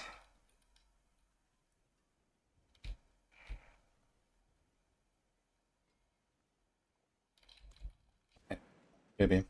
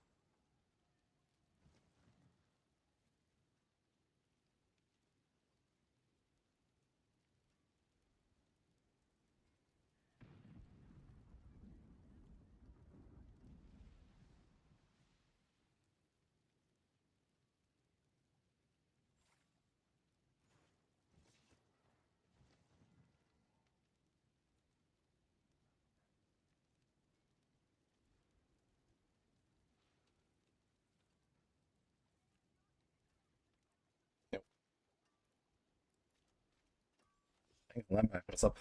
Does anyone know if RCR Elixir works with Spiritborn Quill Volley? Yes. For like the Capilega builds, the Elixir is good. You want to use that usually.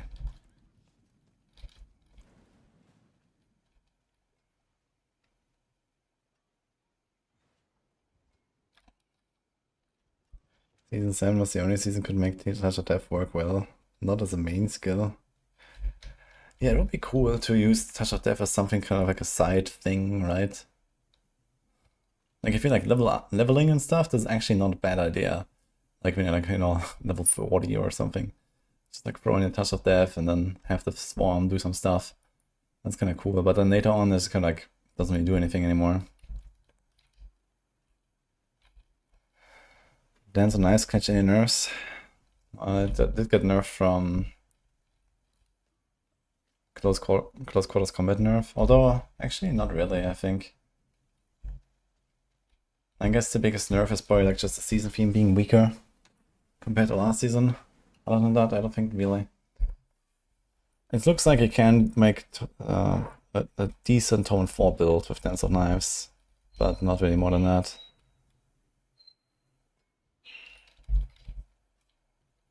Does RCR increase the damage proc from Beastfall? I haven't tested it, but I don't think it does. I think this is something pretty unique to Capilega with the RCR.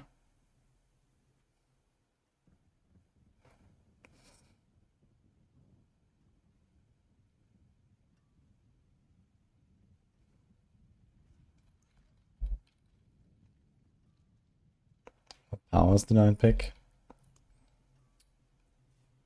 I have the Bottled Wind, that basically goes into every Spiritborn build, I think. I have the Gizmo, so I can get the pops earlier. And this is just random control thing, so I can get the combo power denial control for the gem. Let's do a Quill version of this. Let's save this first of all. This will be a pretty quick respec.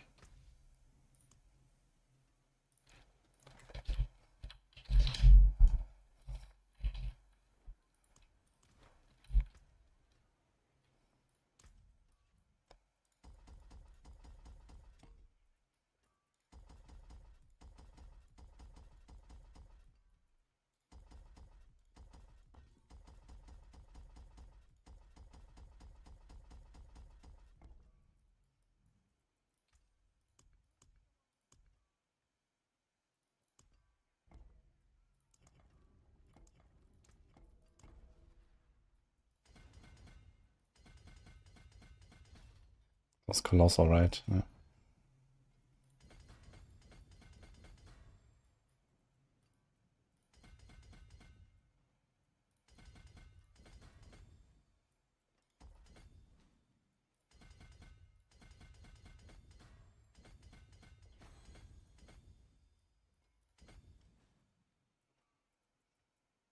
Ugh.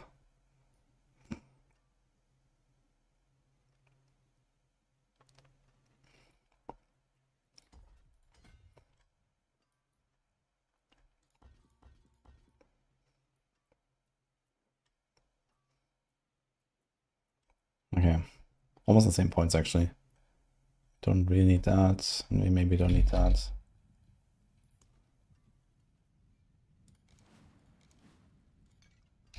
A bit more armor. How's my attack speed? My attack speed is a bit low.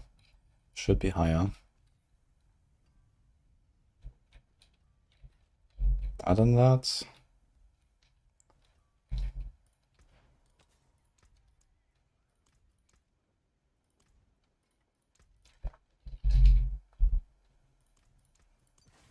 planes, adaptability.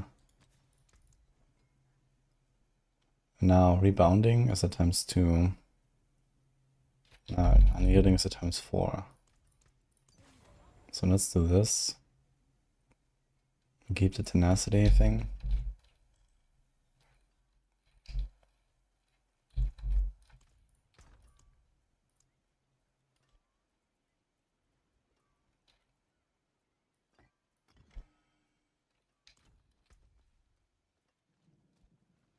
And maybe don't do the all power shenanigans anymore. You don't have that much life. So you could do Pock Q if you don't have barriers. Let's try this. And we don't have to change much here. Get rid of this. Get rid of this. And this.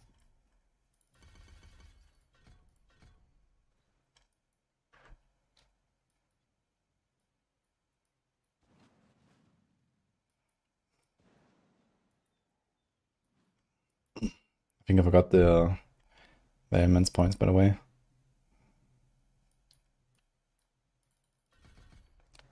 You could actually consider this now. No, we cannot. It's still 2 seconds. If that was 3 seconds as it says in the patch notes, that would be nice, but it's not.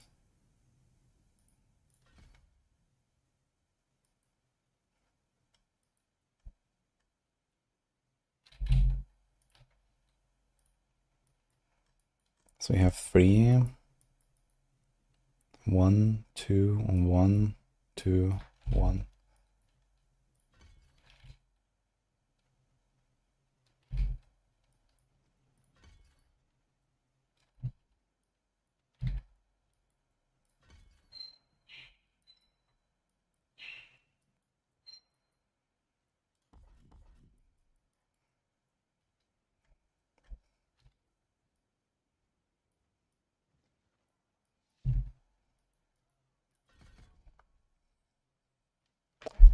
Okay.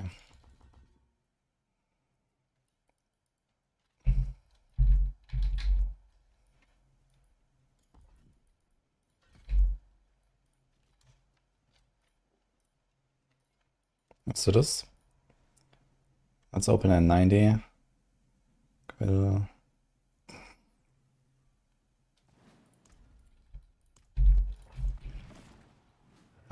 Wait, we still have Bane. Probably want to do Canny or Fulminate. Canny is just a better glyph. It's not really the right board, I think. We have Talon as well.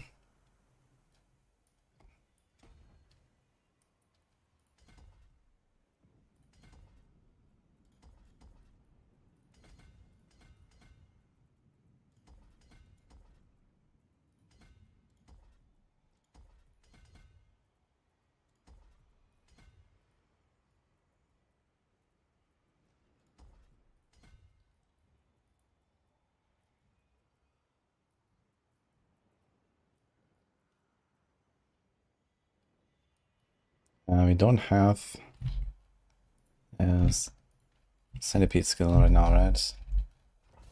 No, and a gorilla. So we need to remove Menagerist.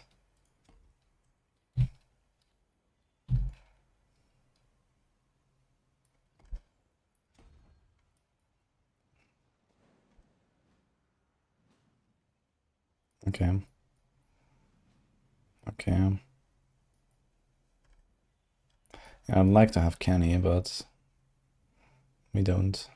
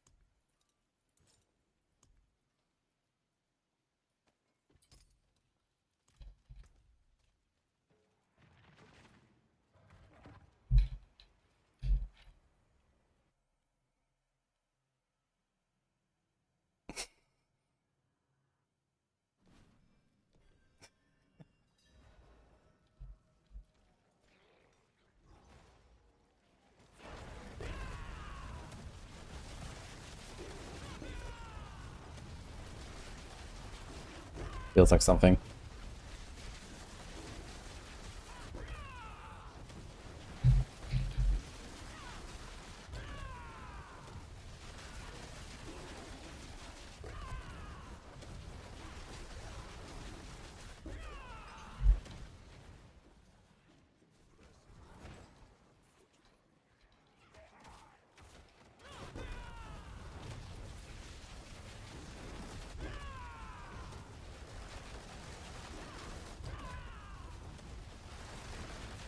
Kind of crazy how this feels so much better than the Tattered Death Star was doing.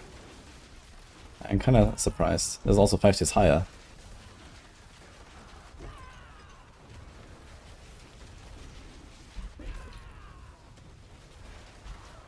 We're going to do this 90 very easily.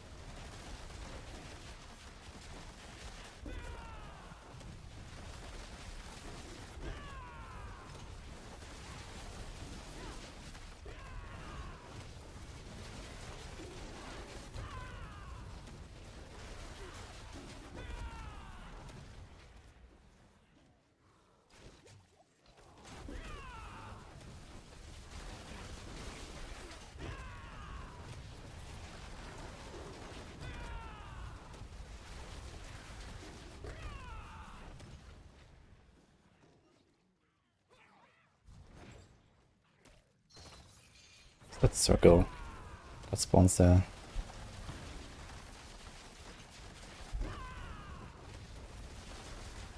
Did I change my season powers?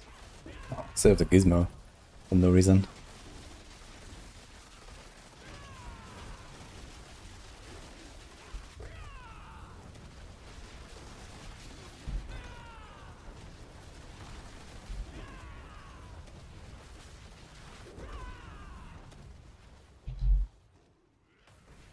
Eyes of Aim. Spiritborn is very strong, this PTR. With various builds. Mostly based around the balazan stuff, but there's also just like regular quill right now. Not any Fawn's shenanigans. And it's also looking really good. Hydra is very good. Necro is very good with a bunch of stuff. Earthquakes and Barb. And that's most what you have for like the top builds, I think. Looks like Spiritborn's strongest class actually. Outside of like, you know, bug shenanigans that is likely getting fixed.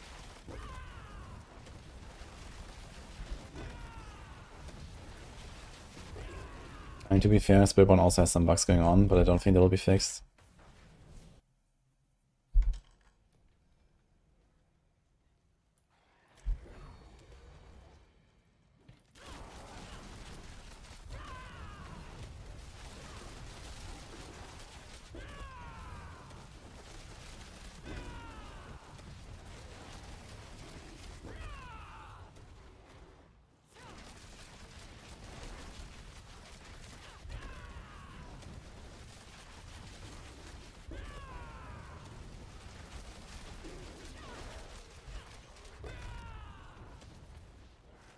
I'm pretty chill 90 for sure. I need to experiment a little bit and see how like different glyphs and so on feel. Runes, I mean.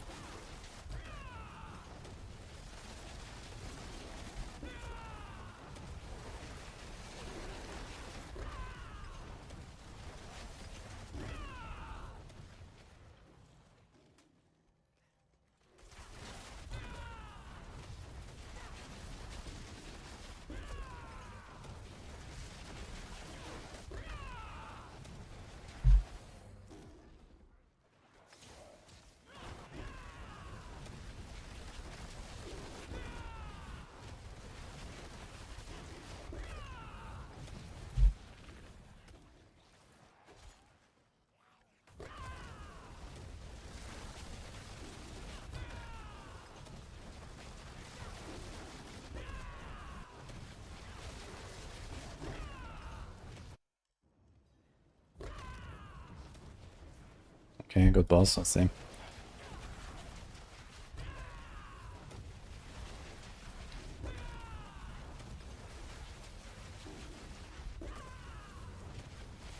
Shouldn't rely on ads that much, but it does help.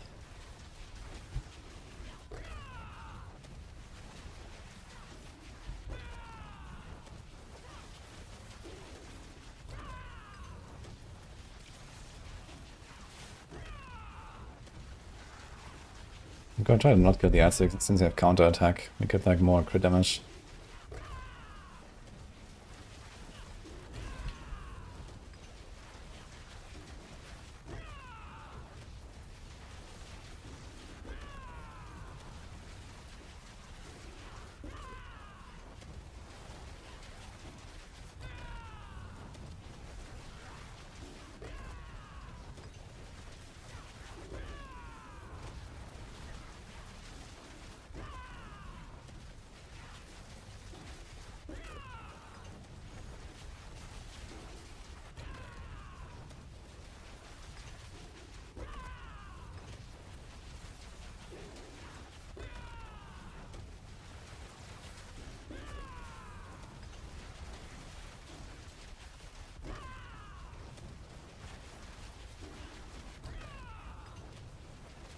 Thanks so much, Sophie.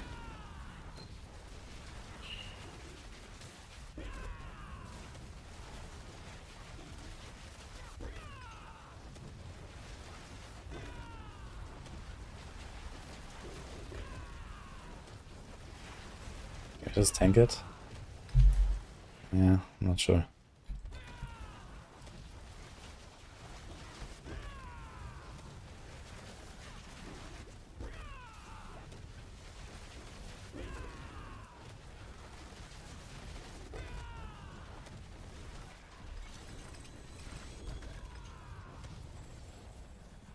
Okay.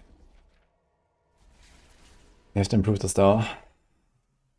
Like with this setup I will not do 100. I'll do like 95 pretty easily, but I wanna aim for 100.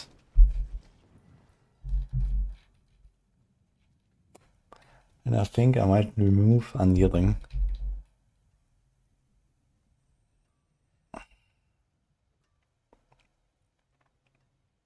Sounds painful.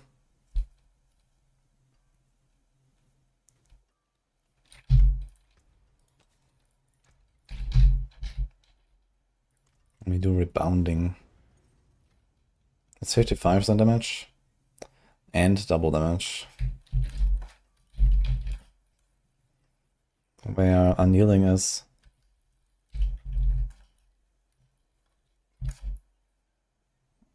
Wait. 3.7.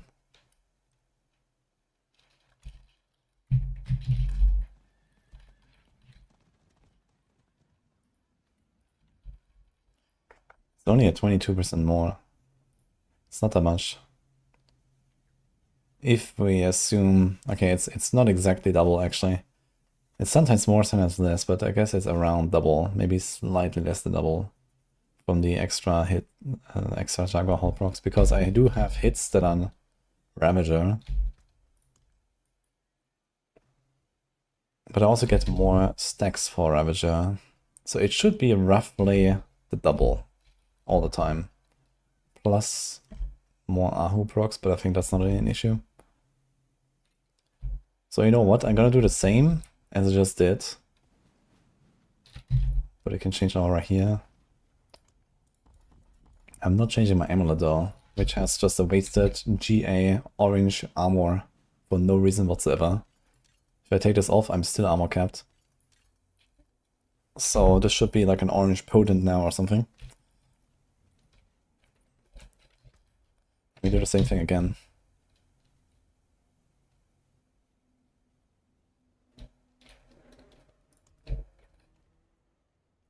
We also don't need a gizmo.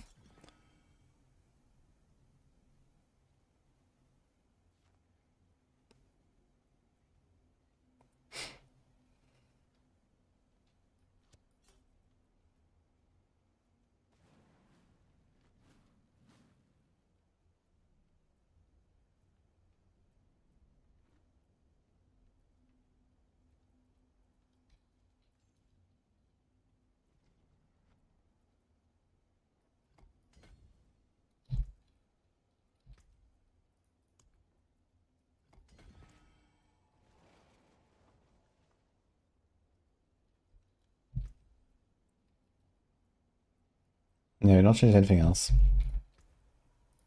Same thing. Let's go.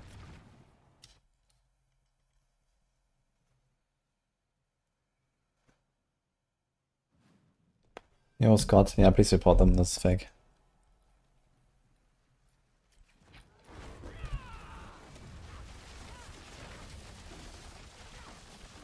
Like now. F.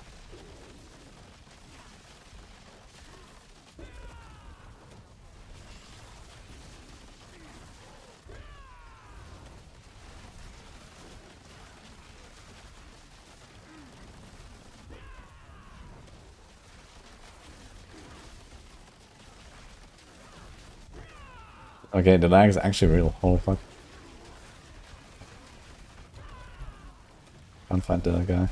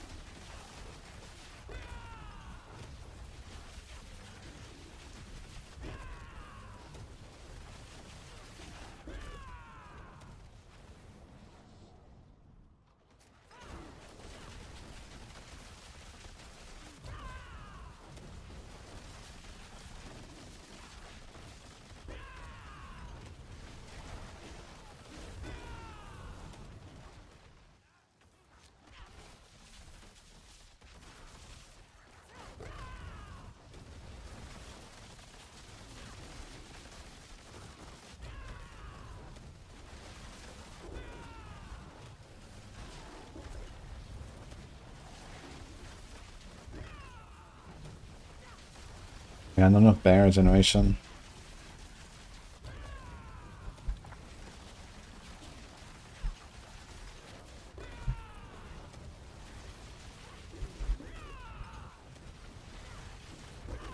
It definitely seems like single target is better with the setup. Because more procs. There's another factor which I didn't actually consider, which is with all the hits we get more resource procs, and especially with the Crux rune in the setup. I think there's maybe sometimes a gap where I don't get a resource proc and I can't shoot with my Capeleke after a Crux proc.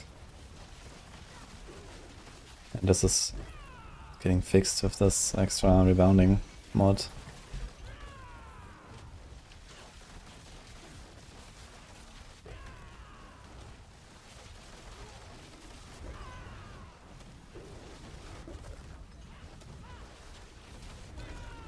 So I think boss should be noticeably better.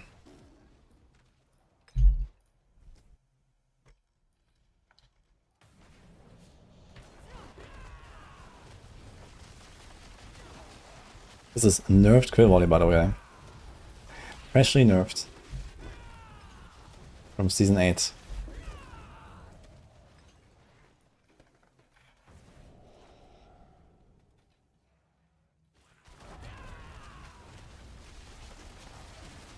Just saying.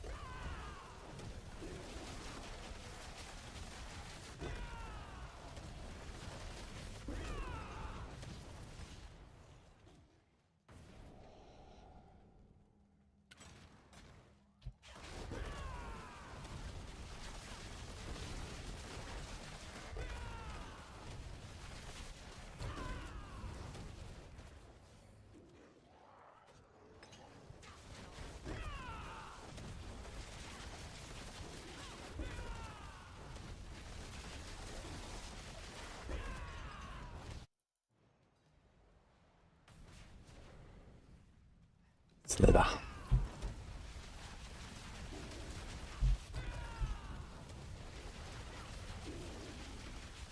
Ugh. Slithering away.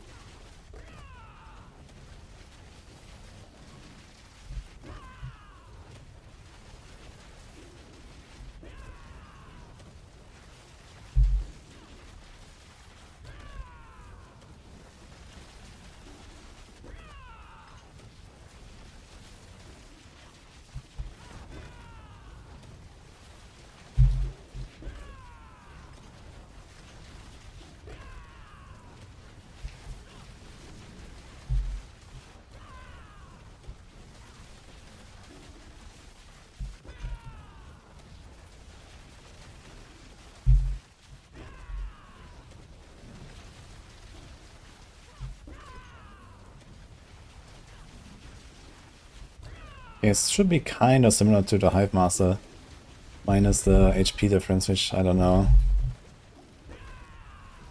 Let's see the kill speed though.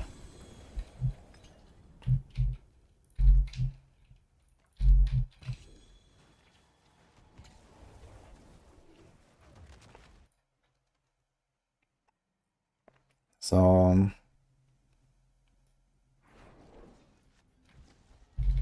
here's the Hive Master. So he walked in at almost exactly the same time, 9:29.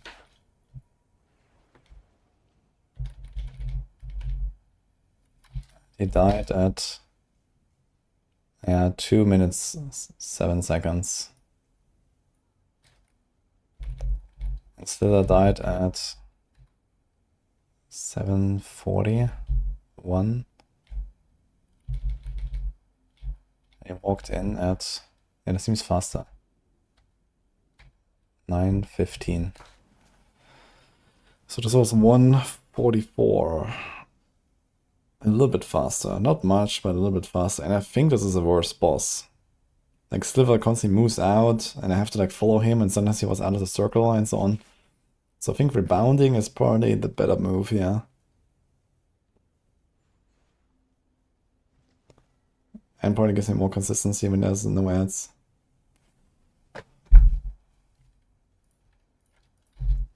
So that's crazy. I removed unyielding hits and I put in rebounding. And I didn't compensate. I have all this armor here for nothing. Yeah.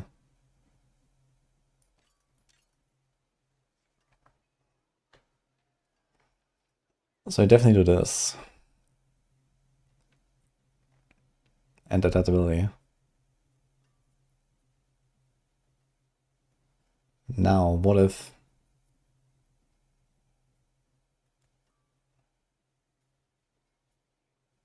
How much is this? We have 260. It's at 2.56.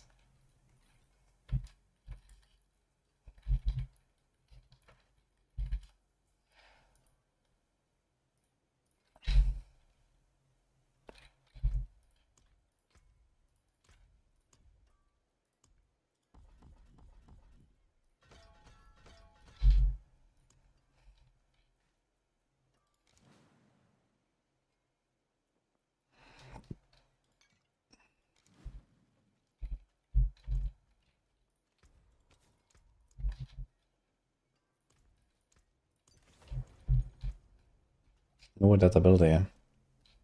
You go unyielding, planes, rebounding. Let's try this one. At least with my setup right now. The thing is that my unyielding hits is not always 100% up. It's only for 3 seconds when I press Armored Hide. Which I generally do every 3 seconds, but there could be like a slightly larger gap sometimes.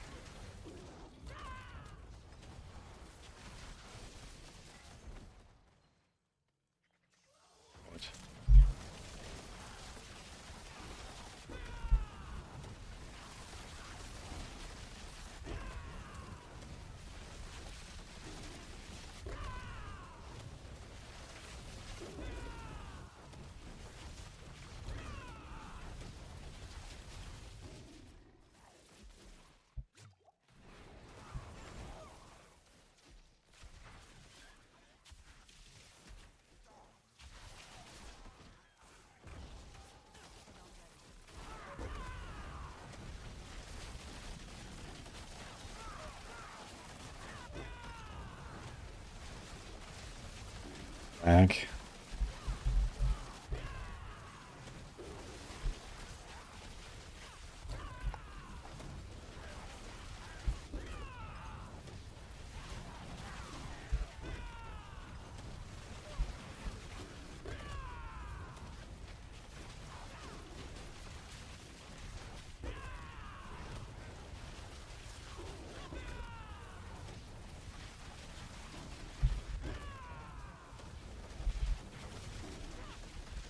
Funny part is, without adaptability in the mix, we are actually strictly nerfed compared to Lifesteal right now. Because previously at least had adaptability, which is buffed. But right now we are strictly nerfed, because I don't even use it. We nerfed by like 10 tiers or something. Like live server, I could do like this on 100 something.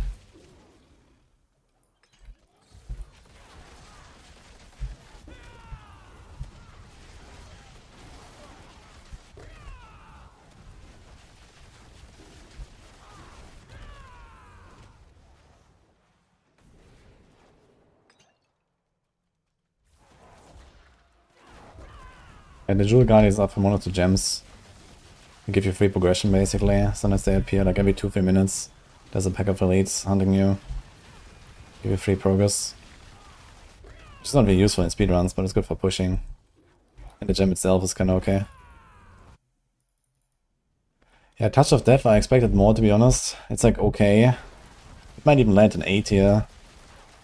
So I guess it's fine. But I was hoping for a bit more.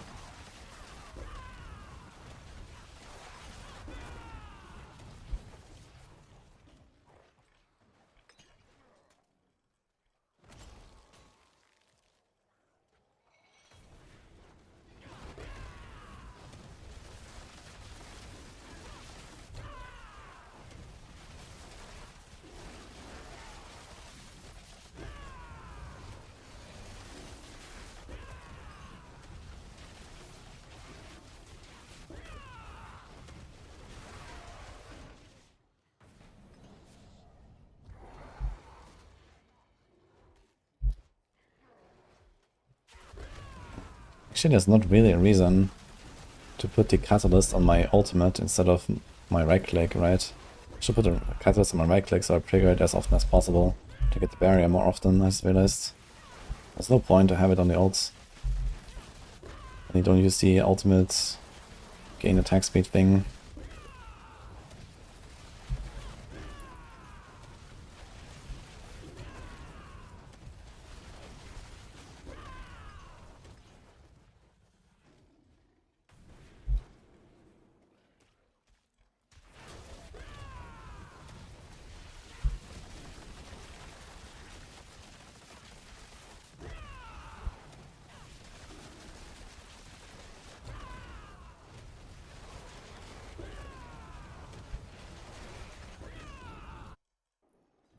Okay. Resurrected Menace.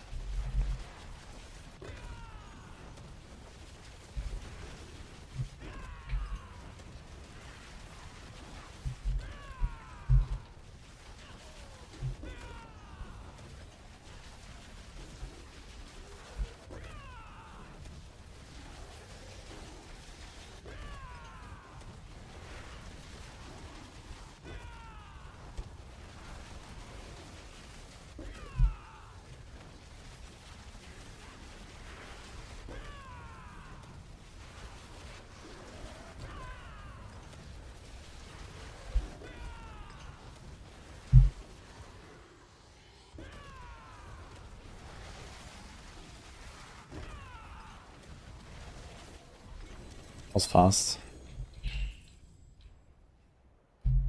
Suspiciously fast, I gotta say. That was like a minute. I mean, it was Malice. Which I guess makes sense, because compared to Slither, he has a lot less HP, and he moved less and have more ads. So maybe it does make sense. How fast was it?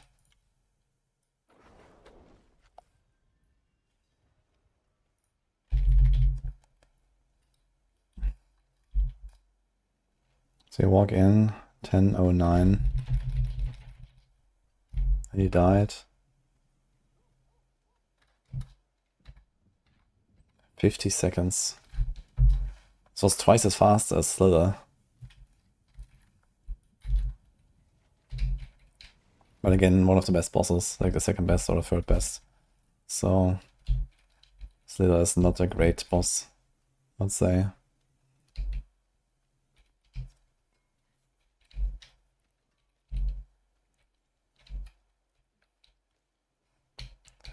Like with all these insanely large aspects, do I want to not run Starless? We can try that angle again. So we take this thing.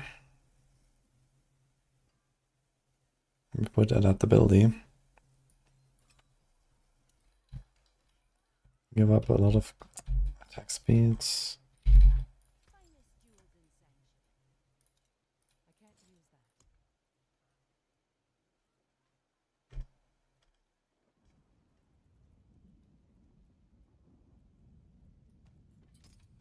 So we do this.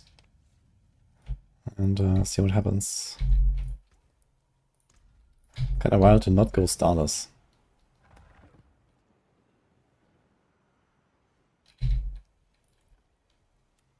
This is pure Quill. Can't play again. I made a fresh build, yes. I cleared like 100 in 10 minutes or something.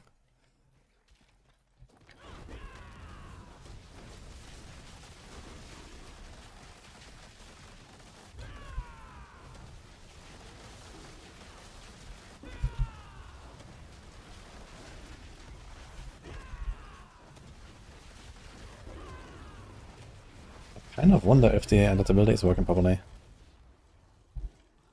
Maybe I should double check it just in case. But I guess you'll see it on the boss, like if it's not a very sus super long kill or something, it should be fine.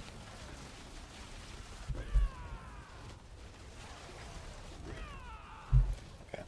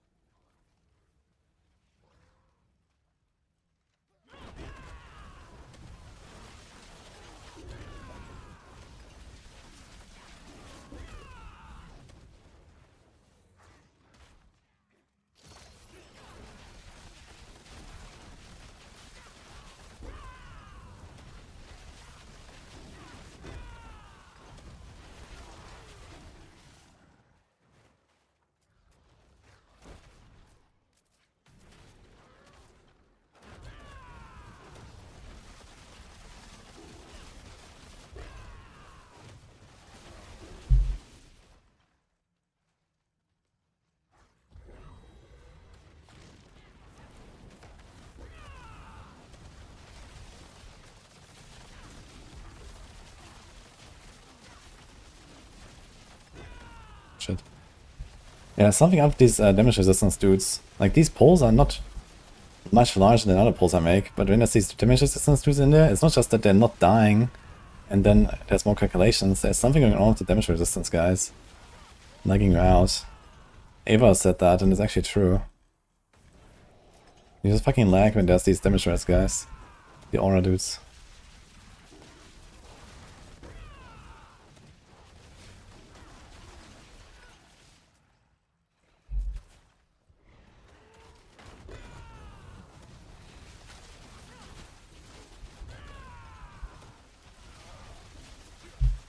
Yeah, so far I don't really feel a loss of the Starless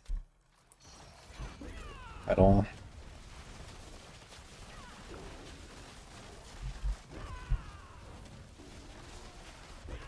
Let's see the boss.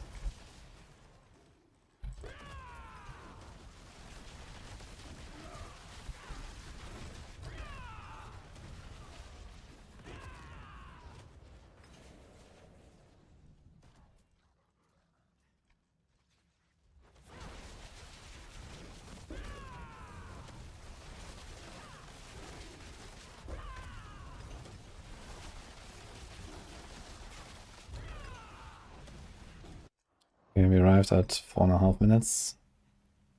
And we have Malice again. Okay, perfect. Second test.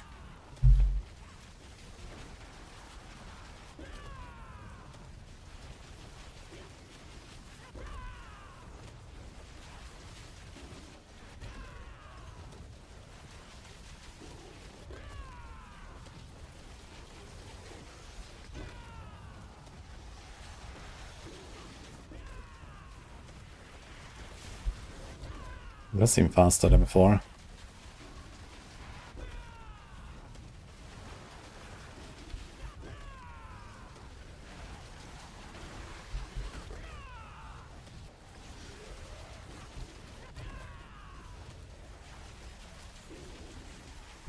Oh, not much.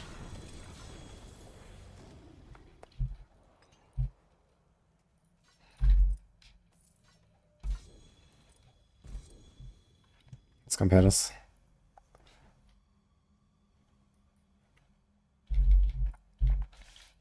So you walk in at 10:25.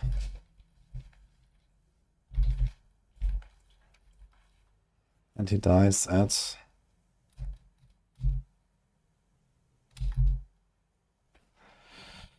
45 seconds, actually.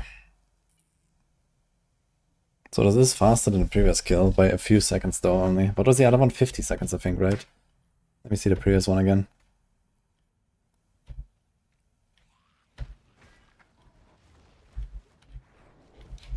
So you walk in at 10, 9, 8.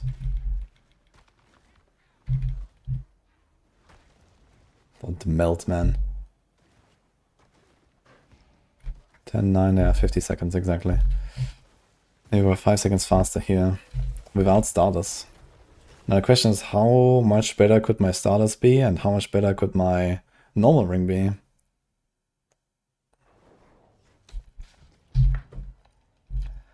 So, step 1. I have 20 maximum resource. Beautiful. Ugh.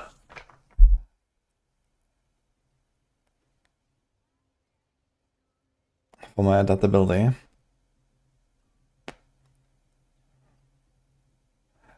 Minimum roll.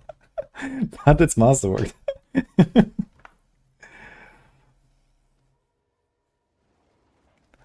Okay, so the Mystic Circle potency is kind of low. Resource cost is nice. Attack speed, life. I mean, if you want to go YOLO, this life could be Dex. So we get a bit more here. We definitely get more from the resources. Now, what about my... Which one was I using? I think I was using this and a different gem. What is the gem? We had the damage reduction gem. So here this makes us a lot tankier. This thing is roughly a 50% increase in toughness. That's a lot. It's pretty good. Resistance of kind of the same. This is 14.5. This is 12.5. A lot more. We also have the core skill there. I mean, there's like a hit chance should be on the core. And I guess maybe all 3 masterworks should be on the core. That will leave us with more attack speed than the legendary. And 3 more ranks on the core. Which would mean...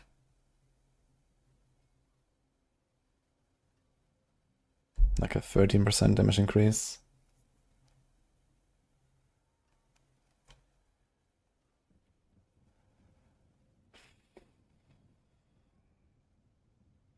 I think what I really have to compare is what would the setup be when I drop unyielding hits and have adaptability and status. I think that's what you actually want to do. You don't do the armor stacking. You get the entire GA and the triple Masterwork crit. So just a triple Masterwork crit on a real amulet would be 3 potent ranks, which by itself would be an increase of,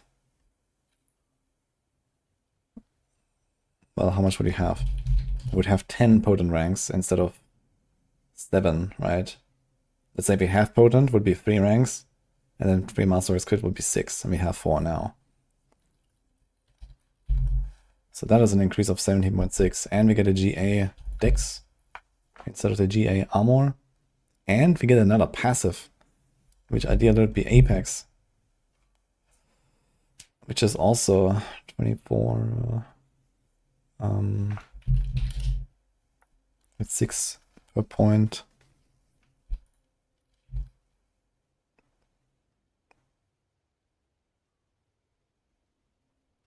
Actually, would it be Furnace? How much is this? It's 0.5 per ferocity. We can't have Furnace on the neck, right?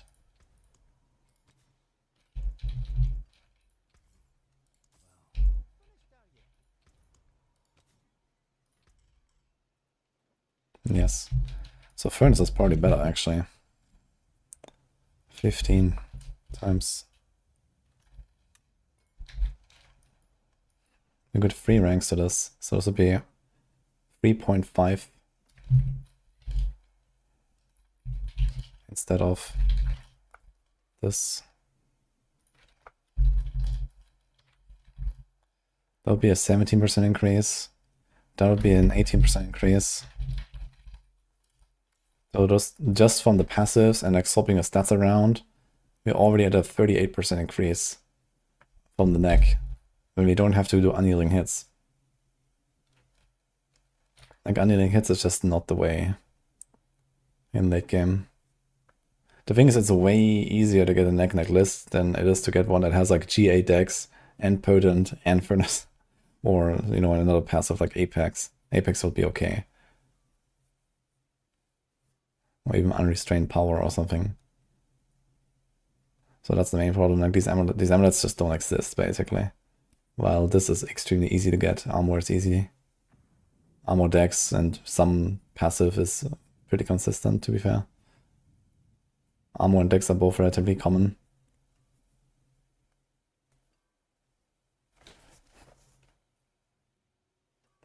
Yo. Hello, Dark Sazuk.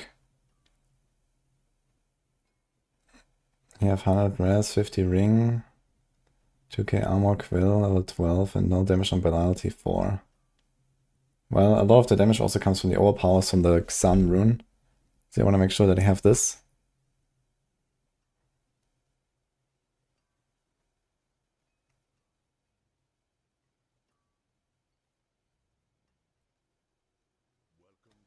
Imagine if Sunbird Gorgeous had dex instead of movement. Okay. Yeah, 2k armor is very low. You're missing a lot of damage there. Like just going from 2 to 5k armor is giving you like double damage or something. Quill level 12 also sounds like there could be some improvements. And probably other stuff on your gear.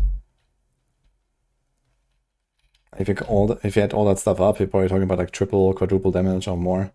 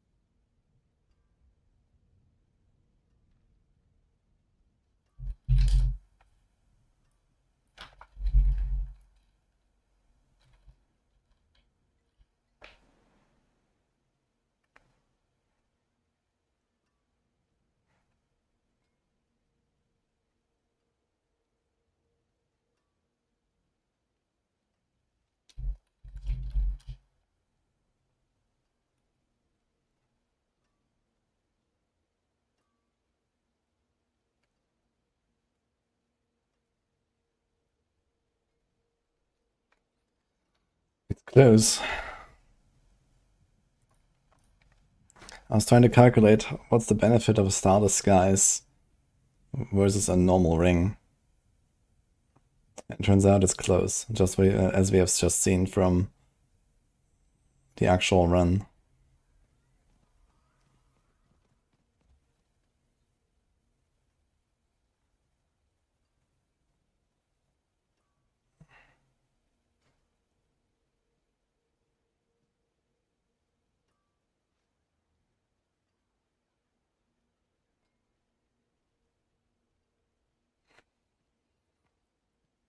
But imagine I had like a GA resource here, man.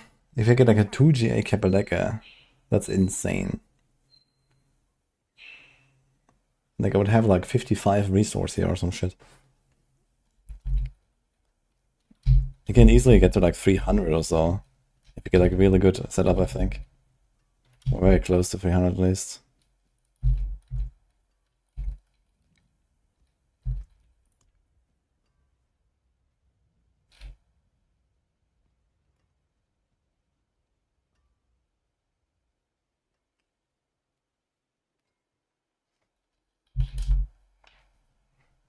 There's actually one thing I forgot here.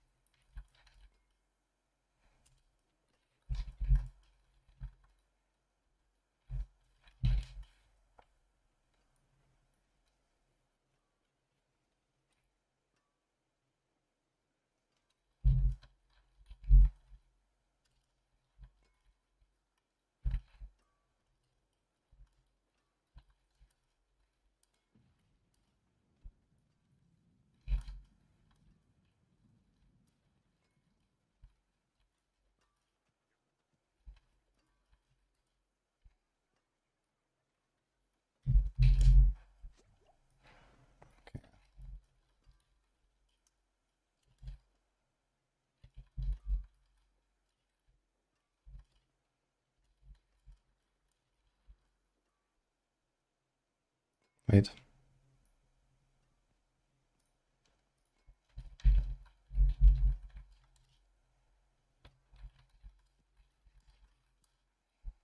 Okay. So now I need to get that multiplier because I missed something earlier. We have to...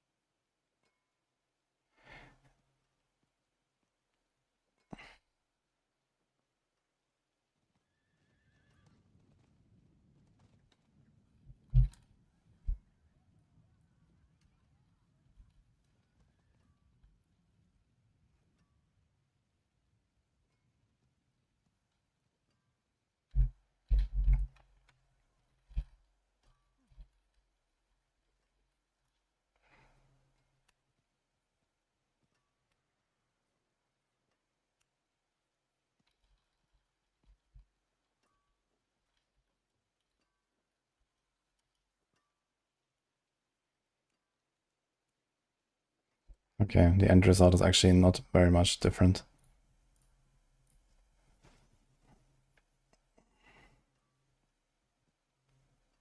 Yeah, table is not happening.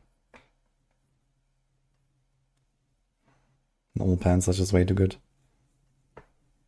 The tenacity alone is already better than the Tybalt multiplier. And then you lose all the basic skill ranks. And we already don't have many ranks. We don't have a Perdition and we don't have a Starless. All we have is a glove.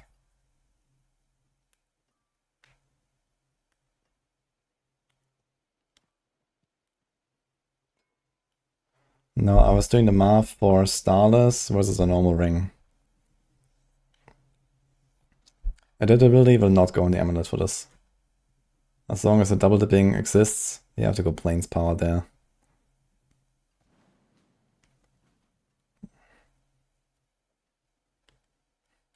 Now the thing is, what do we do for T4? For T4 we can do some stuff, like, you know, Starless, no circles. Just blast.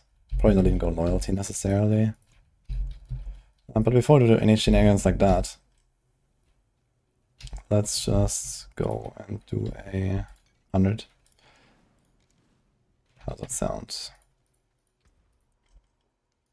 Loading up the 100.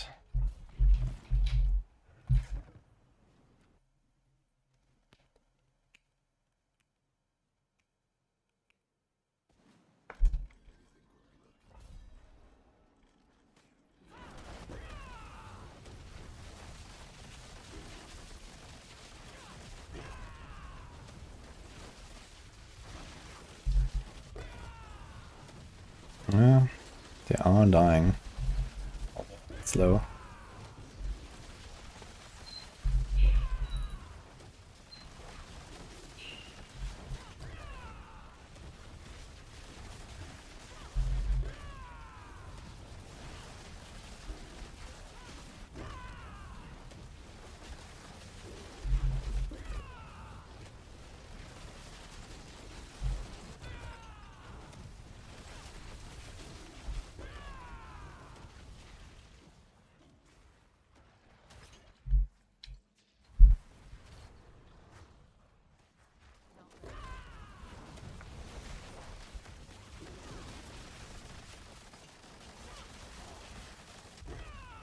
It's right here. It's laggy though, holy. I mean, there's these damage resistance guys. It's just lagging. There's only a large pull, man. I can't press my buttons. The timing is kind of important here. So just because of the lag, it might be a good idea to not go unyielding hits. Because he can always deal damage. With unyielding hits I can only do damage if I actually get to press my armored hide. If I don't press armored hide, I don't get damage.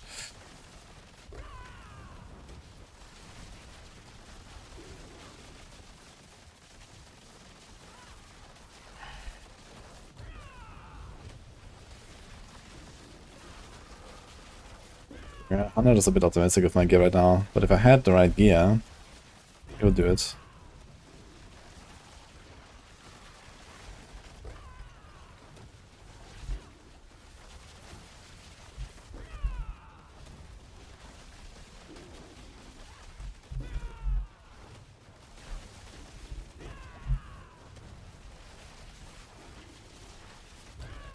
Getting chunked though.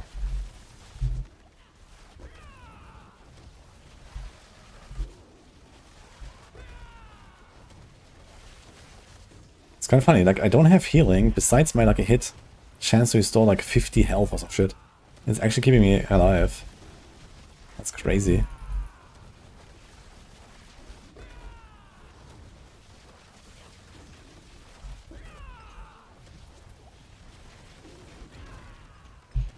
Yeah, we're keeping the timer, but we'll not be able to kill a boss. Like the boss on this tier, even a good boss is probably like at least 6, 7, 8 minutes or something.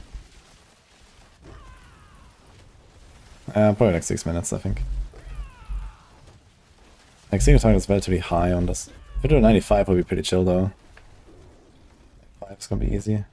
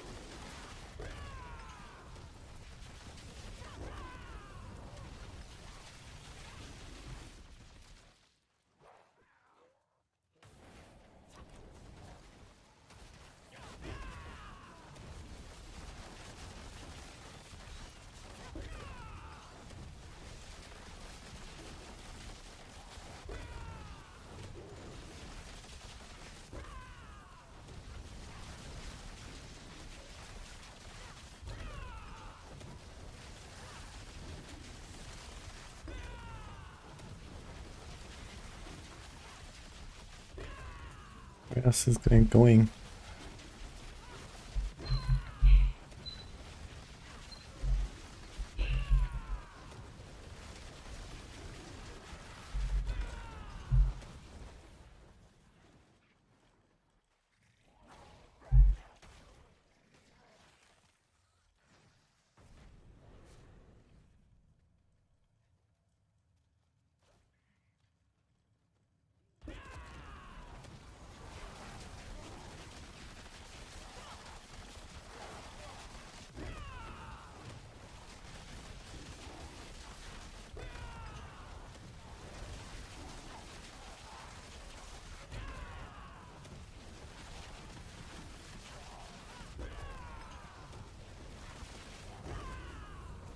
Yeah, it's 95 is really chill. Boss fight is probably gonna be like 3 minutes.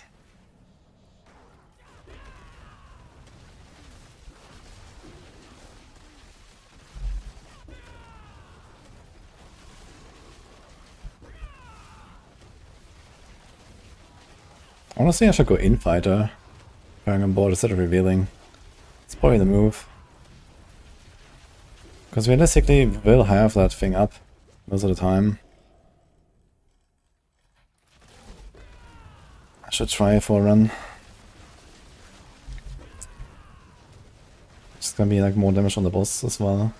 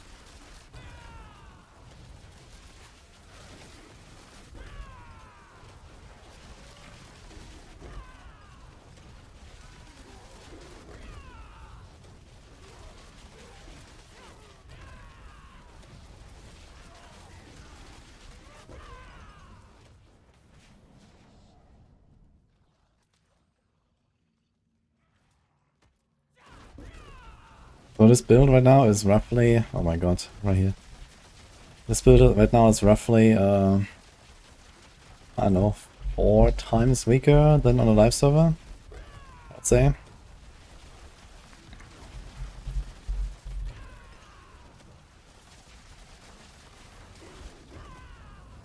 Season 8.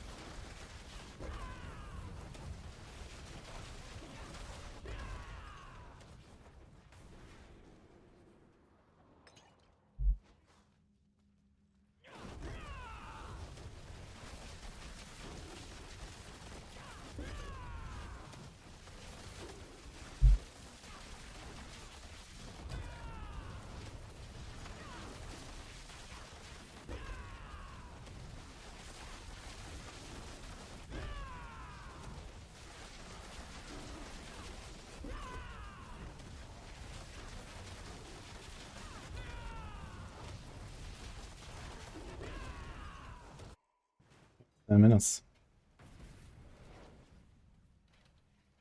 Good job, Braille. And Darksick. Okay, we got Slither. We had Slither earlier, so let's see.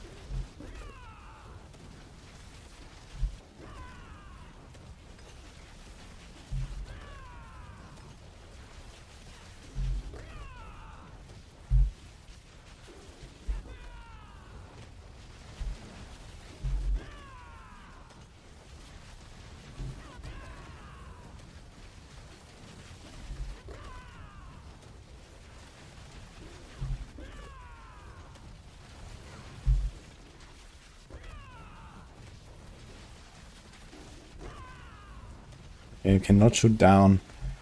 If you shoot down, you shoot into the door. Then I lose my projectiles, they don't come back.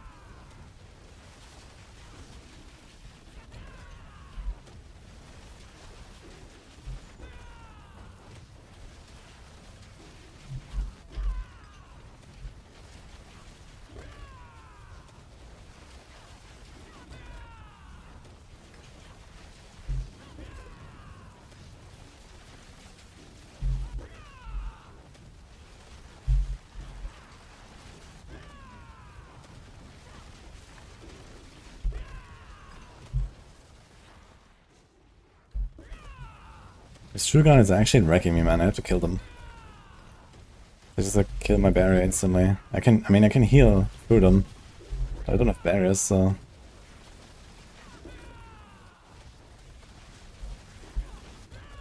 maybe on a build like this you don't want to run the True Guardians. But I guess every build needs to run them, right? For the extra progression. It's just free progression.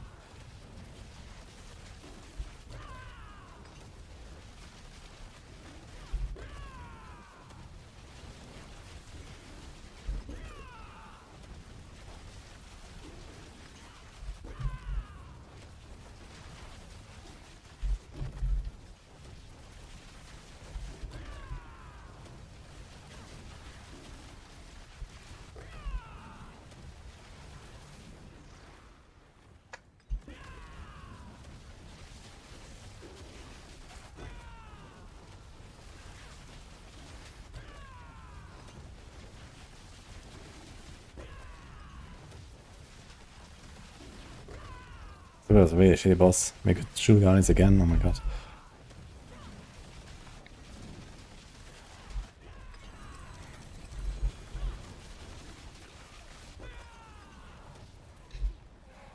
So, how long was that?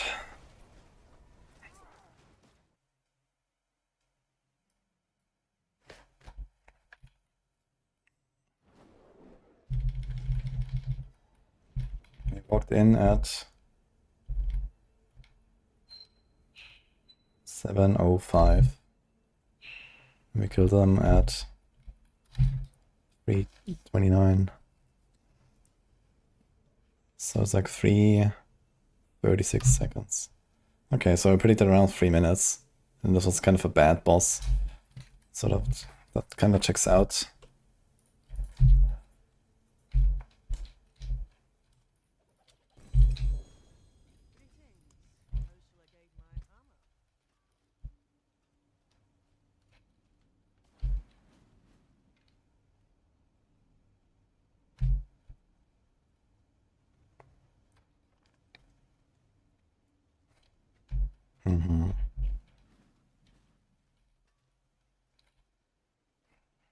Hey Yamashi, thanks for Prime.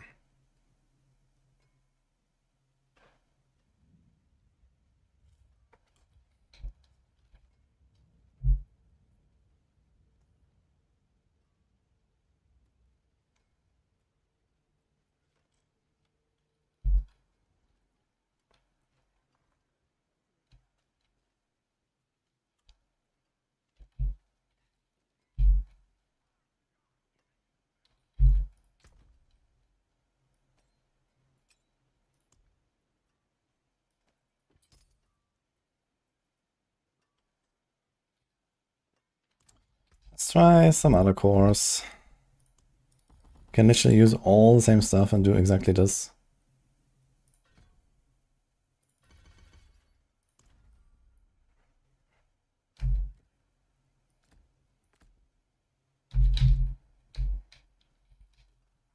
Do we change anything else? This is fine. This is fine. Good news is we have a gorilla skill now, so undealing hits activates automatically. We don't need rebounding. So we do unrelenting. Or do we?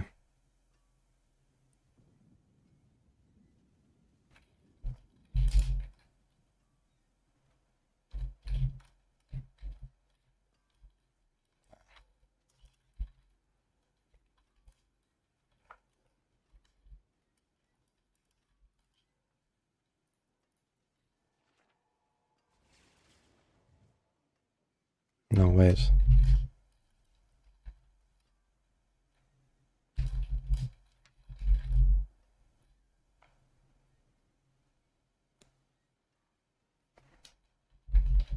This is the right calculation. So it's a 75% increase.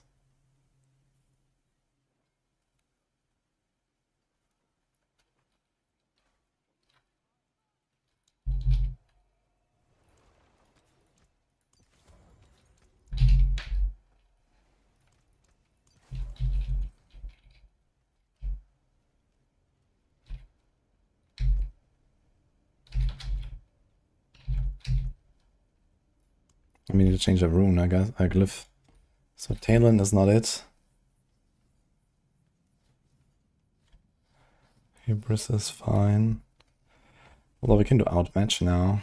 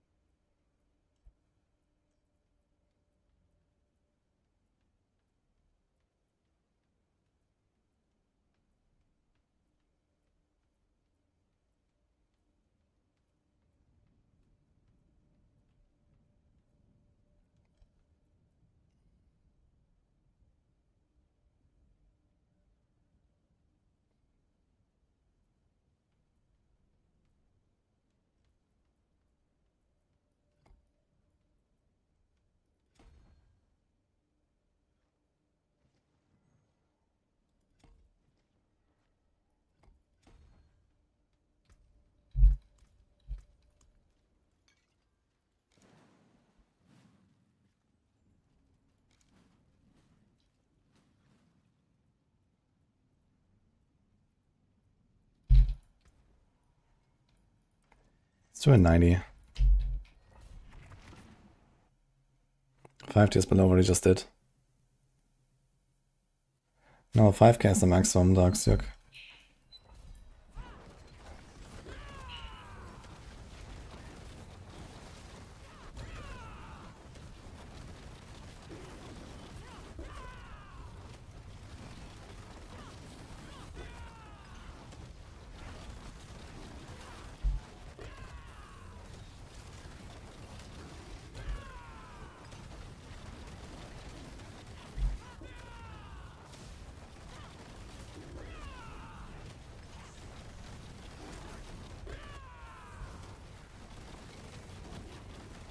Yeah, this is too slow.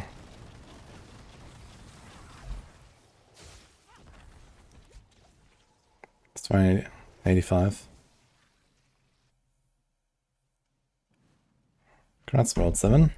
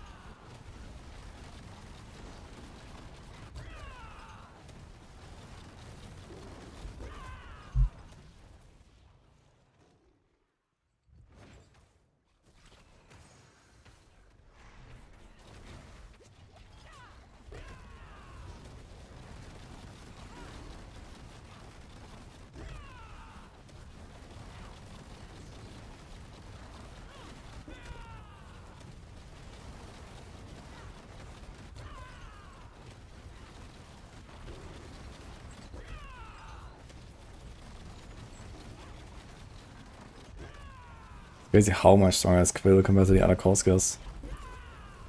And this is an AoE combat, like when I go to the boss it's gonna be even worse. Already 10 tiers down. Similar progression.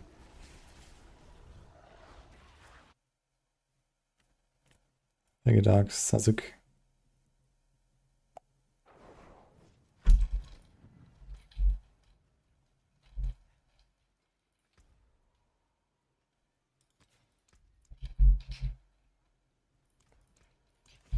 Strong with unrelenting.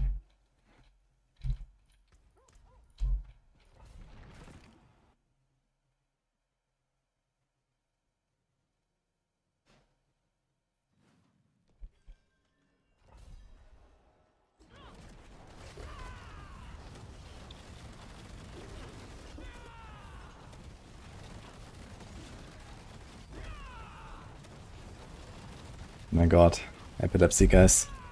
Warning.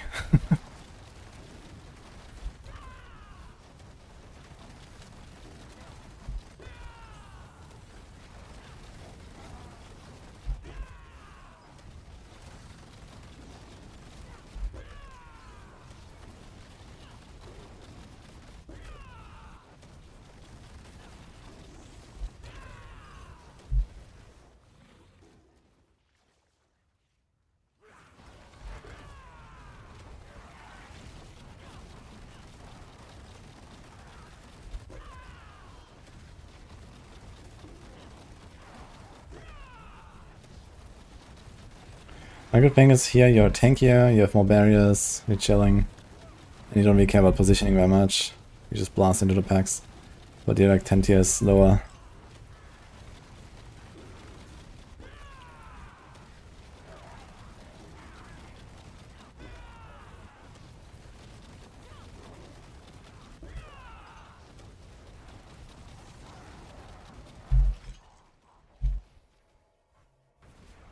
Let's try to Belial. Imagine we still had a Lilith blisters here for extra targets.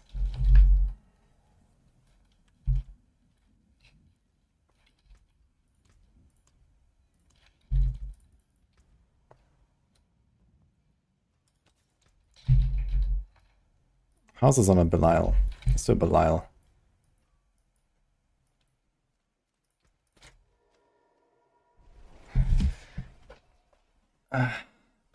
Nope, no bullet. Thanks, man. Appreciate the sub.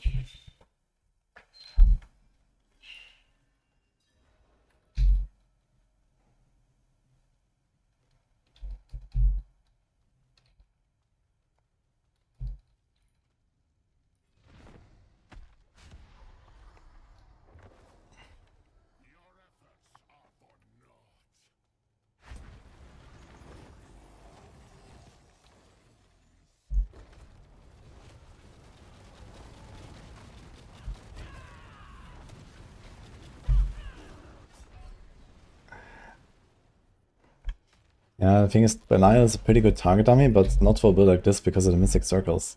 If for every other build, this would be fine to test here. But yeah, you need to try to find ways to stay in the Mystic Circles, but there's nothing really we can do.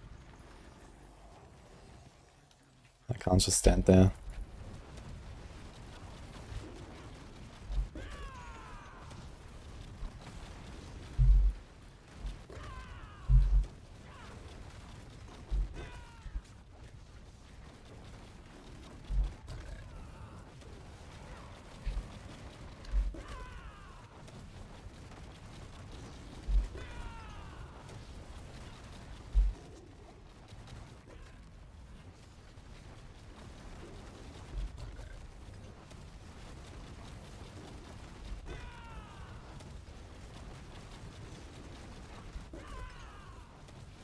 Yeah, the Ahur is also going so slow.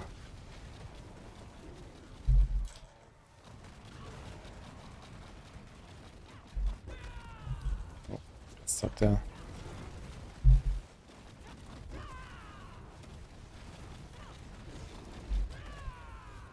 Wait, did he just hit me straight for the barrier?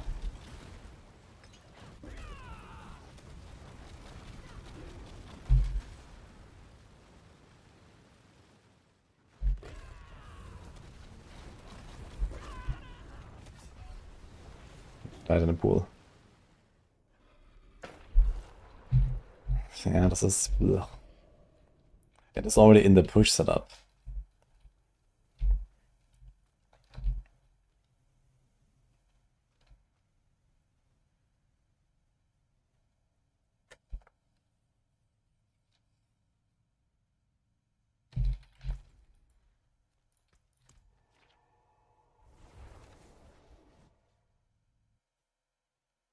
That's correct, Valky. But not when you're playing a Spiritborn. Because there's this funny little aspect here.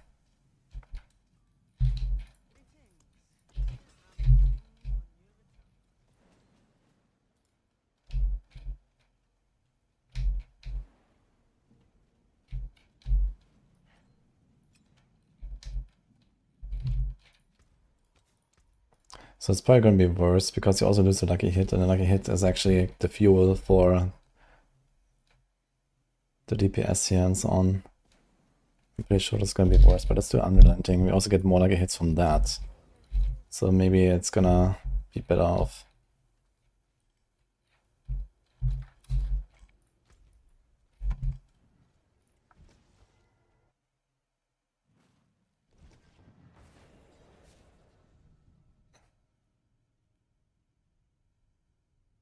There's gonna nerf all the cool stuff you guys find anyways.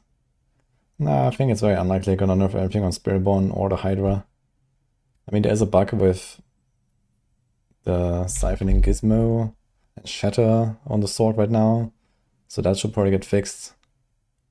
And there's like some bugs with the barbs that should also get fixed, but other than that, I don't think they're gonna nerf much. And I mean, even if they do nerf it, I need to understand what is the best build, you know? I cannot understand that necessarily when I don't do any testing.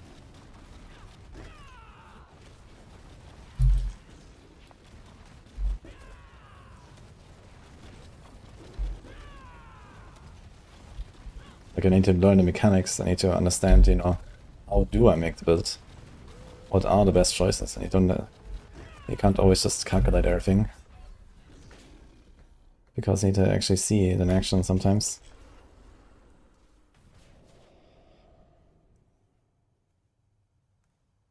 And basically all the testing I do now will ensure that I can actually make my guides in the 4 days we have between, you know, patch notes and season start.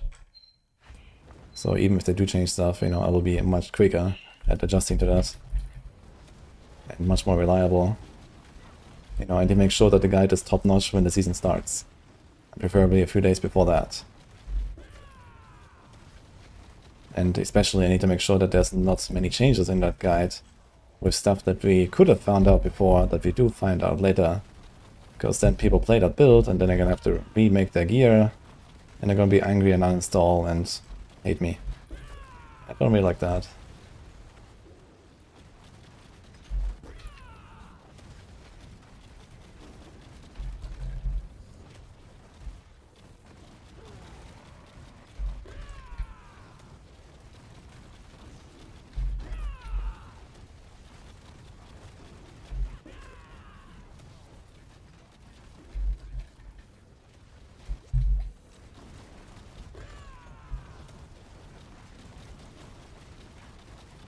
Yeah, I figured unrailing aspect would help me, but it doesn't seem so at all.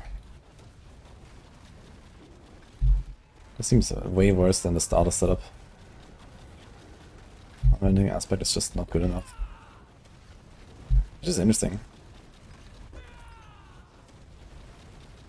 Because the average number of hits goes up a lot.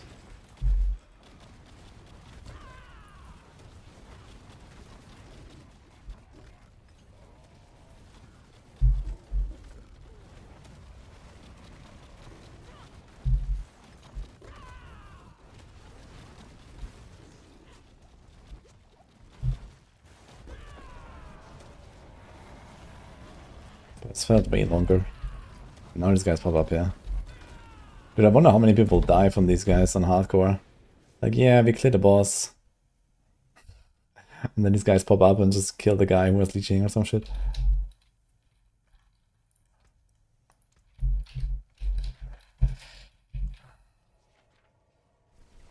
Thanks, guys, by the way.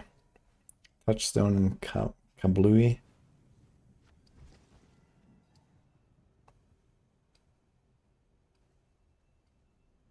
If Sorc gets the most views from a business standpoint, which class do you need? You gotta master. Interesting English. But just because Sorc is the most popular class doesn't mean that I need to play Sorc, you know? I just play whatever I want.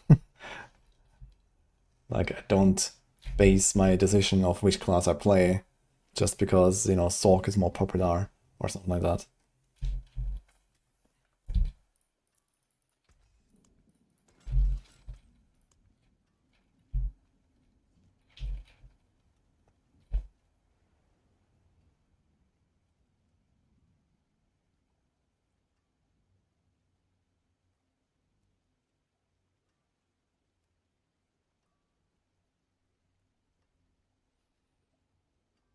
Well, how about Stinger?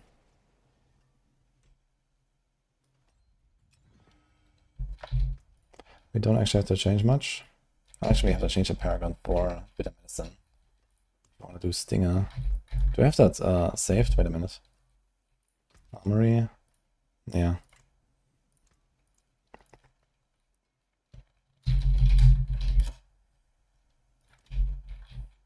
So we can change this again.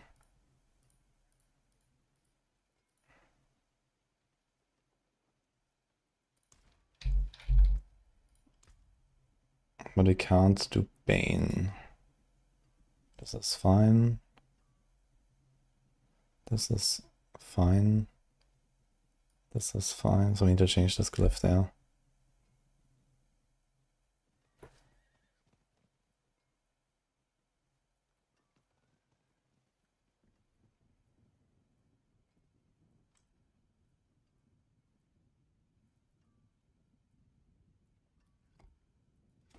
Can just do this worst case.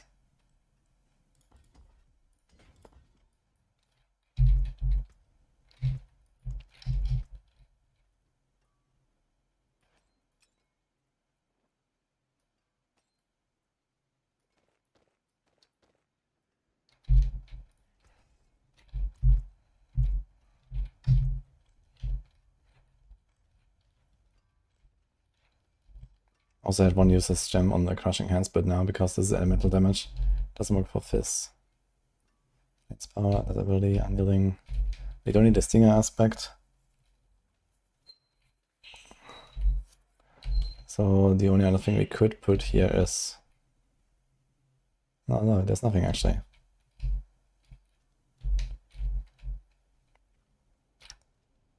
There's Moonrise or something. That's certainly not gonna beat Stardust.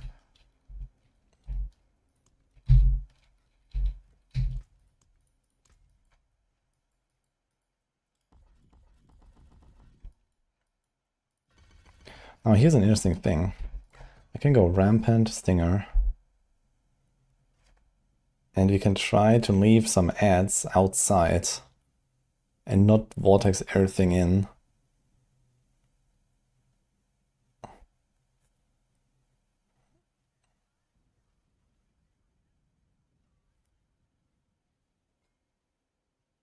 Yeah, so ideally would have 5 guys somewhere next to us that are poisoned from this. How long does the poison last? 6 seconds. So you try to like kind of like hit into the pole, but not all of it. I need to like not hit everything. I need to hit almost everything. And on a boss, we just get Resurrected Malice. Easy.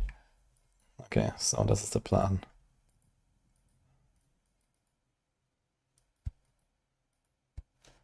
Okay.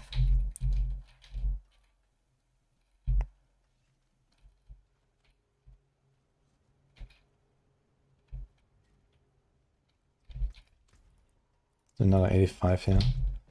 This is fine. Actually, I just realized you can't do Bitter Medicine. This is poisoning damage, so it's only for Touch of Death.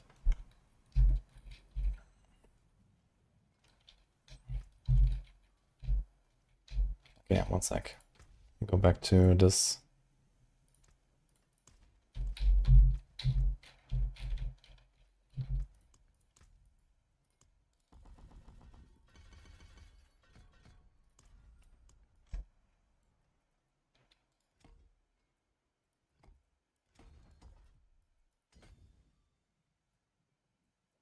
So this is fine.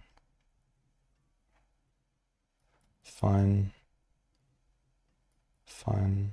Fine. Okay, so everything's fine actually.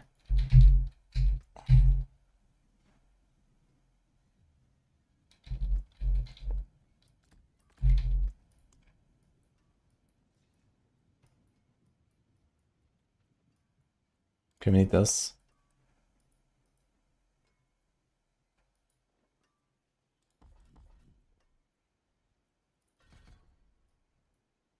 And we also want this.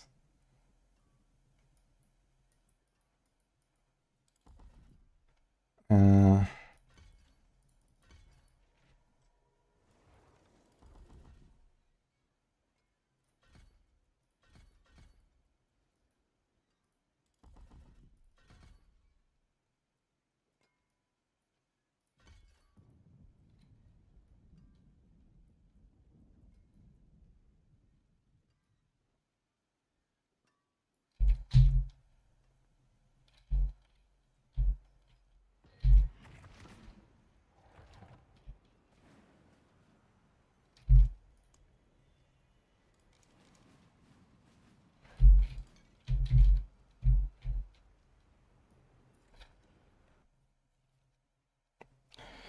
It's a Warcry rune, ability stack of the Barbarian's Warcry.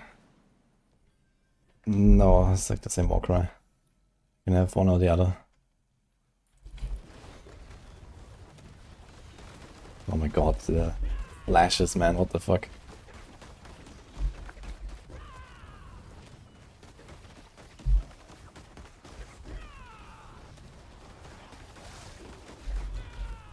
This looks ridiculous.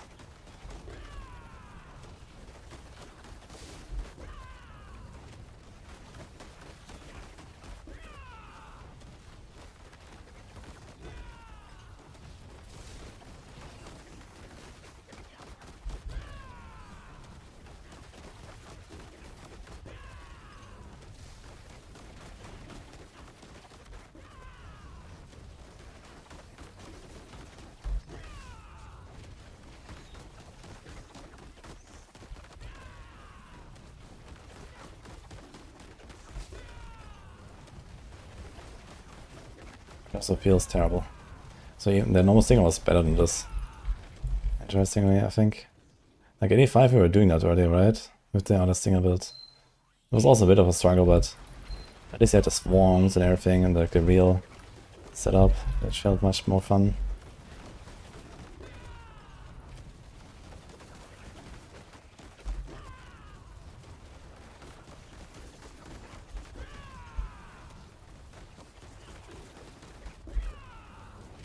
My god, the flashes are annoying. Okay.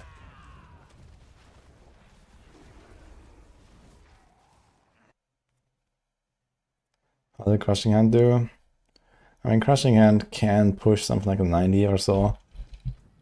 But that's like really the max.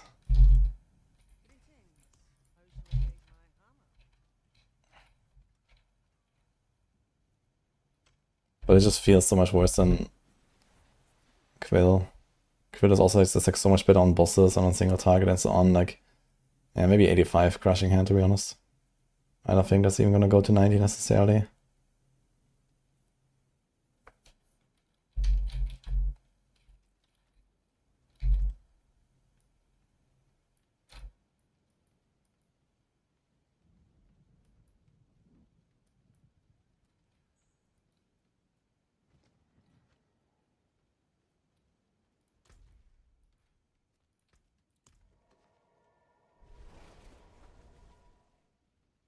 Will I try PD2? Not anytime soon. June is relatively busy, there's D3, there's PoE. I'm gonna be away for some days. And then, well, D4 season again, so...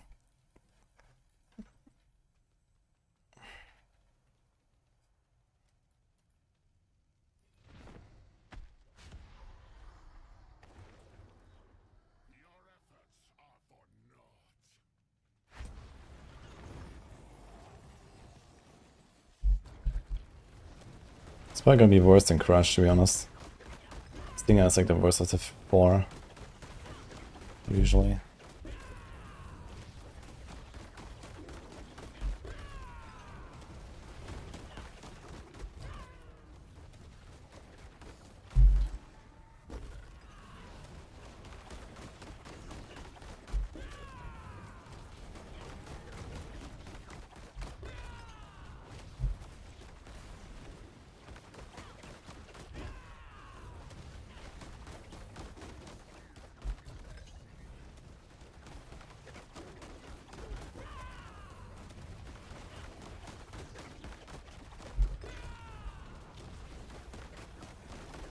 It's kind of wild how you cannot not dodge this slam.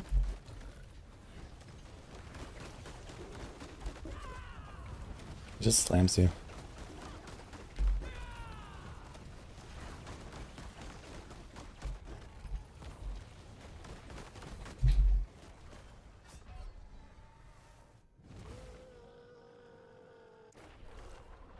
Seems the waves go like in a curve.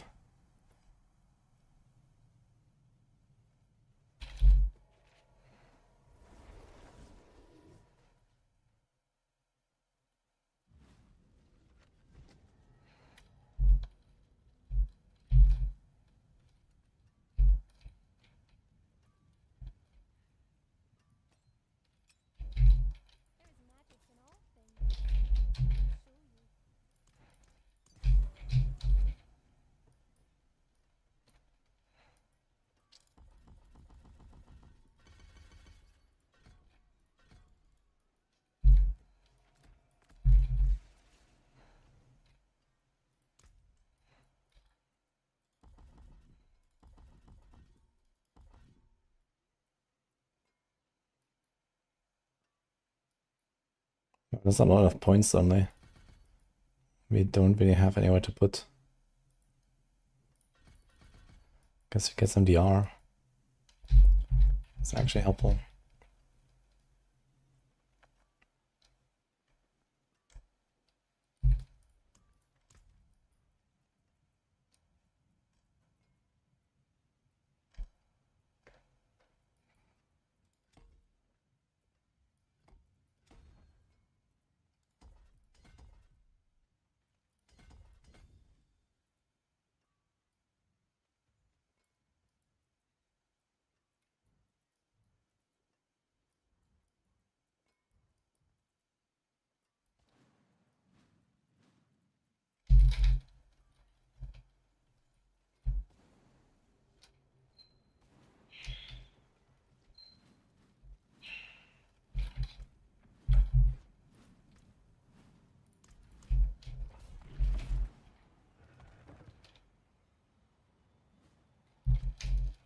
Dude, it's crazy, and there's so many people in town, like they constantly spend this incense there, and they override my incense all the time. Like, it's actually annoying. Holy shit. I have to always check if I still have my buffs.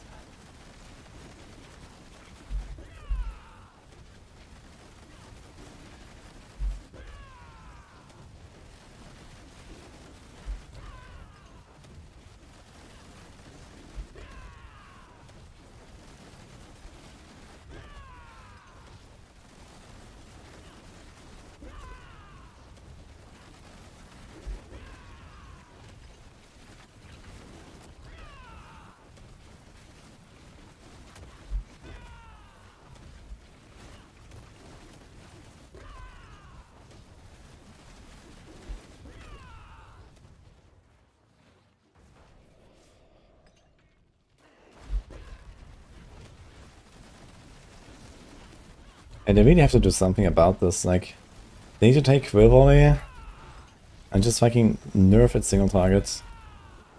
Like, a lot. And then they take Capeleke and just, like, Giga buff it. And they will just bring up all these builds here so that they actually have some damage. Because besides Quill, nothing really has the damage. Even in T4 against the bosses, like, can't really kill them. And Quill just does it like 10 times better.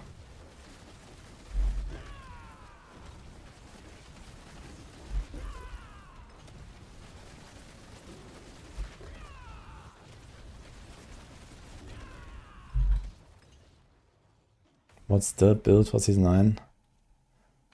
Doesn't really exist, I would say. There's a few contenders for like top spots that are really close.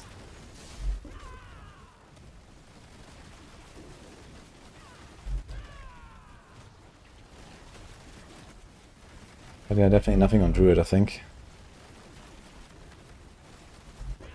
Sage.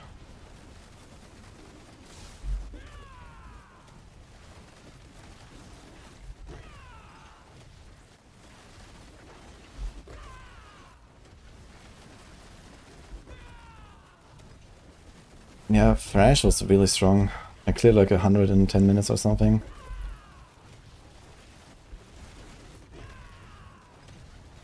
Okay, this definitely goes better than Crushing Hand, actually.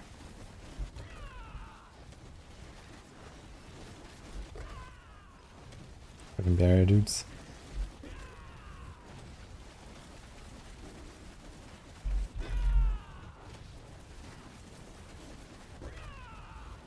Oh my god, he makes another barrier.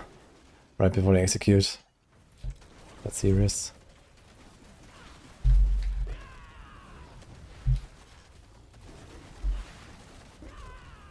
You know, 1% later, he executed him. Amazing.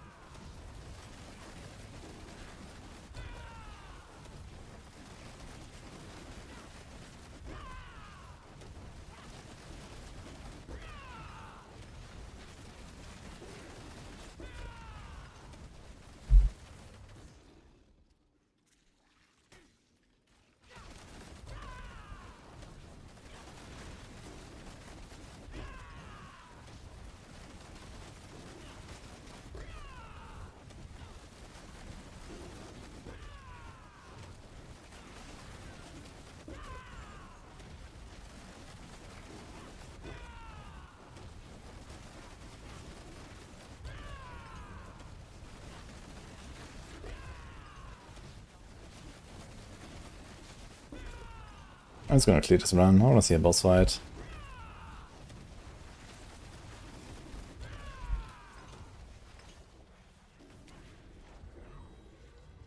What did Chronix clear? Chronix was here earlier and he said he cleared something with Ray Kapaleka set up, but I'm not sure what tier that was.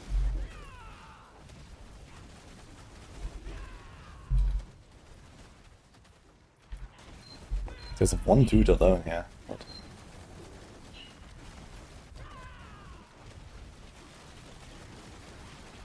Wish they would change tempering and pick feelings in the last 30 minutes. And the PTR you don't have the scrolls, so it's very easy to break items. Like the scroll makes it like, you know, 10 times easier to fix an item basically. But yeah, I guess long term we're gonna see some change to both tempering and masterworking.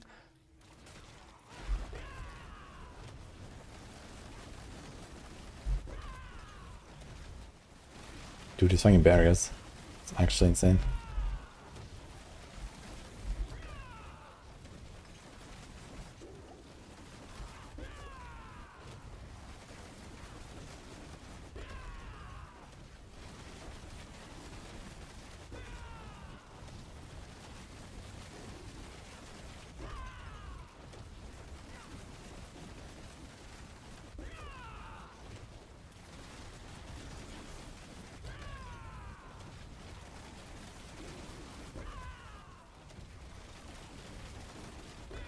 Just run horse or PTR. Yeah, you have to do a fucking quest for it too, man.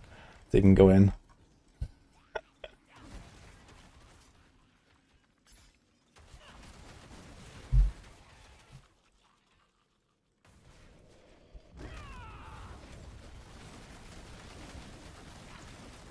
This guy's followed me anyway. What the-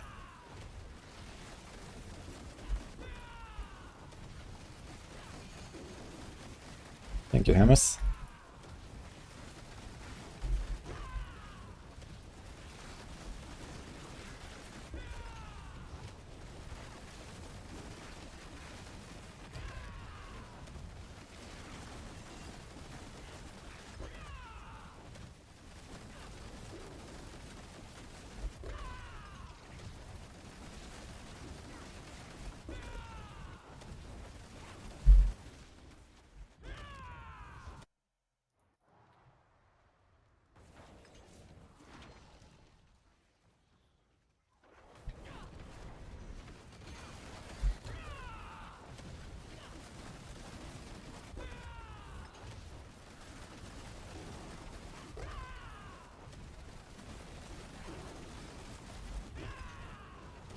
Yeah, I feel like enchanting, tempering, mastering, everything needs like a rework that is like more fun.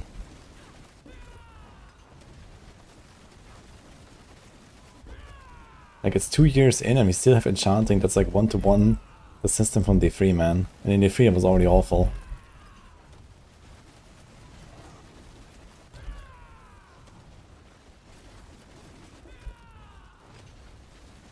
When I saw when they added that, I was like, guys, what the fuck? Are you seriously doing that?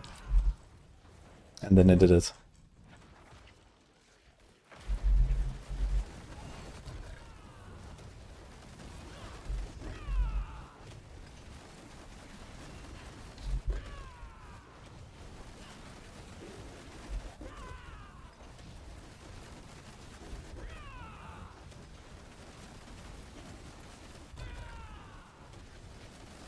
I mean, Paragon doesn't really matter, Ferrari.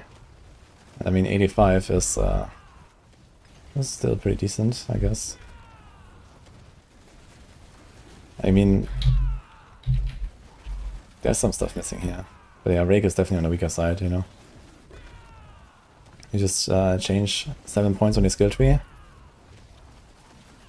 then press the blue core skill. And then you go up like 10 tiers and then do like 100. Now this build will do like a 90, and Quill will do like 100. This is like roughly 10 tiers behind, and Crushing Head is roughly the same level as the Rake, I guess. They seem to be both like around 10 behind on Quill.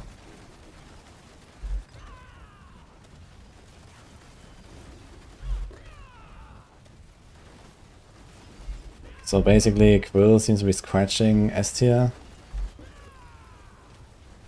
And then this might be like scratching A tier or so.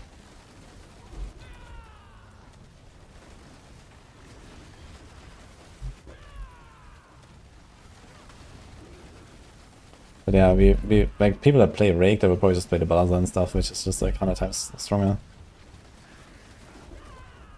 Like balazan, Rake is gonna clear like 110.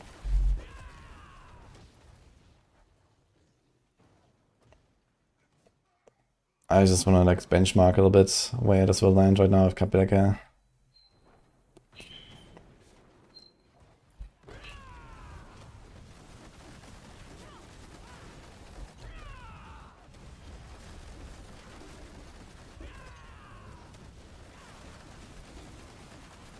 Barriers, man, these dudes. All the barriers.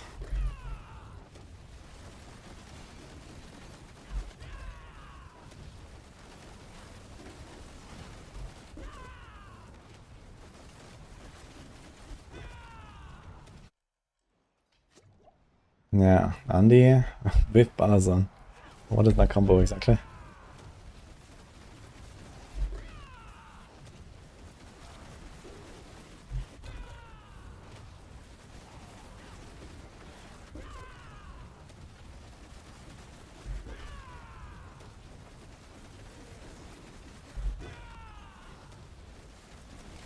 I mean, there's like no synergy between Andarius and Balazan. Besides, okay, they both want Noxious Resonance maybe. But for Andarius, you need like a big weapon damage and all that. And for Balazan, you need Thorns.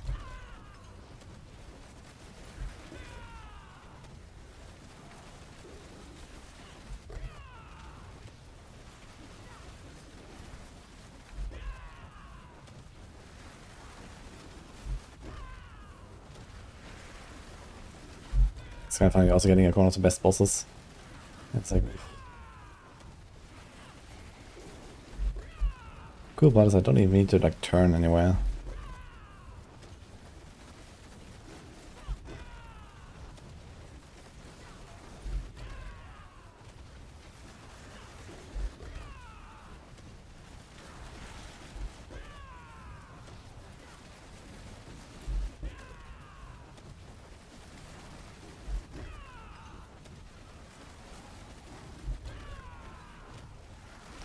Yeah, one big thing that makes Quill also so much better is like the power of the runes. It's not just that Quill is 10 times stronger than the other skills, it's less than that. But it also procs Quack's runes so much better. And that probably makes up for like at least a times 2 or times 3 by itself.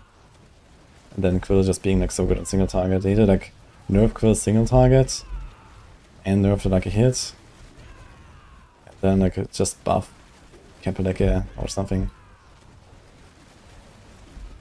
This might actually be a fail.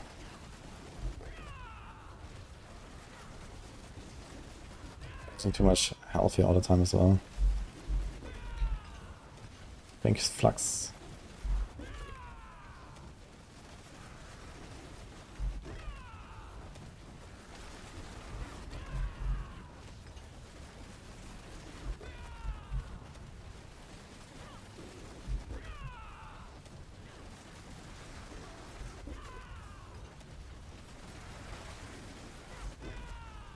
It's gonna be close, I think.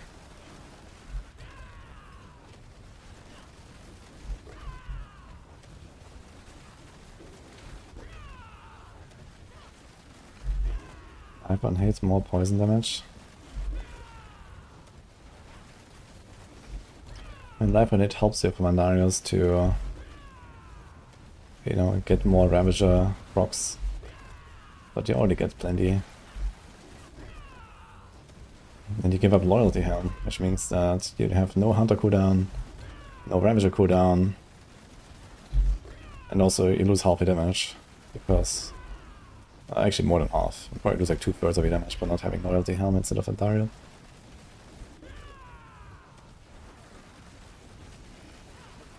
I mean, Andariel is, you know, way weaker than balazan. Like with balazan builds, I can go into like 105 or 110 and spawn a boss in like 4 minutes. Or 5 minutes maybe. On Andariel I can do that on like, I don't know, maybe a 90, 95. Like 10, 15 tiers lower. So just like already, you know, I don't know, 30 times weaker or so. And then Andariel has a negative single target damage. Like I actually spawned the boss in like 3 minutes on a 90 and then I failed the run. Where, you know, I can actually kill the boss with balazan in like a 105 or 110 even. In time, in like you know, 10 minutes or so. So yeah, balazan is like, Andariel is no match at all for balazan. And then trying to combine the two, it's just making a bad build for no reason. You just take a good build, aka balazan, and then remove 2/3 of its damage. And then you have balazan plus Andariel. And the Andariel will contribute to absolutely nothing.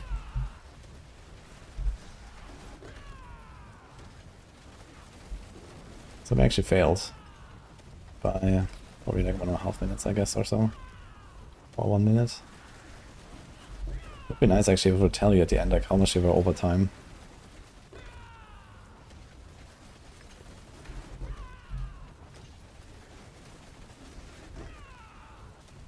Like if it does that.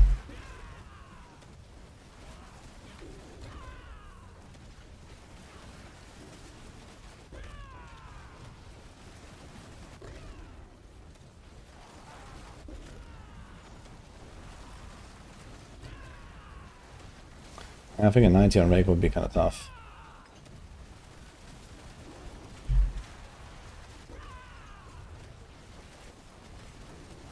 Fun fact, it's probably still better than most Druid builds.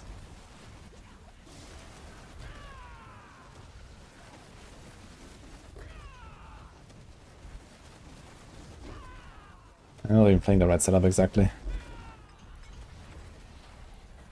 So with better gear and stuff, this would probably go towards a 90 on a good run. But yeah, screw that, I guess. How much HP is Belial? It's like 100 billion roughly in T4.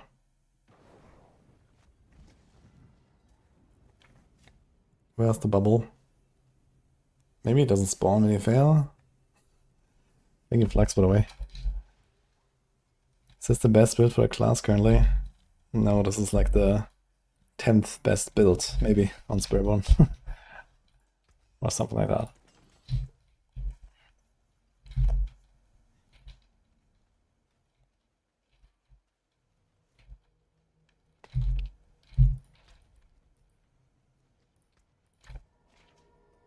Strongest PTR build so far is balazan Spiritborn, I think.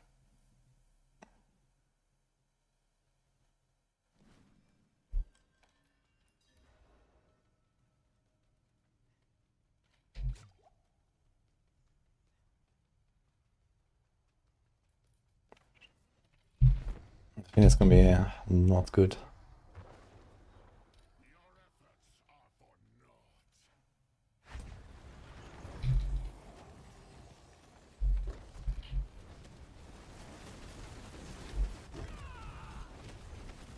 Actually, I just realized I need to play Starless on this. Actually, do I? No, I don't. I realized that maybe Starless would be worse than usual. Yeah, that's actually correct. Because I wonder if there's a cap to how much resource construction can have with Capaleka. Because they have 60% from loyalty already, because this is Rake. Rake has the extra RCR from loyalty. So I wonder if I'm overcapping resource cost.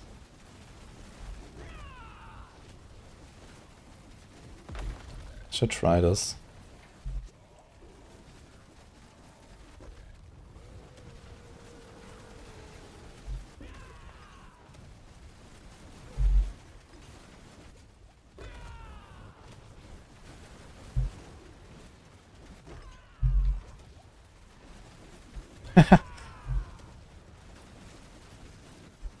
You made him do the breath 2 times on the same side, because I jumped over. That's kind of funny. So if I take this thing again, we move to Wild Claws now. It's quite the aspect to remove, but let's see. What the fuck, the eyes are there? Let's go. Hello. Goodness.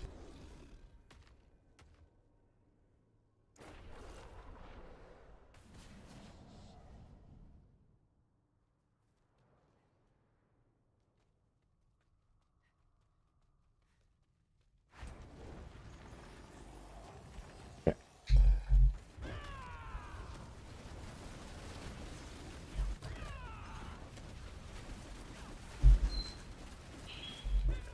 You can actually jump past the breath.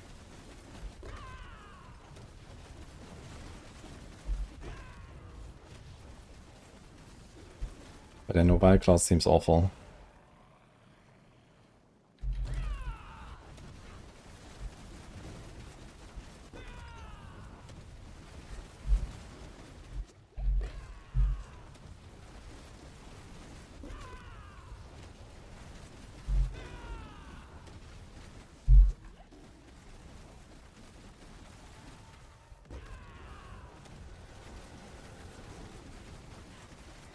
I think what I said is happening is probably happening. You have too much RCR.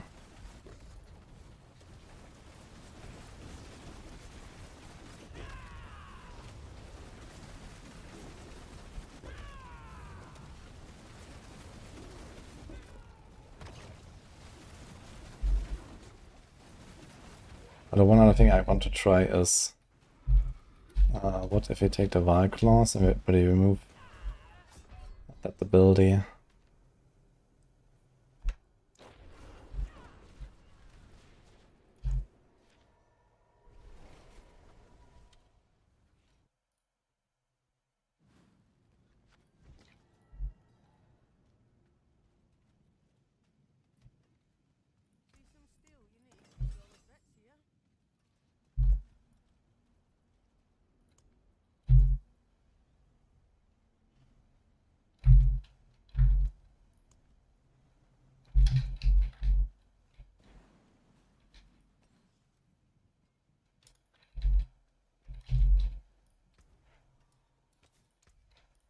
Let's do this.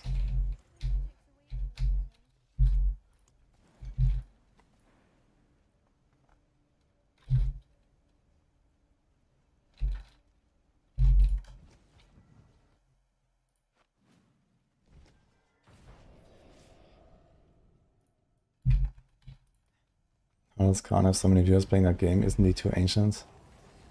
You just say that when you just played PT2? Are you trolling?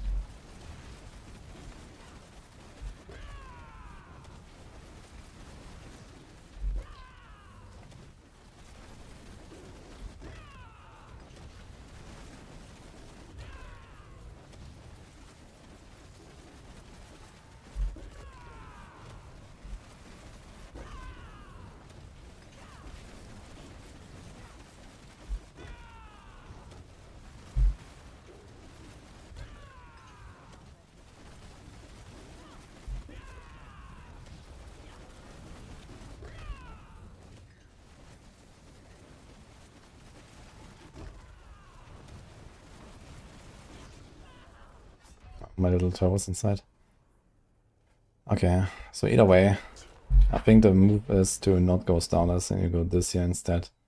And you go adaptability, like class, all the aspects, and you're fine basically.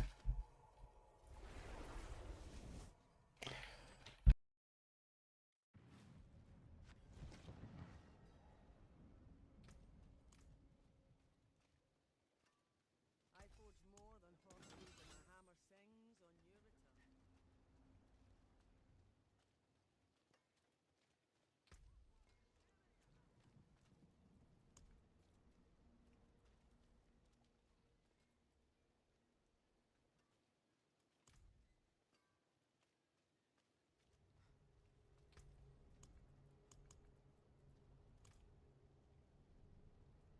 Alright, we're back.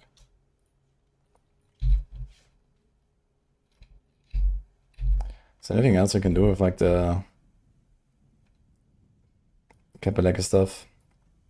Probably this, but would you changed anything? Maybe this.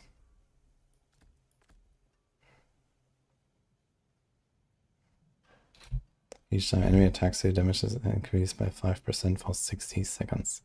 I wonder if attack means any attempted attack, or if it's just like when they actually hit you and you can't block or something.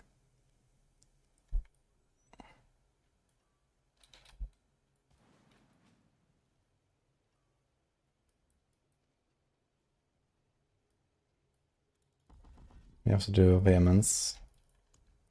And we have to go out match.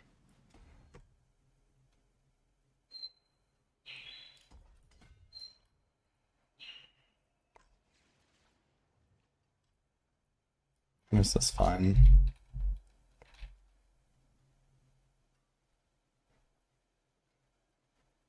There's no aspect for this actually, right?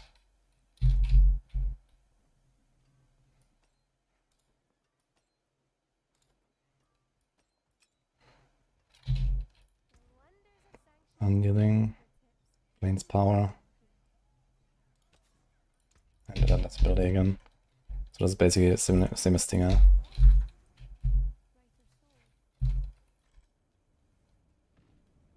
Thank you, Cyclone. Appreciate that.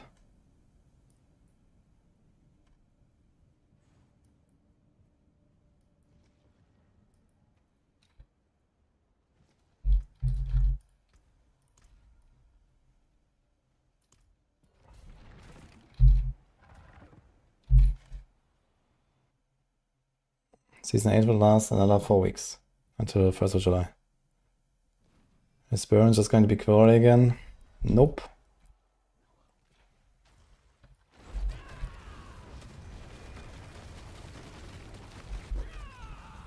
Quality is an option, but there's Rake and there's Fresh as well.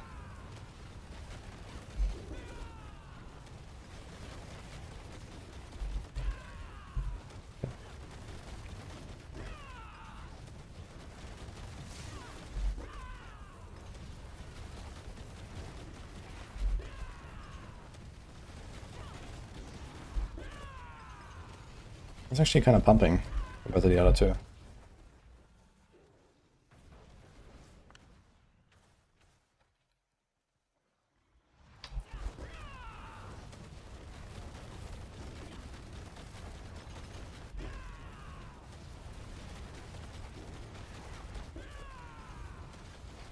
Interesting. Didn't expect it.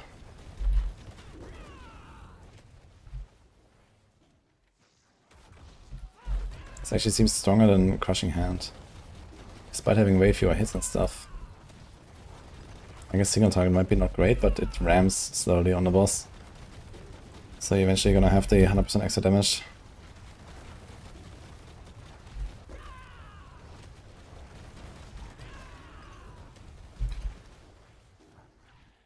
Hi El Majani, Elden Ring. I haven't even played the first DLC yet. I have to do that at some point. Yeah, no Elden Ring for me, so no time. We have work to do here. At some point I will play it.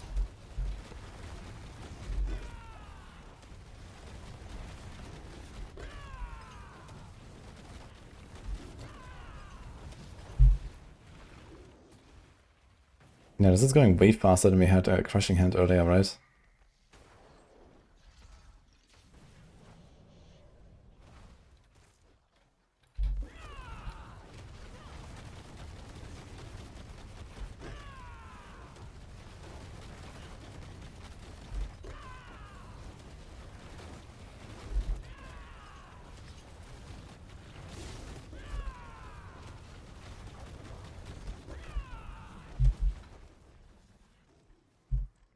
Does the fall combat feel good?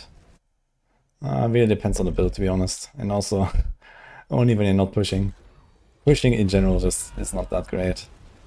But it's like a necessary evil to understand how good our build is. At least while we're making builds.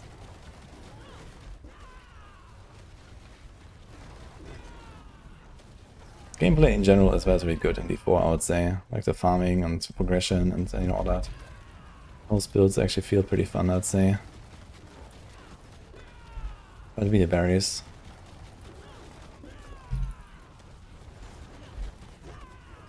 I mean, it's like the one good thing that D4 has going for it, I guess. It's like the fluidity, let's say.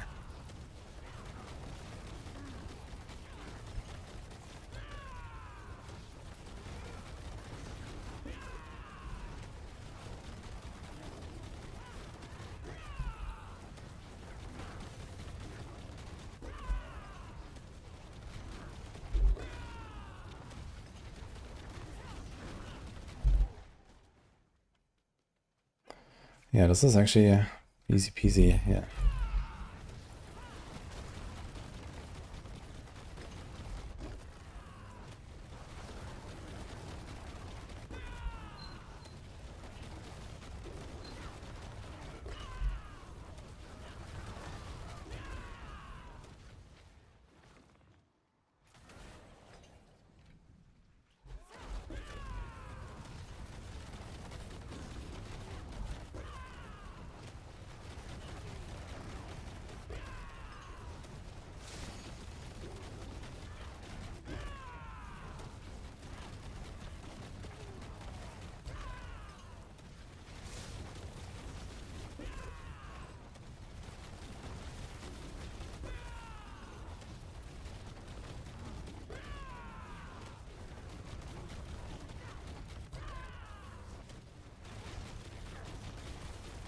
Guys, a fucking barrier.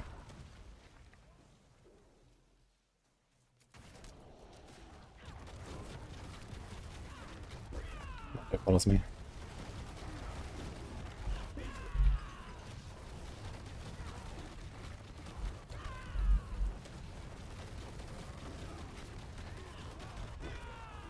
I really want to see that single target.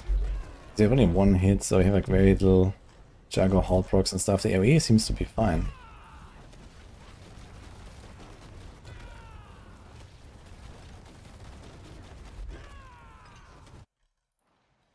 Okay, 9:35. Okay, good boss. Can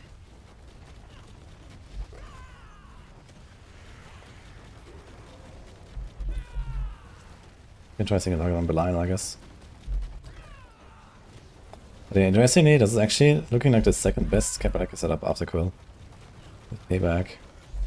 And there's maybe more optimizations you can do.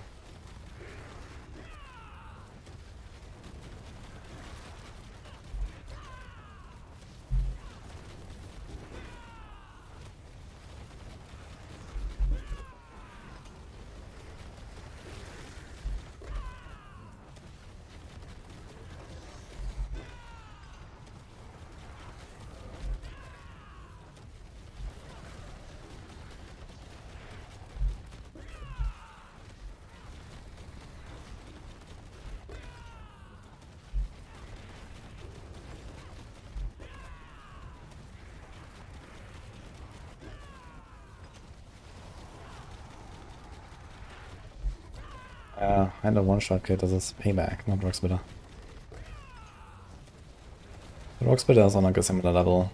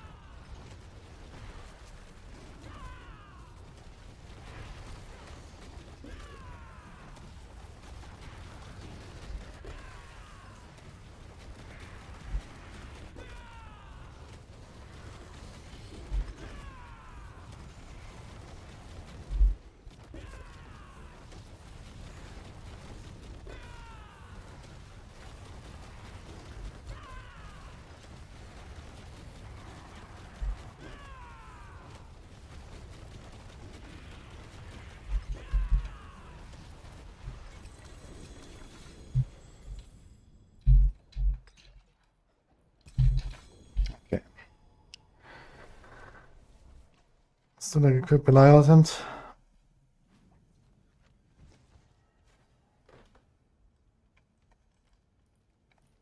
I gotta say, I like the PvE2 combat a lot. For me, that's like the best part. But I generally like slower combat more, I think.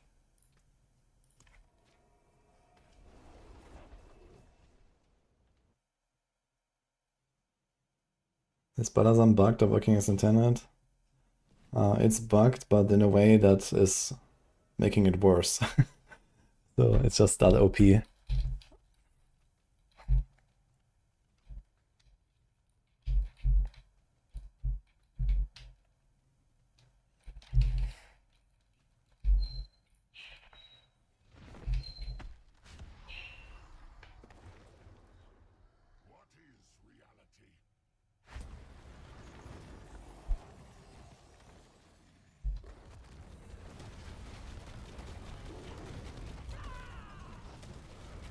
Yes, definitely looks like immediately a lot more damage.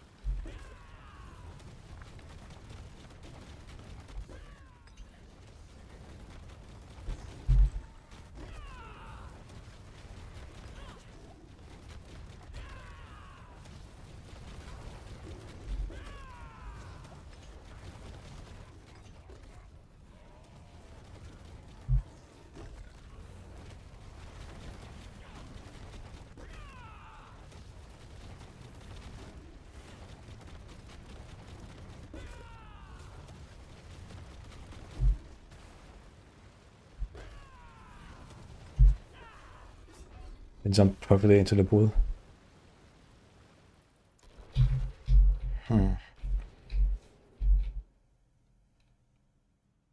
Still not really great for T4, to be honest.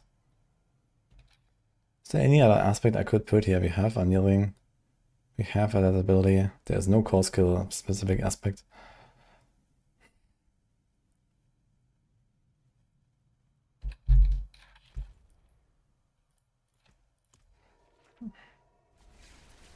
The only other thing would be that ring. What's it called? The midday hunt. Just for science.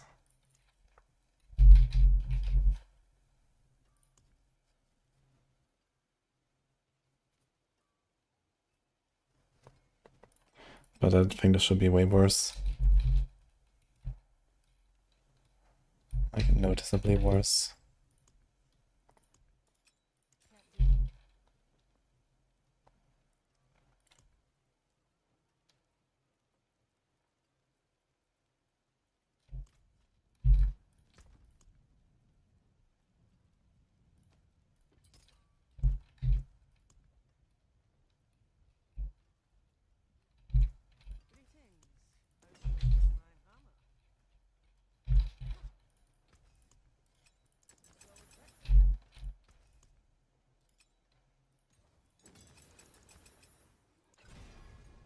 Dude, this stats on this thing are useless. It's actually crazy. Life on kill, movement speed for 2 seconds after killing. I mean, this is like flavorful, but not more than that. The effect was like better. Oh, now we have all the attack speed.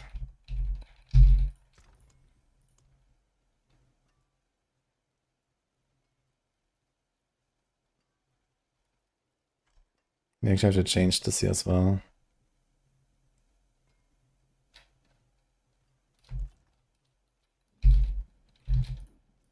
Finest jewels and scents fashion this into something exquisite.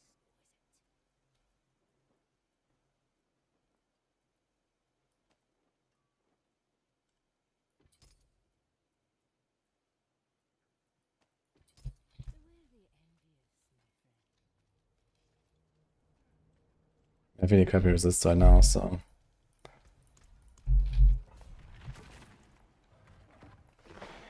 Spiritborn cannot do pit 150. In fact, no one can. Unless you're talking about like the Barb bug that we have right now.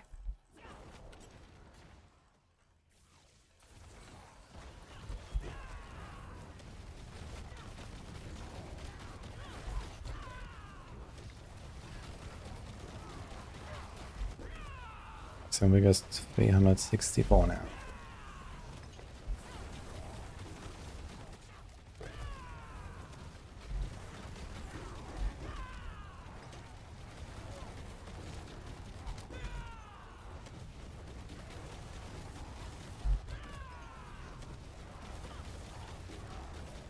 This already seems worse. Quite a bit. I think this mid-A hunt is not really helping.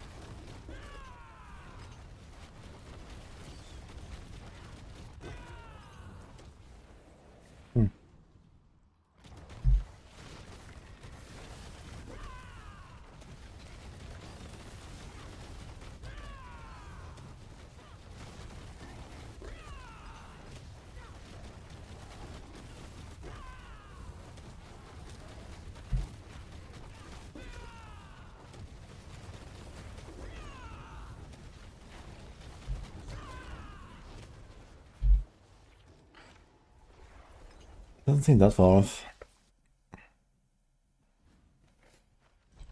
Or it'd probably be better off it's just a normal ring. Like put this ring and put like, I don't know, conceited on it or some shit. Yeah. Or even Moonrise, I guess. Moonrise is still a decent aspect actually. 20 attack speed. And 60 damage. Plus Mystic Circle potency. Plus resource cost reduction. That's probably like roughly double damage.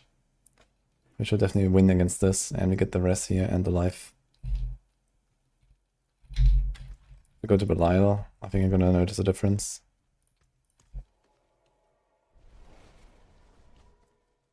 What did I fear craft on a Spiritborn? I've been doing a lot of testing in the last 3 days. The best builds are around balazan, the new pants, Thorns, poison stuff, mostly poison. So these seem to be like the best builds in the game right now. I did a setup with Quill, Thrash, and Rake. Right now we're doing some benchmarking on other builds. This is Payback with Kemperlecke.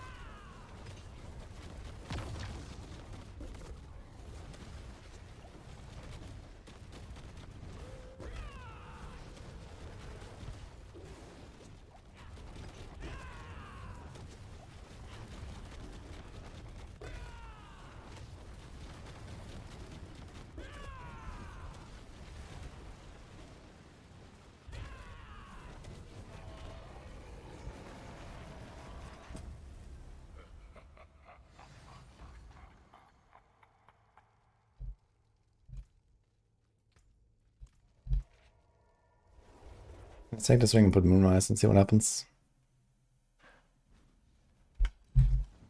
I should also keep my attack speed just fine, right?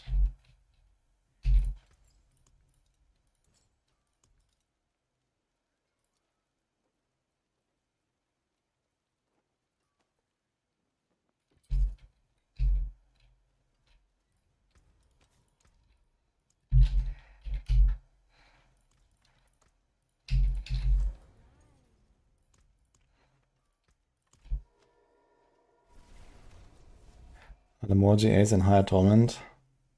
I haven't really paid that much attention to it, to be honest.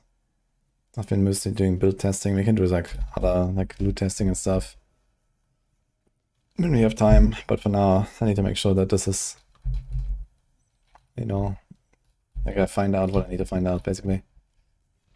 I mean, you're mostly done with Spiritborn soon, so I can like divert my attention to other classes. I want to try some Earth Spike and some Lunge and Flay on the Barb. And then, yeah, maybe the minion stuff on the Necro.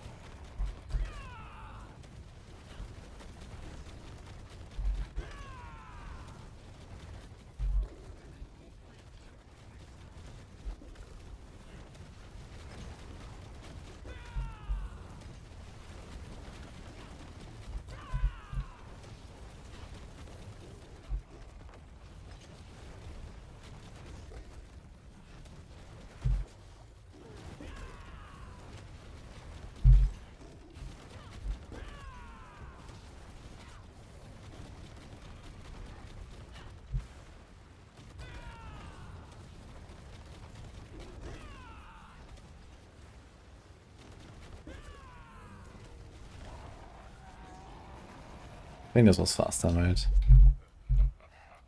Depends a little bit on the Mystic Circle placements, I guess. But it felt better. Let's see this actually real quick.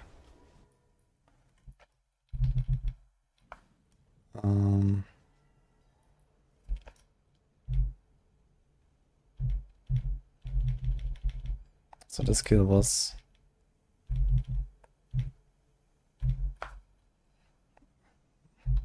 Yeah, it's hard to say. So 1, 2, 3, 4, 5, 6, 7, 8, 9, 10, 11, 12.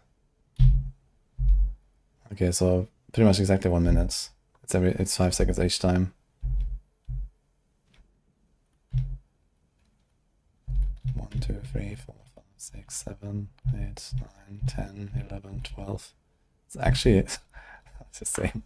It's kind of funny. Okay. So interestingly, the midday hunt is actually a relatively decent replacement. And I think before that we had a Stardust run, right? I think Stardust would probably just be the best.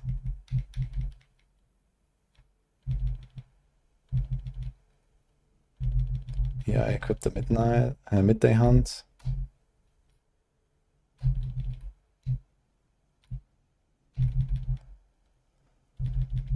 I think I died. Okay, but this was the Stardust, so let's see.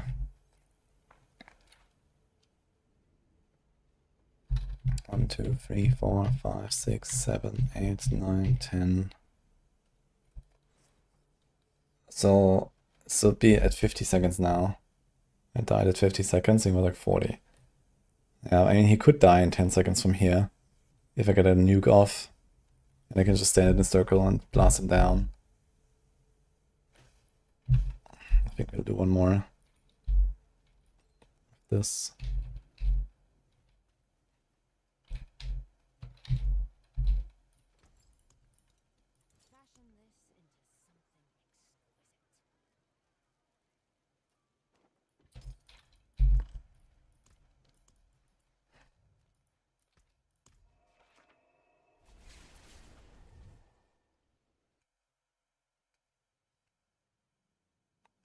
Is Hand of Nas disabled?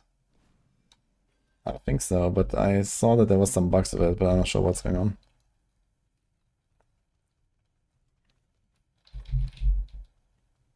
Oh, maybe they're fixing that, I don't know. There was a patch earlier for the PTR, but I don't know what it was. Are there any other viable Sorc builds? Still no Ice Shards? I mean, Ice Shards was pretty solid in Season 8. I expect it to still be okay.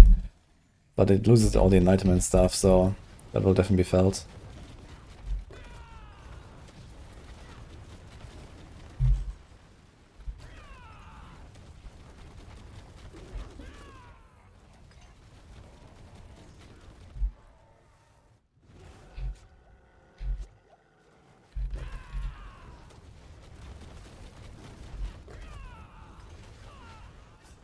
Yo. Actually, kill me with such a fucking hit. Wait, did I have the cheat F proc? When did that happen? Apparently it did happen somewhere. Crazy. It's kind of weird how... I wonder if I can block it even. Like, I might not even get my block reduction, to be honest. Like, I can't dodge his attacks. He just hits me. He doesn't care.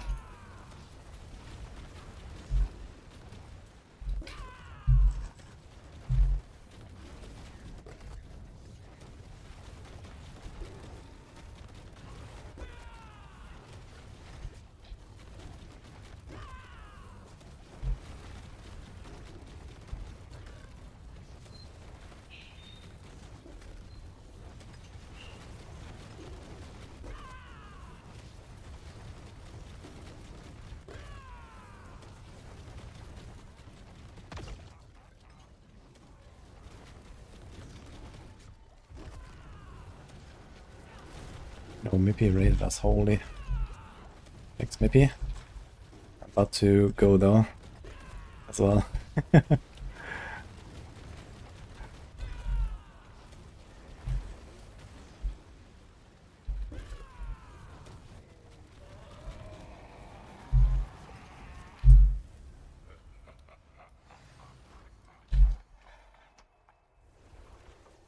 Yeah, it's late here. But appreciate that. Hope your PTR lasting is also going fine. I've been doing a lot of Spiritborn stuff here. I just need to check real quick. I need to benchmark the kill real quick. Let me see that. We're doing Belial target dummy. For the weak builds, it's actually a decent target dummy. Okay, 1, 2, 3, 4, 5, 6, 7, 8, 9, 10, 11, 12. Yeah, so all three options actually turned out to be almost exactly the same. That's kind of funny. They were all 1 minute, plus minus 1 second. With Starless, Midday Hunt, and Moonrise Ring. That's kind of wild.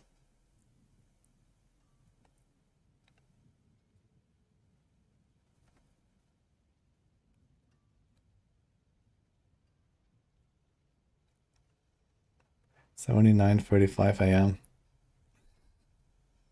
Where are you, man? Yeah, I was just about to finish actually. This was my last kill here. Oh look, there he is.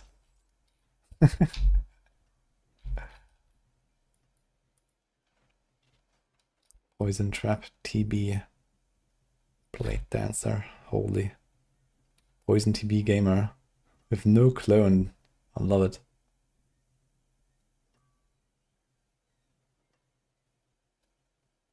With Icarus Rose.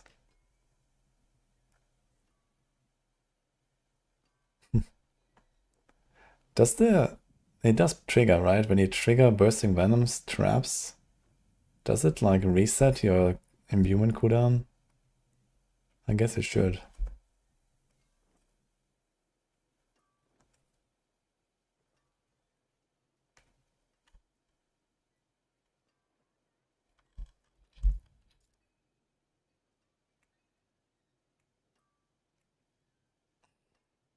Good luck with that sleeve. Maybe someone has something.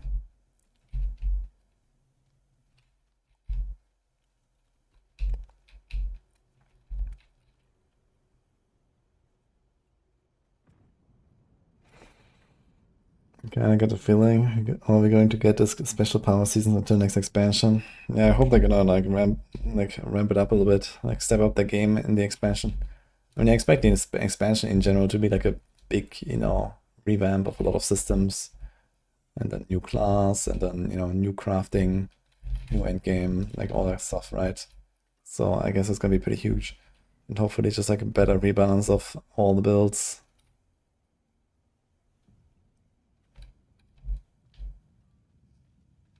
Yeah, I mean, it seems like the live team is just also not very large. From what I can tell, at least. I'm pretty sure that at least like 80% of the devs are just working on the expansion. And they have like a relatively small team actually doing the seasons. Just like last time. Yeah, I mean, the expansion was relatively large, right? It's just that the Dark Citadel was not the right thing to make. And the city is undercooked and it's, you know, needs more work. But I mean, overall, they did like a huge rebalance of everything and so on. But they need to do that again, but better.